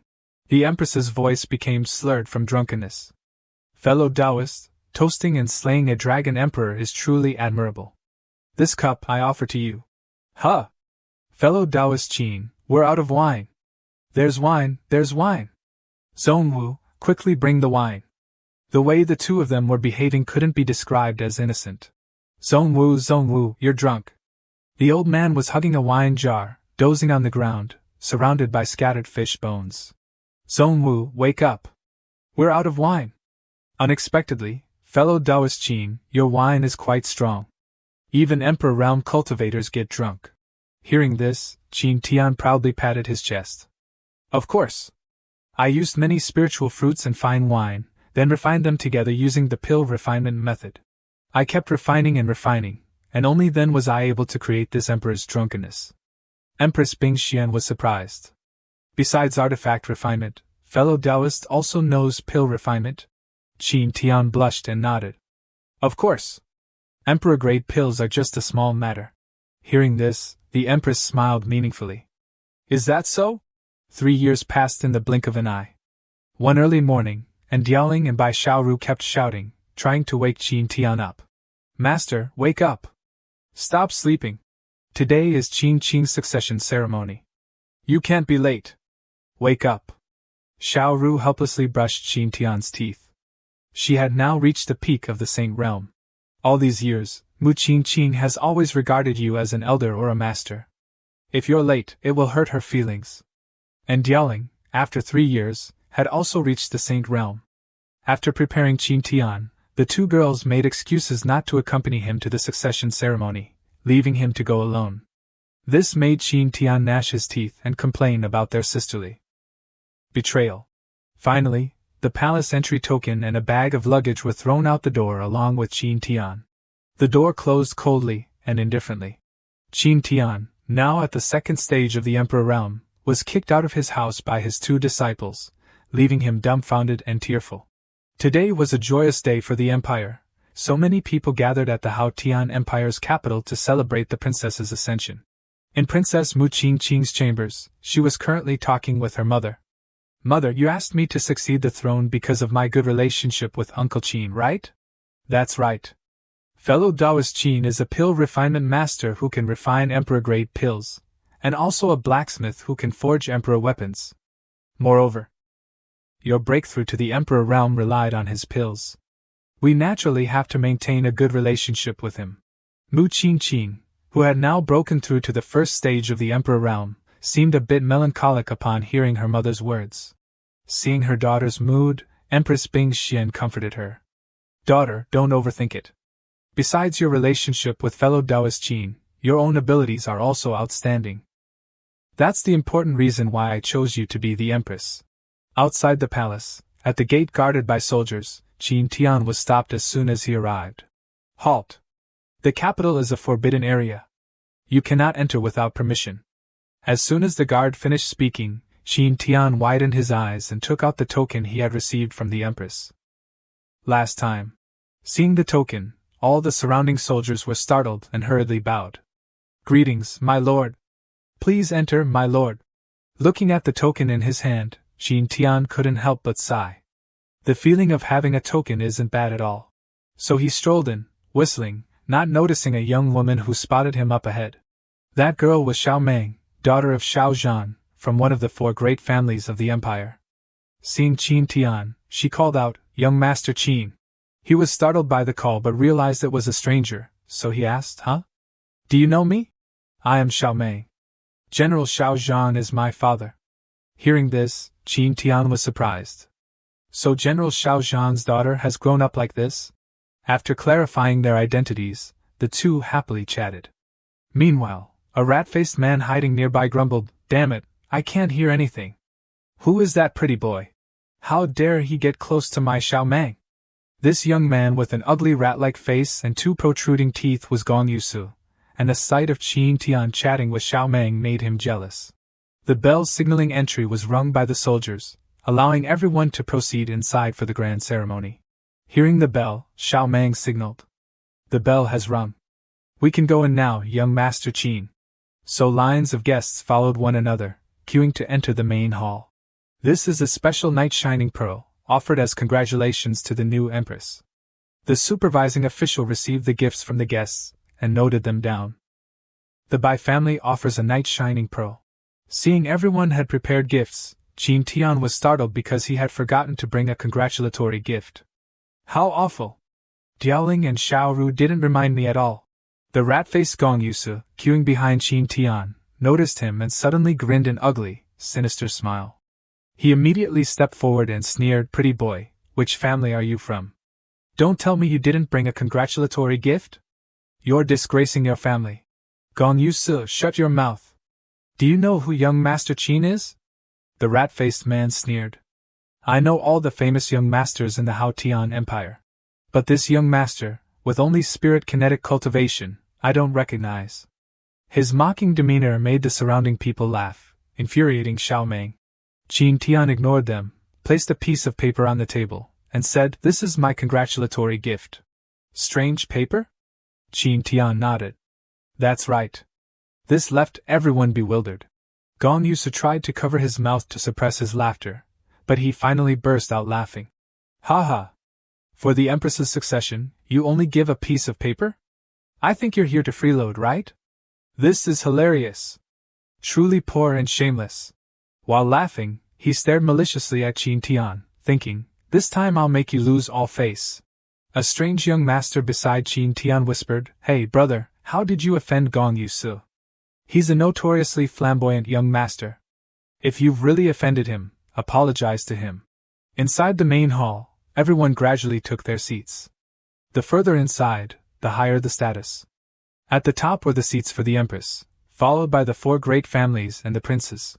Then came the seats for the high-ranking officials. "As for your seat, pretty boy, it won't be at the door, will it? Ha ha!" At this moment, Tian pointed to the very top and asked, "Why are there 3 dragon thrones up there?" Gong Yusu shook his head disdainfully. "Small families? They just don't understand. Can't blame you for being uncultured.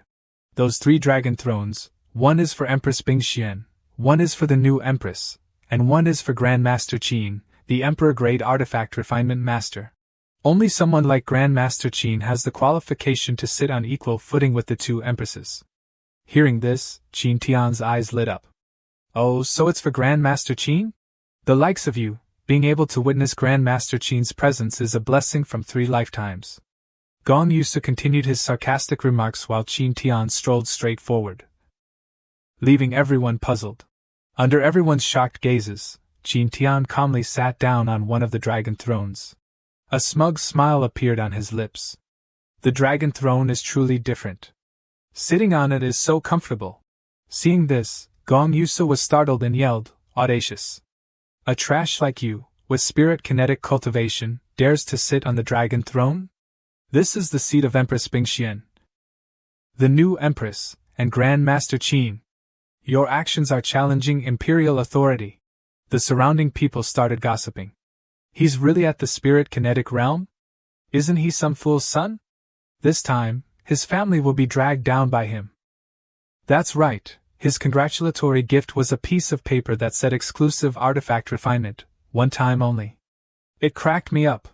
At this moment, a middle-aged man walked over and coldly declared, "Ignorant brat. Is this a place you can sit? You deserve to die 1,000 deaths." He was Gong Yu Mingxian, the father of Gong Yu Su, from one of the 4 great families of the empire, the Gong Yu family.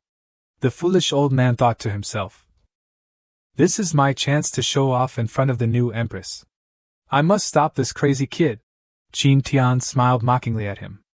"I'm an ignorant brat. Then what the hell are you?" His demeanor enraged Gong Yu Mingxian, who immediately launched an attack. "You want to die? So capture this brat who's challenging imperial authority with me." Tian just smiled happily, ignoring their father and son's attack. In that instant, a powerful burst of energy blew the father and son away, and a cold, furious voice rang out. "How impudent!" The father and son were slammed hard against the floor by the force of the Emperor realm power.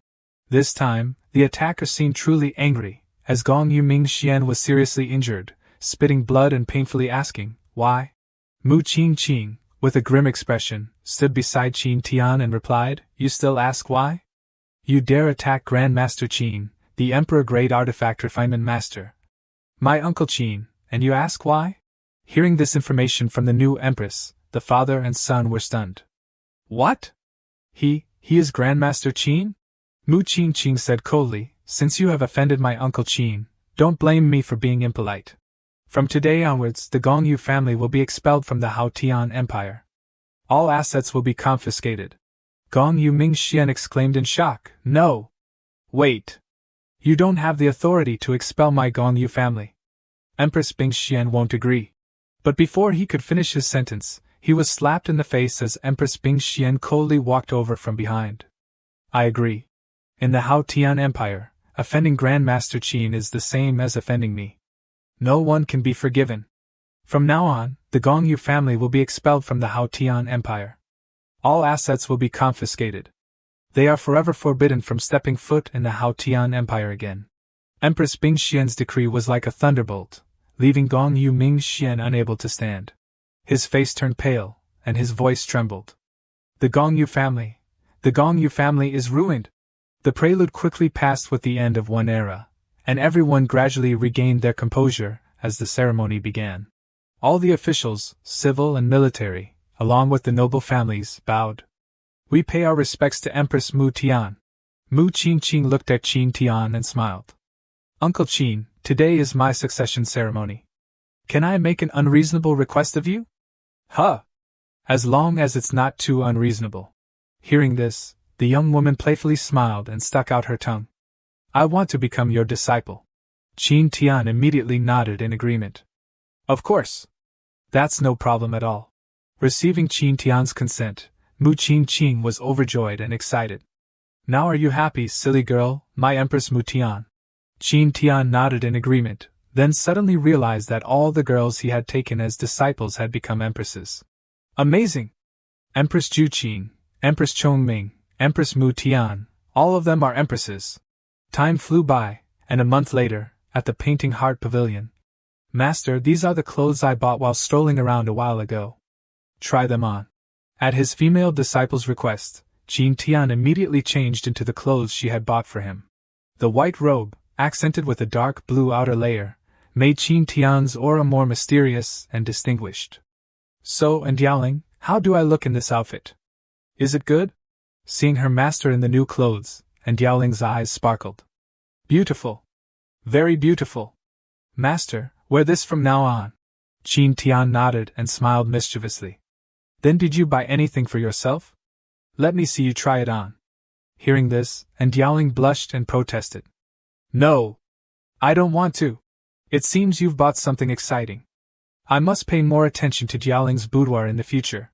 Suddenly, at this moment, a streak of white light descended from the sky, crashing straight into the house and into the room, startling everyone.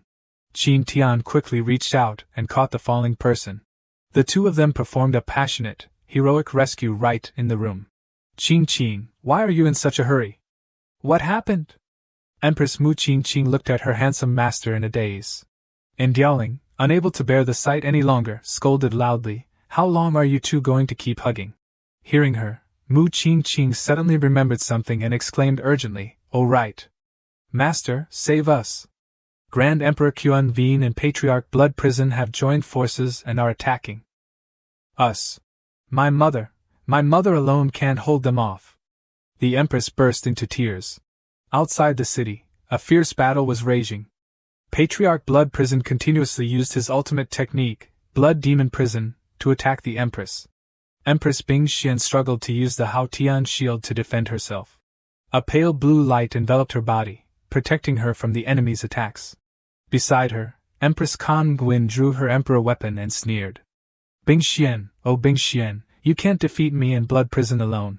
The Kan Gwyn shattering profound technique, with sharp sword intent, executed by Grand Empress Kan Gwyn, struck directly at Empress Bing Xian's protective shield. A world-shaking explosion caused the city walls to tremble and filled the air with thick smoke. Under the combined attack of the two Grand Empresses, Empress Bing Xian was seriously injured and blasted towards the city wall. A wise man submits to circumstances. Surrender, Bing Xian. As long as you submit and hand over the Hao Tian Empire to my Kan Gwyn Empire, I will spare your life and your daughters. This woman, with two horns on her head, was Grand Empress Kan Gwyn. Patriarch Blood Prison smiled and added, "And you must hand over the woman who killed my son. I know she is in the Hao Tian Empire. I will make that woman wish she were dead." As soon as he finished speaking, a fierce killing intent erupted behind him. "Who are you saying will wish they were dead, Patriarch Blood Prison?" Tian skillfully executed the Drunken Star mantra, combined with the supreme weapon, the Sword of Life and Death, summoning a nebula filled with destructive power. Patriarch Blood Prison was instantly blasted away, and a powerful sword she swept across the ground. The old Patriarch Blood Prison tried to use the blood demon tide to protect himself but seemed to be seriously injured. Tian's powerful sword she slammed into the ground, causing a massive explosion.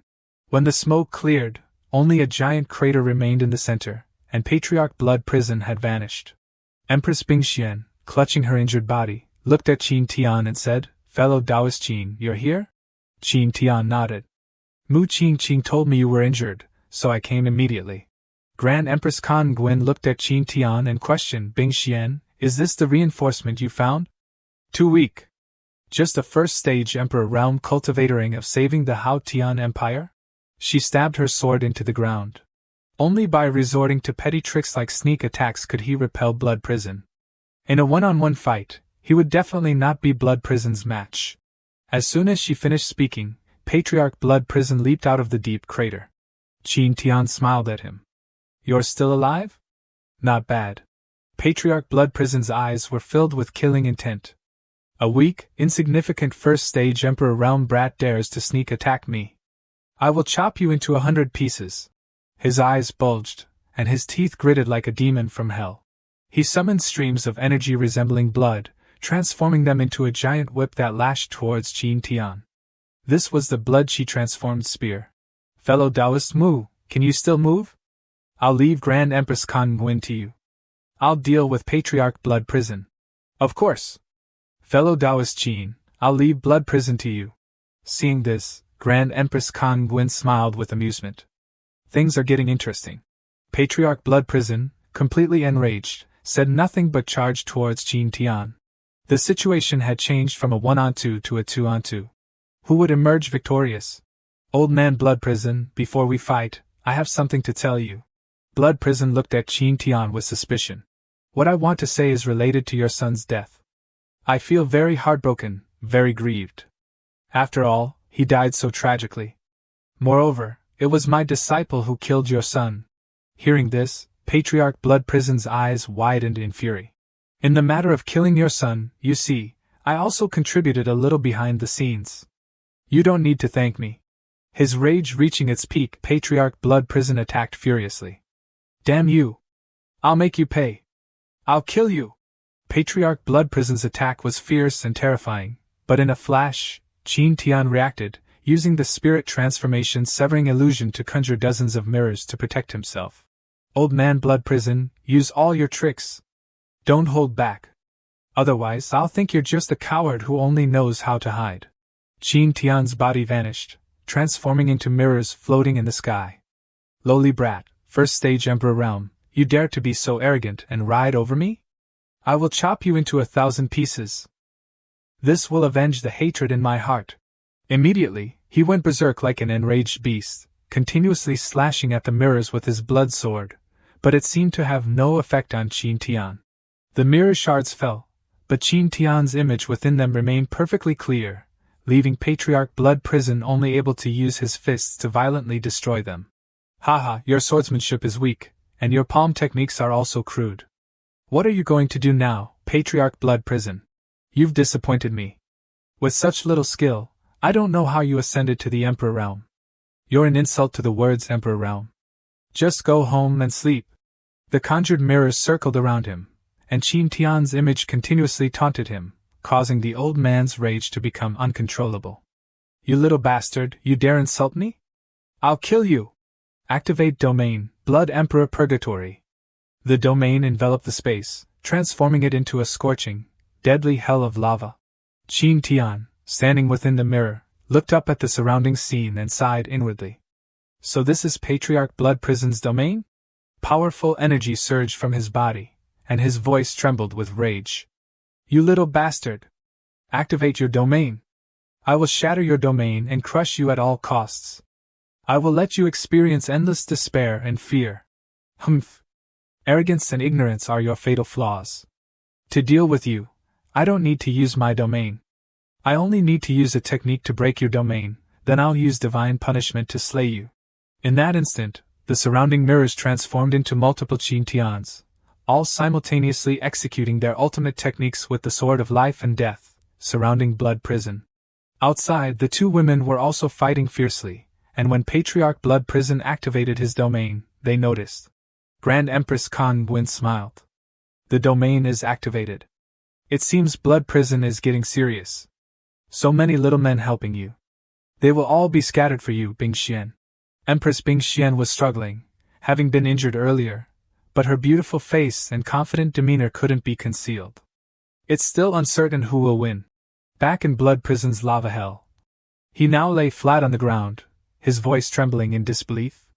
I lost? I lost to a brat at first stage Emperor realm who didn't even bother opening his domain? How is this possible? I can't believe it! If this is just a dream, wake me up quickly.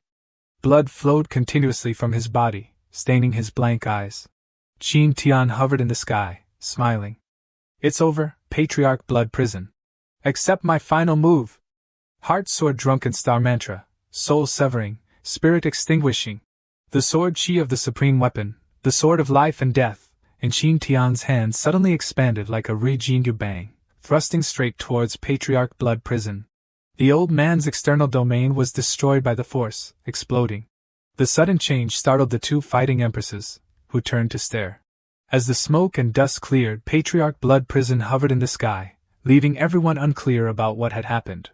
His head had been severed from his body and was held in Qin Tian's hand. TSK, I let his emperor's soul escape. But without a body, his emperor's soul will be easier to deal with. Sooner or later, I'll find him and destroy him completely to avenge Dialing. Grand Empress Kan Gwyn panicked at this sight. What's going on? Blood Prison, a third-stage Emperor Realm expert, was defeated by a first-stage Emperor Realm brat? The most delighted person at this moment was Empress Bing Xian. Kan Gwyn, oh Kan Gwyn, it seems the situation between our two empires has reversed. Empress Bing Xian's scepter began to spin, activating the ultimate technique, Ice Spring Wings. An ice phoenix was immediately summoned, attacking Grand Empress Kan Gwyn. The initially advantageous situation was unexpectedly reversed, making Grand Empress Kan Gwyn grit her teeth in fear. But she immediately used the Kan Gwyn Dragon Transformation Decree, summoning a golden dragon phantom to battle the ice phoenix. The two creatures tore at each other in the sky, then exploded and vanished together. Looking at Grand Empress Kan Gwyn's disheveled appearance, Bing Xian smiled. Kan Gwyn, I'll return the words you said earlier to you. You alone cannot defeat me and fellow Taoist Qin. A wise man submits to circumstances. Surrender. As long as you submit and hand over the Kan Gwyn Empire to my Haotian Empire, I will spare your life and let you serve me. At the same time, Qin Tian threw Patriarch Blood Prison's head to the ground and accidentally stepped on it.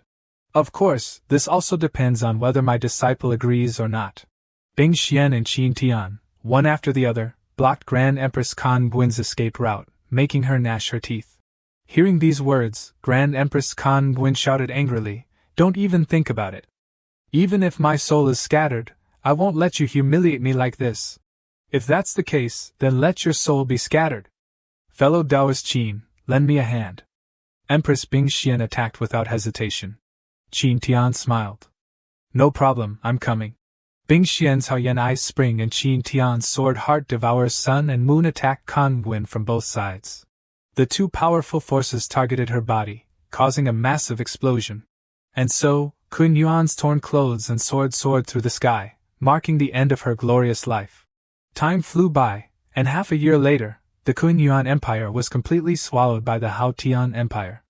From now on, there would be no country named Kun Yuan, and no Empress Kun Yuan in the world. Today was a beautiful day at Yijing Huatrui, Qin Tian's familiar residence.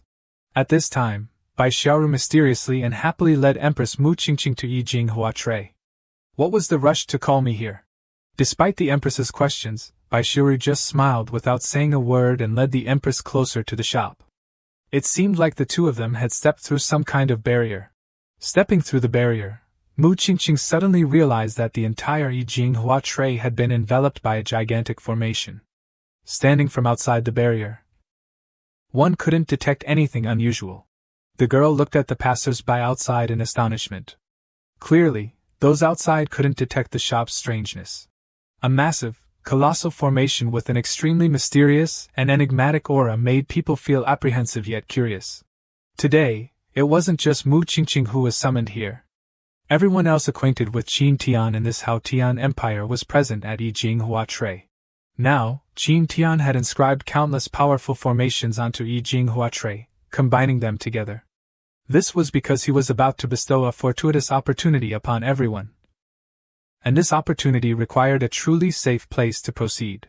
The group, from Bingquan Nu Di to Grand General Xiao Zhan, Shure's people, Xiao Xiao, and in Yaoling, all grew solemn upon hearing the seriousness in Qin Tian's words. Indeed, this fortuitous opportunity will cause significant damage to each individual's celestial essence, and I will be weakened for several days. There will certainly be unknown side effects, which is why I had to be so secretive. Everyone should also maintain a certain distance from me. Causing great damage, unknown side effects, sounds pretty dangerous, and Yaoling couldn't hide her worried expression. "Master, should we just leave?" "Don't worry everyone, I have my own plan. I have a secret technique called the Dao Jin that can allow everyone to experience enlightenment once. However, it only works the first time for each person, so I hope you can cherish this opportunity. Then let's begin now." As he spoke, the 7-string zither placed on Qin Tian's lap suddenly emitted a gentle light, and his hands glided over the strings. A nimble and magical sound resonated, causing the spirits of those who heard it to become strangely clear and at ease. It was like the whispers of the world, allowing everyone to see the essence of heaven and earth clearly, and listen to the murmurs of the beautiful landscape. Everyone present involuntarily closed their eyes, immersed in this mysterious melody that carried a miraculous power. They were enjoying a kind of peace they had never experienced before. It was a state of mind free from desire, without complaints or regrets. All senses seemed to be relaxed and immersed in the cosmic void. A kind of transcendence, a wave of inner peace, a broadened perspective began to emerge in the hearts of those who sincerely listened to the Dao Jin. The next night, after the Dao Jin concluded, each member of the group had their own realizations, strengthening both their cultivation and their state of mind more profoundly than ever before. However, the most exhausted person was undoubtedly Qin Tian, as he could only drag his weakened body back to his room at this hour. So sluggish. I didn't expect a Dao Jin to absorb the 7 emotions and 6 desires of others, he thought. All those emotions and desires were transferred into Qin Tian's body, making him feel full yet strangely listless. Dragging his body into the room, he cast his tired, sleep-deprived eyes around and was startled. It turned out that Baishiru was in his room for some reason. "Qin Tian, you're back. I have something to tell you. My mother's birthday is coming up, so I want..." The girl was speaking when Tian suddenly rushed forward and embraced her. His unexpected reaction startled Bai Shiru, and the letter she was holding fell to the ground. At that moment, Tian pushed Bai Shiru down onto the floor in a very intimate position. Bai Shiru's cheeks flushed, and her eyes widened in alarm. Tian, what's wrong? Tian didn't answer but whispered in her ear with a puzzled expression, "Why are you here?" "Huh! I came to find you to talk about my mother."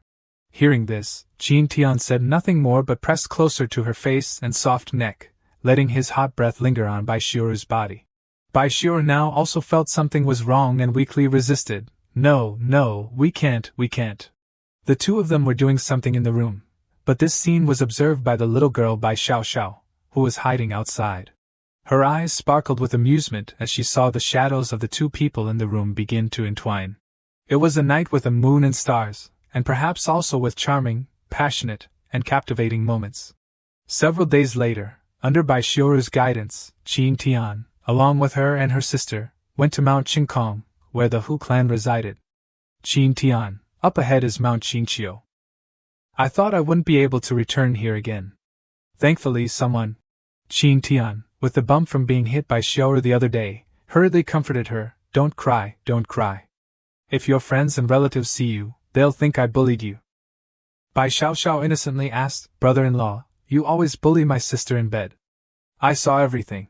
Xiaoru angrily yelled, Xiao! What nonsense are you talking about? Tian and I didn't do anything. Brother-in-law, please control your woman. She's too fierce. I told you he's not my brother-in-law. I can't handle you, can I? Always talking nonsense. Yes, he is. Brother-in-law is brother-in-law. So fierce, a tigress. You stop right there. Brother-in-law, help. And so, the two sisters performed a chase scene on the flying pot, leaving Tian utterly helpless. After crossing the mountain range and reaching the territory of Qingqiu, they finally arrived at Qingqiu within the deep mountains and dense forests. At this moment, standing before the statue at the city gate, Tian asked in confusion, "Who is this? Such a large statue, quite narcissistic, huh?" Bai Xiao hurriedly replied, "That's my grandfather. Ah, no wonder I feel this statue has an extraordinary aura, a majestic presence. Not bad. My grandfather is Bai Wudi, the strongest person in the Hu clan currently.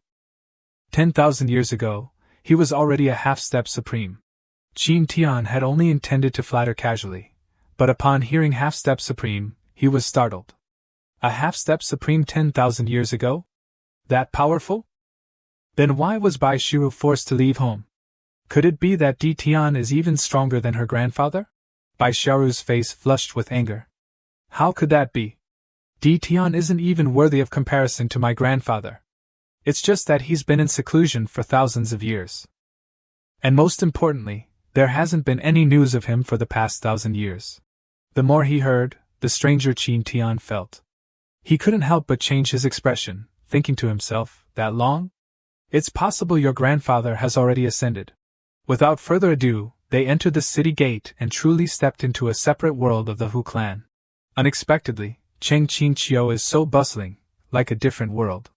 Bai Xiaoru observed the surroundings and couldn't help but sigh.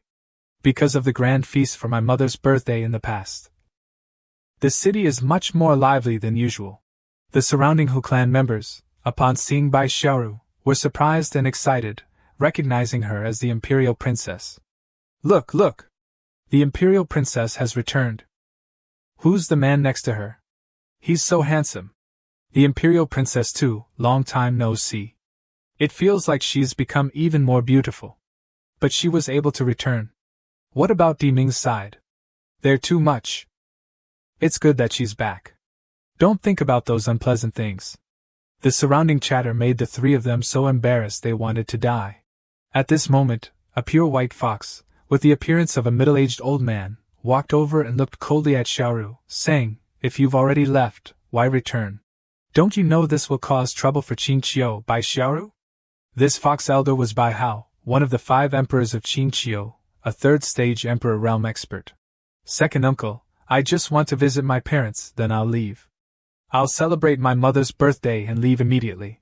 Seeing the flustered girl, Tian gently placed his hand on her head and stroked it. Stay as long as you want. Your Qingqiu fears Deepening, but I don't. If they can't protect you, I will. Hearing Tian's words, Bai Hao questioned him, audacious. Who are you to speak so arrogantly in my Qingqiu? Before anyone could answer, Bai Xiao proudly introduced, this is my brother-in-law. Bai Xiaoru angrily shouted, stopping her, Xiao, don't talk nonsense. Second uncle, don't believe Xiao's words. She's talking nonsense. The girl hurriedly explained to her second uncle, but seeing her second uncle at this moment made Bai Xiaoru jump. It turned out that old man Bai Hao had already flown into the sky, preparing to attack, his voice filled with anger. A small spirit-moving realm ant is worthy of being the son-in-law of my Qingqiu? Qingqiu does not welcome you. Leave! Facing his powerful aura, Tian smiled contemptuously. Whether I leave or not isn't up to you, old fart emperor. Insolent brat.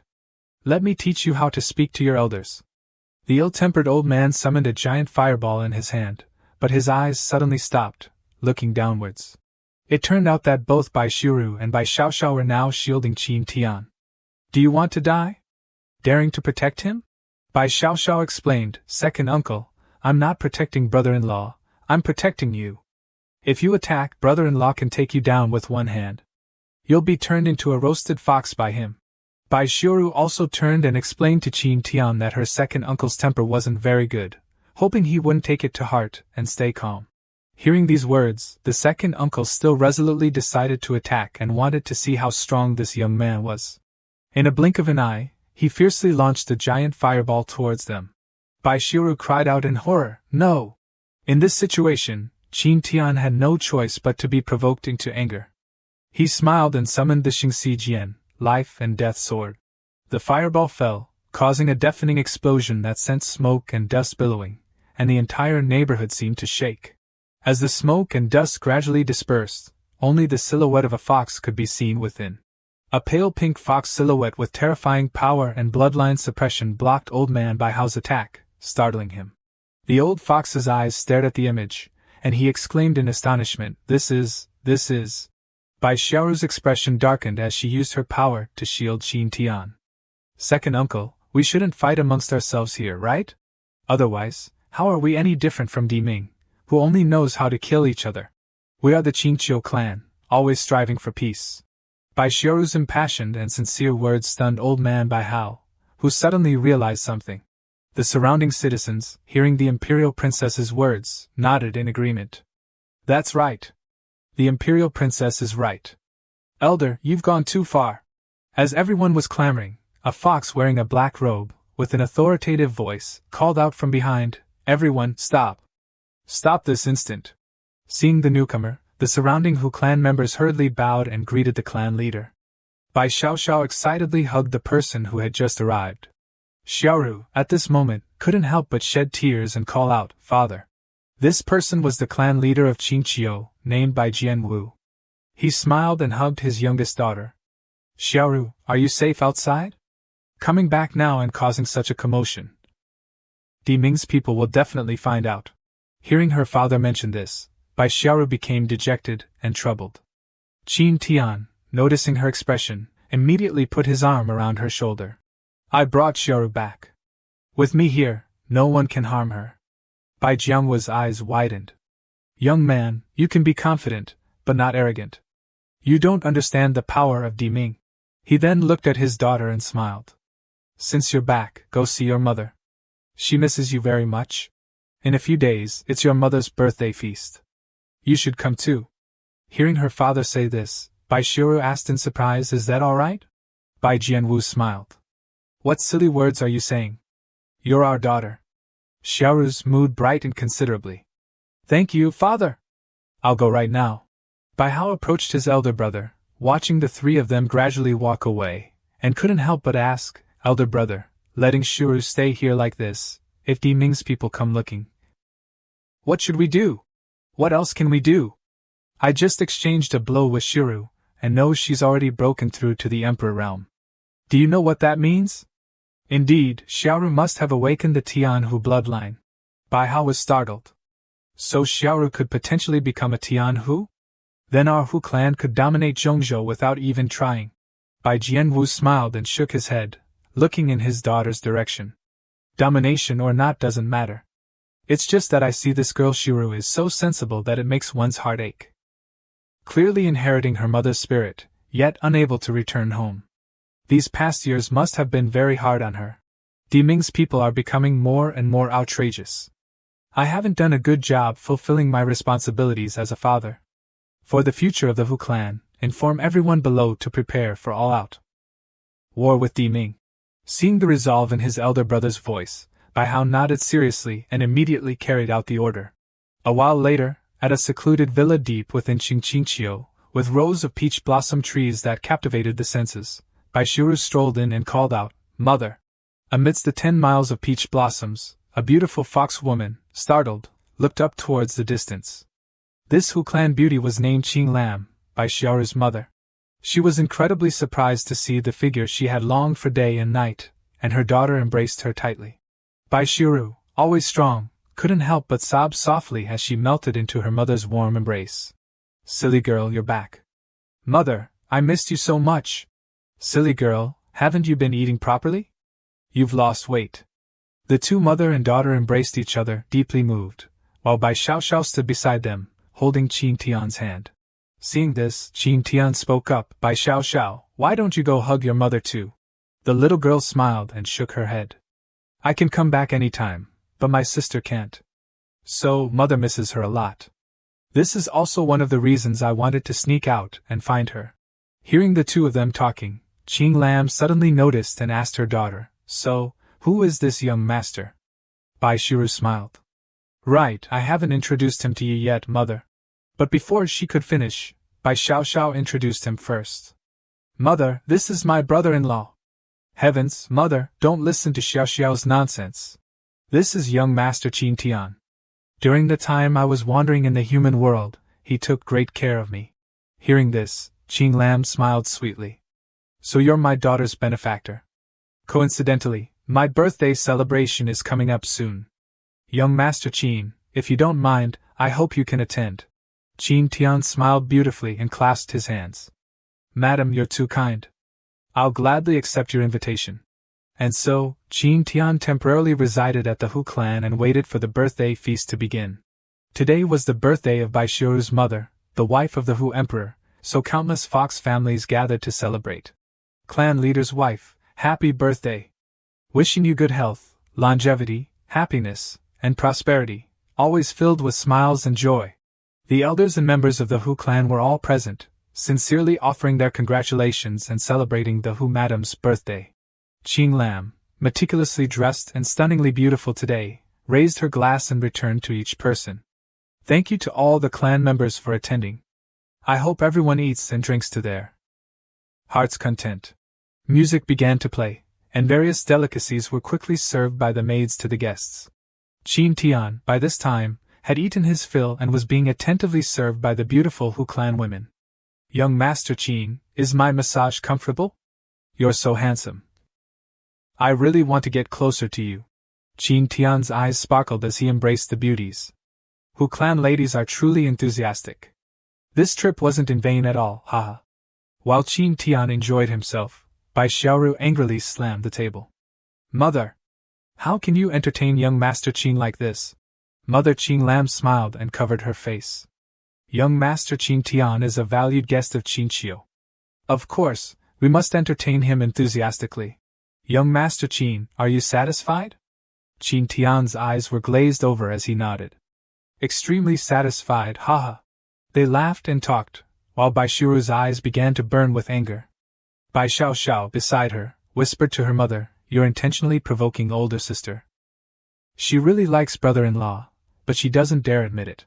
Qing Lam whispered back to her daughter, "I just want to push her to be proactive when she meets a man she likes. Remember back then, I wasn't the only one who liked your father. How do you think I won him over?"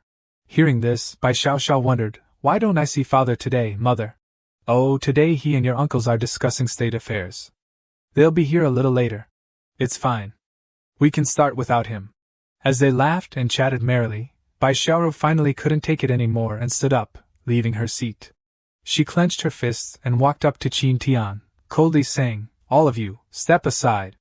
Let me serve young Master Tian." "Yes, Imperial Princess." And so, Tian's attendants changed from soft beauties to Baishioru, along with the burning anger in her heart. "How is it, honored guest? Are you comfortable?" Tian, being served, could only force a smile and nod. "It's all right." Bai Xiao, at this moment, gave a thumbs up to her mother. "Mother is the best." As the feast was in full swing, an urgent report rang out, startling everyone and causing them to grow solemn. Reporting to clan leader's wife. Deepening has suddenly launched an attack, demanding we hand over the Imperial Princess. The clan leader and elders can't hold on much longer. The smile on Madame Qing Lam's face abruptly vanished. "I didn't expect Deepening to arrive so quickly. Xiaoru, stay here and don't go anywhere. Leave this matter to your father and me. Young Master Tian, if things don't look good, please take Xiaoru and Xiao and leave." Madame Qing Lam's voice was filled with determination as she hurriedly stood up and left the feast. But before she could take a few steps, Tian stopped her. "Madam, please wait. Qio has been very hospitable to me, so I can't bear to leave. Moreover, I have a debt to settle with this Deepening." The playful look in his eyes was gone, replaced by a sharp, profound gaze and an aura that made others wary. At this moment, the city gates of Qingqingqiu had been opened, and the Hu Emperor's group stood facing the people of Deepening. The Deepening elder, named Qing Sam, with a long beard, looked towards the Hu Emperor and called out, "Bai Jianwu, I'll ask you one last time, will you hand over your daughter?"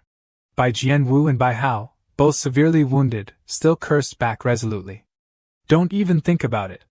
We'd rather die than let you take a step into this city. Don't think our Qingqiu is afraid of you." Behind Bai Jianwu and Bai Hao lay unconscious Hu clan soldiers. Whether they had been knocked out or killed was unknown. The Deepening elder smiled contemptuously. "There are only 3 of you left who can fight, and 1 of you is crippled." "Is that so? Then I'll just kill all of you." Immediately, he transformed into a monstrous demon with a terrifying aura and charged towards the 3 remaining members of the Hu clan. Bai Jianwu hurriedly shouted, "Quickly activate the defensive formation. We must protect this place, even if it means death." Behind Bai Jianwu, the Qi Hu, Red Fox, immediately deployed a barrier. Bai Hu, White Fox, Bai Hao also joined forces with the other 3, creating a defensive formation. The giant demon relentlessly attacked the defensive formation of the 3, causing it to waver and almost collapse. The terrifying power of the Deepening elder forced Bai Hu, Bai Hao, and Qi Hu to be pushed back. Bai Jianwu anxiously looked at his 2 brothers but could do nothing. In that instant, the defensive formation was destroyed by the monster, sending smoke and dust billowing everywhere. Bai Hao and Qi Hu were sent flying, crashing into the cliff face, causing it to crack. This time, they were severely injured, causing Bai Hao, with his 3rd stage Emperor Realm cultivation, to cough up fresh blood. Elder Deepening smiled threateningly, "Don't bother resisting any longer, brothers. I'll start by cutting down those who are seriously injured." Under his control, the giant demon immediately bypassed Bai Jianwu and aimed for Bai Hao's heavily injured group in the distance. Seeing this, Bai Jianwu shouted in extreme worry, "Second brother, be careful." The demon's attack closed in on Bai Hao, but due to his injuries, he couldn't resist. At this critical moment, a powerful sword chi suddenly appeared on the battlefield, severing the demon's incoming arm. Bai Hao, who thought he was about to die but was unexpectedly saved by a mysterious sword chi, couldn't hide the surprise on his face. In that instant, the sword chi once again destroyed the demon's body, causing it to explode in the sky. "This sword chi must be father. He's left seclusion!" Bai Hao exclaimed in astonishment, and quickly turned around. Tears welled up in his eyes as he called out, "Father!" But alas, behind him was Tian, sitting on his flying pot, causing Bai Hao to fall silent. Hearing the old man call him father, Tian smiled teasingly and asked, "What did you call me?" Bai Hao was stunned speechless. After a while, he finally managed to ask, "Was it you? Could it have been you who just acted?" Tian, looking bewildered, replied, "If not me, then who do you think it was?" This answer petrified Bai Hao's second uncle with fear. "Fortunately, I didn't attack earlier. A mere Lingdong realm cultivator, yet he can unleash such powerful sword chi." Elder Deepening also looked towards Tian and said, "This young master, you're not of the Fox clan." Why interfere in the feud between Qingqiu and Deepening? If you leave now, we can overlook your previous actions. Furthermore, I admire your skills, young master. If you're interested, you're welcome to join my sect. Deepening's vast resources and network will be open to you, ensuring a glorious future. Facing the elder's invitation, Tian smiled and shook his head. How should I put this? I hate old men who don't trim their nose hairs and think they're arrogant. Why don't you scram while you still can? The elder's expression immediately turned cold. I admit you have some skill, but you can't imagine Deepening's power. Even if you don't care for yourself, you should consider your family. Hearing these words, Tian immediately set foot on the ground, and waves of energy began to erupt from him. You know what? I hate being threatened, and you even dared to use my family to threaten me. Your crime is even greater. The flames of anger enveloped Tian, and the Xingxi sword appeared in his hand. Degeneration Grand Dharma, devour sun and moon, extinguish spirit. A blood moon illusion was summoned, and a slash containing terrifying power transformed into a meteor, hurtling towards the Deepening group. Compared to the gigantic meteor with its terrifying destructive power, the Deepening group was no different from tiny ants. Elder Deepening cried out in terror and hastily ordered the surrounding disciples, use the Vajra Guardian formation. The power of the Deepening group gathered together, summoning the illusion of a three-eyed, heaven-reaching guardian deity, using one hand to block the fireball. The collision of the two mighty forces caused the sky to change color, and the earth to tremble, frightening everyone in Qingqiu City. Bai Xiaoxiao and Bai Xiaoru, who had just arrived, paled upon seeing the explosion. They saw the meteor slash easily shatter the illusion of the guardian deity summoned by the Deepening group, pushing them back. It's no good. He's too strong. I didn't expect Qingqiu to have such a terrifying figure. His cultivation is on par with our sect master. We can't resist. Retreat immediately. The elder, initially arrogant, hastily ordered a retreat. Immediately afterward, they used a transmission formation to disappear, fleeing like rats. Tian smiled and said, Tell your sect master that Miss Bai is under my, Tian's, protection. If he dares to have any designs on her again, I will destroy Deepening. With just one move, he had repelled Deepening's army, leaving everyone staring in astonishment at the young man. Sister, brother-in-law is so cool. Yeah, he's a true hero. The battle ended swiftly, and everyone returned to the banquet. In the main hall, Hudi Bai Jianwu raised his glass to Tian. Young Master Qin, not only have you taken great care of my daughter, but you also came to Qingqiu's aid in our time of need. On behalf of Qingqiu, I offer you this toast. Bai Hao, sitting beside him, also stood up and raised his glass. Young Master Qin, I have offended you in the past. I apologize to you here. Patriarch Bai, second uncle Bai, you're too kind. Given my relationship with Xiaoru and Xiao, Qingqiu's matters are my own. I'll drink to that. Faced with everyone's enthusiasm, Tian happily drained his glass. Madame Qinglan whispered to her husband, Why don't we take this opportunity to settle the matter of Tian and Bai Xiaoru? Xiaoru needs a man who can protect her, and Tian has that ability. Besides, our daughter's heart is already set on Tian. We might as well fulfill her wish. No one understands a child better than their mother. Madame Qinglan only needed a glance to understand her daughter's feelings. Hearing his wife's explanation, Hudi smiled and nodded. Let's settle it this way. We'll find an opportunity to arrange things and bring those two children together. During the banquet, two people suddenly entered. Brother Bai, we're late. Our apologies. We heard that Deepening's people were causing trouble for Qingqiu, so we rushed here to help. I didn't expect Brother Bai to have resolved it yourself. Could it be that the old patriarch has left seclusion?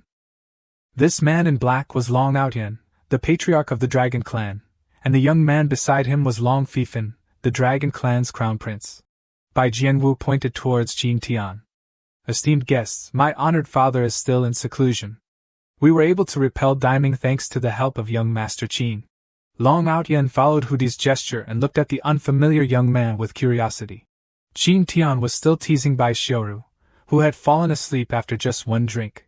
Long Outyan, the Dragon Clan patriarch, stared at Tian and realized his cultivation was only at the Lingnong realm. Is he hiding his true cultivation? So young Master Qin possesses such abilities. A true young hero. Long Tian praised. Meanwhile, his son, Long Fifan, was angered by Qin Tian's intimacy with Xiaoru. But brother Bai, there are only 1,000 days to be a thief, but not 1,000 days to guard against one. Why not solve this matter permanently? Hearing his old friend's words, Hu Di Bai Jianwu nodded. Of course I want to, but if it were as easy as saying it, it would be great. Long Tian stepped forward. To be frank, brother Bai, my son has fallen in love at first sight with the imperial princess. If she marries into the dragon clan, our dragon clan is willing to join forces with Qingqiu to annihilate Deepening, eliminating all future worries for Qingqiu. Long Tian's gaze was fixed on Bai Jianwu, sincere and showing his true desire to have Bai Shiru marry his son. The clan members sitting nearby nodded in consideration. If we can truly join forces with the dragon clan, perhaps we can truly eradicate Deepening. Our imperial princess marrying the crown princes. Also a good match. The one in a difficult position now was Bai Jianwu. He pondered for a moment before speaking. I won't interfere in my daughter's marriage. As long as she likes him. The most displeased person at this moment was Madame Qinglan, who was furious at this act, which was no different from stealing a groom. Long Tian nodded. If brother Bai doesn't object, then it's settled. Of course, we've also brought a gift. Fifan, show everyone the gift. Crown Prince Long Fifan, upon hearing his father's command, opened the box he had been carrying on his shoulder. Inside was a precious sword, radiating 5-colored light that captivated everyone's attention. Everyone at the banquet gasped in astonishment. A mid-grade imperial weapon! The dragon clan is so generous. Amidst everyone's astonished gazes, only Qin Tian suddenly burst into laughter. His laughter grew louder and louder, echoing throughout the hall, causing everyone around him to look at him in confusion. Crown Prince Long Fifan coldly looked at the young man and asked, "What are you laughing at?" After laughing for a while, Qin Tian finally stopped. I'm laughing at the fact that a measly mid-grade imperial weapon is being offered to marry by Xiaoru. Your dragon clan is too insincere. Crown Prince Long Fifan was enraged. You brat! Do you even know what an imperial weapon is? Let alone a mid-grade imperial weapon, even a low-grade one is something someone like you is unworthy of possessing. Before anyone could speak, Bai Xiaoxiao slammed the table in anger. You're ridiculous. My brother-in-law is the most skilled supreme-grade artifact refiner. He's refined countless imperial weapons. Who wants your mid-grade imperial weapon? Hu Di hurriedly stopped his younger daughter. Don't be so rude. Qin Tian smiled at Bai Xiaoxiao. Little fox, people like him aren't worth your anger. Do you want an imperial weapon? I'll refine one for you now. I haven't practiced in a while. Bai Xiaoxiao asked in surprise, pointing at herself. You're saying you'll refine an imperial weapon for me? Everyone around them buzzed with excitement, following Qin Tian to watch him refine the imperial weapon. Although they were skeptical, as no one had ever been able to refine an imperial weapon so easily, they wondered why Qin Tian would speak so confidently if he couldn't do it. In the blink of an eye, the only one left in the main hall was the drunken Bai Shiru. If our Qingqiu can really have a supreme-grade artifact refiner as a son-in-law, wouldn't that be a huge gain? Not just a gain, it's like winning the entire world. I'm so excited to see what he'll refine. Everyone's chatter made the Dragon Clan Crown Prince slightly anxious, but Long Tian comforted his son. He didn't believe anyone could truly refine an imperial weapon. Under everyone's watchful eyes, Qin Tian stood before his forge, but despite the gusts of wind, he remained motionless. His expression was slightly troubled as he touched his chin in thought. Long Tian smiled. Young man, why haven't you started yet? Are you looking for an excuse to say you lack the materials to refine a supreme-grade imperial weapon? Qin Tian didn't deny it and nodded. Indeed, I lack materials. Hearing this, Hu Di panicked. Could Long Tian be right? Is young Master Qin just bluffing? Husband, we have to think of a way to help our son-in-law. Bai Xiaoxiao asked, brother-in-law, what materials are you missing? I originally planned to refine a supreme-grade imperial weapon, but I lack the azure-glazed mineral. Hu Di hurriedly said, right. It's that. We just happen to have run out of it, right, my wife? Yes. Moreover, it's a rare item. Even our Fox clan can't find the last piece. Qin Tian smiled. Well, it can't be helped. Now I only have enough to refine a mid-grade imperial weapon. Xiao Xiao won't mind, will you? Bai Xiao Xiao was thrilled. Mid-grade is enough. This is great. Hu Di and Madame Qinglan were petrified. They had intended to find an excuse for Qin Tian, but he insisted on continuing to refine the imperial weapon, leaving them at a loss. Suddenly, Bai Xiaoru walked out and said, "If it's the azure-glazed mineral, I have a piece. It was a gift from father for my coming-of-age ceremony. I know where it is. I'll take you there." Seeing the girl walk out, the Dragon Clan Crown Prince blushed and called out, "Shiru." "Xiaoru." Bai Xiaoru, with a flushed, beautiful, and charming face, smiled. "Qin Tian, let me take you to get the azure-glazed mineral." Then she grabbed the Dragon Clan Crown Prince's head and pulled him away. Qin Tian and Bai Xiao Xiao hurriedly chased after her. "Sister, you've got the wrong person. You're hugging the wrong person. Oh my God, are you blind? Wrong person. Still the wrong person." After a chaotic chase, they finally found the precious azure-glazed mineral. "Not bad, this is the azure-glazed mineral. Now we have all the materials. My wife, are we really giving him the azure-glazed mineral? This rare material, if Qin Tian ruins it, it would be such a waste. Our daughter has already spoken. Just based on the favor of repelling Deepening, we should help. Let it go. If it fails, we'll just say our daughter took the wrong glazed mineral. Anyway, she's drunk and doesn't know anything. It's normal to take the wrong one." Hu Di and Madame Qinglan had come up with an excuse to help Qin Tian. Hu Di by Jianwu was also helpless. "I don't understand why this young master is so unpredictable. It's been tens of thousands of years since anyone in Zhongzhou has been able to forge a top-grade emperor armament. Why are you so persistent?" Under everyone's suspicious and puzzled gazes, Qin Tian summoned his heavenly god hammer. Immediately, the giant hammer, carrying streaks of destructive lightning, slammed down onto the emperor armament forging materials. Everyone's eyes widened in astonishment as the hammer's power proved to be far more terrifying than they had imagined. The mid-grade emperor armament sword held by Crown Prince Long Fifan also suddenly vibrated violently. Seeing this, Long Fifan asked his father in a panicked voice, "Father, what's happening?" Long Aotian, the current clan leader, was also speechless in astonishment as the sword he carried with him also trembled. This was the phenomenon of one thought moves 10,000 swords. Could this hammer actually be a peak-grade emperor armament? Everyone was startled, unable to believe that this seemingly ordinary hammer was truly a peak-grade emperor armament, a weapon only heard of in legends. Bai Hao anxiously asked his elder brother, "Is this really a peak-grade emperor armament hammer?" The bewildered Hu Di nodded, "Yes, only a peak-grade emperor armament can cause the phenomenon of 10,000 swords in unison." "Xiao Xiao, what is Qin Tian's background? Could he be a descendant of some ancient power?" Bai Xiao Xiao shook her head. "I don't know for sure. I only know he's the junior martial uncle of the entire Jianfeng peak of the Kunlun sect in Dongou." Hu Di was once again taken aback. Just a junior martial uncle, and he already possesses such power? Is the Kunlun sect that strong? Not really, father. The strongest person in the Kunlun sword sect is only at the first level of the same realm.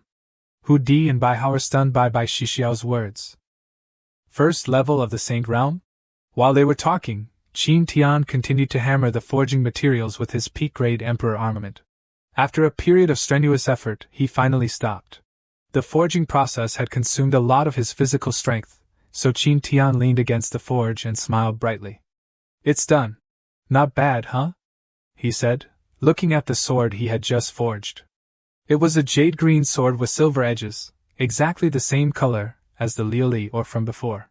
Long Fifan came closer to examine it, and then sneered teasingly, "Haha, this sword doesn't even have a sword spirit, and you dare to say it's not bad? What a waste of a peak-grade emperor armament." "Hammer." Qin Tian looked puzzled. "When did I say I was finished forging? Why are you so hasty?" He then bit his fingertip and drew a few drops of blood. Qin Tian then drew a symbol or character with his fresh blood on the newly forged sword. "Now it's done." Long Fifan became even more puzzled. "What's the difference? Isn't it still an ordinary sword?" But before he could finish his sentence, his eyes widened in shock. From a distance, a pillar of light suddenly shot up from the area of the Qingqiu Fox clan's imperial palace. The sudden surge of intense energy forced everyone to shield their eyes. Only those with profound cultivation like clan leader Long Outyen could look directly at the light. But the more they looked, the more horrified they became. In everyone's eyes, the energy originated from the sword in Qin Tian's hand, and the mysterious power grew stronger and stronger. The sword seemed to be infused with a soul, becoming more lively, spiritual, and mysterious than ever before. A moment later, all the phenomena dissipated, and the sword returned to its original form, only slightly brighter than before. Xiao Xiao, I've finished forging your sword. Take it. After admiring it for a while, Qin Tian immediately handed the sword to Xiao Xiao. Holding the sword in her arms, Bai Xiao Xiao gasped, "This is the legendary top-grade Emperor armament. This feeling is so intense." The energy from the sword resonated with Bai Xiao Xiao, giving her a strange sensation. "This feeling is so electrifying. The spiritual energy of the spirit sword is flowing within me." Meanwhile, all the elders of the Fox clan surrounded Qin Tian, showering him with praise and urging him to quickly marry Empress Bai Xiaoru. Countless compliments and praises were enough to make his ears fall off. While all the attention was focused on the young man Qin Tian, Long Outyen approached Bai Jiangwu and clasped his hands. "I just remembered something important within the clan. We must take our leave." Bai Jiangwu understood and smiled. "If there's something urgent within the clan, I won't keep you, brother Long. Go slowly." With that, Long Outyen and Long Fifan left together. Crown Prince Long Fifan couldn't help but feel dejected. "Father, are we just leaving like this? Shouldn't we try a little harder? I really like Bai Shiru. Shouldn't we seize this rare opportunity?" The Crown Prince continued to plead, but Long Outyen was completely panicked. "Try what? He can casually create a top-grade Emperor armament. What are you going to try with? Your head? If only I had given birth to a daughter. Then we wouldn't be letting the Fox clan earn such a valuable son-in-law." Long Outyen collapsed onto the ground with a regretful expression. "I also want a son-in-law like that. Nephew, you can rest in this room tonight." "Yes, uncle and aunt. Good night."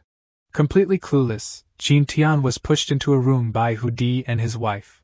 As soon as he entered, he smelled a faint, incredibly alluring fragrance, and saw a figure lurking behind the curtain.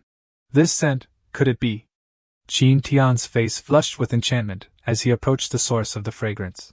His hand gently pulled back the thin curtain.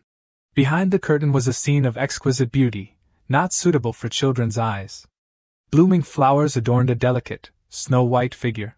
It turned out to be Bai Shiru bathing behind the curtain. Qin Tian couldn't help but have a nosebleed. "It's so white." He stood there, dumbfounded, staring at the girl bathing in the tub. A moment later, Bai Shiru suddenly realized someone was there and screamed, grabbing a towel to cover herself. "Ah! Why are you suddenly in my room? Get out! Get out!" Qin Tian pretended to cough. "I'm a gentleman. I didn't intentionally peek at you bathing. Your uncle and aunt told me to rest here. Get out now!" Her piercing scream made the entire building seem like it was about to collapse. After a chaotic scene of flying furniture and general pandemonium, the room finally quieted down. Bai Xiaoru, while getting dressed, complained, "Father and mother, really?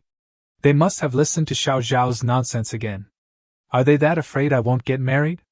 Who would just throw their daughter to the wolves like this?" "Qin Tian, I don't know what happened when I was drunk earlier today, but I'm awake now. If you want to sleep, then sleep. I'm going to find Bai Xiao Xiao." Saying that, she walked straight to the door and reached for the handle. But after shaking it for a while, the door remained shut. Qin Tian, who had been hit on the head and was bleeding earlier, advised her from the bed, "Don't worry. They locked the door from the outside when I came in. We can't get out." The door had indeed been locked from the outside, trapping those inside. Bai Shiru yelled angrily, "What the hell is this?" Meanwhile, the other three were hiding outside, observing the situation. It was late, and they couldn't go out, so Qin Tian calmly lay down on the bed. "Make yourself comfortable.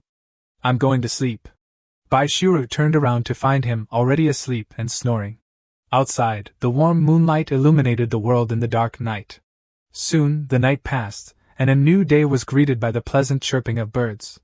At this time, the lock on Bai Shiru's door was opened by someone. The maid beside her blushed. "Madam, is this really all right?" Madam Qing Lam smiled. "Hush! I'm just opening the door." and to see if they're awake yet. Saying this, she peeked her head into the room. At the same time, a shout of "Mother!" from behind startled her so much that she almost had a heart attack. Madame Qing Lam turned back and hurriedly signaled for silence. In the distance, Bai Xiaoxiao was running towards them, crying, because her father had confiscated the top-grade emperor armament that her older sister had forged for her. Hu Di was chasing after her, explaining, "Xiao Xiao, what nonsense are you talking about?" The commotion outside woke Bai Xiaoru up. The little girl, with tears in her eyes, ran towards them. "I want older sister to stand up for me. Father stole my emperor armament." Hu Di, not to be outdone, chased after her, explaining, "The top-grade emperor armament is extremely powerful. I'm afraid you can't control it, so I'm keeping it safe for you." Ignoring him, the little girl cried and ran straight into the room, causing Madame Qing Lam to pull her back in alarm. "No, Xiao Xiao! Don't go in there!" All three of them entered the room with the door wide open. Then, all three froze, staring blankly at the scene before them. Bai Xiaoru was awake, sitting on Qin Tian in a compromising position. The girl, still not understanding, rubbed her eyes and looked at her parents. "Father, Mother, Xiao Xiao, good morning. You too, take your time waking up. Mother won't disturb you anymore." Bai Xiaoxiao, being too young to witness such a scene, was dragged out of the room by her mother. Children shouldn't see this. Everyone's reaction left Bai Xiaoru confused. Only Qin Tian reacted, smiling at her. "Xiaoru, you're doing this so early in the morning? It's hard for me to control myself." Realizing her awkward position, Xiaoru yelled angrily. Hu Di's family, just outside, heard the shout and commented to each other, "Why is the commotion getting louder?" Young people indeed. Thus ended such a chaotic and awkward morning. A while later, Qin Tian sat by the viewing platform by the lake, leaning tiredly against a pillar. He wondered why. Clearly she was the one who sat on him, but he was the one being blamed. "And she said she definitely wouldn't sleep with me tonight." A woman's heart is truly unfathomable. While Qin Tian was lost in his thoughts, Hu Di, by Jian Wu, approached and called his name. "Uncle, why are you here?" Hu Di smiled. "Did you rest well last night?" Mentioning last night, Qin Tian coughed up blood, gave a thumbs up and nodded. "Why do you ask?" "I slept pretty well." "Good to hear, good to hear." Hu Di pretended to be calm, but inwardly he was sighing. "Slept well, my foot." He coughed up blood. Just by looking at his face, I can tell he didn't sleep well. I still need to remind young people to exercise moderation. They can't damage their bodies. Thinking this, he sat next to Qin Tian. "Nephew, I came to talk to you about the Deepening. Although they suffered a loss at your hands yesterday, the Deepening definitely won't give up." Qin Tian smiled. "I'm not afraid of them." Hu Di sighed. "Nephew, don't underestimate them. Tian, the leader of Deepening, isn't someone to trifle with. As far as I know, Tian is in secluded cultivation. Once he emerges, I fear he will have supreme realm level strength." Hearing this, Qin Tian became serious. His current strength was also around the supreme realm level. Even if he could hold off Tian, the Deepening had far more experts than Qingqiu. In the end, they would still be at a disadvantage. Thinking this, he asked Hu Di, "I heard that Grandpa Bao Woody, the number one expert of Qingqiu 10,000 years ago, was already half-step supreme realm. Could we ask him to intervene?" Hu Di looked dejected. After his father went into seclusion, he rarely contacted him. Even if he could contact him, he probably wouldn't easily intervene. Qin Tian was even more curious. "Why not?" "Because behind Tian, there's also an imperial clan. This is a clan passed down from the ancient mythological era. If my father intervenes, the imperial clan will have an excuse to get involved. And the situation will become even more difficult." After hearing the whole story, Qin Tian nodded. "So that's how it is. Uncle, I'm thinking of taking Shiro back home in a few days. My home is on the edge of Zhongzhou. It's not easy for the Deepening to find." Hu Di nodded. "With Shiro by your side, I'm relieved." Taking this opportunity, Qin Tian scratched his head awkwardly and asked, "Uncle, do you have any top-grade spiritual herbs?" "Top-grade spiritual herbs are extremely precious. I only have a single stalk of 9-leaf spirit grass. If you want it, I'll give it to you." He thought to himself, "I have to be polite to my future son-in-law. This is how we show our sincerity. Hudi pulled a small bottle containing a tiny stalk of spiritual grass from his pouch. Qin Tian's completely disappointed expression upon seeing the tiny stalk of spiritual grass made Hudi embarrassed. Not enough? Actually, besides forging, I also know alchemy. I thought you had many top-grade spiritual herbs, so I could refine a batch of top-grade Emperor round pills to share with you. Hudi was startled. What? You can refine top-grade Emperor round pills? Qin Tian took the spiritual herb, observed it for a moment, and sighed. Low grade is low grade. It's just a pity for this 9-leaf spirit grass. Don't. I suddenly remember, in my treasury, I still have a 10,000-year-old earth essence, and a 10,000-year-old 100-soul common grass. I'll go to the treasury to get them now. You must wait for me to return, don't rush to start the refining process. Remember? Wait for me. Watching Hudi's hurried figure, Qin Tian smiled and nodded. Okay, I'll wait. That night, in his room, Qin Tian gave Bai Xiaoru a gift box.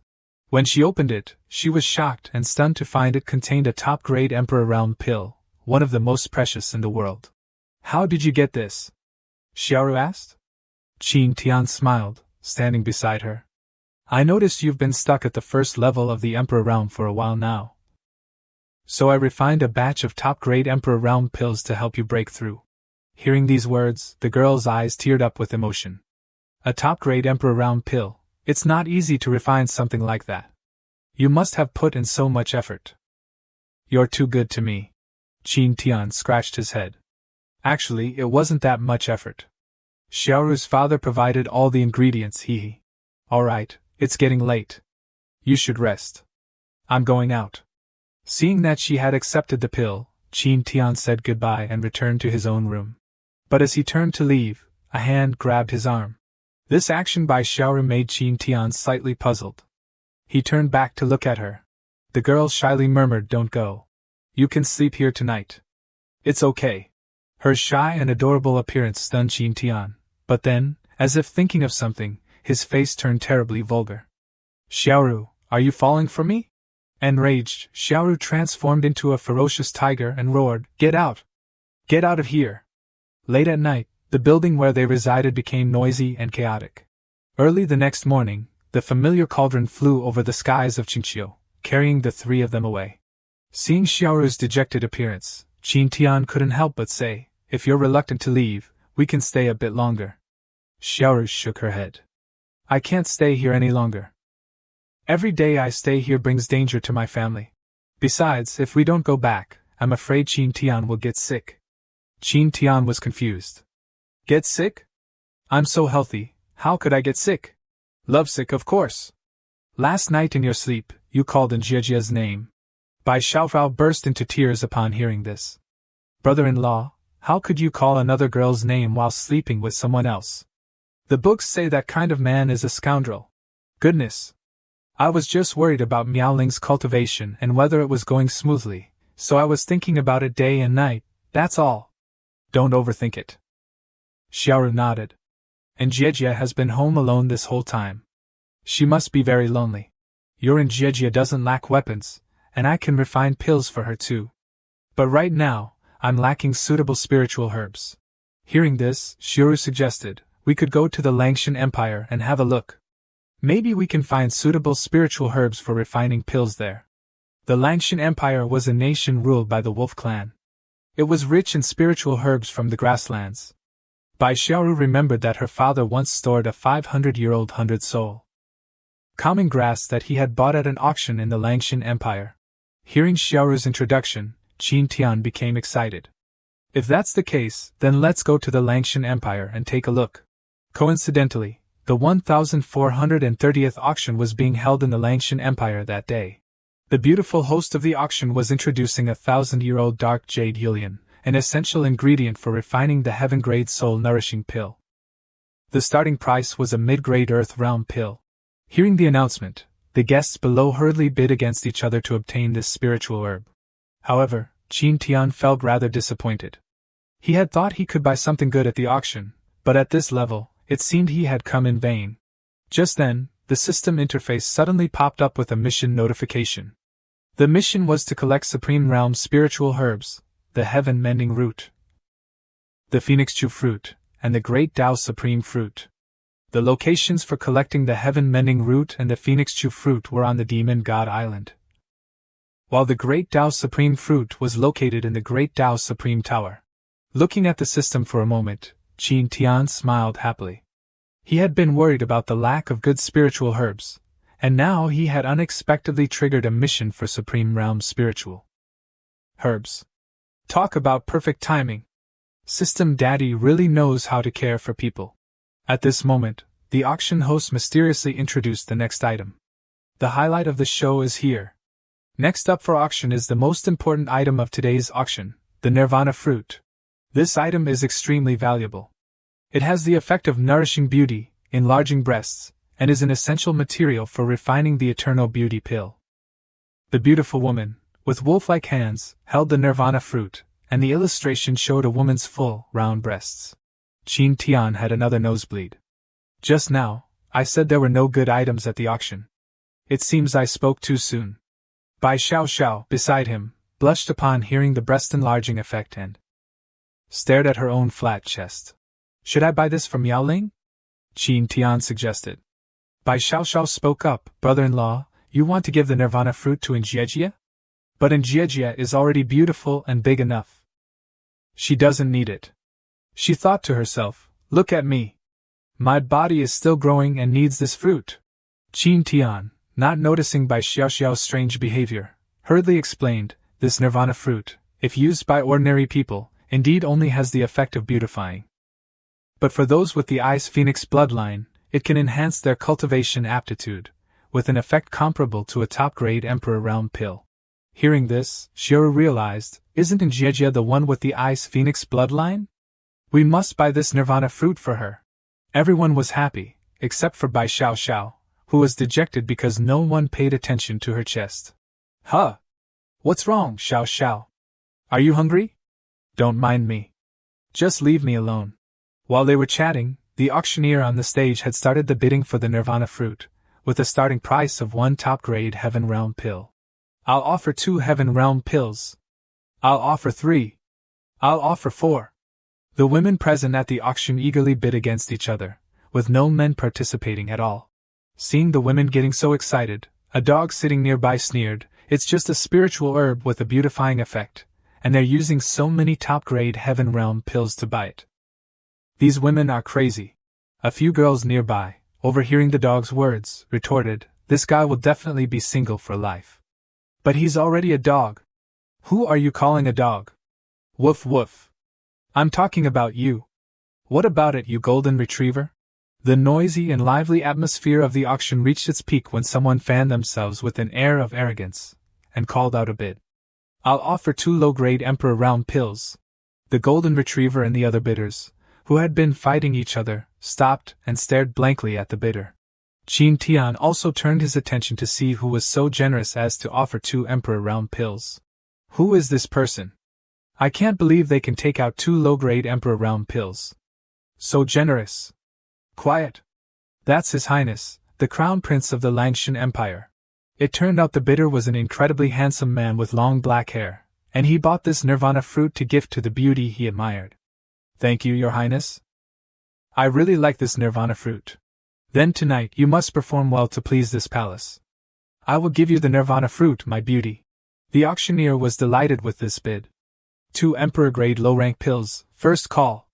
2 Emperor-grade low-rank pills, second call. Is there anyone with a higher bid? 2 Emperor-grade low-rank pills, third call. If no one bids higher, this Nirvana Fruit will belong to Crown Prince Langshan. But just then, another voice called out a bid, startling everyone. I bid 1 Emperor-grade mid-rank pill. Everyone stared at Tian, who smiled. What? Is there a problem with me bidding 1 Emperor-grade mid-rank pill? My God, using a mid-rank Emperor-grade pill to exchange for a Nirvana Fruit? This person isn't a fool, is he? I don't see 2 Fox Clan beauties beside him. He must be buying the Nirvana Fruit to appease a beauty. Just to woo a girl, is it necessary to spend so much? Heaven, if I had known, I'd rather become a woman myself. The appearance of the Emperor-grade mid-rank pill caused a commotion in the auction. Hall. The auctioneer was also astonished and asked for confirmation. This young master, do you really agree to pay 1 emperor-grade mid-rank pill? Tian smiled. Of course. Do you feel that the value of 1 emperor-grade mid-rank pill is not as high as 2 emperor-grade low-rank pills? Do you think my bid is too low? The auctioneer hurriedly shook her head. No, of course, young master has bid higher. So, what else do you need to ask? Don't waste everyone's time. Seeing this, the auctioneer immediately announced, 1 emperor-grade mid-rank pill, first call. 1 emperor-grade mid-rank pill, second call.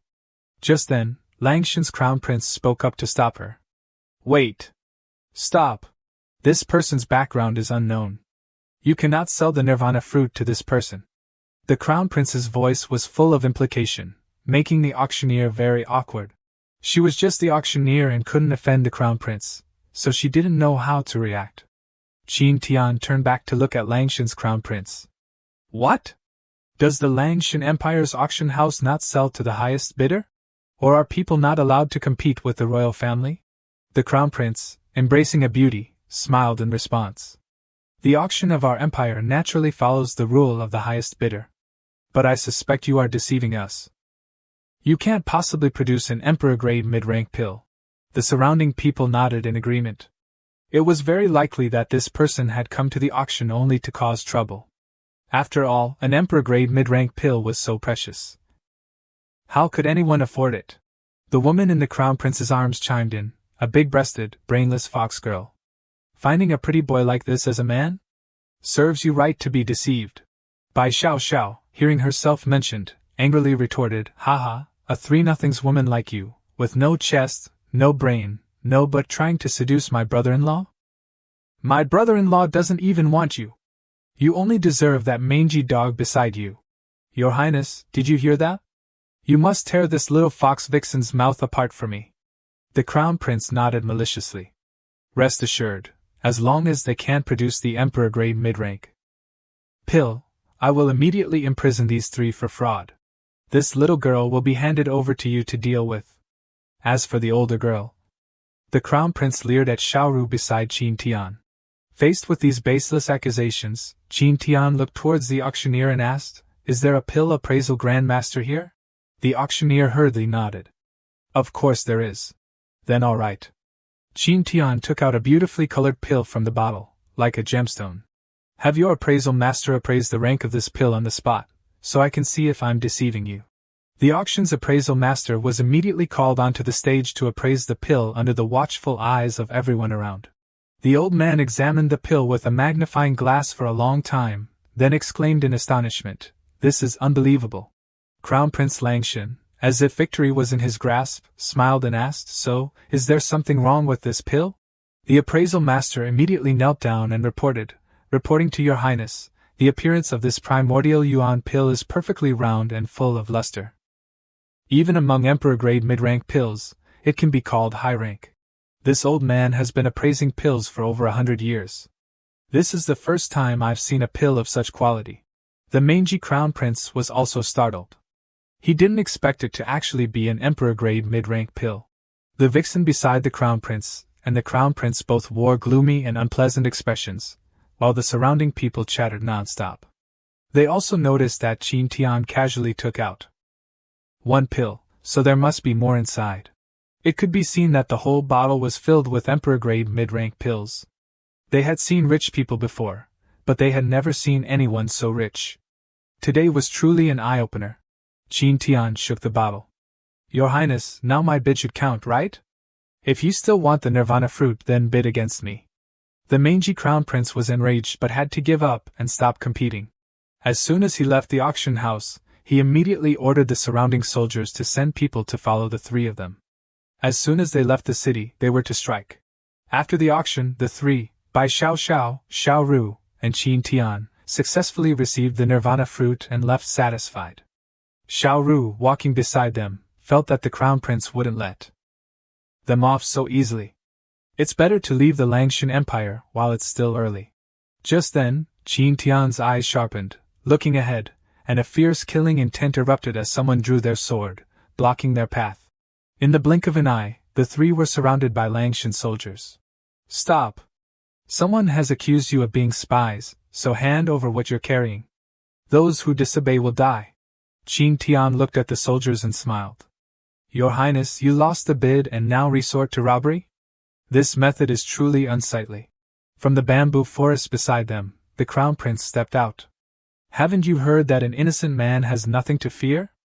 Tian shook his head. Why so many justifications? It's all just robbery in the end. The Crown Prince's eyes narrowed at them. He ordered, deal with this man. Keep the 2 Fox clan beauties for this palace. Immediately, the soldiers rushed forward to attack. At this moment, Bai Xiaoxiao drew her emperor armament and said, leave these people to me. Just in time to test my new sword. The tiny girl, like a child, appeared in the center. With a casual swing of her sword, a powerful force erupted, blowing away the soldiers, killing them instantly. The sharp sword she destroyed the surrounding scenery, causing terrifying explosions. In the blink of an eye, all of Langshan's soldiers were dead, shocking the Crown Prince, making his wolf fur stand on end. How is this possible? An old wolf appeared beside the Crown Prince, cautiously on guard. Your Highness, this woman's cultivation is ordinary, but the sword she wields is a high-rank emperor armament. Its power is extraordinary. A high-rank emperor armament? Master Cam, can you handle it? The old man nodded upon hearing the Crown Prince's question. Of course. But if I make a move, I'm afraid the fox woman's life won't be spared as you wish. The mangy Crown Prince's eyes lit up. It's all right, it's all right. Master Cam, quickly seize that high-rank emperor armament for this palace. Since your Highness has given the order, this old man will seize that high-rank emperor armament for you. In that instant, the frail old man transformed into a giant wolf with a muscular body overflowing with tyrannical power. Old fart, do you think I'm afraid of you just because you turned into a monster? Xiao Ru stepped forward to stop Bai Xiaoxiao. Leave him to me. I just happen to want to try how it feels to hit someone. After advancing to the second stage of the Emperor realm, the old man sneered, thinking Xiao Ru was boasting shamelessly. Seeing this, the girl immediately displayed her divine ability, True Form Nine-Tailed Fox, revealing her true form with giant tails. Behind her, Fox Woman, so you are also a second stage Emperor realm expert? But this old man has been at the second stage of the Emperor realm for a century. If we fight at the same level, you are no match for this old man. So die. Divine Wolf Fang Strike. Immediately, the old man's massive body charged forward with a fierce punch. The punch contained terrifying power, enough to easily destroy a mountain, but it was blocked by a soft tail, forcing him back. The gentle collision between the fist and the fox's tail caused air currents to erupt, blowing away the surrounding earth and rocks. The old man was horrified and couldn't believe that she had blocked his killing blow with just her tail. Xiao Ru's face showed a provocative smile. This is the trump card of a century of cultivation you're so proud of? It's nothing more than this. Now try blocking my attack. Xiao Ru's tails grew enormous, and in the blink of an eye, they summoned a giant fox. This was the divine ability, Heavenly Demon Claw. As the fox lunged at the old man, a heaven-shaking explosion occurred. The Crown Prince was stunned and terrified, while Bai Xiaoxiao was excited and thrilled, showing the tide of the battle. The dust from the explosion dispersed, revealing the old man's battered body amidst the rubble. Fox Woman, how long has it been since you advanced to the second stage of the Emperor realm? His face was covered in blood, but he didn't forget to ask. Xiao Ru gently landed on the ground, smiling as she replied. I broke through to the second stage of the Emperor realm 1 day ago. Hearing these words, the old man's eyes widened as if they were about to pop out. Impossible! I've cultivated at the second stage of the Emperor realm for decades. How can I lose like this? After saying that, he collapsed to the ground, motionless. The most panicked person at this moment was the Crown Prince, as Master Cam had been defeated in a single move. No! This isn't good. I have to run. His face turned pale, and he hurriedly tried to escape, but Tian blocked his path. Your Highness, you're leaving without giving an explanation? The mangy Crown Prince immediately knelt down and kowtowed. This palace was wrong. This palace shouldn't have been greedy for the pill and the woman. I will return to the palace immediately and hand over all my women to you. Their skills in bed are definitely better than that fox vixen beside you. Just spare my life. he said, pointing at Xiao Ru in the distance, making her furious. Facing the plea, Tian shook his head. A gentleman doesn't take what others desire. I think your highness should offer similar compensation. The crown prince nodded hurriedly. All right. What do you want? This palace will give you everything. As he said that, a cold sword pierced his chest as if it were tofu. Tian calmly withdrew the sword, blood splattering everywhere as the crown prince fell to the ground. Now, have we settled our accounts? Xiao Ru walked over. I thought you would agree. He said they were very good at serving others. Haha, that kind of beauty trap doesn't work on me. So, are you saying you're not interested in beauties? Xiao Ru teased with a smile. No, I mean, only this kind of beauty trap can make me fall for it.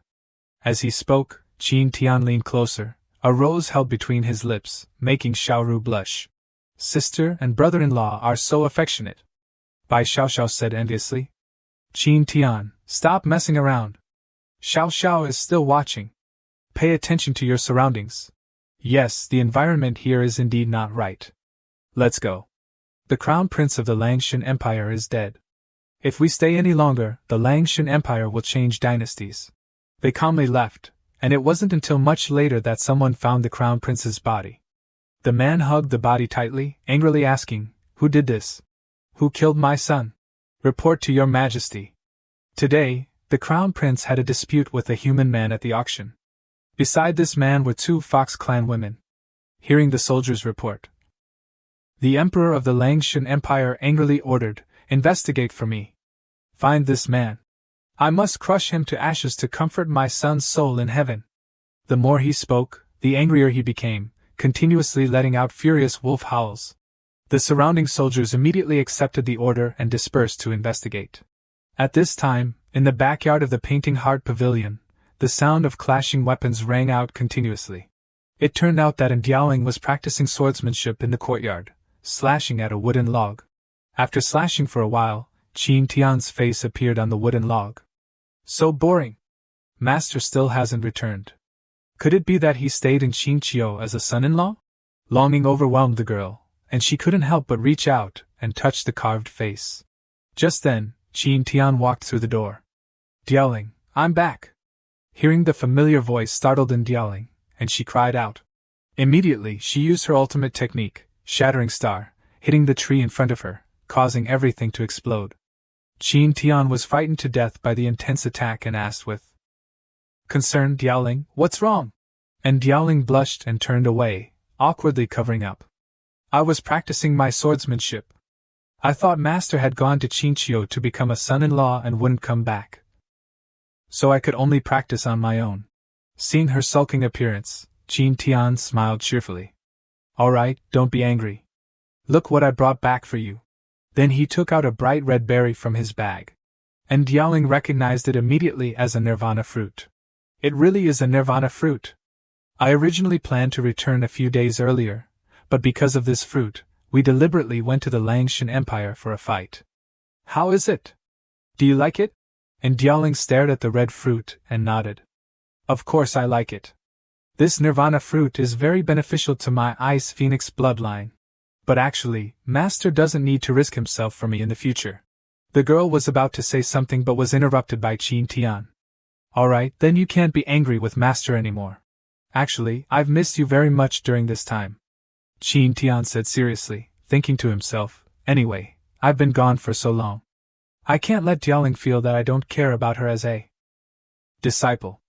Let's give her a reassurance pill first. Stunned by her master's confession, and Ying subconsciously asked, You missed me? Yes, very much, very much. The girl's eyes teared up as she looked at her handsome master. Actually, me too. I miss Master too. Just then, Xiao Ru's voice echoed, startling Ying, who blushed. Tian, why are you running so fast? As soon as Xiao Ru entered the gate, she saw Ying and happily called her name. The 2 girls held hands affectionately, having not seen each other for a long time, while Tian was suddenly frozen into a statue standing far away. Strange, didn't Tian come back earlier? Why don't I see him? And Ying feigned ignorance. I don't know either. Meanwhile, Tian had been frozen into a statue by her, so Xiao Ru didn't notice. At the same time, somewhere else, A mysterious ruin filled with skeletons suddenly appeared, causing the celestial phenomena to change. This matter was temporarily unrelated to Qin Tian's group. After returning and resting, they immediately threw themselves into training together. In Diaoling's shattering star and Bai Xiaoxiao's heavenly demon claw clashed intensely and fiercely. After a while of fighting without a clear victor, the two girls retreated, staring at each other. And Diaoling couldn't help but smile and praise Xiaoru. You've become much stronger after this trip outside. It's thanks to the high-rank Emperor-grade pill that Qin Tian refined for me, allowing me to break through to the second stage of the Emperor realm. Hearing this, and Diaoling immediately glanced at her master, who was eating melon seeds on a tree branch. Master treats Xiaoru so well. Even a disciple like me has never had a high-rank Emperor-grade pill. Qin Tian smiled sheepishly. Actually, a high-rank Emperor-grade pill is nothing. Wait until I refine a supreme-grade pill, then I'll give you one. Your cultivation will soon catch up to Xiaoru's. Hearing this, both Xiaoru and Diaoling were startled. Master, you can also refine supreme-grade pills? Qin Tian nodded. It shouldn't be a problem. I just need to go to 2 places to gather the ingredients. Where are they, Master? Just then, Mu Qingqing also entered. Qin Tian, Master, you're back? Then, their group entered the house together so they could chat comfortably. Qin Tian then asked, Qingqing, why are you in such a hurry? Has something happened? Empress Mu Qingqing nodded. Something big has happened. She had received intelligence that an illusory image of a tomb had appeared in the sky above the boundless sea yesterday. According to the records, this was a sign that the supreme tomb was about to emerge, so she had rushed here to inform her master. Hearing this news, and Diaoling was surprised. The illusory image of an ancient tomb above the boundless sea meant that the supreme tomb was most likely located on Demon God Island. Demon God Island? Isn't that where the heaven-mending root and phoenix chew fruit are located? Diaoling, have you been to Demon God Island before? The girl shook her head. Never. For our clan, this island is extremely dangerous. There are many demon emperors residing there. Among them, the 9 nether dragon sparrow is the strongest. In my previous life, he was already a half-step supreme. Half-step supreme? This Demon God Island is indeed dangerous. Let's just pretend this supreme tomb doesn't exist, Master. Don't go. Qin Tian shook his head. No, I must go to Demon God Island. Because there are medicinal ingredients I need to refine supreme-grade pills on Demon God Island, plus the supreme tomb is about to emerge. This time, it's like killing 2 birds with 1 stone. How can I miss it? Both Diaoling and Xiaoru immediately wanted to volunteer to go along, but Qin Tian refused. Because, as Diaoling said, Demon God Island is very dangerous. Moreover, I need someone to stay here just in case, as it is very likely that Langshan will investigate and seek revenge. Hearing her master's explanation, the 2 girls wanted to say something more, but Qin Tian stopped them. Don't worry, you two. If you follow me now, you might even hinder me. If the strongest expert on Demon God Island is only a half-step supreme, I can still handle it. You two just stay home and wait for my good news. Then, Qin Tian alone rode his flying pot to Demon God Island. This Demon God Island is not small. Where should I look for the heaven-mending root and phoenix chew fruit? But then again, Demon God Island isn't uninhabited. The demon beasts on the island must know where the immortal herbs are. So, as long as I catch a demon beast and ask, it'll be much easier. So, he controlled his flying pot and circled the island, searching for a demon beast to ask about the spirit herbs. At the same time, a half-human, half-snake monster, leading a little girl, was continuously searching in the forest. Hurry up. Don't dawdle. If you can't find 10 spirit herbs today, don't even think about resting. The little girl, with 2 horns on her head tied tightly with a rope, looked around blankly and suddenly pointed forward. Over there. The half-human, half-snake monster looked in the direction the little girl pointed and spotted a flower blooming on the cliff face. Immediately, its long tongue wrapped around the spirit herb. The spirit herb was easily uprooted from the cliff by the long tongue, curling up and falling into the demon's hand. Unexpectedly, it's a 1,000-year-old mystic spirit herb. Using this little thing to search for treasures is really useful. The great king will be very happy when he sees it. While the monster was focused on the spirit herb, the little girl turned and ran away. Seeing this, the monster angrily shouted, "You want to run? Little girl. If I let you escape, the demon emperor will skin me alive." Saying that, its long tongue shot towards the little girl. The little girl, walking step by step, had her feet tightly bound by the tongue. "Tonight, when we return, I'll bind you with the emperor's chains and see how you can still run." The child lost her balance and fell to the ground, but her face remained calm. Suddenly she said 2 words, "It's over." As soon as those 2 words were uttered, a sharp sword she sliced the monster into 3 pieces, killing it instantly. A steady hand helped the little girl with 2 horns on her head stand up. Tian appeared, lifting the little girl up, dusting off her small body, and softly comforting her. "Don't be afraid, little one. I won't hurt you. Now you're free. Don't let those nasty demons catch you again." The little girl's eyes stared blankly as the rope binding her loosened and fell off. Seeing her somewhat unresponsive expression, Tian wondered, can't this little girl talk? Mentioning talking, he suddenly realized he had made a mistake. Damn it, I forgot to ask her where the heaven-mending root and phoenix chew fruit are. I'll have to find another demon to ask. Look at my memory! So troublesome, so troublesome. Next time, I must be gentler. As he spoke, Tian sheathed his sword, preparing to leave. But at this moment, the little girl grabbed his hand and pulled him back. I know where the heaven-mending root is. Tian was surprised. So you can talk? I thought you couldn't. My Qilin clan is naturally gifted at finding treasures. Ma Xian Demon Emperor captured me because he wanted me to find spirit herbs for him. I've found the heaven-mending root for him once before. Hearing the little girl's explanation, Tian nodded. So Ma Xian Demon Emperor has the heaven-mending root? That saves a lot of trouble. I can just kill him and be done with it. The little Qilin shook her head. Big brother, Ma Xian Demon Emperor is very strong. He has the strength of the 3rd stage Emperor realm. I can find it on this island for you. Tian smiled and patted the little girl's head. Since you called me big brother, from now on, you are my little sister. What's your name? The little Qilin shook her head. I don't have a name. What? No name? Tian was surprised again. My goodness, I've met such a pitiful little girl. Captured from a young age and doesn't even have a name. Then, from now on, you can take my surname. Let's call you Qinanin. Yes, and then take me to Ma Xian Demon Emperor. How dare he bully my little sister? I must settle this debt with him.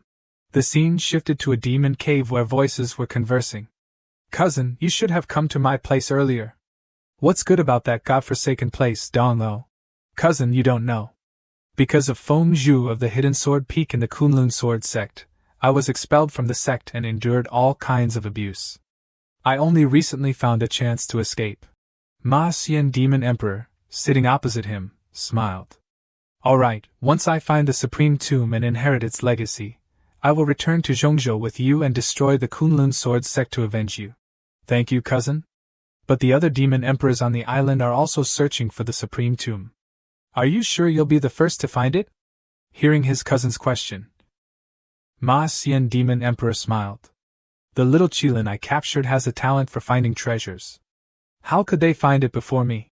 The white monkey was delighted. Once cousin inherits the Supreme Tomb's legacy and advances to Supreme, your title of Demon Emperor should be changed to Demon God. Haha, my brother, I won't treat you badly then.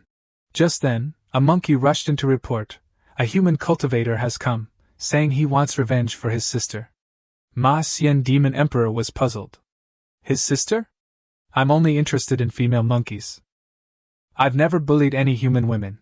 The Daihe Demon King beside him was also furious. A mere human dares to insult my elder brother's integrity? I must teach him a lesson.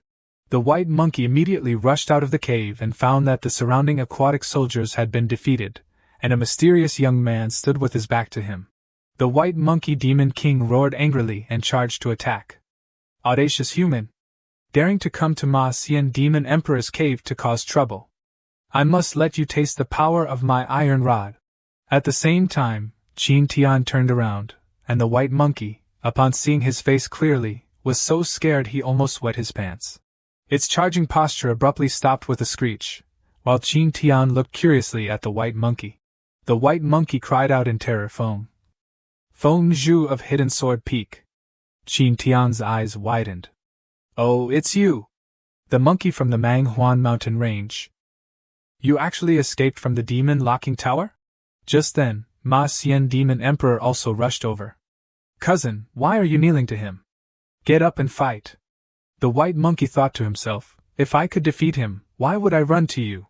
It then fell beside Qin Tian. I drank too much wine just now. My limbs are weak. My God, a little wine can make me so drunk. Move aside and watch me deal with this human.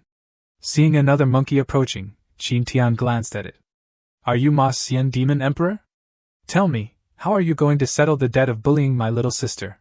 The surrounding soldiers and female monkeys, hearing Qin Tian's words, gossiped among themselves. Why did the Demon Emperor bully someone's little sister?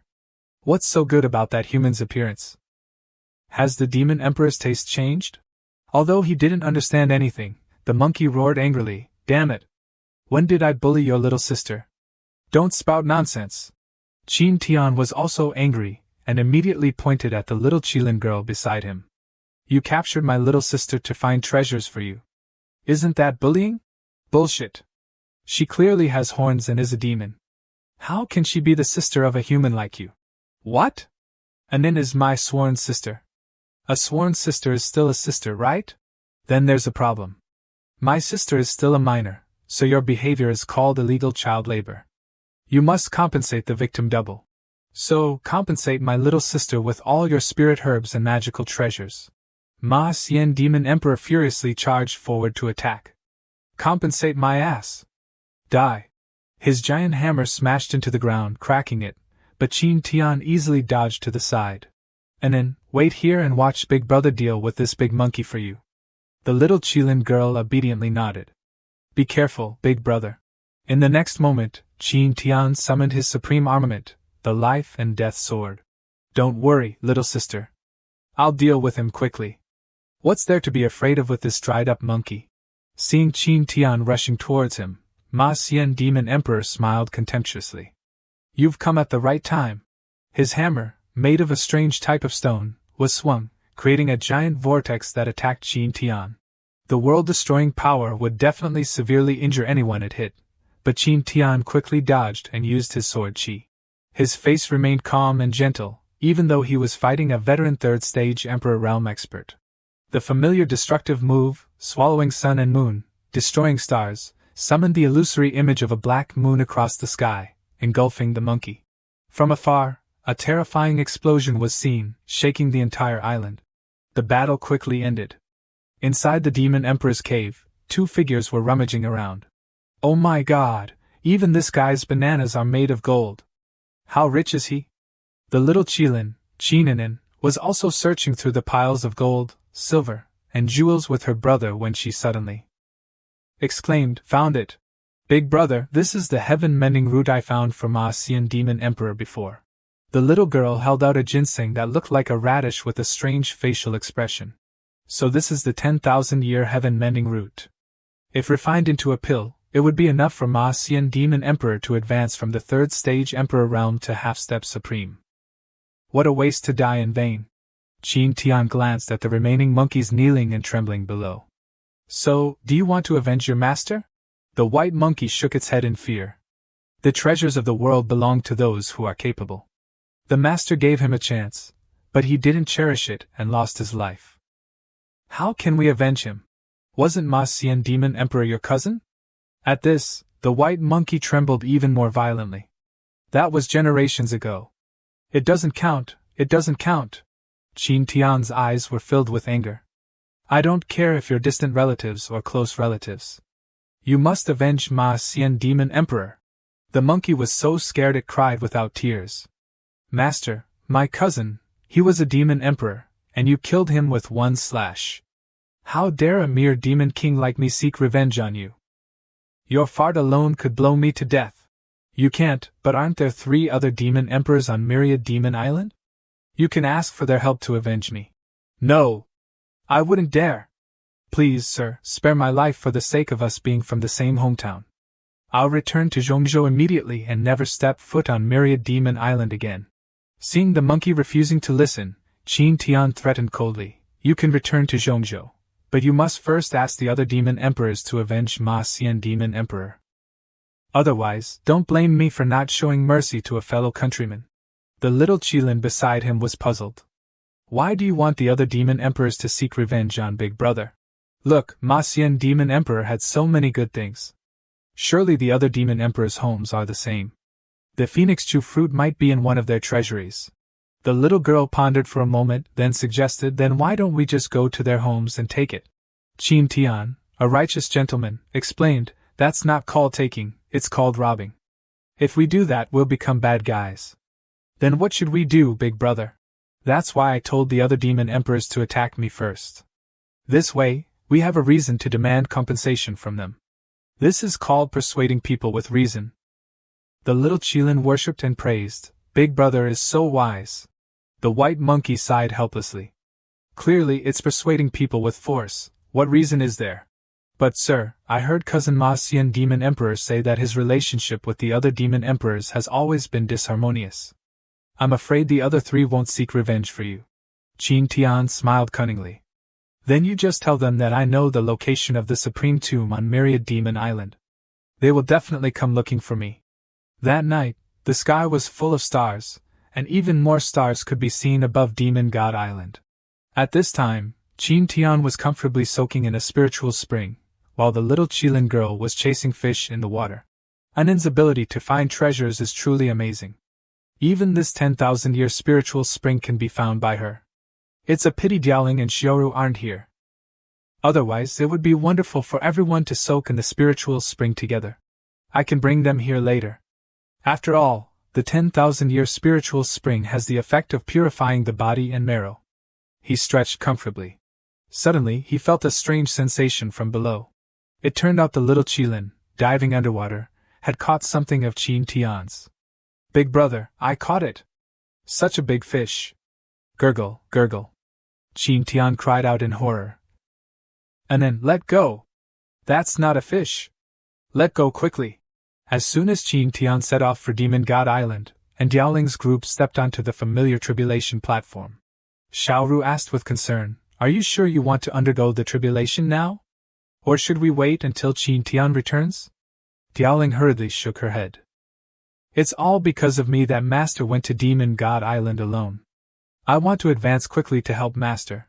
Bai Xiao also advised, but undergoing tribulation is very dangerous. What if something unexpected happens to Sister An? Don't worry. My cultivation has greatly improved these days while cultivating with your sister. Plus, with this nirvana fruit, I believe I can break through to the Emperor realm.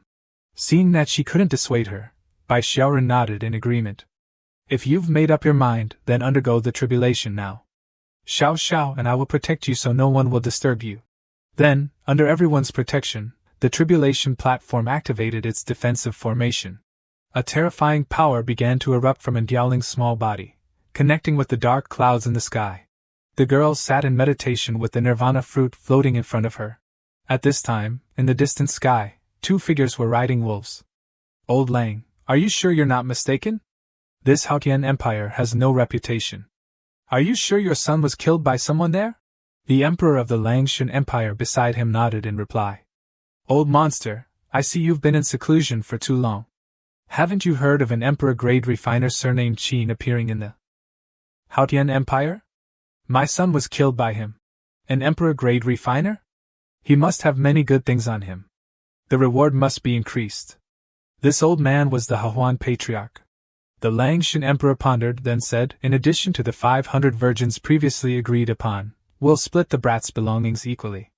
The Hahuan Patriarch nodded in satisfaction, agreeing to the cooperation.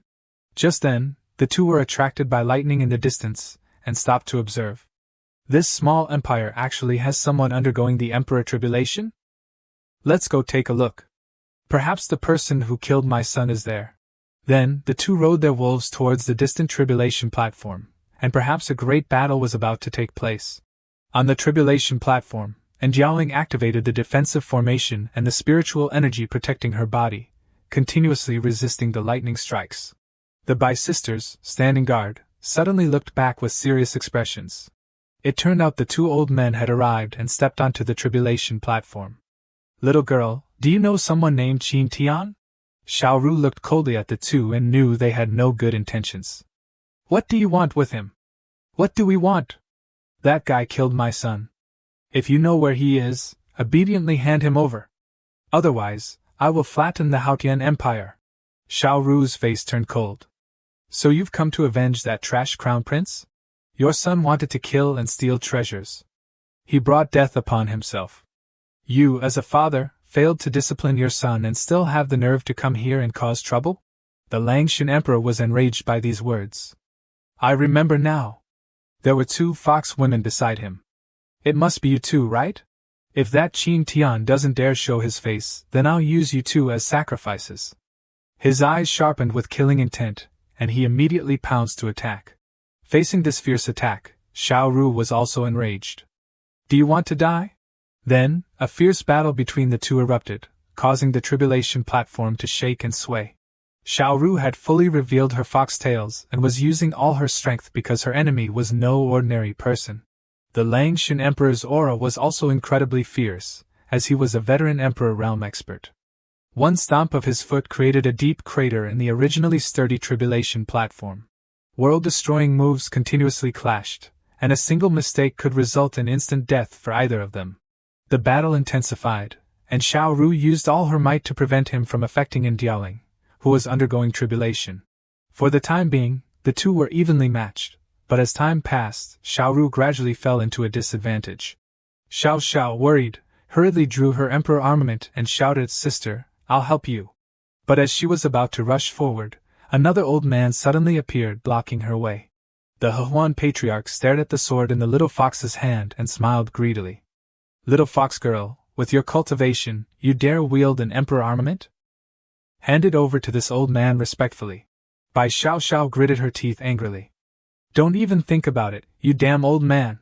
The Hehuan patriarch didn't waste any words and immediately attacked, using his ultimate technique, Wooden Vine Dance, controlling a vine that shot out from his body. The vine easily snatched the sword from Bai Xiao's hand. A smug smile appeared on the Hehuan patriarch's face. "This sword is mine now." The vine tightly wrapped around the sword, pulling it towards the Hehuan patriarch. But at this moment, a pair of sharp eyes appeared, and a cold voice rang out, "Ice Fire Phoenix." Miraculous 7-colored flames appeared out of nowhere, engulfing the Hehuan patriarch. The old man was shocked and terrified by the flames but couldn't react in time. Bai Xiao also stared blankly at the person who had just intervened.